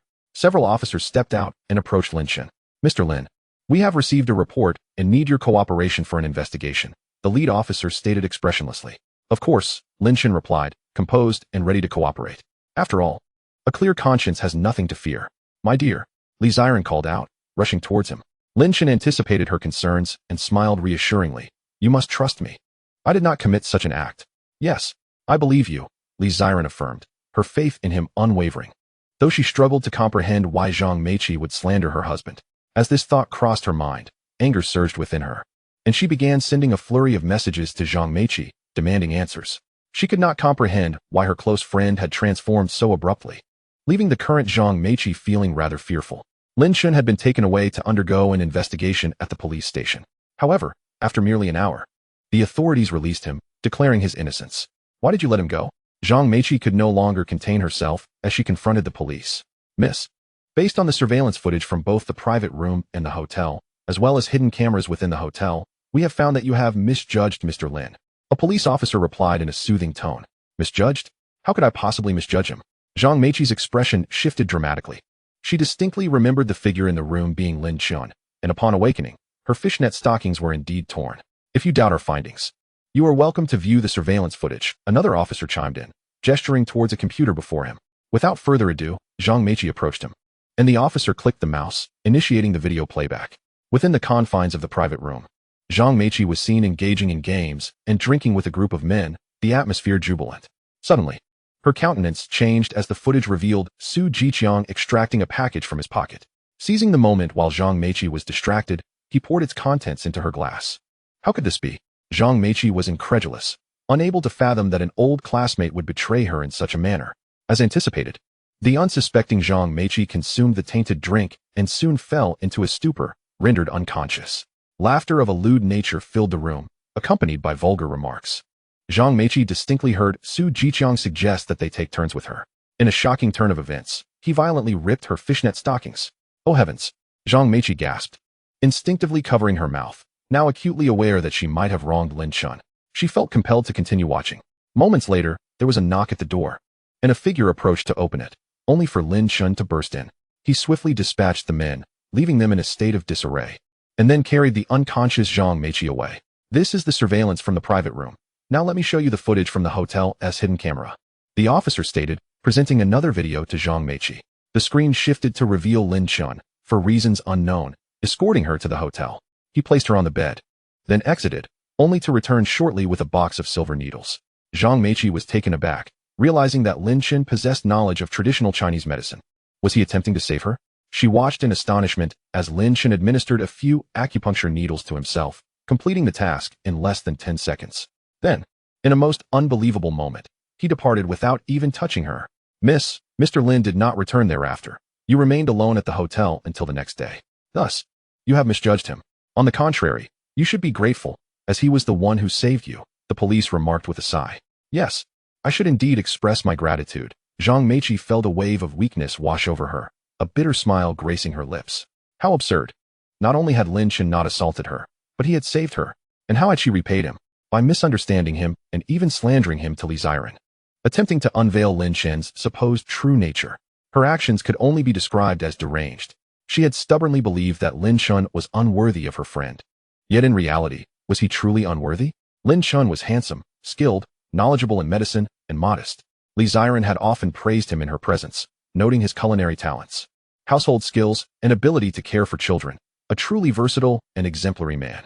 She felt fortunate to consider marrying someone like Lin Chen. Even when she offered to indulge his desires, Lin Chen remained unaffected, showcasing his loyalty to Li Ziren. Moreover, his achievements were remarkable. He had secured a Nobel Prize at such a young age. What an extraordinary man he was. Suddenly, she recalled their first encounter at the airport in the bustling metropolis, where she had imperiously demanded Lin Chen assist her with her luggage. He had silently complied, never uttering a word. In hindsight, this was not weakness, but rather a testament to his character. He was simply too kind-hearted to engage in petty arguments. Zhang Meiqi lamented that had she taken the time to understand Lin Chen more deeply, she would have surely fallen madly in love with him. Yet, due to her biases and misunderstandings, she found herself unable to maintain even a friendship. With this realization, Zhang Meiqi felt as though she had lost something profoundly significant in her life, and tears streamed down her cheeks. Lin Chen, I am so sorry. Chapter 74. A shopping excursion with Li Ziren. At this moment, within her home, Li Ziren, having grasped the entirety of the situation, felt immense sympathy for Lin Chen. She had never anticipated that asking him to retrieve her friend would result in such a grave misunderstanding. Never mind, my dear wife, you needn't blame yourself. Let this matter fade away, Lin Chen replied nonchalantly, though a hint of displeasure lingered beneath the surface.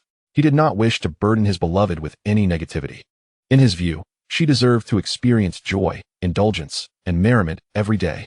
Indulgence? Suddenly, Lin Chen recalled that it had been a while since they had ventured out to the mall together. Thus, he proposed, Darling, once our parents arrive, let us go out for a stroll in the evening. Absolutely. Li Ziren's spirits soared instantly. Girls, after all, relish outings. And nothing was more delightful than taking a leisurely walk after dinner, especially with someone they adore. Following this, Lin Chen entertained the 4 little ones in the living room. The babies were now over 3 months old and had begun to crawl a little. Lin Chen casually turned on the LCD television, which began to play an animated series, Super Beast Armament. His intention was to create a more lively atmosphere in the living room. However, to his surprise, the babies were utterly captivated. Their eyes fixated on the screen, unsure whether it was the novelty of the television or the content of the animation that enchanted them. Ding! The system's voice suddenly echoed, announcing, the host has allowed the babies to watch television, rewarding the skill, animal language. As the name suggests, this skill enabled Lin Chen to comprehend the language of animals. In an instant, he found himself able to understand the chatter of any creature in the world. Outside, 2 little birds were chirping excitedly, and Lin Chen could discern their conversation. A male bird was wooing the female, saying, I have plenty of worms at my place. Why not spend the night in my nest? The female, shyly replying, said, Sure, the worms matter little. I simply wish to sleep at your home. This reward was rather intriguing. Lin Chen smiled to himself, amused at the prospect of understanding the conversations of animals from then on. It was certainly an amusing turn of events. Before long, the couple, Li Tianhong and his wife, arrived, bringing with them delightful news. The nasal inflammation remedy had been successfully developed and launched.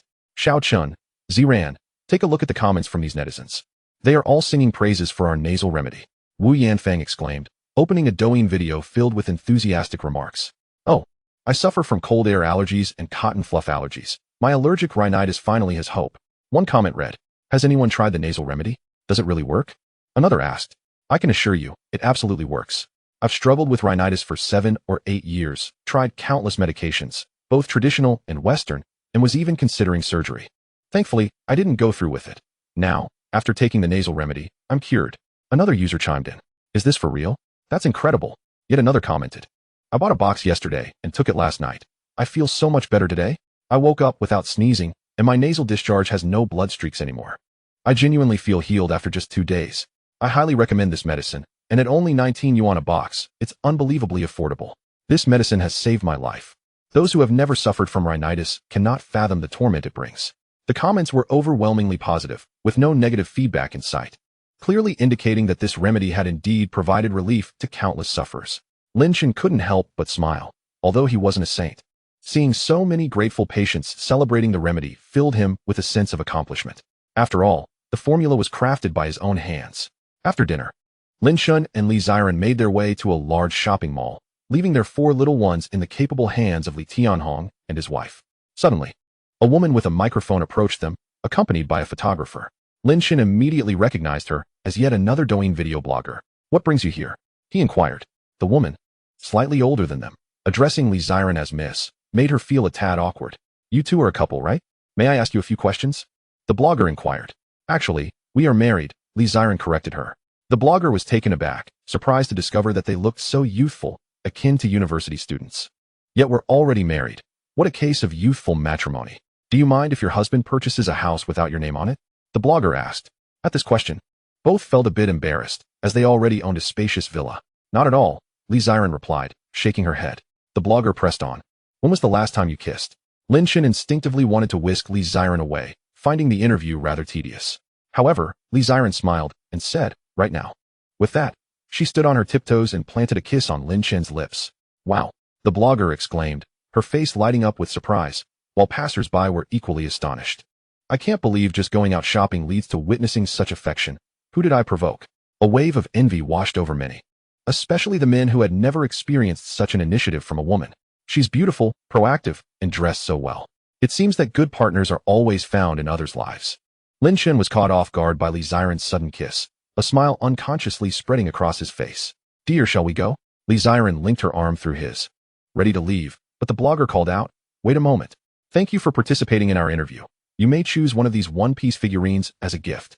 "Really?" Li Ziren glanced over, spotting figures of Luffy, Zoro, Doflamingo, and Boa Hancock among others. She ultimately selected a Nami figurine, finding it quite lovely. Lin Chen said nothing, content to see his wife happy.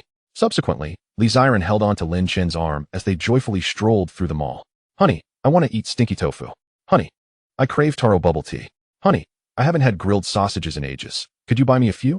These sausages are made entirely of starch." "That's fine. I love starch-based sausages." "All right, my dear, I'll get them all." After wandering around the mall and sampling various snacks, they proceeded to purchase some everyday necessities, such as feminine hygiene products. "Honey, there's a pet store here. Let us take a look," Li Ziren urged, leading Lin Chen into the shop. "Hello, welcome," greeted the friendly shop owner with a warm smile. Lin Chen surveyed the spacious store filled with various small pets, predominantly cats and dogs. "Honey, let us get a dog. It would be nice to take it for walks in the evening," Li Ziren suggested. "What do you think?" "Sounds good," Lin Chen agreed, noting that their villa already had a doghouse and a cat house that had yet to be utilized. "Miss, come check out this purebred golden retriever, imported from abroad. It's stunning, and its eyes are a beautiful sapphire blue," the shop owner chimed in upon overhearing their conversation. Li Ziren crouched down in front of the golden retriever, petting its fur and finding it quite delightful. Buy me. Take me home. I'm easy to care for." One voice piped up. "You're too ugly. How could anyone buy you?" "Master, please choose me instead," another voice chimed in, as Lin Chen's gaze wandered across the different breeds of dogs. He was astonished to hear them speaking in dog language, comprehensible only to him. "Human, bow before your king." Suddenly, a husky boldly proclaimed as Lin Chen's eyes landed on it. "Is this dog a bit too arrogant?" Lin Chen mused, crouching down to meet the husky's gaze. The husky, proud and haughty, retorted, "What are you staring at, foolish human? Do you even deserve to gaze upon me?" "Wow, this dog must have never been disciplined," Lin Chen thought, intrigued by its audacity. "Honey, what do you think of this husky?" he inquired. Li Ziren approached and crouched beside Lin Chen to scrutinize the husky. Huskies do appear a bit dim-witted on the surface, and they tend to act a bit crazy, tearing things apart or spinning in circles, which is why many people are reluctant to own such a breed, she remarked as she stroked the husky's fur. "But honestly, I always thought about getting a husky when I was in university." As if it understood Li Ziren's words, the husky proudly proclaimed, "At least you have good taste. I am the finest dog in the world." Hearing the husky's boastful claims further piqued Lin Chen's interest. "How about we get it?" he suggested. "I think it's a good idea." Lin Chen nodded and turned to the shop owner, asking, "How much is this husky?" The female shopkeeper remarked, "This Siberian husky is priced at 13,000. As it is a puppy, the cost is slightly elevated. However, we shall include a dog crate, a leash, and 3 months' worth of dog food at no additional charge." Without a moment's hesitation, Lin Chen replied, "All right, I'll take it. Greetings. Please scan the QR code for payment." The shopkeeper indicated toward the code affixed to the wall. Lin Chen opened WeChat and scanned, promptly transferring 13,000 to her. "Here is your receipt. Have a pleasant journey." At that moment, A staff member attached the leash to the reluctant husky, which exhibited signs of protest but ultimately succumbed to the staff member's insistence. Once secured, the staff member led the husky out of its crate and handed the other end of the leash to Lin Chen. Huskies tend to be quite rambunctious. Ensure you keep a firm grip on the leash when taking it outside, the staff member cheerfully cautioned. Certainly, Lin Chen, grasping the leash, felt a sense of novelty and amusement at this new canine experience. Together with Lin Chen, she exited the pet shop. Honey, let us give our husky a name, Lin Chen joyfully suggested as she held the husky. A name? It indeed deserves one. Lin Chen nodded, inquiring, Dear, what name do you have in mind? He entrusted the naming rights to his wife. Let me ponder for a moment. What would be a fitting name? Lin Chen scrutinized the husky, increasingly convinced of its apparent lack of intelligence. Suddenly, her eyes sparkled with inspiration. Darling, how about we name it Dunce? What do you think of that name? You're the dunce. Your entire family is a bunch of dunces. Ah, this is infuriating. Although Lin Chen had yet to respond, the husky expressed its discontent vehemently, halting in its tracks and glaring at Lin Chen with an air of defiance. Surprised, Lin Chen exclaimed, It seems the husky is not fond of that name. How about Emosia instead? She proposed suddenly.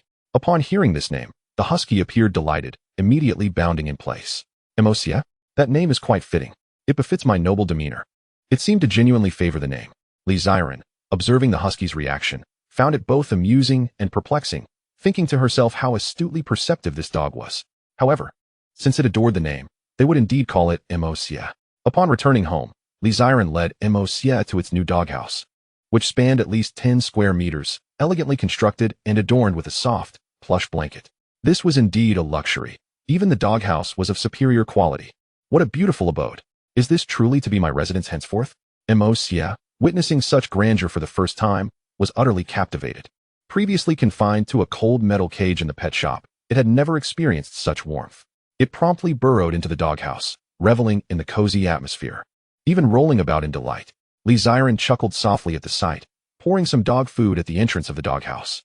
Starved from its previous confinement, Emosia eagerly emerged to eat. These owners are exceedingly kind. I am almost moved to tears. Emosia devoured the dog food, which, despite being the same kibble it consumed daily, tasted far more delectable within the confines of its splendid new home.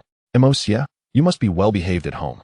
No chewing furniture, no biting people, and Lin Chen gently stroked Emosia's head, imparting a few instructions.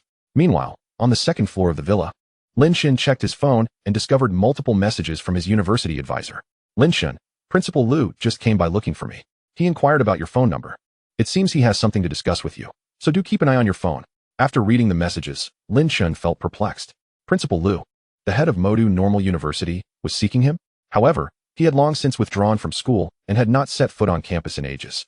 As he contemplated this, his phone rang. Is this Lin Chen? Came the voice of a middle-aged man. Yes, are you Principal Liu? Lin Chen replied. Indeed, Lin Chen.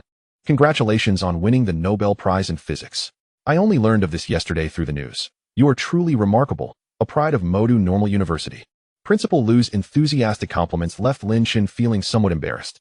Principal Liu, is there something specific you wish to discuss? Lin Chen cut to the chase, puzzled. Of course. There is a matter at hand. Principal Liu, abandoning pleasantries, proceeded directly to the point. Lin Chen, I would like to invite you to become a visiting professor at your alma mater and to return in 2 days to give a public physics lecture to a select group of students and faculty. Principal Liu believed that despite Lin Chen's Nobel laureate status and his newfound prominence, having been a student of Modou Normal University and still technically enrolled, he would be inclined to accept the role of visiting professor and deliver a lecture. However, Lin Chen's response was unexpectedly disconcerting. I'm sorry, Principal Liu, but I may not have the time. What do you have planned? I need to take care of the baby. Principal Liu was momentarily taken aback, but quickly chuckled. That's a minor detail. Let your wife handle it. That 1T work, my wife can't manage it alone. How about I assist you? Let us not go down that road. Oh, Lin Chen, is your schedule truly so tight? Principal Liu's disappointment was evident. Lin Chen was silent for a moment. It was not that he genuinely lacked time, but rather he simply did not wish to attend. A title such as visiting professor might hold allure for others. Yet for Lin Chen, it bore little significance. As for lecturing, he was even less inclined. He was not one to enjoy being in the spotlight. Perhaps we could consider this. I understand that due to your withdrawal, you have yet to receive your graduation certificate? Principal Liu suggested, contemplating another approach to persuade Lin Chen. Yes, and Lin Chen inquired, somewhat indifferent. Principal Liu smiled. Withdrawing is not the same as dropping out. if you wish to obtain your graduation certificate. You still need to complete one more year at the university. I suspect you currently have no desire to return for another year, do you? Indeed, Lin Chen nodded.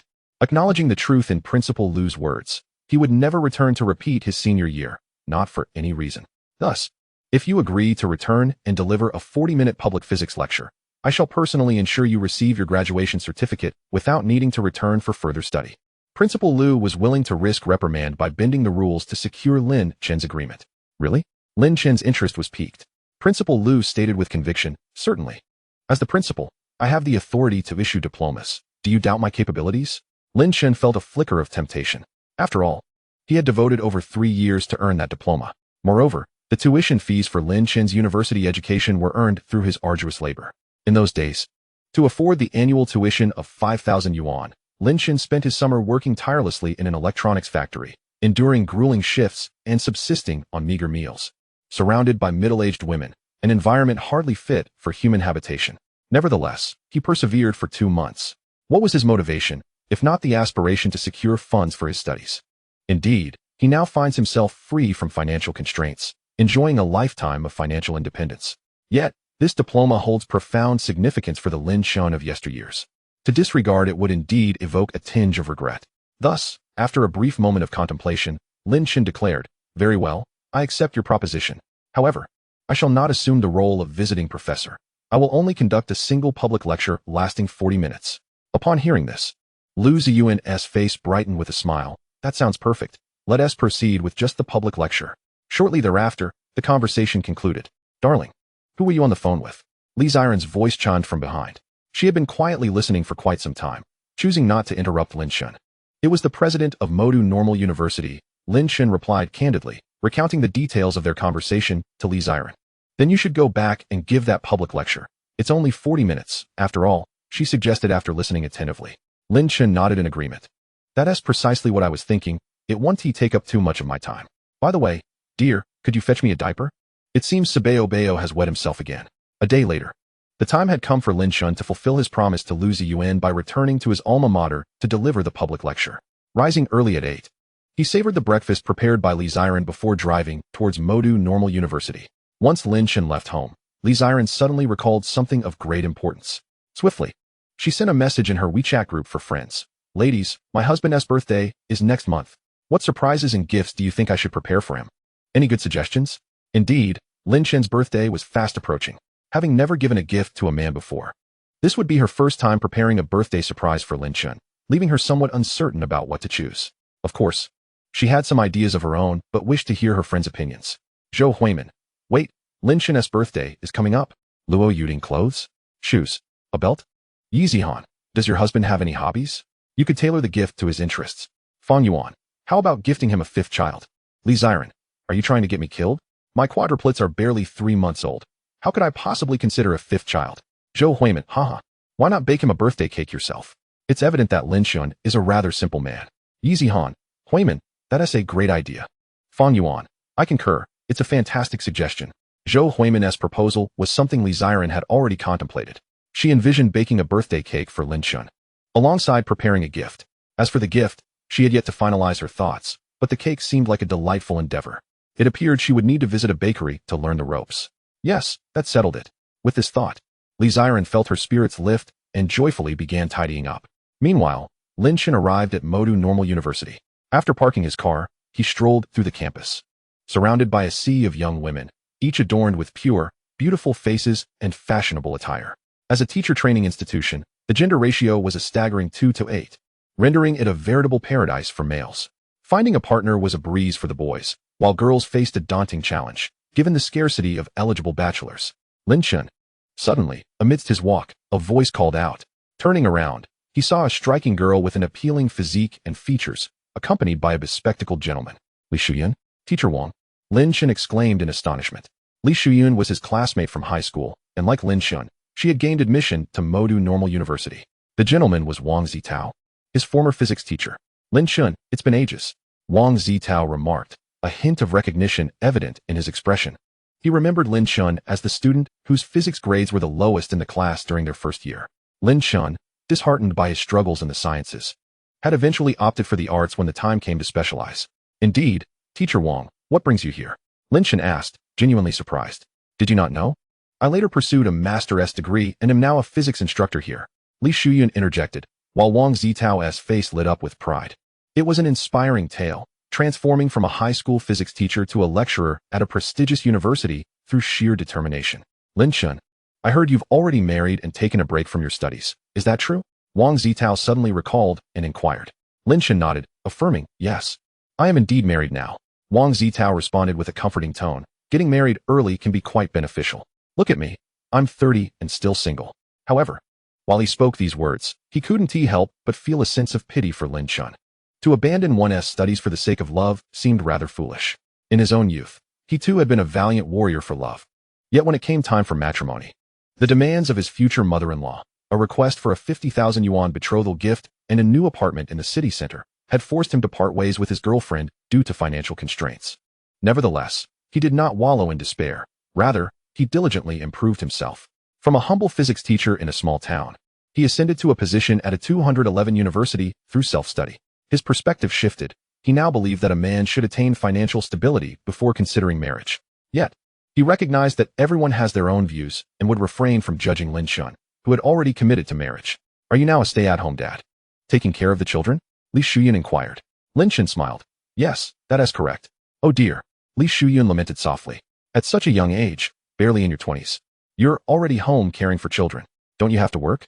Is your wife the one providing for the family? She pondered, believing that in any household, at least one partner must earn a living.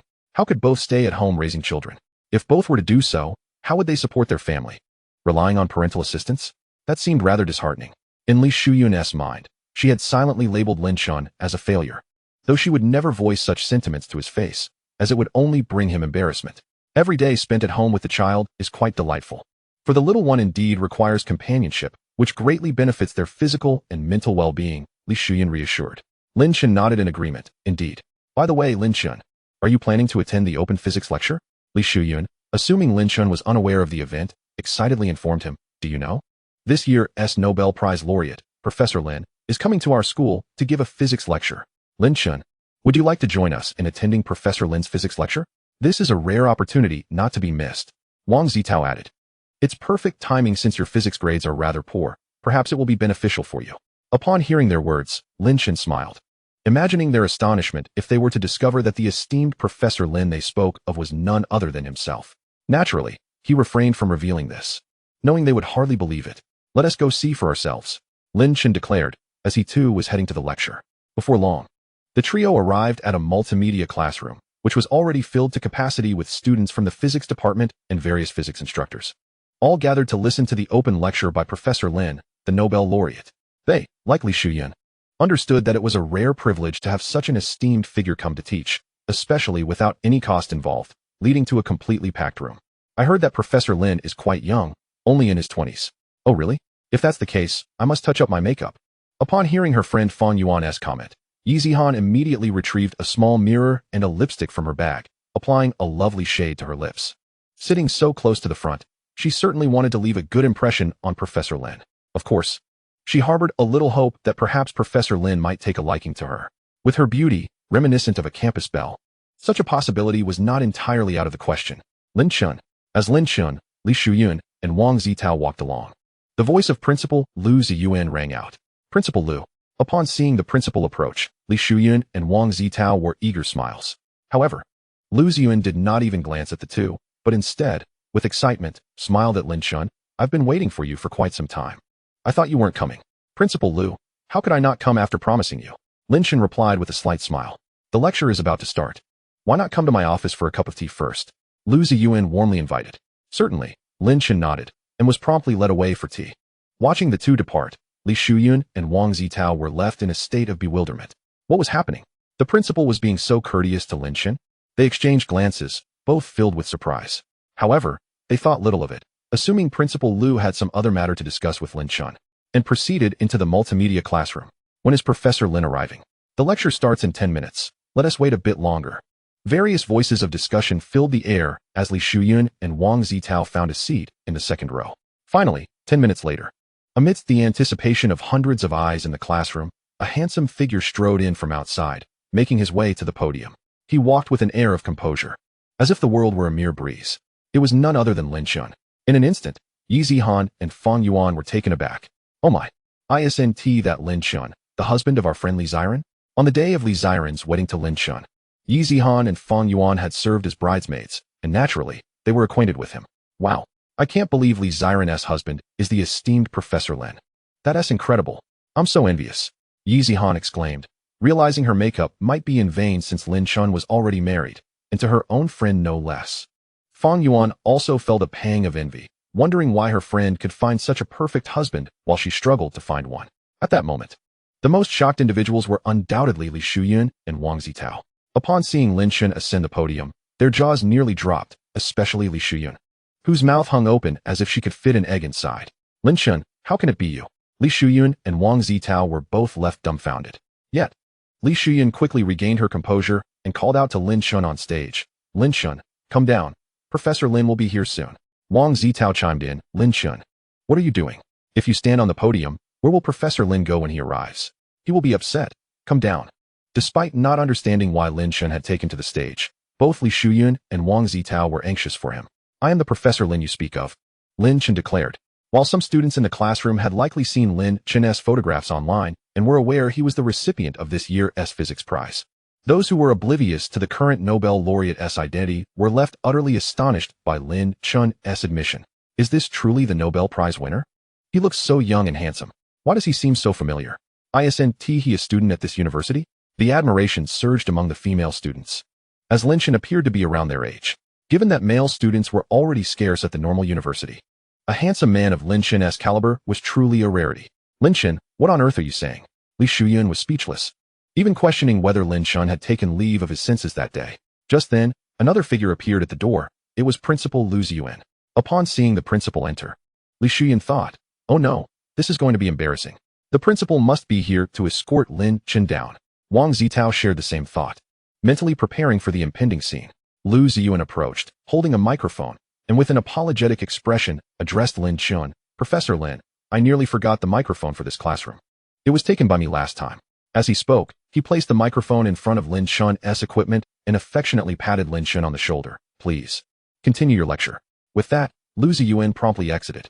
The classroom erupted in astonishment as Li Shuyun stood frozen in disbelief. How is this possible?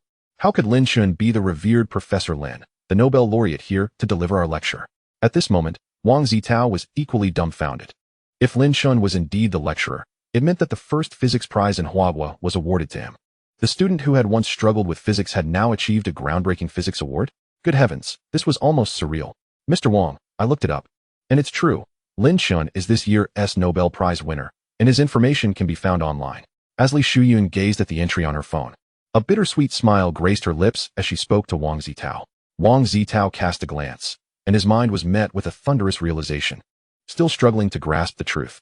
At that moment, both felt a twinge of regret. Why had they underestimated Lin Chen? Had they merely taken a moment to conduct an online search, such a blunder could have been avoided. Meanwhile, on the podium, Lin Chen remained blissfully unaware of the inner turmoil afflicting Li Shuyun and Wang Zitao. He greeted his classmates with a warm smile before inquiring, Dear students, if you have any questions regarding physics, please feel free to ask me. Having acquired the skill of a great scientist within the system, Lin Chen was, without a hint of exaggeration, well-versed in all matters pertaining to physics. Hello, Professor Lin. I would like to know, if our spacecraft could surpass the speed of light, would it be possible to traverse time and return to the past?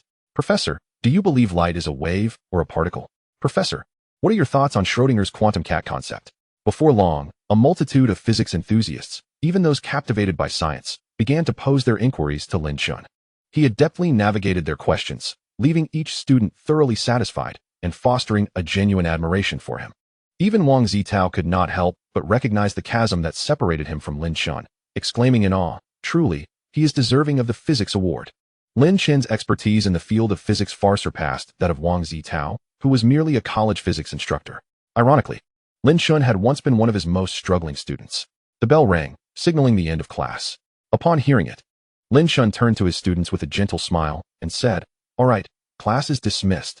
He then made his way toward the exit, eager to return home.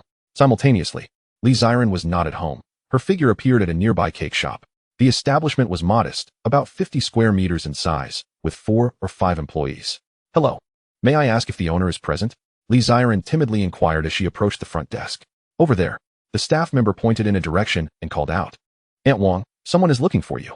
The woman known as Aunt Wang was a strikingly beautiful middle-aged lady, currently engaged in the art of cake making. What is it? What do you need? Wang Jiahui asked, puzzled as she regarded Li Ziren. Hello, may I come here to learn how to make cakes? Li Ziren felt a bit embarrassed, knowing that most visitors came to order cakes, while she wished to learn the craft instead. Upon hearing Li Ziren's request, Wang Jiahui paused momentarily, taken aback. Before she could respond, Li Ziren added, I assure you, I will not ask you to teach me for free. I can pay for the lessons.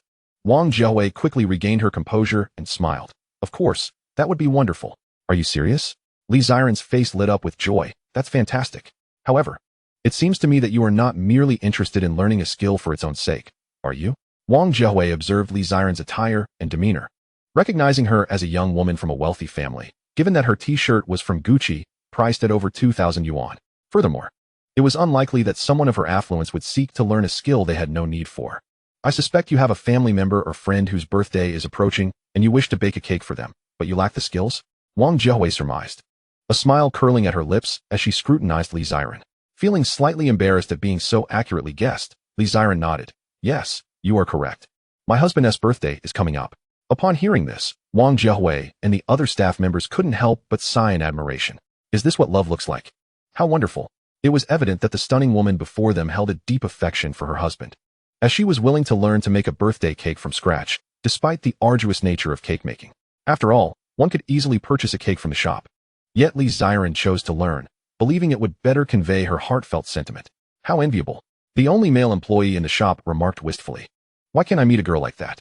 He had experienced relationships before, yet the women he encountered were all materialistic, demanding incessantly and behaving unreasonably, making him hesitant to pursue romance again. What went wrong? Am I unworthy of such a wonderful girl? Very well, you can come here to learn. I would be delighted to teach you, Wang Jiahui said with a gentle smile. In Li Ziren, she saw a reflection of her younger self, regrettably betrayed by a man long ago. She hoped that this beautiful woman's sincerity would not go unappreciated. Meanwhile, Lin Chen had returned home. Mom, where's Ziren? He called out to Wu Yanfang, who was busy in the kitchen. Ah, she must have gone to visit Huimin, Wu Yanfang replied with a smile. Oh, I see. Lin Chen did not dwell on it, believing that Li Ziren had truly gone to visit Zhou Huimin. At that moment, Lin Chen recalled the Alaskan Malamute, Emosia, that he had purchased the previous day. He searched the doghouse and the surrounding area, but found no trace of Emosia. Where on earth has that stubborn dog run off to? Thus, Lin Chen began a thorough search throughout the entire villa. A few minutes later, he eventually found Emosia by the poolside, but was soon taken aback, for beside Emosia crouched a small white female dog. How did Lin Chen know it was a female dog? Because this pup belonged to the neighbors, and he had seen her numerous times before. At that moment, the female dog nestled close to Emosia, clearly indicating a budding romance between the two. Goodness, on the very first day at home. He has already wooed the neighbor's female dog? Dogs possess acute senses, and as Lin Chen approached, Emosia suddenly turned around and spotted him. Whoa, you nearly scared me to death. Instantly, Emosia felt a wave of guilt wash over him, resembling a lover caught in an act of infidelity. The white female dog, upon seeing Lin Chen, dashed away in fright, fearing he might harm her, since he was not her owner. Human, you scared off my new bride. Apologize at once. Emosia glared at Lin Chen with soulful eyes, raising a paw as if ready to confront him. Slap. Understanding the language of animals, Lin Chen swiftly delivered a gentle slap to Emosia. It was a light reprimand, intended merely to curtail the dog's audacity, lest he grow increasingly unruly. Woof. Human. How dare you strike this king? Emosia immediately began to bark, though it was merely conversing in its own tongue, incomprehensible to ordinary humans. What of it? Lin Chen gently tugged at Emosia's ear, causing it to grimace in pain and plead. Ouch. It hurts. Master, please have mercy. Do not act so pretentiously in the future. I can understand your words, you know? Lin Chen admonished, releasing his grip. No way, you can actually comprehend what I'm saying? It seems my master is no ordinary person. In an instant, Emosia's admiration for Lin Chen blossomed, for it was the first time it encountered a human who could fathom its speech. Casting a glance at Emosia, Lin Chen chose to ignore it thereafter. Upon returning to the villa, he found his second child, Lin Kersen, wailing loudly in the arms of Wu Yanfang. Mom, why is the baby crying? Lin Chen hurried over, his heart aching at the sight of Lin Kersen's distress. I have no idea, Wu Yanfang replied helplessly. I was in the kitchen preparing a meal when this little one suddenly began to cry. I suspect she might be hungry. Where's Xiren? Why hasn't she returned yet? Is she having lunch at Huiman's? Lin Chen chuckled. Mom, let me hold the baby. You go back to cooking. All right, she agreed. And Lin Chen took Lin Kurson from his mother-in-law's arms. My little darling, do not cry, Lin Chen cooed softly, pacing the living room, but to no avail. Lin Kurson continued to weep pitifully, and Lin Chen quickly discerned that she was indeed craving milk. However, he had none to offer, and at just 3 months old. Their household lacked formula, as Xiren's milk supply had always been abundant, leading them not to consider introducing formula. After all, breast milk is far more nourishing than any substitute. Thus, Lin Chen pulled out his phone and dialed Xiren. Darling, where are you right now? On the other end, upon receiving the call, Xiren instinctively considered revealing the truth, but quickly realized that doing so would prompt Lin Chen to inquire further. This would spoil the surprise of presenting him with a handmade birthday cake upon her return. Therefore, Xiren resorted to fabricating a benevolent lie. I'm at Joe Huiman's place. Why do you ask, my love? When will you be back? Lin Chen inquired. The baby is hungry and needs to be fed. All right, my dear, I'll be home shortly, Xiren replied, nodding as she ended the call and glanced at the time. It was nearly 11:30. She informed Wang Jiahui. Andy Wang, I'm heading back now. I'll visit again next time. Okay, drive safely, Wang Jiahui smiled gently. Of course, Xiren affirmed, and then set off towards home. Meanwhile, back at the house, Lin Kurson continued to cry, her big, watery eyes gazing up at Lin Chen with an expression of utter misery that tugged at his heartstrings. Kurson, your mother will be back soon. Please don't cry, he soothed, his gaze suddenly caught by a new toy car resting on the sofa. This toy had been brought home by Li Tianhong during a previous visit, intended for the children to play with once they grew a little older. Look at this car. Isn't it marvelous?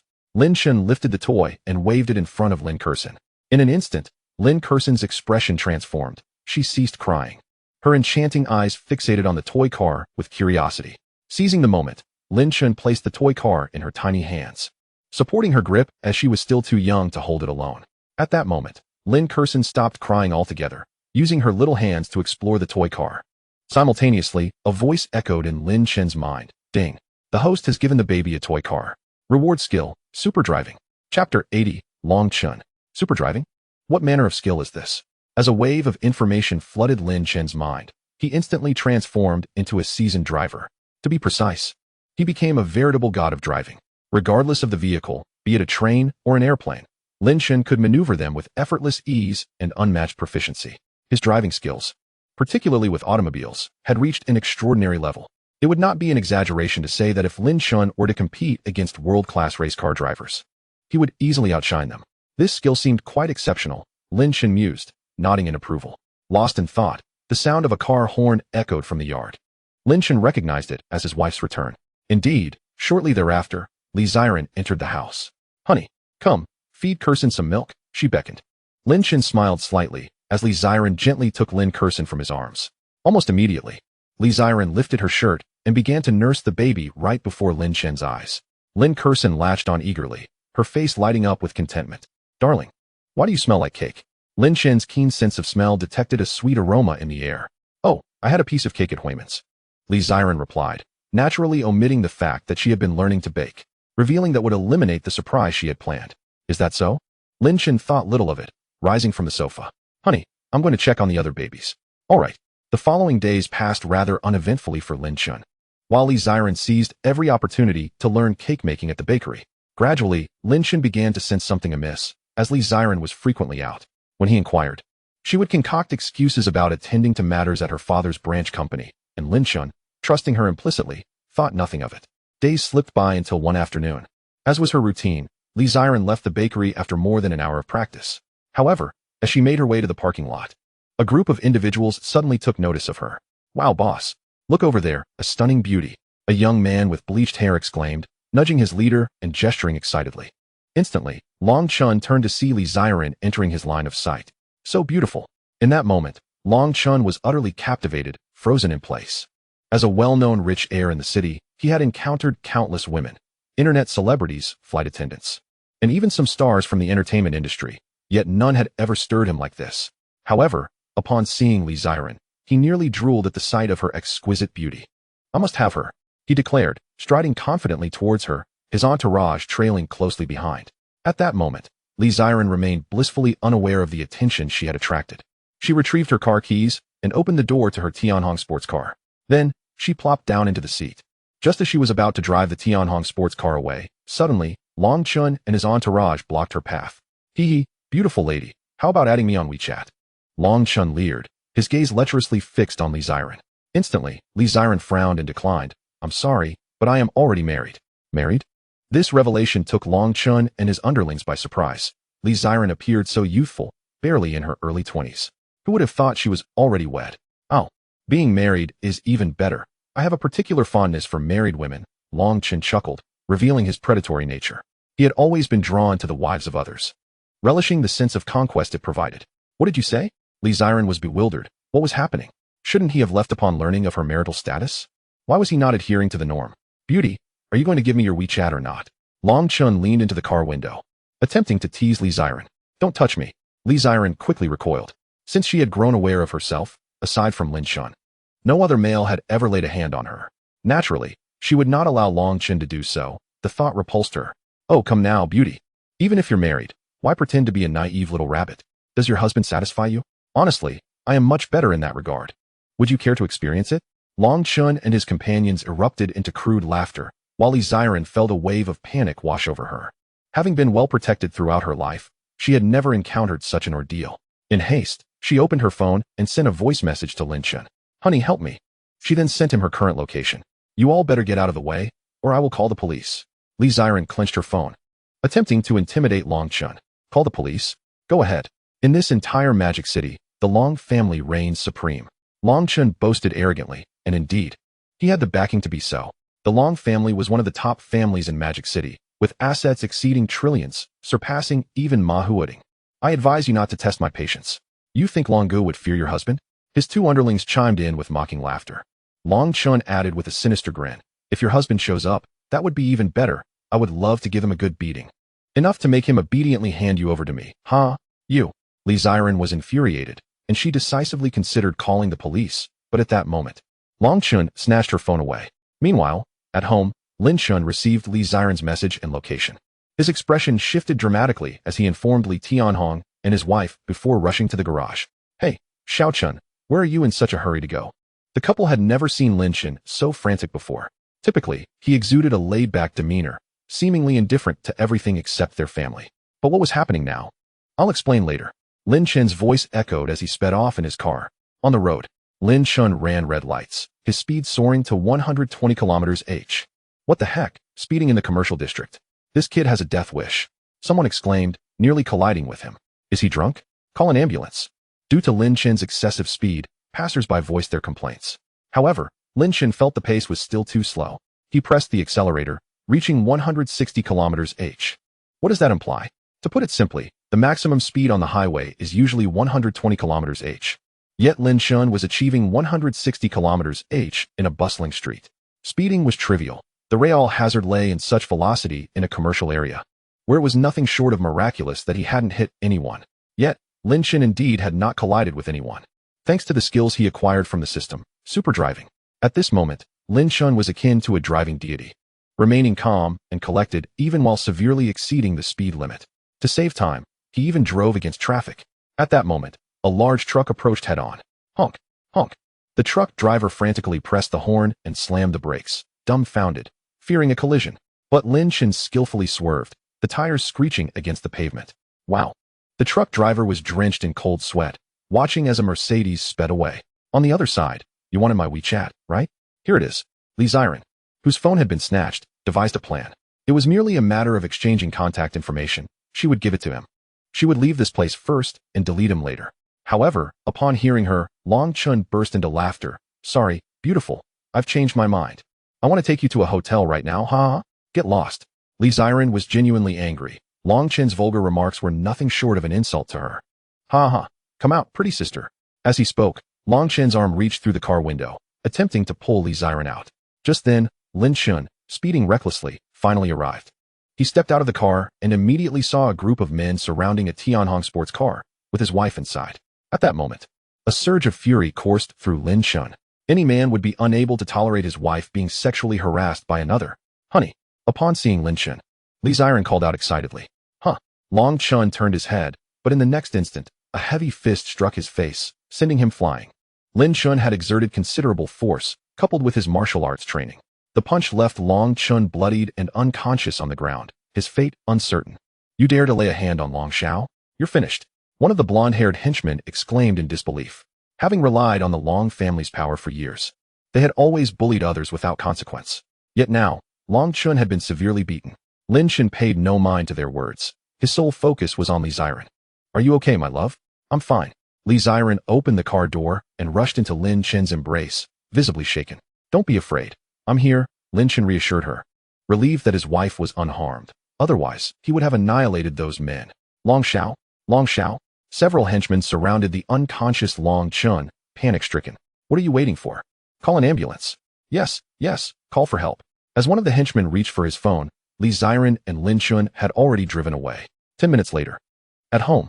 "Honey, you hit that person, and I'm a bit worried," Li Ziren expressed her concern. "That individual seems to have quite a significant background." "There's nothing to worry about," Lin Chen replied nonchalantly. "Everything is under control with me here." Li Ziren felt a wave of reassurance wash over her. After all, regardless of the other person's stature, it was they who had initiated the disturbance. Lin Chen's actions were merely a protective response, a natural reaction from a husband. Even if the police were to arrive, the fault would undoubtedly lie with the other party. With that thought, Li Ziren managed to set the incident aside completely. At that moment, Li Tianhong and his wife hurriedly emerged, their faces etched with concern, eager to understand what had transpired.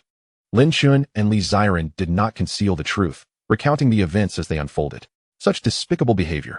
These kinds of people deserve to be locked away, Li Tianhong said, his anger palpable. As a father, he was naturally infuriated that his daughter had been on the brink of facing such an affront. Lin Chen calmly responded, "Dad, I took care of that person. The matter has been resolved." "Well done. People like that should be dealt with." Li Tianhong wholeheartedly agreed with Lin Chen's approach.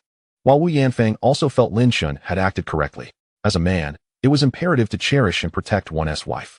Even if he faced some adversity, he could not allow his wife to suffer even a hint of harm.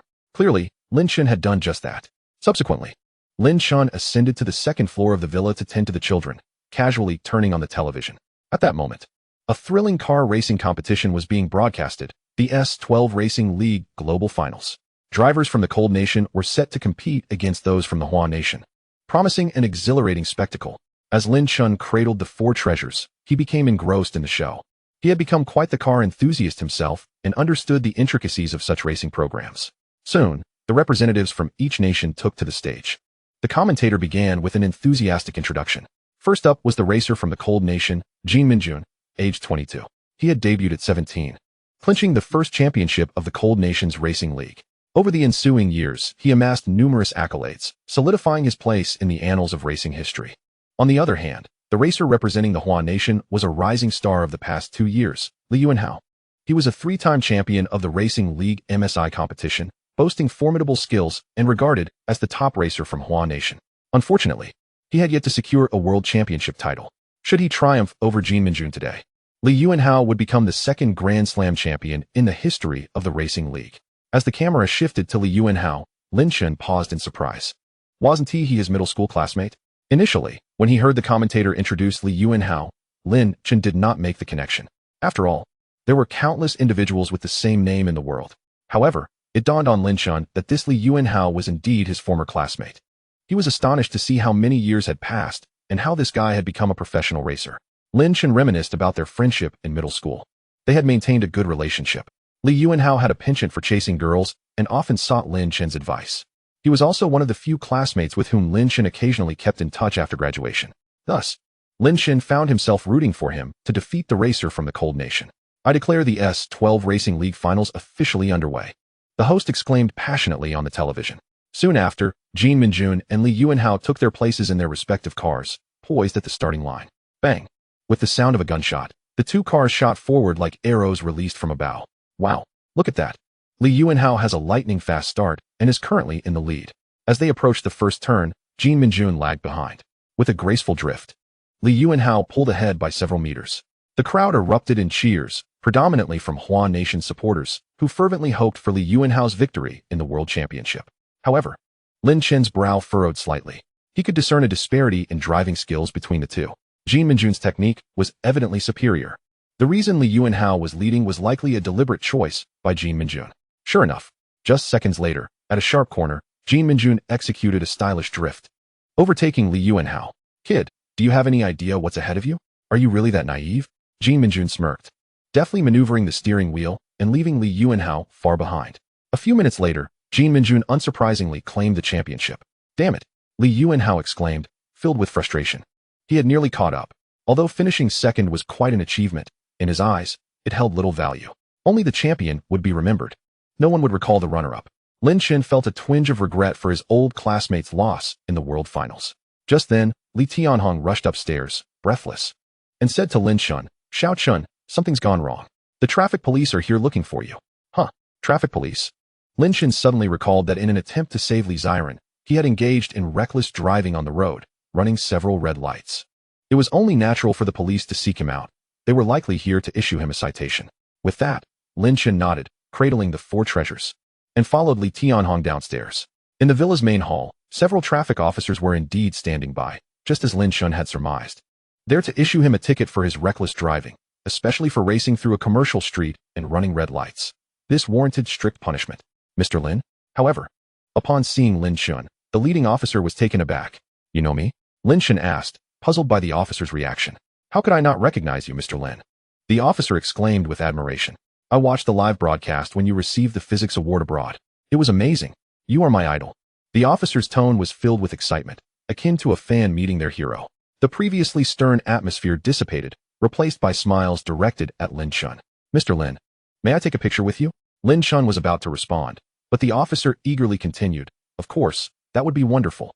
With a smile, Lin Chen agreed, surprised to find that the officer was indeed a fan of his. "Am I really that famous now?" The officer quickly opened his phone's camera and stood beside Lin Chen for a photo. Got a picture with the physics award winner. The traffic officer was elated, thinking about sharing it on social media. Meanwhile, Li Tianhong and his wife, along with the 2 other accompanying officers, stood in shock at the scene unfolding before them. What is this situation? Aren't they here to issue a ticket? As for Li Ziren, she remained relatively calm, for she had long been aware that Lin Chen was a recipient of the physics award. After the photo op, the police chief returned to reality. "Mr. Lin," the chief began, appearing somewhat troubled. Lin Chen, sensing his discomfort, smiled and replied, "Let us proceed according to protocol. Impose whatever punishment is deemed necessary." With Lin Chen's words, the chief was undoubtedly given an opportunity to save face. Ultimately, Lin Chen had 6 points deducted from his license and incurred a fine of 200 yuan. The video of Lin Chen's reckless driving was subsequently published on the public account of the Shanghai Police Department. The intention behind this action was to serve as a cautionary tale against reckless driving and running red lights. However, just a few hours later, the video made its way to Douyin, where, propelled by the platform's intelligent algorithm, it rapidly gained popularity. Naturally, this attracted a plethora of comments from netizens. "Wow, incredible. Goodness, daring to speed like that on a commercial street and even drift. Could he be a professional racer? One must admit, true talent lies among the masses. Is this the legendary driver of Aquina Mountain? Amazing. That drift was absolutely extreme. Even truck drivers must have been terrified. Hey, I feel he is superior to Li Yuanhao. His driving skills could rival those of Jin Minjun. I even think he surpasses Jin Minjun. I also believe that if this master were to compete in the S12 finals, the championship would surely not go to Han Country. Does anyone know who this Mercedes owner is? What a pity that after losing to Han Country in the S12, our true automotive hero from Hua Country did not participate in the competition. Such a shame." As the video continued to gain traction, by the next day, it had garnered over 1 million likes and attracted hundreds of thousands of comments. It even ascended to the trending topics on Weibo, capturing the attention of countless netizens. At that moment, in the capital of Hua Country, within a luxurious hotel, Jin Minjun had just awakened. He opened his phone and searched for the video of yesterday's race against Li Yuanhao. "Let us see how the netizens from Hua Country are praising me," he thought, confident that after winning the championship so handsomely, the online community would surely admire him. If only the Mercedes driver had replaced Li Yuanhao, the title would undoubtedly belong to Hua Country. Suddenly, Jin Minjun's expression shifted. Mercedes driver? Who could that be? It was truly unfortunate that the championship should have belonged to Hua Country. Evidence suggested that if our true automotive hero had participated, Jin Minjun would have undoubtedly faced defeat. After watching the footage of the Mercedes owner's drift, Jin Minjun felt that his own driving skills were merely average. Initially, he believed himself to be the best in the world, but now he felt that the Mercedes driver surpassed him. What? After perusing the comments, Jin Minjun was left utterly dumbfounded. What is happening? Shouldn't everyone be praising me after I just won the world championship? Who is this Mercedes owner? Bewilderment consumed him. Subsequently, Following the trail of netizens, Jin Minjun found the video of the so-called Mercedes owner. After scrutinizing it, he furrowed his brow. This is just average. Where's the skill? Isn't it just a flashy drift? I can do that too. He was left speechless. Jin Minjun couldn't help but scoff, believing that netizens from Hua country were simply unable to accept defeat. How repugnant. To be honest, he felt provoked, igniting his competitive spirit. Instantly, a thought surged in his mind. He needed to challenge this Mercedes owner to a race, to prove that he was indeed the strongest driver in the world, and to put the netizens' inability to accept defeat in their place. With this in mind, Jin Minjun quickly registered a Weibo account and crafted a post. Hello everyone, I am Jin Minjun. First and foremost, I am thrilled to have won the championship at the S12 finals of the Racing League yesterday. I had originally planned to return to Han country today, but I just saw a video online of a Mercedes owner speeding over 100 miles an hour on a commercial street, which I believe many of you have also seen. To be honest, I am quite impressed by their driving skills. I'm sure they must be an exceptional racer. Therefore, if anyone knows who this Mercedes owner is, I hope you can reveal their identity or message me directly. I would very much like to race against them. Chapter 83, The Reporter's Misrepresentation. The moment Jin Minjun's Weibo post was published, it immediately ascended to the top of trending topics. What? Jin Minjun has actually challenged the Mercedes owner to a race. A surge of excitement coursed through countless netizens in Hua country. They believed that the reason the champion title was taken by Han country was due to the fact that the racer from Hua country was Li Yuanhao. If the Mercedes owner were to compete, they might not lose to Han country after all. Thus, netizens were eager for a showdown between the Mercedes driver and Jin Minjun. However, there was one pressing issue. Who exactly was the Mercedes owner? The video only showed the license plate and logo, revealing no clue to the owner's identity. Unless they asked the police in Shanghai, who would surely know but would not disclose any information. Nevertheless, the power of the internet proved formidable. After several hours of digging, netizens managed to uncover the identity of the owner. Tianhong Group. This Mercedes G-Class with the license plate number 8888 belonged to the president of Tianhong Group. I can confirm that the G-Class with that license plate indeed belongs to President Lin of Tianhong Group, as I used to work as a security guard there. This revelation sent shockwaves through the online community, especially with the former guard's statement effectively confirming the identity of the Mercedes owner. Suddenly, every netizen was aware that the individual driving over 100 miles an hour and executing impressive drifts on the commercial street was none other than the president of Tianhong Group. At that moment, Lin Chen was oblivious to the online commotion. In fact, he did not pay much attention to the news online. That day, Lin Chen visited Tianhong Group after being called by Xia Yuli, as there was a document that required his personal signature, one that his assistant could not authorize. Mr. Lin, were you the one speeding on the commercial street yesterday? After Lin Chen signed the document and prepared to head home, Xia Yuli suddenly inquired. How do you know about that? Lin Chen asked, puzzled. It's all over the internet. Xia Yuli chuckled. Your license plate is rather eye-catching. 88s. Once your speeding video went viral, netizens quickly identified you. What? My speeding video went viral online? Lin Chen was completely bewildered. How did I become popular again? Mr. Lin, you didn't know? Xia Yuli was taken aback, thinking Lin Chen was already aware. Then she opened Douyin and found the video of Lin Chen's reckless driving, which had garnered over 2 million likes. Here, Mr. Lin, take a look for yourself. Lin Chen glanced at the video and was truly at a loss for words. How could his identity as the CEO have been exposed? He had thought he was sufficiently discreet, rarely appearing at the company. Yet, unexpectedly, his status was laid bare online. Lin Zong, please refrain from reckless driving next time. Prioritize your safety, Xia Yuli expressed her concern. Although she was unaware of the reasons behind Lin Chen's fast driving, she believed he must have had his justifications.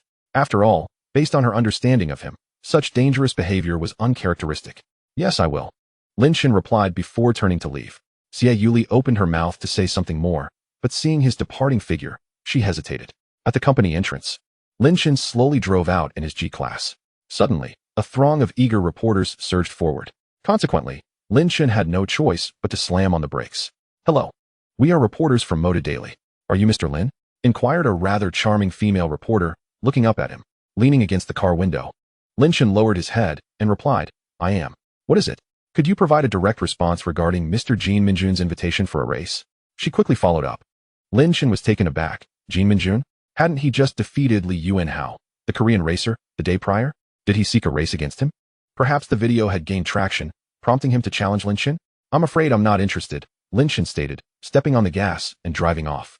The reporters, displeased by Lin Chen's aloof demeanor, felt disregarded after waiting so long. Upon their return, they crafted an article, Shock. Mr. Lin, the owner of the Benz, declines Mr. Jean Minjun's challenge, asserting he is unworthy of comparison. The moment this news broke, Lin Chen found himself thrust into the spotlight. Since posting the challenge on Weibo, Jean Minjun had been eagerly monitoring online reactions, anticipating Lin Chen's reply. However, he was met with such an article instead. Unworthy? Jean Minjun erupted in fury. After 7 or 8 years in his profession, he had never encountered someone this arrogant. Thus, he decided to take off the mask of civility and launched an attack on Lin Chen online. I didn't expect Mr. Lin to outright reject my challenge. However, his claim that I am unworthy can only be interpreted as a sign of fear. No? It seems the racing standards in Huagua are just mediocre. What blatant derision. Not only did this insult Lin Chen, but it also trampled on the pride of Huagua racing. Subsequently, many fans from Han Country flocked to Weibo to support Jean Minjun, declaring, so it turns out he backed down. Huagua people are all talk. The Benz owner boasts so much but refuses to race. Hilarious. Honestly, Huagua racing can't compete with ours. I'm curious, where does that Benz owner get the confidence to claim that our Minjun is unworthy? Upon reading these comments, Huagua netizens could not remain composed. They retaliated fiercely, igniting a heated online debate. Meanwhile, Lin Chen was at home, changing the diaper of his eldest child, Lin Qingwe. Suddenly, Li Ziren walked into the room, frowning. Darling, did you grant an interview to Moda Daily? Yes. Lin Chen recalled the reporters he had encountered at the company entrance.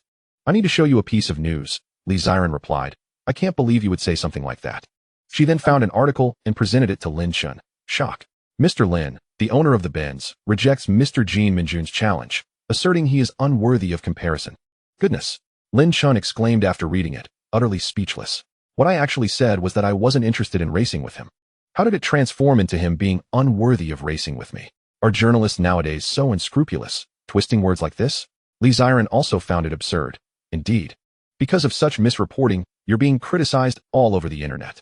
Let them be, Lin Chen replied. If you engage with netizens, you lose. Li Ziren suddenly smiled and suggested, Darling, why not race against Jean Minjun? Lin Chen chuckled. Wife, do you truly wish for me to race against him? Of course not. Li Ziren shook her head. Racing is incredibly dangerous. What if you get hurt? Darling, I was just speaking casually. Please don't actually race him, she cautioned. Lin Chen nodded. However, his mindset swiftly changed upon witnessing the barrage of negative comments online, particularly those targeting his family. They not only insulted him, but also dragged his loved ones into the fray. In an instant, Lin Chen felt deeply affected. For him, it was one thing to be criticized, but he could not tolerate attacks on his family. Thus, Lin Chen conferred with Li Ziren and decided to accept Jean Minjun's challenge. He promptly logged into the official Weibo account of Tianhong Group and retweeted Jean Minjun's challenge, declaring, I accept. The 3 simple words sent shockwaves across the internet. Countless netizens could hardly believe their eyes. Lin Chen had unexpectedly accepted the challenge. Meanwhile, upon receiving Lin Chen's response, Jean Minjun beamed with delight. Excellent. I feared you wouldn't have the courage. This time, I will make sure to showcase the true face of all Huagua viewers. Without delay, Jean Minjun posted another Weibo update. 3 days later, at the Modu Racing Arena, at 4 in the afternoon, I will be waiting for you. He also tagged Lin Chen in the post. After sending it, Jean Minjun tossed his phone aside and embraced the woman beside him with a laugh. 3 days later, today was the day of the race against Jean Minjun. Li Ziren accompanied Lin Chen to the sports arena, while their 4 children stayed at home with Wu Yanfei. Darling, are you nervous? She sweetly asked, linking her arm with his. Lin Chen smiled. What is there to be nervous about? I'm quite accustomed to large events now. I feel incredibly calm, even more so than during my college entrance exams. That's good to hear, Li Ziren smiled brightly. Darling, if you win the race, I will reward you tonight. All right, that's your promise. Lin Chen teased, playfully pinching her cheek, which ignited his motivation. As for the nature of the reward, well, that was left to the imagination. Lin Chen. Suddenly, as they walked, a voice called out. Lin Chen turned to see his old classmate, Li Yuanhao. Encountering Li Yuanhao reminded Lin Chen of the race in which he had lost to Jean Minjun. Lin Chen, I didn't expect to see you here. Li Yuanhao exclaimed with delight, as he was thrilled to meet his good friend from middle school. The two had not seen each other for nearly a year, so it was quite a surprise to encounter one another here. Indeed, what a coincidence. Lin Chen was somewhat astonished as well. However, he needed no further contemplation to discern that Li Yuanhao must be here to watch the race. Lin Chen, is this your wife? Li Yuanhao inquired, casting a glance at the lovely Li Ziren beside him. Lin Chen replied with a gentle smile, yes, she is my wife. Hearing this, Li Yuanhao felt a pang of envy towards Lin Chen. He admired Lin Chen for having found such a beautiful partner and wondered why he himself could not achieve the same. Although, as the foremost racing driver in Huagua. He could easily have countless admirers at his beck and call. He understood that these women were merely attracted to his wealth and fame. A woman like Li Ziren, who held no ulterior motives, seemed like a distant dream. Thus, he envied Lin Chen profoundly. Hello. I'm an old classmate of your husband. Li Yuanhao greeted Li Ziren, who responded with a polite smile. Subsequently, Li Yuanhao turned to Lin Chen. You are here to witness the showdown between the Mercedes racing god and Jin Minjun. Are you not? Follow me. I have excellent seats in the front row. Lin Chen glanced at the time and noticed that the race had not yet commenced. He then took Li Ziren's hand and followed Li Yuanhao to their chosen seats in the front row. Honey, would you like a drink? Li Ziren asked, noticing a beverage stall nearby. No drinks. Just get me a bottle of water, Lin Chen replied. All right, dear. With that, Li Ziren stood to fetch the water. By the way, Lin Chen, you must have seen that video of the Mercedes racing god in action, right? Li Yuanhao suddenly asked, recalling something. Lin Chen chuckled. Yes, I have. Why do you ask? Oh, nothing much. I just think he is quite impressive. Li Yuanhao, now considered one of Huagua's elite racers, understood that those who could impress him behind the wheel were few and far between. The Mercedes racing god was undoubtedly among them. Lin Chen, intrigued, inquired, so, who do you think is more formidable, the Mercedes racing god or Jin Minjun? Li Yuanhao chuckled. Why would you pose such a question to me? Lin Chen laughed. Don't feign ignorance. I know you've taken up racing. I happened to catch your match against Jin Minjun on television the other day. Wow, you saw that? Li Yuanhao exclaimed, surprised. He had intended to impress his old classmate, but was caught off guard by Lin Chen's awareness of his racing career. Well, I think. Li Yuanhao hesitated. The Mercedes racing god is indeed exceptional, clearly a professional driver, but I believe it will be quite challenging for him to defeat Jin Minjun. As he spoke, he recalled the fear he experienced during that match when Jin Minjun had utterly outclassed him, leaving him trailing by over 150 meters, extinguishing any hope of victory. It was this awareness of Jin Minjun's terrifying prowess that led Li Yuanhao to conclude that the Mercedes racing god would face significant difficulties. I wouldn't be so sure, Lin Chen replied with a smile. Li Yuanhao didn't respond, recognizing that Lin Chen was inexperienced in racing and had never faced Jin Minjun, thus lacking insight into the latter's formidable capabilities. Speaking of which, I'm quite curious about the Mercedes racing god. I wonder what he looks like, Li Yuanhao remarked. Well, we'll find out soon enough. The race starts in 10 minutes. Li Chen responded with a smile. At that moment, the voice of the announcer echoed through the venue.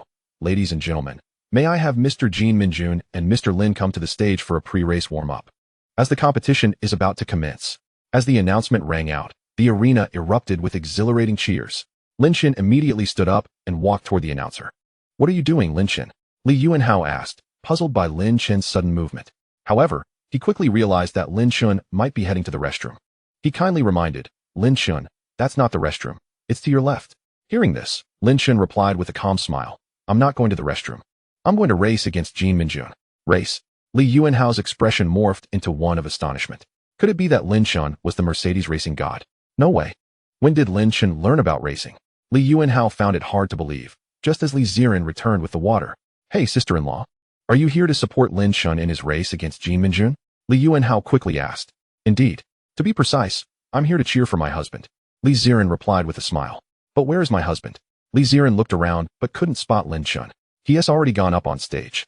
Li Yuanhao gestured in that direction, his smile tinged with bitterness. He had never anticipated that Lin Chen was the very Mercedes racing god he had wished to meet. No wonder he claimed to have already seen him. Li Yuanhao chuckled at Lin Chen's earlier words, but he soon accepted this reality and silently rooted for Lin Chen.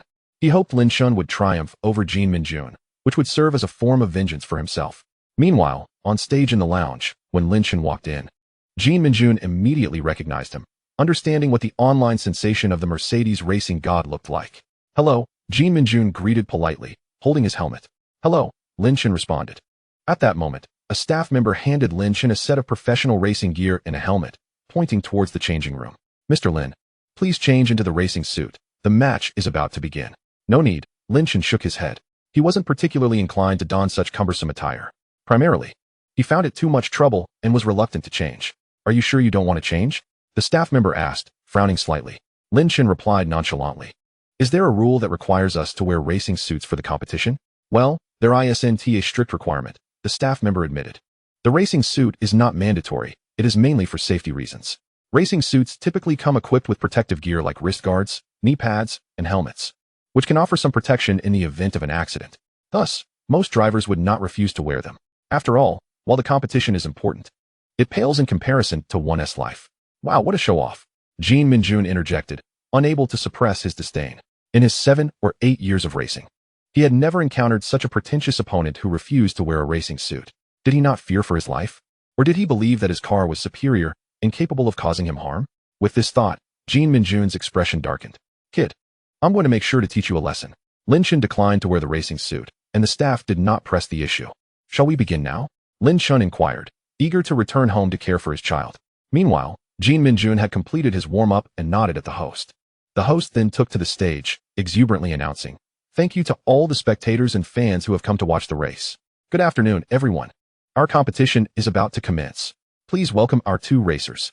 As the host's words fell, Lin Chen and Jin Minjun emerged from the waiting room, making their way towards the racetrack. Appa, you look so handsome, brother. Go, my idol. The venue erupted with countless female fans screaming, all seemingly devoted to Jin Minjun. In stark contrast, the cheers for Lin Chen were woefully scant. After all, Lin Chen was merely an ordinary person, typically low-key, with only a handful of individuals recognizing him. Wow, the god of Mercedes is actually a physics award winner. No wonder he looks familiar. He is this year's physics laureate. But wait, a physicist racing against professional drivers? I don't get it. This is nothing short of self-deprecation. I feel he is bound to lose, sigh. Those audience members who identified Lin Chen quickly lost faith in him. As the saying goes, each profession has its specialty. In the realm of physics, he might excel beyond others, but racing is an entirely different domain. Moreover, his opponent was none other than Jin Minjun, the recently crowned champion of the S12 Racing League, the most renowned racer in the Cold Nation. Yet, despite the overwhelming skepticism surrounding Lin Chen, Li Ziren continued to silently cheer him on. Are you ready? After Lin Chen and Jin Minjun settled into their cars, a referee approached the space between the 2 vehicles and inquired, "Okay, ready." Upon hearing their responses, the referee raised a confetti cannon and fired into the sky. Bang! Amidst the cheers of a multitude of glamorous car models, the 2 racing cars shot off the line like arrows released from a bow. Go Appa! Wow! Appa is leading by a wide margin, so strong and impressive. Suddenly, oh no, Appa has been caught up. The expressions of Jin Minjun's young female fans shifted dramatically. On the racetrack, one could see Lin Chen, who had a slower start, accelerating through the first bend and quickly overtaking Jin Minjun. Not bad, quite fast, one might say. After being passed by Lin Chen, Jin Minjun remained unfazed, leveraging his extensive racing experience to gain speed. However, Lin Chen, eager to return home, showed no signs of easing off. In Jin Minjun's perspective, he was on the verge of catching up to Lin Chen. Little did he expect, Lin Chen's speed suddenly surged, widening the gap once more. How is this possible? Jin Minjun swallowed hard. This was astonishingly fast. After 7 or 8 years in the industry, he had never encountered such a formidable opponent. Lin Chen's prowess left him breathless. We are now entering the second lap, and we can see that Mr. Lin Chen is far ahead. What strategies will Mr. Jin Minjun employ to catch up? The commentator's enthusiastic words only heightened the anxiety of Jin Minjun's female fans. Appa, you can do it. Believe in him. He can definitely pull through. Yes, Appa is just letting his opponent have a chance. He will overtake him soon. Only 1 lap remains. At that moment, Jin Minjun was growing increasingly anxious. With only 1 lap left, if he didn't find a way to catch up, he would truly lose. Suddenly, another bend appeared ahead, and Jin Minjun's eyes lit up, as if he had glimpsed the sole hope of victory. Roaring engines echoed as Jin Minjun accelerated relentlessly, while others would typically slow down for a bend. He chose to speed up. Lin Chen, glancing in the rearview mirror, noticed Jin Minjun relentlessly pursuing him. This guy wouldn't he dare. Lin Chen's thoughts were abruptly interrupted as Jin Minjun's car began to encroach upon his position, attempting to force him off the track. Excuse me, but I've won. Jin Minjun's lips curled into a sly smile. A slight collision while navigating a turn was not deemed a foul unless it resulted in an accident.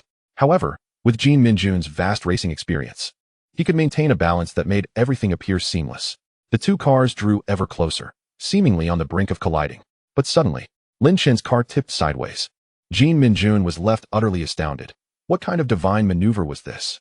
Lin Chen executed a side drift. He completely denied any chance of contact, the entire vehicle tilting gracefully as he performed an impressive drift. Wow, Jin Minjun was taken aback. He had never anticipated Lin Chen would possess such a technique. It was worth noting that even he could not master the side drift. Not only was it challenging to learn, but it was also exceedingly dangerous. One misstep could lead to a devastating crash. I've lost. Watching the fading silhouette of Lin Chen's car, Jin Minjun's lips curled into a wry smile. At that moment, he was devoid of any fighting spirit, for he realized he had not only lost in skill, but also in character. Lin Chen's integrity and composure moved him deeply. Mr. Lin, I concede defeat. I am humbled. Thank you for imparting a valuable lesson. With that, Jin Minjun offered a slight bow to Lin Chen, a gesture of respect in the cold nation. No need for thanks. Your driving skills are quite commendable as well, Lin Chen replied, then turned to leave. Simultaneously, the results of Lin Chen and Jin Minjun's race quickly trended across major platforms. Countless netizens in Huagua felt a surge of pride. Just days prior, Jin Minjun had claimed the S12 Racing League Championship. Now, in the homeland of Huagua, he had been bested by one of its own. What a humiliating experience this has been. Yet now, at long last, some semblance of dignity has been restored. Lin Chen's name has spread even to the cold country, becoming a topic of fervent discussion. Naturally, Lin Chen pays no heed to the chatter online. Upon exiting the racing venue, he initially intended to take Li Xiren home directly. However, she ultimately persuaded him to visit a street food market instead. Husband, I haven't had stinky tofu in ages. I crave it, Li Xiren exclaimed, wrapping her arm around Lin Chen's. Lin Chen mused to himself. Is it true that all girls have a penchant for stinky tofu? While he himself was not particularly fond of it, he certainly would indulge Li Xiren's desire. Boss, I'll have an order of stinky tofu. Coming right up. $10, young man. Please scan here. After completing the payment and waiting for about half a minute, Lin Chen received the stinky tofu from the vendor and turned to hand it to Li Xiren. Here you go. Thank you, hubby, Li Xiren beamed. Her joy reminiscent of a child, filling Lin Chen with both exasperation and affection. Wait a moment, your shoelace is untied. Suddenly noticing something, Lin Chen crouched in front of Li Xiren. She looked down and realized her shoelace had come undone as Lin Chen attentively tied it for her. Feeling a surge of emotion, Li Xiren opened her phone's camera to capture the moment of Lin Chen tying her shoelace. Hey, look, quick. Take a glance at someone else's boyfriend. A group of girls and a few boys happened to pass by and witnessed the scene. Oh dear. Other people's boyfriends are the best. Unlike mine, who is such a straightforward guy and never takes the initiative. My ex was the same. Had he been a tad more proactive, I would never have broken up with him. Oh, how envious. I yearned to experience the feeling of a handsome boy tying my shoelaces. The girls whispered amongst themselves, their faces filled with longing. Meanwhile, the three boys nearby found the girls' comments rather amusing. Come on, if I had such a beautiful partner, I wouldn't just tie her shoelaces. I'd wash her socks daily. Washing socks? Your aspirations are quite bold. I'm almost embarrassed to point that out. Really? Is there anyone who genuinely believes that washing a girlfriend's socks is a punishment? Whether it's a punishment or not depends on the girl's beauty and legs. Ha. I love hearing my brother speak. He is so refreshingly honest. After tying Li Xiren's shoelaces, the couple meandered aimlessly through the street food market. After a while, Li Xiren grew bored, glanced at the time, and suggested, Husband, how about we go catch a movie? Watch a movie? Lin Chen reflected that it had indeed been a long time since he had seen one. More importantly, he had yet to accompany Li Xiren to the cinema. Thus, he nodded in agreement. Sure. Are there any good films showing lately? There is. Peach Blossom Night vs. Chrysanthemum Monster. Zhou Huimin has been urging me to see it, claiming it's fantastic. All right, then let us watch that. Subsequently, Li Xiren purchased 2 tickets, and together they made their way to a nearby cinema. 20 minutes later, they settled into their seats. The film commenced shortly thereafter. Lin Chen glanced around, noting that the theater was sparsely populated, with most patrons seated in the front rows. The row where he and Li Xiren sat was entirely empty. As the movie progressed, they initially watched attentively for half an hour, only to discover that it was rather dull. Husband, this movie is utterly uninteresting. Li Xiren leaned against Lin Chen, who had one arm wrapped around her. What would you prefer to watch? Lin Chen asked, planting a kiss on her cheek, his curiosity piqued. Li Xiren's mind raced, her cheeks flushing a vibrant red, igniting a wave of flirtation that swiftly enveloped them both.